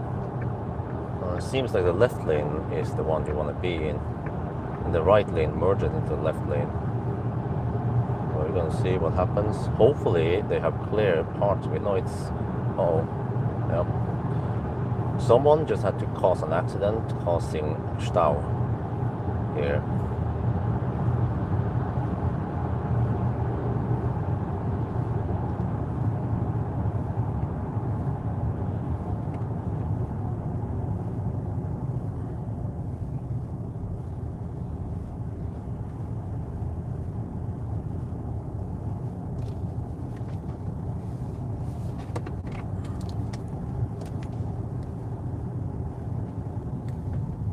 It was strange how the car speeded up and then slowed down and then braked kind of hard.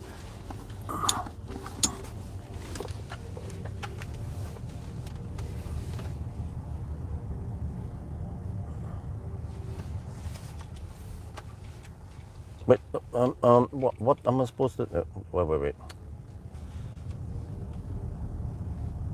Hello.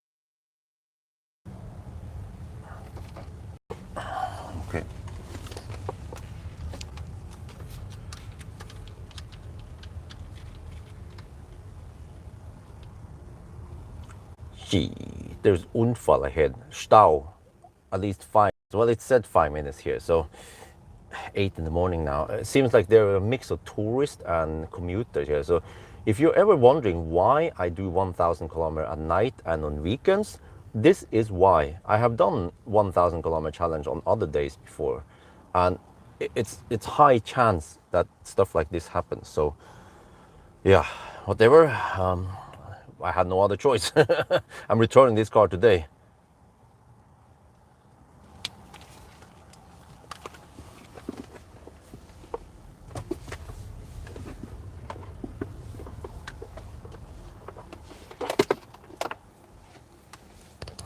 Okay, this is slightly inconvenient, but Axel did not sleep well last night. He kept waking up, so wifey didn't get too much sleep. And then Isabel is, wait, is he changing lane? Okay. Oh, you're gonna change it? Okay, merge. Yeah. So Isabel is sick, and she needs to stay home today at least. Hopefully tomorrow she can go. But that means that Axel will be shipped over to the kindergarten soon. But normally by the time we are finished with everything, it's like 9 usually. So I'll be home by 9-ish, I hope. So wifey said that she could shuttle the kids to one of the kids, Axel, to the kindergarten, but then she needs to bring Isabel. So, man, do I want to let the freaking Toyota in? Okay, well, you better not slowpoke, bro. But so then, okay, the whole thing here. I need to get their home charged up a little bit. Okay, this is it. We are past the choke point soon. So if people can just merge and get the fuck out of the choke point fast, that would be great. But that's not the problem. That's usually not the case with Norwegians. They go really slow past the choke point, which makes the queue slower behind us. Here we go. Some cars crashed with something else. I don't know if this is alone. Yeah, okay. Yeah, good. Get out of the way. Yeah. You see behind, if I would show you, people are moving out of the way too slow. That's what I learned when I was in France, because everyone was hammering it right after the choke point. I was like, huh? Okay, let me do the same, follow them. And that was very smart, because then you make the choke point faster. But Norwegian Nisse, they go so slow out of the choke point, so then everyone else behind just have to wait.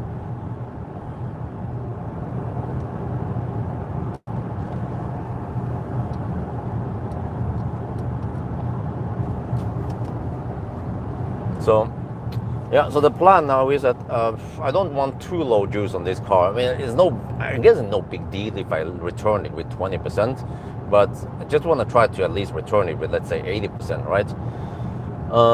Just my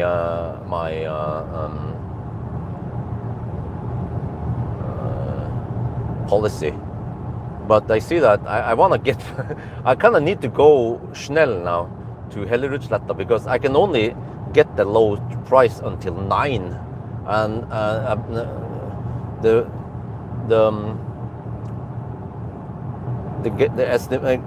GPS estimate I will be at 8:49. So I have 10 minutes of charging. Well, that's good enough to get it to 70%, right? But then the plan is that we will shuttle and do other stuff, and then I will have to bring Isabel with me in the car seat, because wife is tired, because Axel kept her awake last night. Yeah, so it's extra hassle for me, because I have to bring her with me, and then it's pain in the butt to put the car seat in the X9. But okay, well, yeah, I'll get used to it. I'll handle it. So at least the wife will be able to rest for the 1.5-2 hours I spend going to downtown Oslo and back again, swap cars. Just have to try to stay awake also.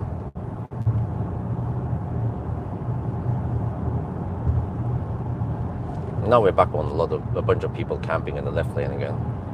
Let me show you what we are talking about here. This. Yeah.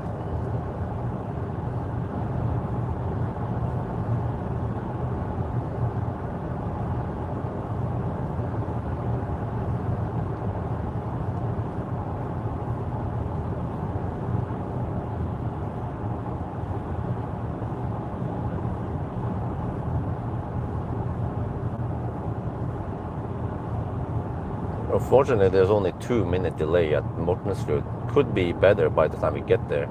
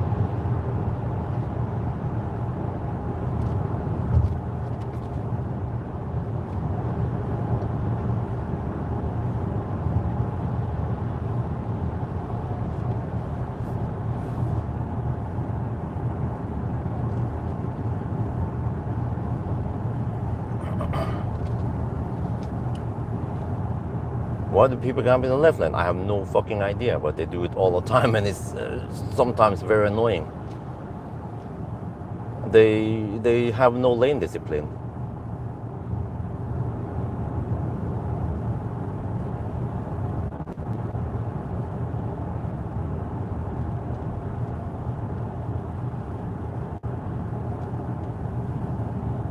Especially when you're kind of in a rush to get back home for various reasons. And as long as the traffic should flow well, then yeah, great. But then you have campers blocking the left lane, so people who want to get fast. I'm not the only one. There's plenty of people here who want to rush to work or whatever they want to do. And then they're blocked by the damn campers. And then the other lane is like a truck, right? So there's Nisse going 1 kilometer per hour fast in the left lane. And a bunch of people behind who want to get past. Yeah, I mean, you would expect that in Norway, which has really high or long driving education time, that these guys would be skilled. But no.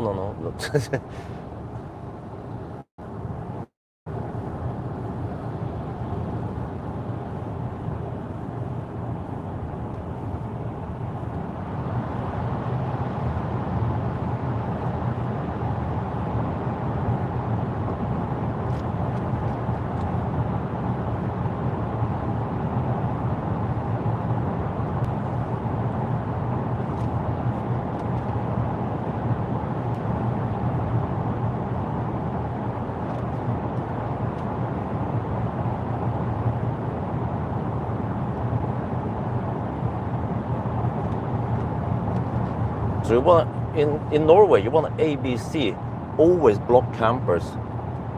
Speed up slightly, but it's always a little risk. But then once you block the camper, then you can slow down.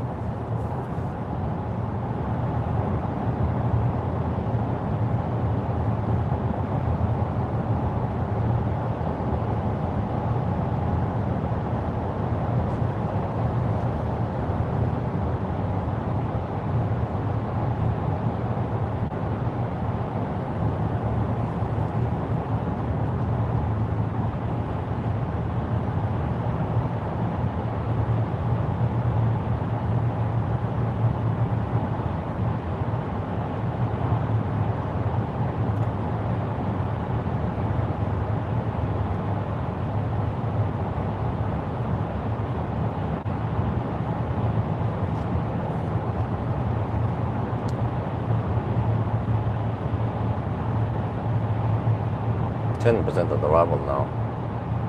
8:49. Okay, so hopefully I can get 10 minutes of charging. Even 5 minutes of charging would be useful over there. But usually the traffic improves past Alnabru, Ulven-ish. Then we have also more lanes there.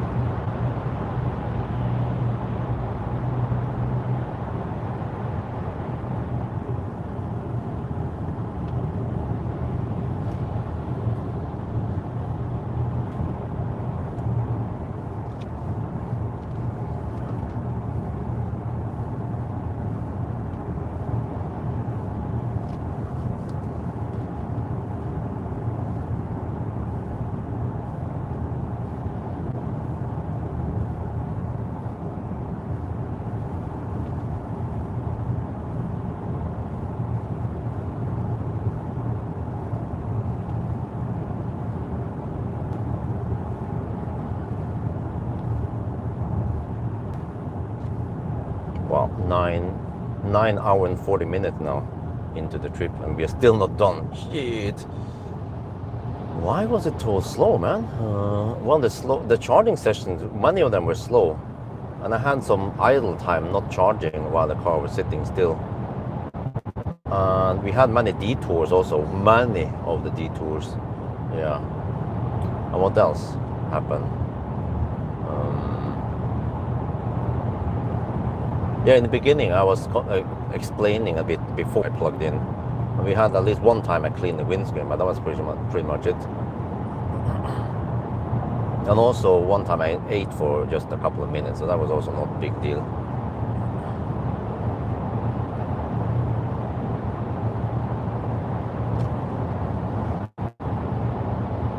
EX60, nope.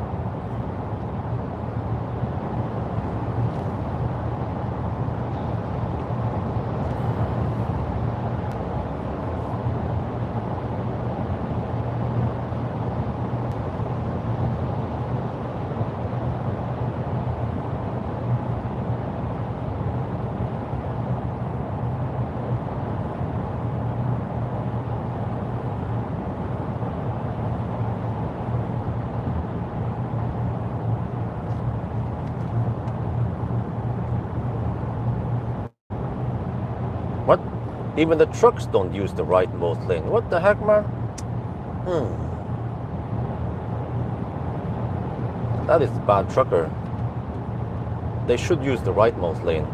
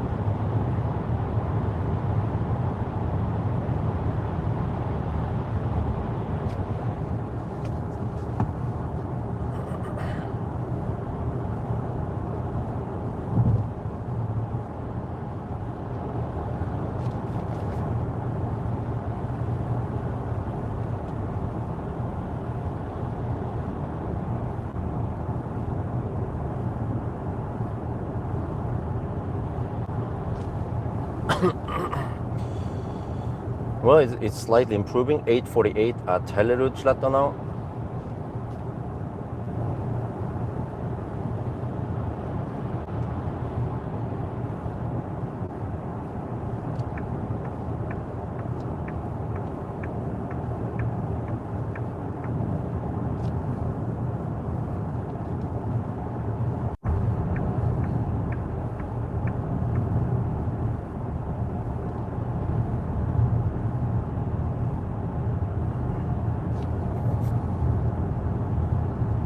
Okay, it seems like the Mortensrud Stau is over, fortunately, because we are kind of late here. Yeah, it has cleared up. It usually clogs around 7, yeah, between 7 and 8 in the morning.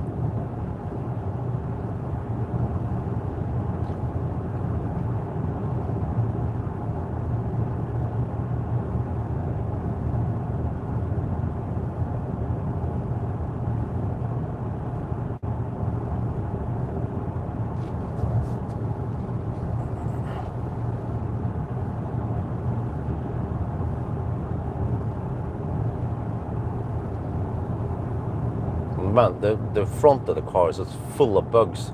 I need to do a quick clean with a bug cleaning solution and some rubbing, and then just a hose to rinse it off. That's the most effective way of getting rid of it. Otherwise, I would use 100 liters of water, just high pressuring it.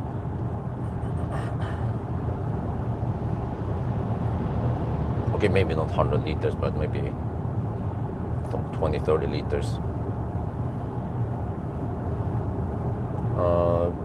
After this, I'll pick up today in a couple of hours already. I can pick up an X9, and then I'll test it only for just the charging test, and then it will be the Seeker 7 GT, and then Kia EV5, and then the Q6 e-tron for the summer for 3 weeks roughly.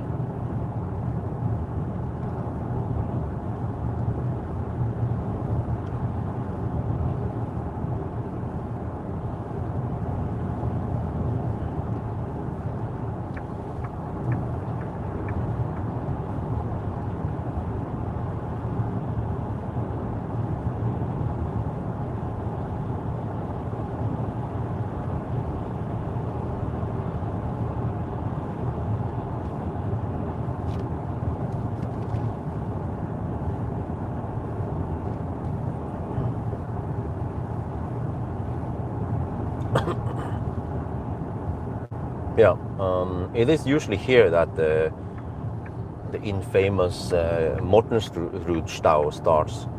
It was around here maybe about an hour ago. It was standstill almost Stau here. So at least we skipped that part. Still 8:48 at arrival. Okay, there'll be a bit of Stau ahead soon.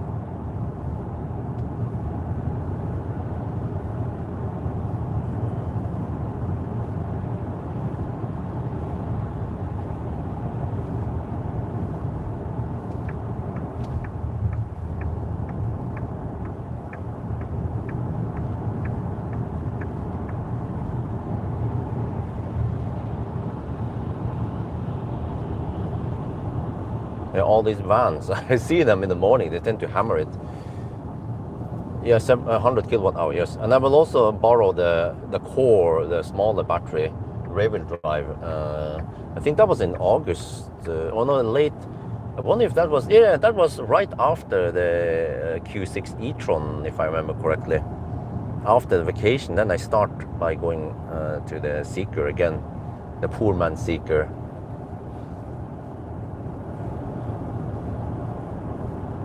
And then I don't remember what came after that.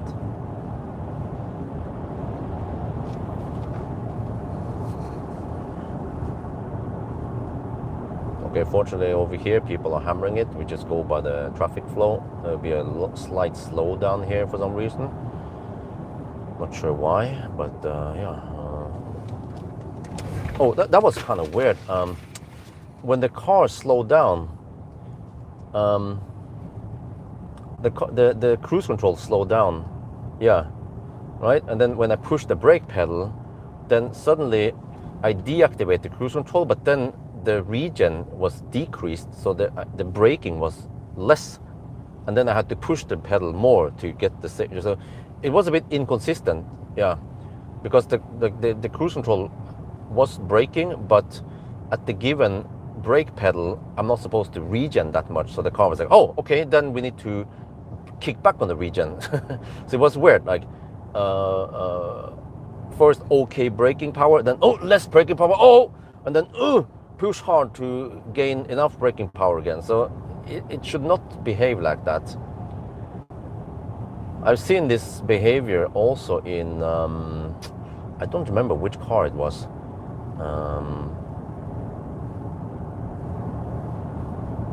Yeah, was it a Chinese car or was it a German car?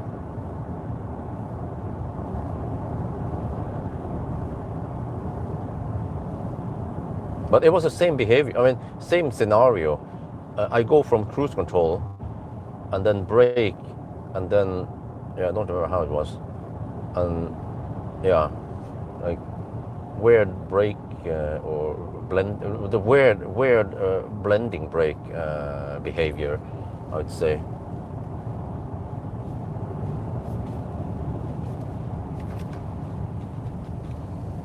Yeah, that is Quilin battery. Yes, correct.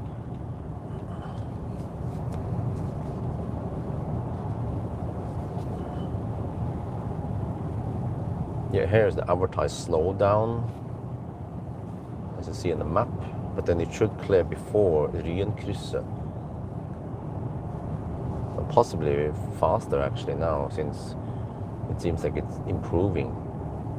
Yeah, because earlier when we were at the first, the Accidentstau area, the Unfallstau, then I saw that over here there were a 2-minute delay, but then it disappeared, the 2-minute delay. It's, yeah.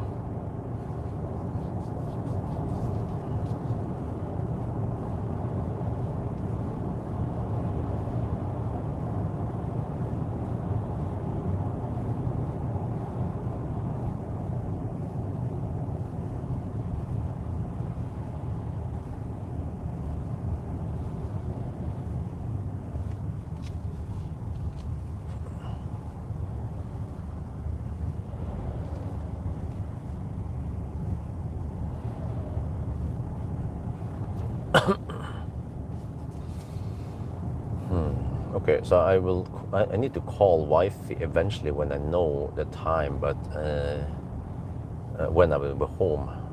But I don't know exactly when I'll be home yet. Depends on many factors. But okay, I mean, as long as I'm home by around 9-ish, like 9:15 or 9:10, I think that's okay. So I know it's a bit hassle if wifey needs to shuttle, bring both kids in the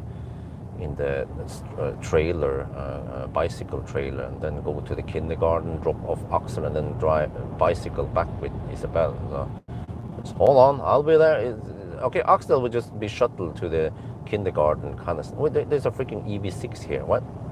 Maybe that's why it was going slow. Oh, okay. A stopped EV6. Oh, what is that? Is that the ECU? No, what the heck was it again? The typical error in the Korean cars.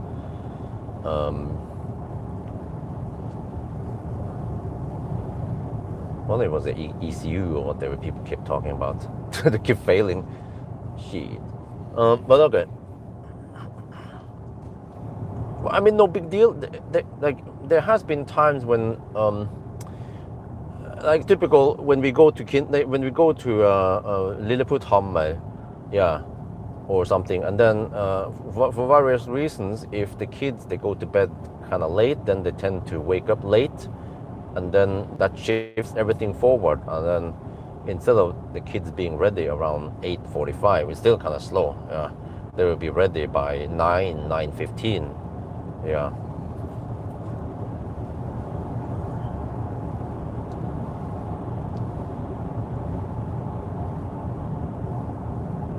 Okay, 8:47 now. Okay, 8:46. Yes, now we are gaining fast.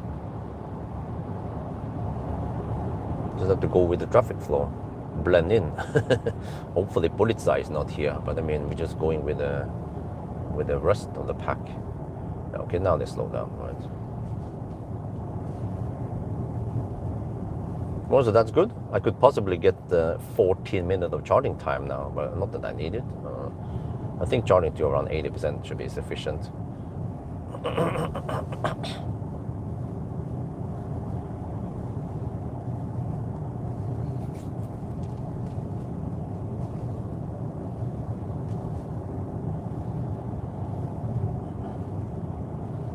I have to check out how long it takes to drive from Hellerudsletta back home. But I think that's roughly 15, well, maybe now in the morning hours, could be 20 minutes. Because I might be home by 9:20, 9:15, 9:20. I think that's okay. And then I'm more or less ready to just pick up Axel and shuttle him over to kindergarten. And then yeah, I don't have to do much of the wrap up. Yeah, I can take the wrap up while I'm charging, by the way. And I can also pack my live stream stuff while I'm charging.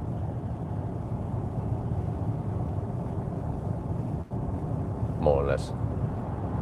Well, I can quickly end it while we're on motorway. Yeah, that also works. And then I can pack my shit afterward. And I can shuttle Axel alone. His wifey doesn't. Well, wifey needs to stay home with Isabel anyway. Yeah, that's right. It's slightly less hassle if you only bring one kid. Than two, is double trouble. 8:47 now, okay, slightly better, right? Now this is also a little choke point until it kind of opens up at Alnabru with 4 lanes.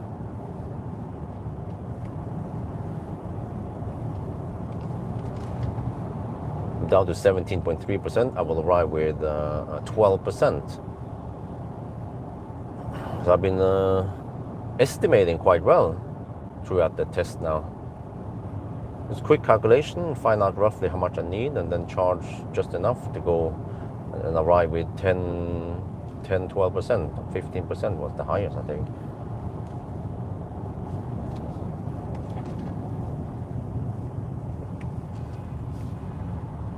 But can you guys just get in there?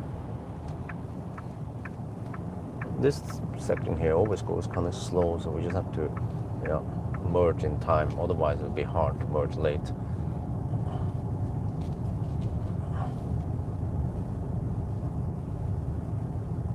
Good morning. Poor man seeker, yeah.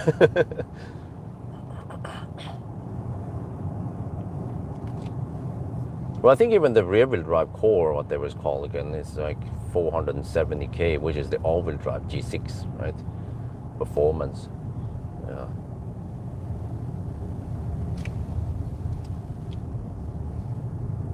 Underreporting. Well, many Chinese cars are underreporting. They are actually more underreporting than overreporting.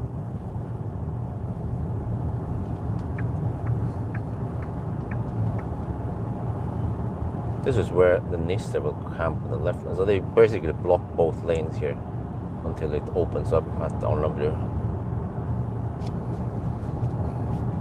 Oh, that van in front is bouncy.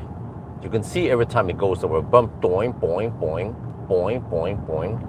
It's a Psych motor, Maxus E-Deliver 9. Everyone hugs in the left lane now, here. Okay, well, then I just undertake them. And then of course this guy is blocking. Okay.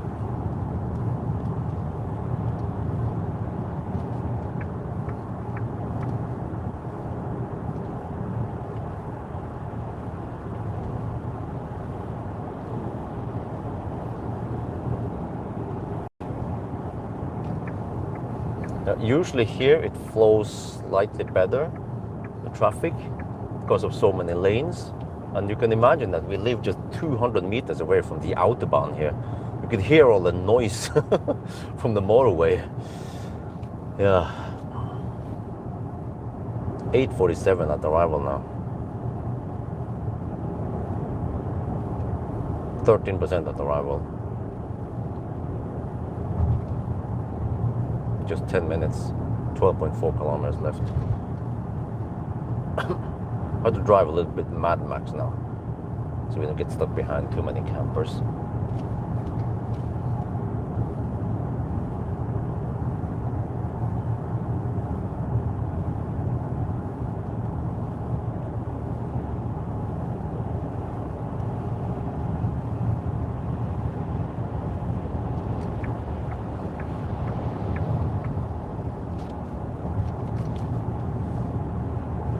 Yeah.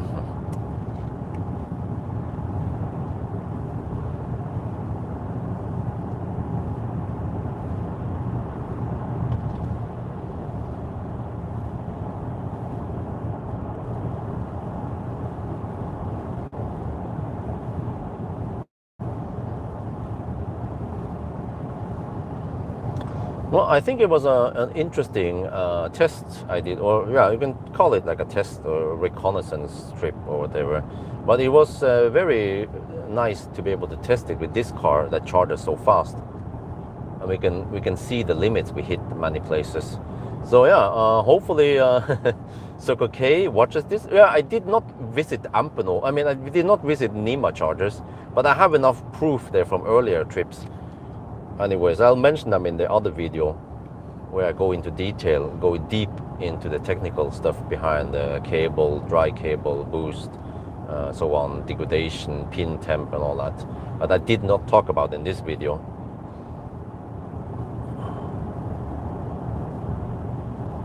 But, well, if, I mean, it is quite clear that there's going to be some comments about Circle K, I bet. I didn't, I mean, I was just a messenger. I just show what happened. We plug it in and then it's charging slow. It's ramping up slow. And then magically at another site, oh, it's going way faster. And then every time we got the slow ramp up, I mean, all the slow ramp up just happened to happen at Circle K only. We did never see slow ramp up at other CPO.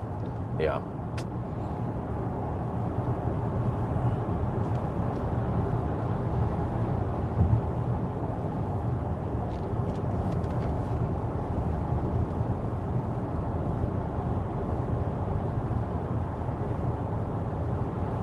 Wow, I'm so late that I get sun in my face now, almost.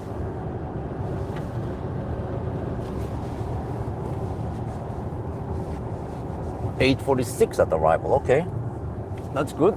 Get ready. We should be there in 7 minutes, supposedly.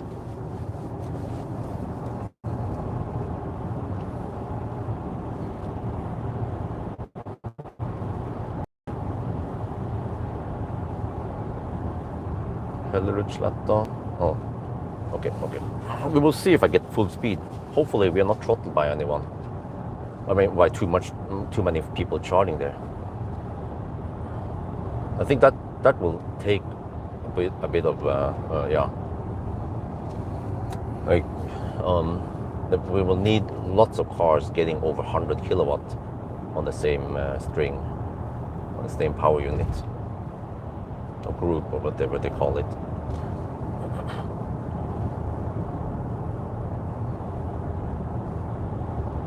Oh, you talk about the Model Y, right? Yes, just like change lane and turn signal. You know, that's typical, yeah, Nissan. Should at least just turn, blink first, wait at least 1 to 2 seconds, and then make the turn. But they don't do that over here.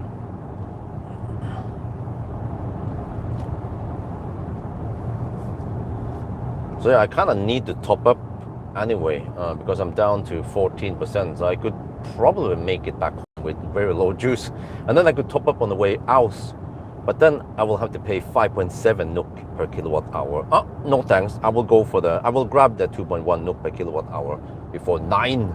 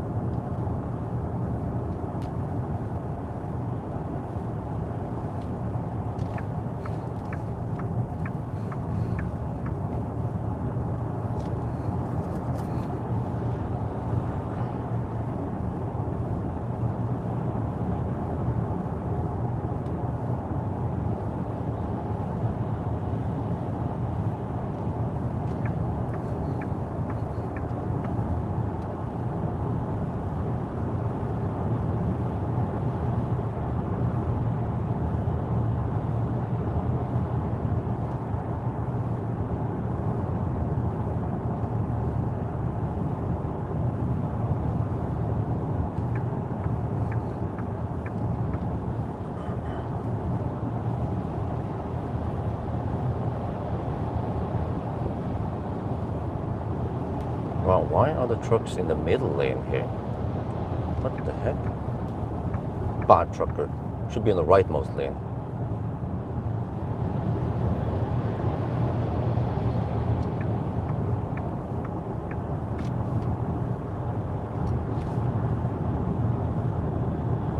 Well, okay, I kind of know. They don't want to exit, yeah. But, well, a true German trucker would use the rightmost. Yeah, this guy is undertaking. He's like, fuck that shit, man. Oh, no, okay, so he's exiting here, okay. Oh, those damn campers. Oh, filthy camper. Here we have taxi that that EVs can use, because it doesn't say gjelder ikke elbil. So yeah, the taxi lane here can be used by EVs.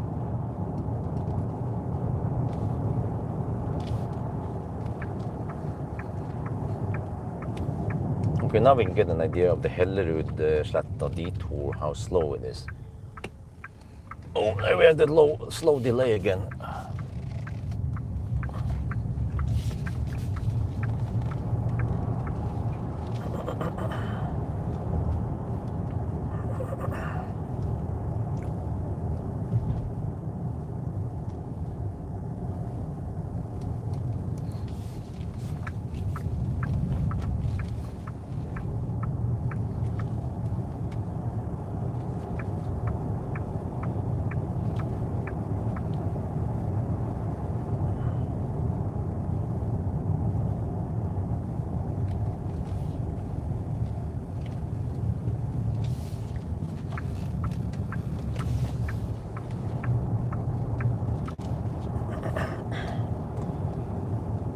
Oh yeah, G9 is a really quiet car. Just look in the result table and noise level. It's the third quietest car, only beaten by X9, which has 20 inch. This is 21 inch.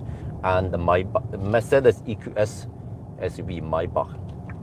This is an extremely quiet car. Quieter than Volvo, quieter than regular EQS, than Mercedes EQC, or the Honda Neo EL8.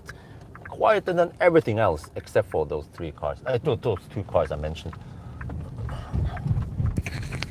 Okay, so I have somewhat limited time. 45. Great news. We didn't come too late. Yeah, that's what he said. 13.9%. I need to get some juice now. Let me see. Okay, very few people on the 800 volt string.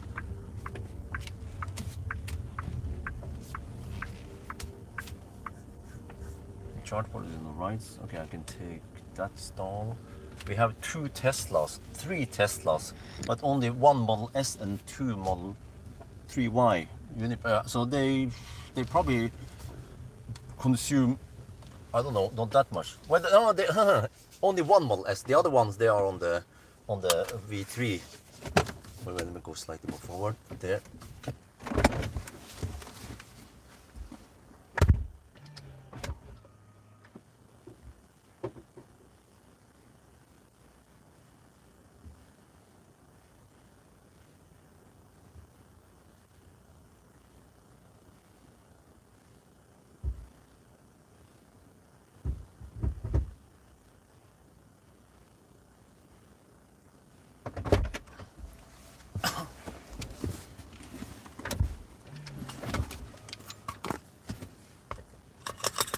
Okay, you guys haven't seen this before, right?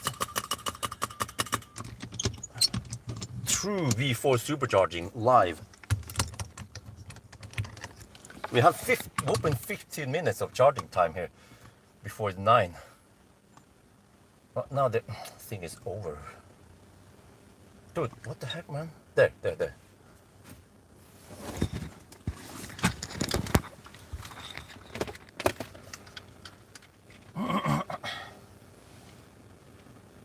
Okay, I need to top up the car because I'm gonna return the car in around 2 hours, and I want to have some juice here.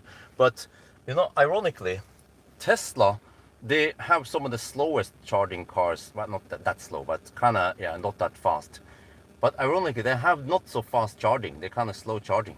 But the Tesla supercharger V4 is one of the fastest out there. It's fast to ramp up.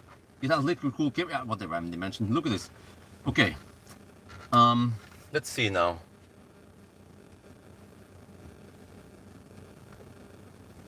380. Will we hit 470? We might have too high. Oh, 434. Okay, but I think we have too high state of charge, so we don't see 260, like 470. But that is schnell. We have not seen 400 plus kilowatt before until now. Fortunately, on the route we went today, there are plenty of these V4 stalls. So eventually one day Tesla will change the power unit, and then boom, we will have plenty of 500 kilowatt available all over the place. Wow, this goes so schnell. What the heck, man? It goes so fast. Holy macaroni. Yeah. So here's the thing, and I'm charging now. I can see on the app here. Hold on a moment. We are getting the low price now, the 2.1 NOK per kilowatt hour. But if it's the high price, it's 5.7. So 5.7 versus 2.5 is quite big.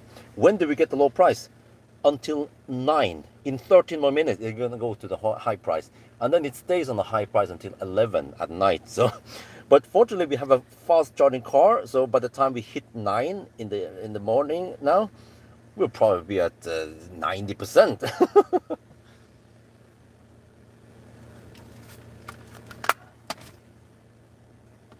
Okay, I'm gonna navigate home now. I need to tell wifey when I expect to be home. 18 minutes. Okay, let's say I'll be home by, okay, I'll be home 9:15. Yeah, most likely it's gonna be 9:15. I will be home 9:15. I can drive Pawel to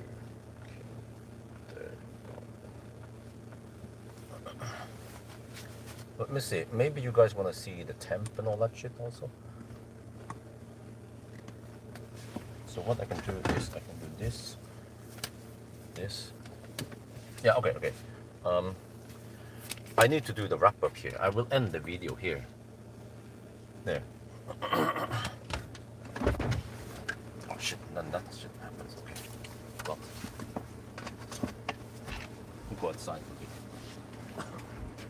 Okay. I need to brag about the awesome charging speed here.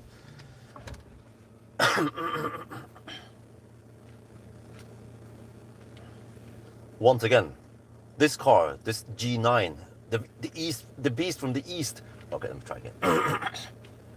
Once again, this beast from the east, the Xpeng G9 Performance, does not does not okay, whatever you can say, disappoint.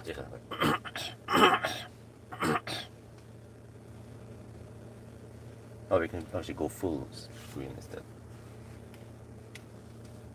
And once again, this beast from the east, the Xpeng G9 Performance, does not disappoint. Even at 41%, we're taking 382.5 kilowatt. You can see the charging curve here. Bam, bam. Whoa, this is so awesome. Do I need to redo the 1,000 kilometer challenge after Tesla brings all the 500 kilowatt online around the 1,000 kilometer route? Probably not. It might be 5 minutes faster only. So, okay.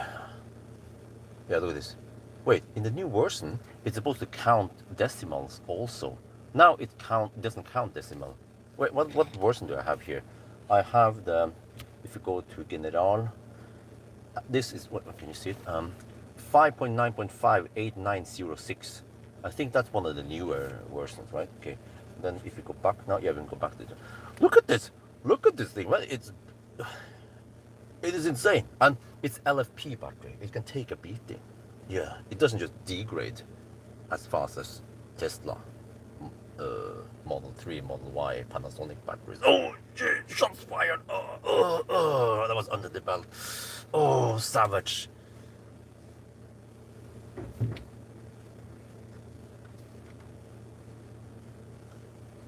Look at that shit, man. Huh? Do you like this shit? Do you like this shit? What? Oh, okay. Oh, okay.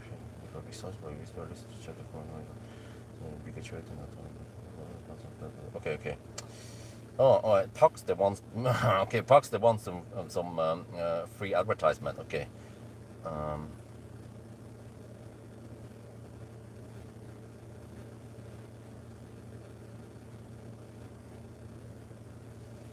I think I need to post today's video also. Okay, it's just a trip, family trip. Okay.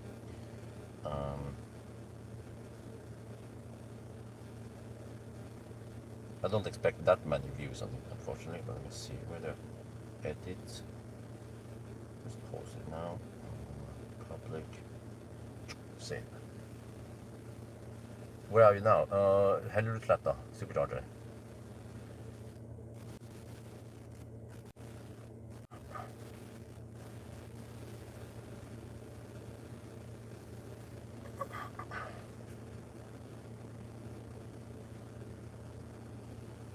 Okay.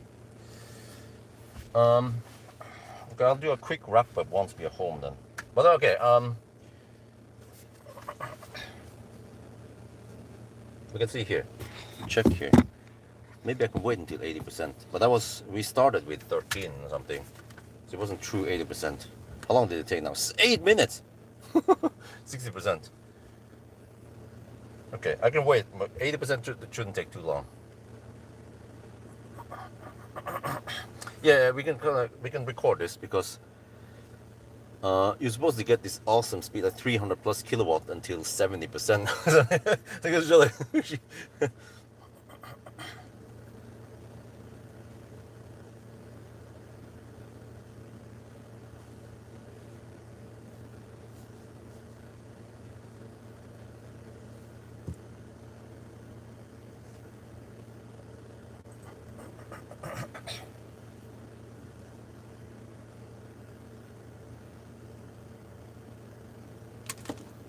Oh, okay, the thing fell down. Put it back on there.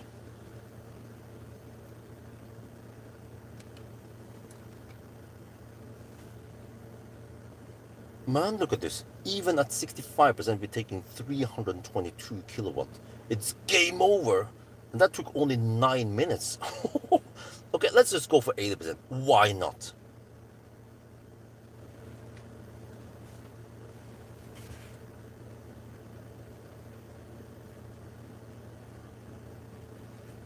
I think I can leave before 9 even.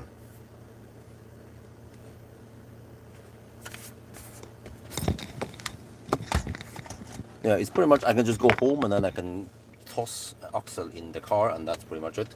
And we can, yeah. Okay, let me just talk. Okay, let me see how I can do it now. Wait, okay, wait, that was at 70%. Okay, okay, 70. Okay, at 70%, we're taking only 302 kilowatt.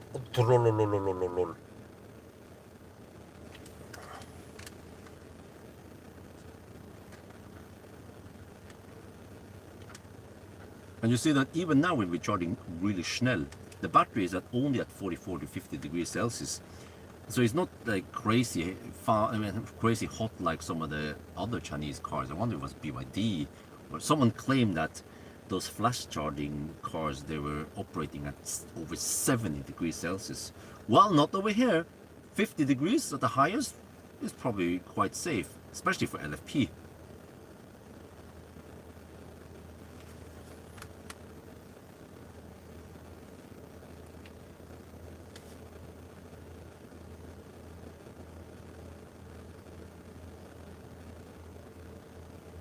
Oh, okay.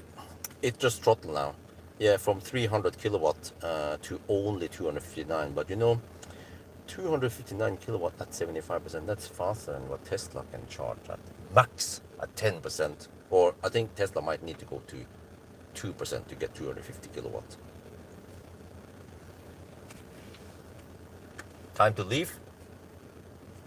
No, I need to go to 80%. I want to show the whatever to 80% time, how long it took. So it was 13%. Yeah, okay, we can count to 82%-ish then.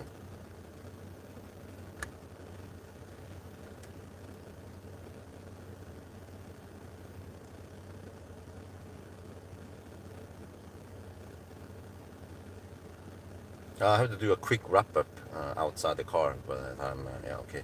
We have 30 more seconds to go to around 82%. Oh, almost 12 minutes now. 79%.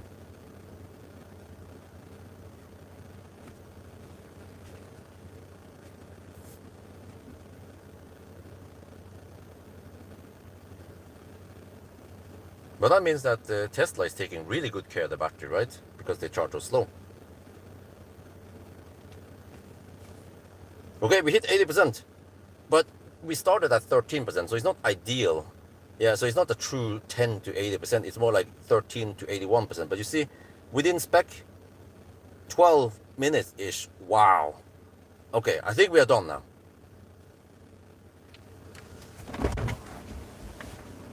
Mobile phone left in the vehicle.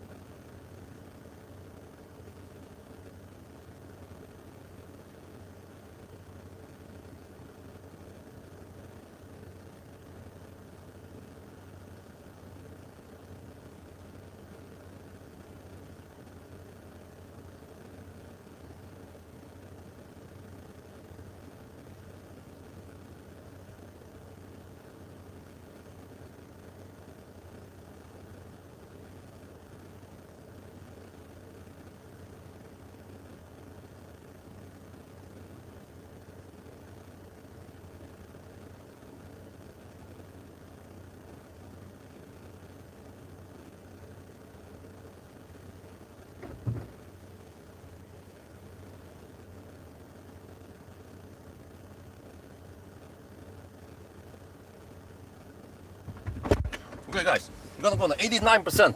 Holy macaroni, 9. Okay, stop charging. we we stayed within the cheap price.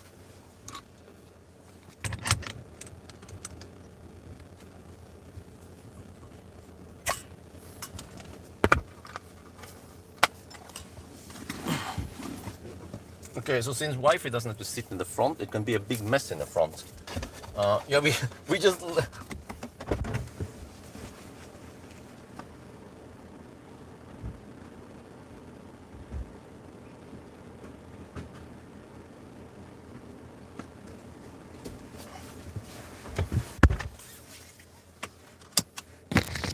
Okay.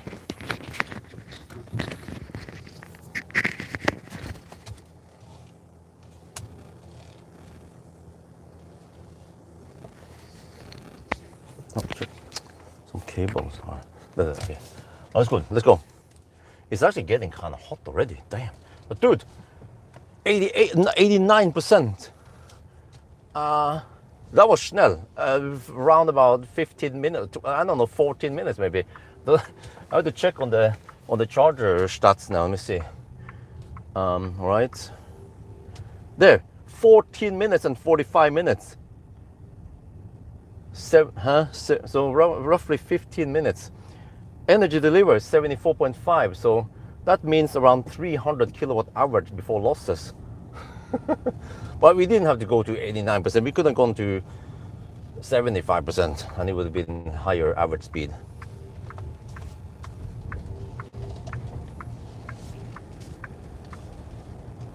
But yeah, so this makes me wonder, the BYD with the flash charging, or the flash charging. Oh, maybe this thing is getting kind of in the way now. Now the traffic is here, though. Shit. Yeah, okay. This is the problem. This car has this lag, so it becomes slow to just launch it off the line. Just have to, I have to count in that 0.5 second delay here, and then start, and then go. But yeah, but I wonder, the BYD flash charger, the Tong L, or those other cars that can take this flash charging, right? Will they be able to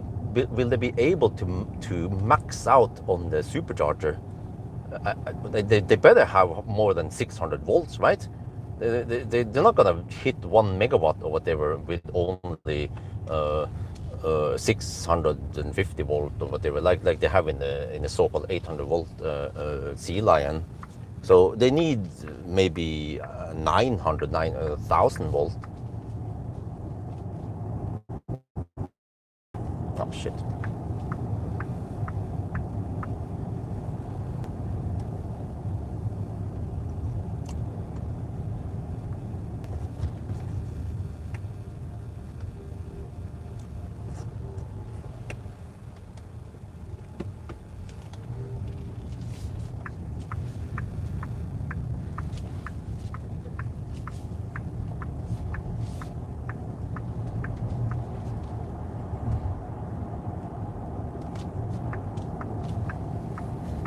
So I wonder if they can go flat 500 kilowatt from the bottom until, I don't know, let's say 80%.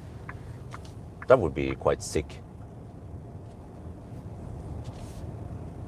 Well, but okay, we'll just bring it on, and I can test it, see how it goes. I didn't know too much about this Xpeng stuff before I tested it thoroughly, and I'm still, I don't know, I feel like I'm still not completely done with it, but okay, close enough.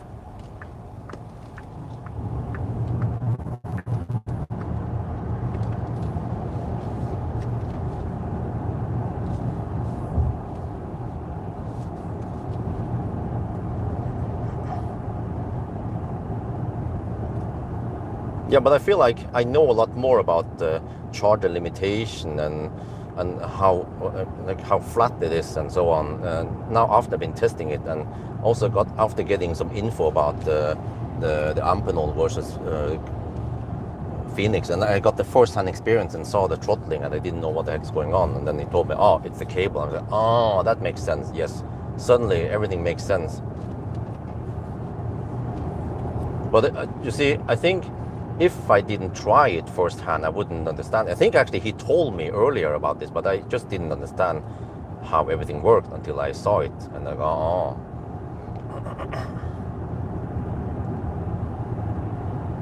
No, can you just... yeah, a bunch of campers now, unfortunately.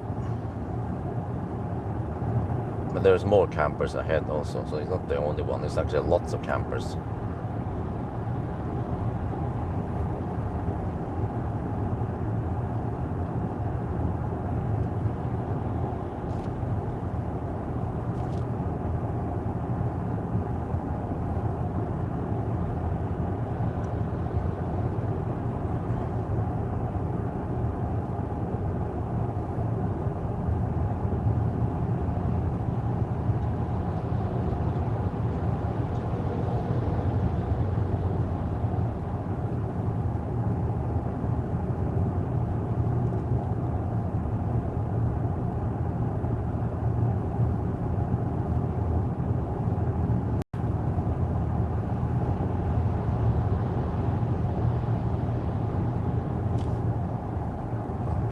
Finally.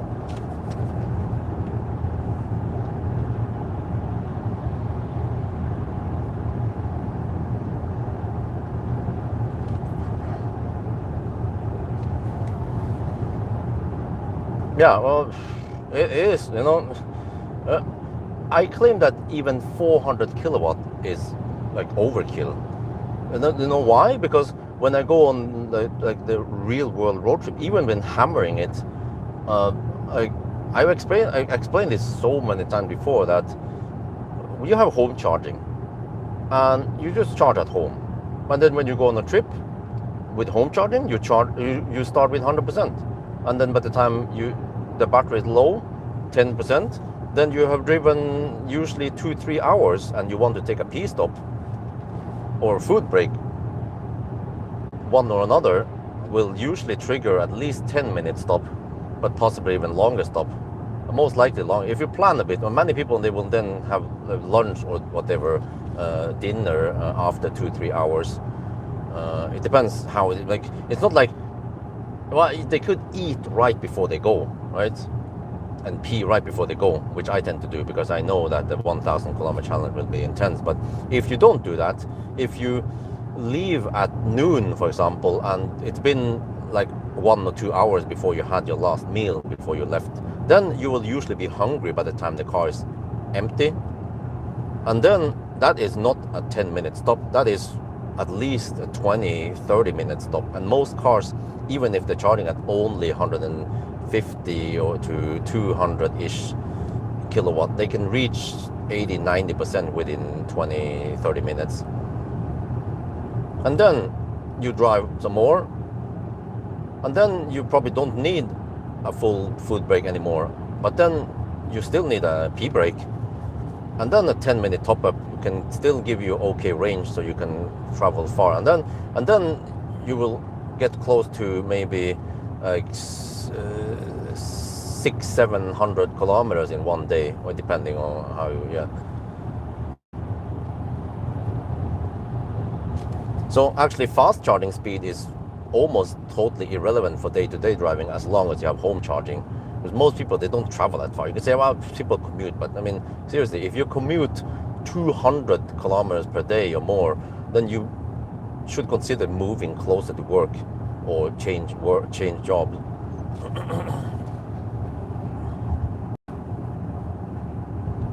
Yeah, I might have charged just 30 seconds past 9. But most of the charging session was, and the big chunk, 400 kilowatt, most of the energy was done within the cheap price. And now we're getting stuck behind a bunch of campers. Shit, man.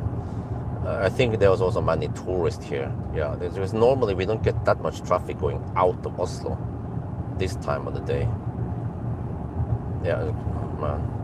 Well, I thought I would be home by 9:15. Now the car says 9:19. Okay, close enough.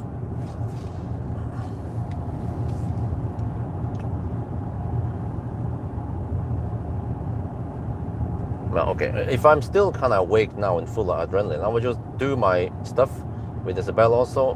I had to take out one car seat, no need to bring both of them. Only the Isabel car seat, and I had to vacuum clean a bit, clear the car, clear the bugs, prepare a bit, and then swap. Maybe I will leave around 10, yeah, a little bit past 10 I will go downtown with Isabel and then swap. Should be home before noon then. Yeah, it's only downtown Oslo, so that takes roughly half an hour, and then maybe a little bit chit chat, and then I have to see how many percent I have, and I still also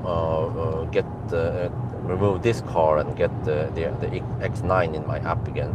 It's very useful to have it in the app because it has the Bluetooth key and all that. And this guy is freaking camping in the left lane. Can you just get the fuck out of here, man? Shit. Oh, freaking Nisse, man, everywhere. Why are they camping here? If they are not in a rush, then just get over to the right lane. Or if you want to hammer it, then go.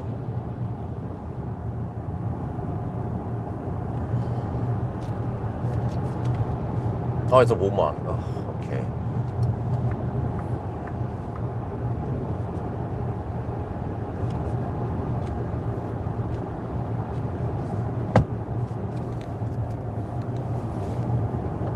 FSD 14, okay. Why do we see? Well, that's a very good question. You can ask the Xpeng engineers. Why do we see 750, not 800 volt? Yes. Go check out the Kia EV9 video, the Kia EV9 charging test. that is the so-called the hyped up 800 volt architecture that only operates at 550 volts. It's barely much higher than the 400 volt cars. Actually, there are 400 volt cars that operate at 450. I don't remember which one it was again. Some MEB cars, or was it iPace? That when you charge it to 100%, it will actually be at 460 volts.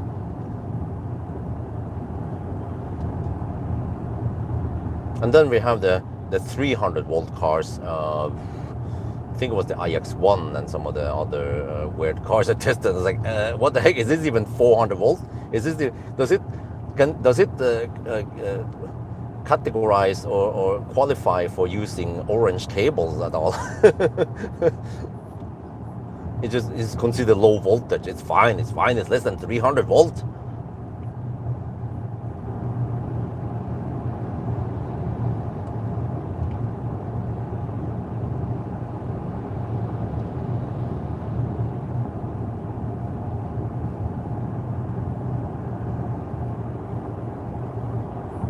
Wow.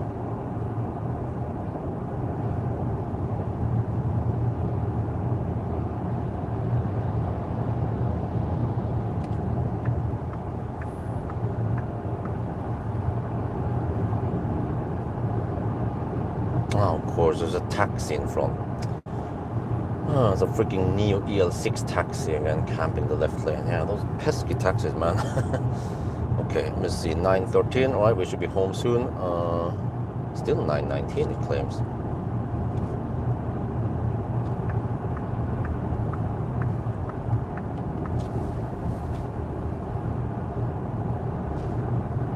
No, it's not only the Model Y, it's just a bunch of other guys, but it's mainly, the problem are those taxis. I'm telling you, because I travel a lot, and I see that taxi drivers, in Norway at least, they have the worst lane discipline ever. No joke. No generalization or anything. They just consistently cram the left lane.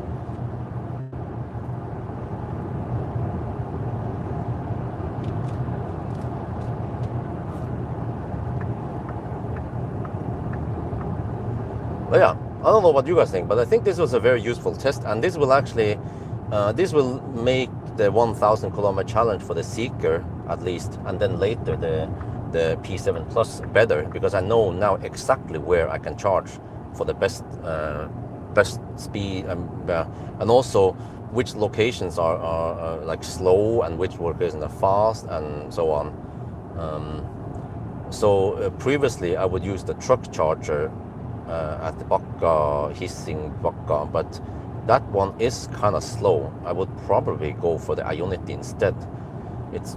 They are kind of close, just 15 kilometers apart.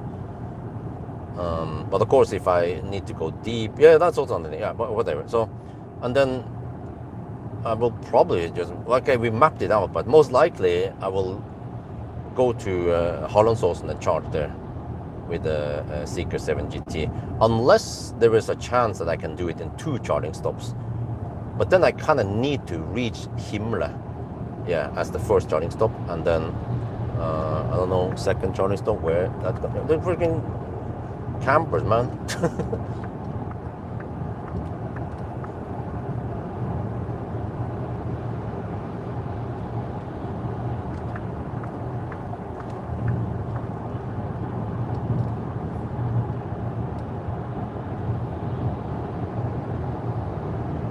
That's a woman camping. What about this Volvo?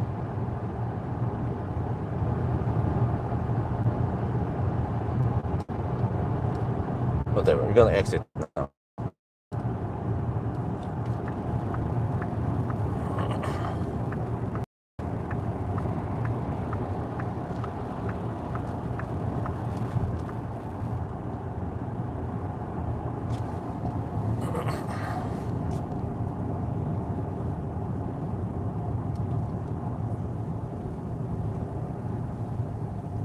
Hundred miles challenge.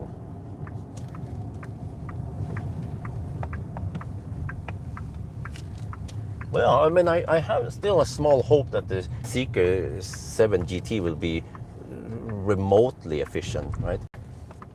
I don't know. Okay, it doesn't have to be like.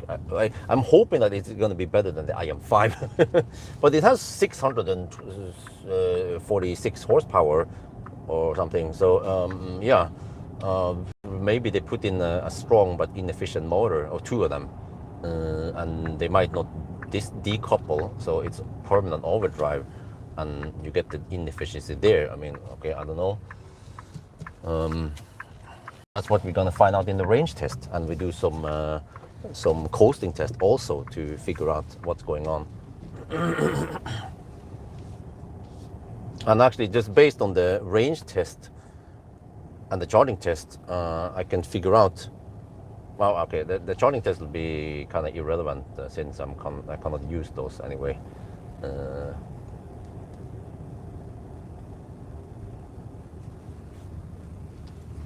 More than which Xpeng? Xpeng doesn't have a 7 GT equivalent.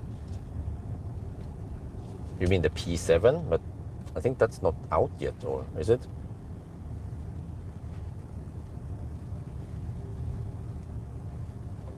But the P7 Plus is more like a Model 3 rival.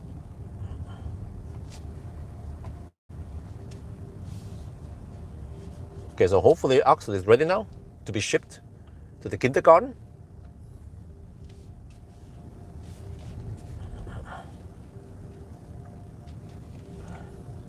And then that's gonna be it. So next time we live stream, it'll be a Seeker 7 GT 1,000 kilometer challenge this weekend. Preferably on Friday night, if the weather is okay.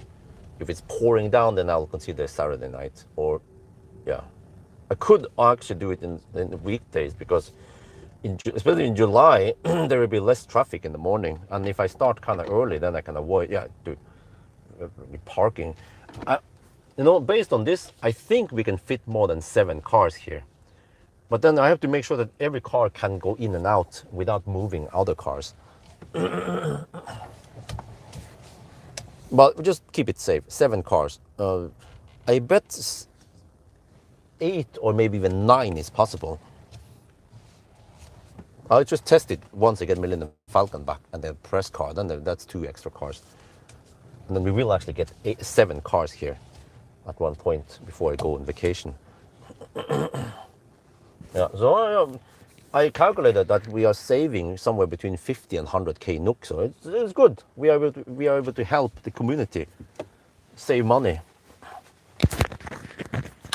Okay, guys, I'm gonna end it now. So have fun and so on and whatever. Okay, thanks, bye, and yeah, okay. Talk to you guys later. Thank you for joining.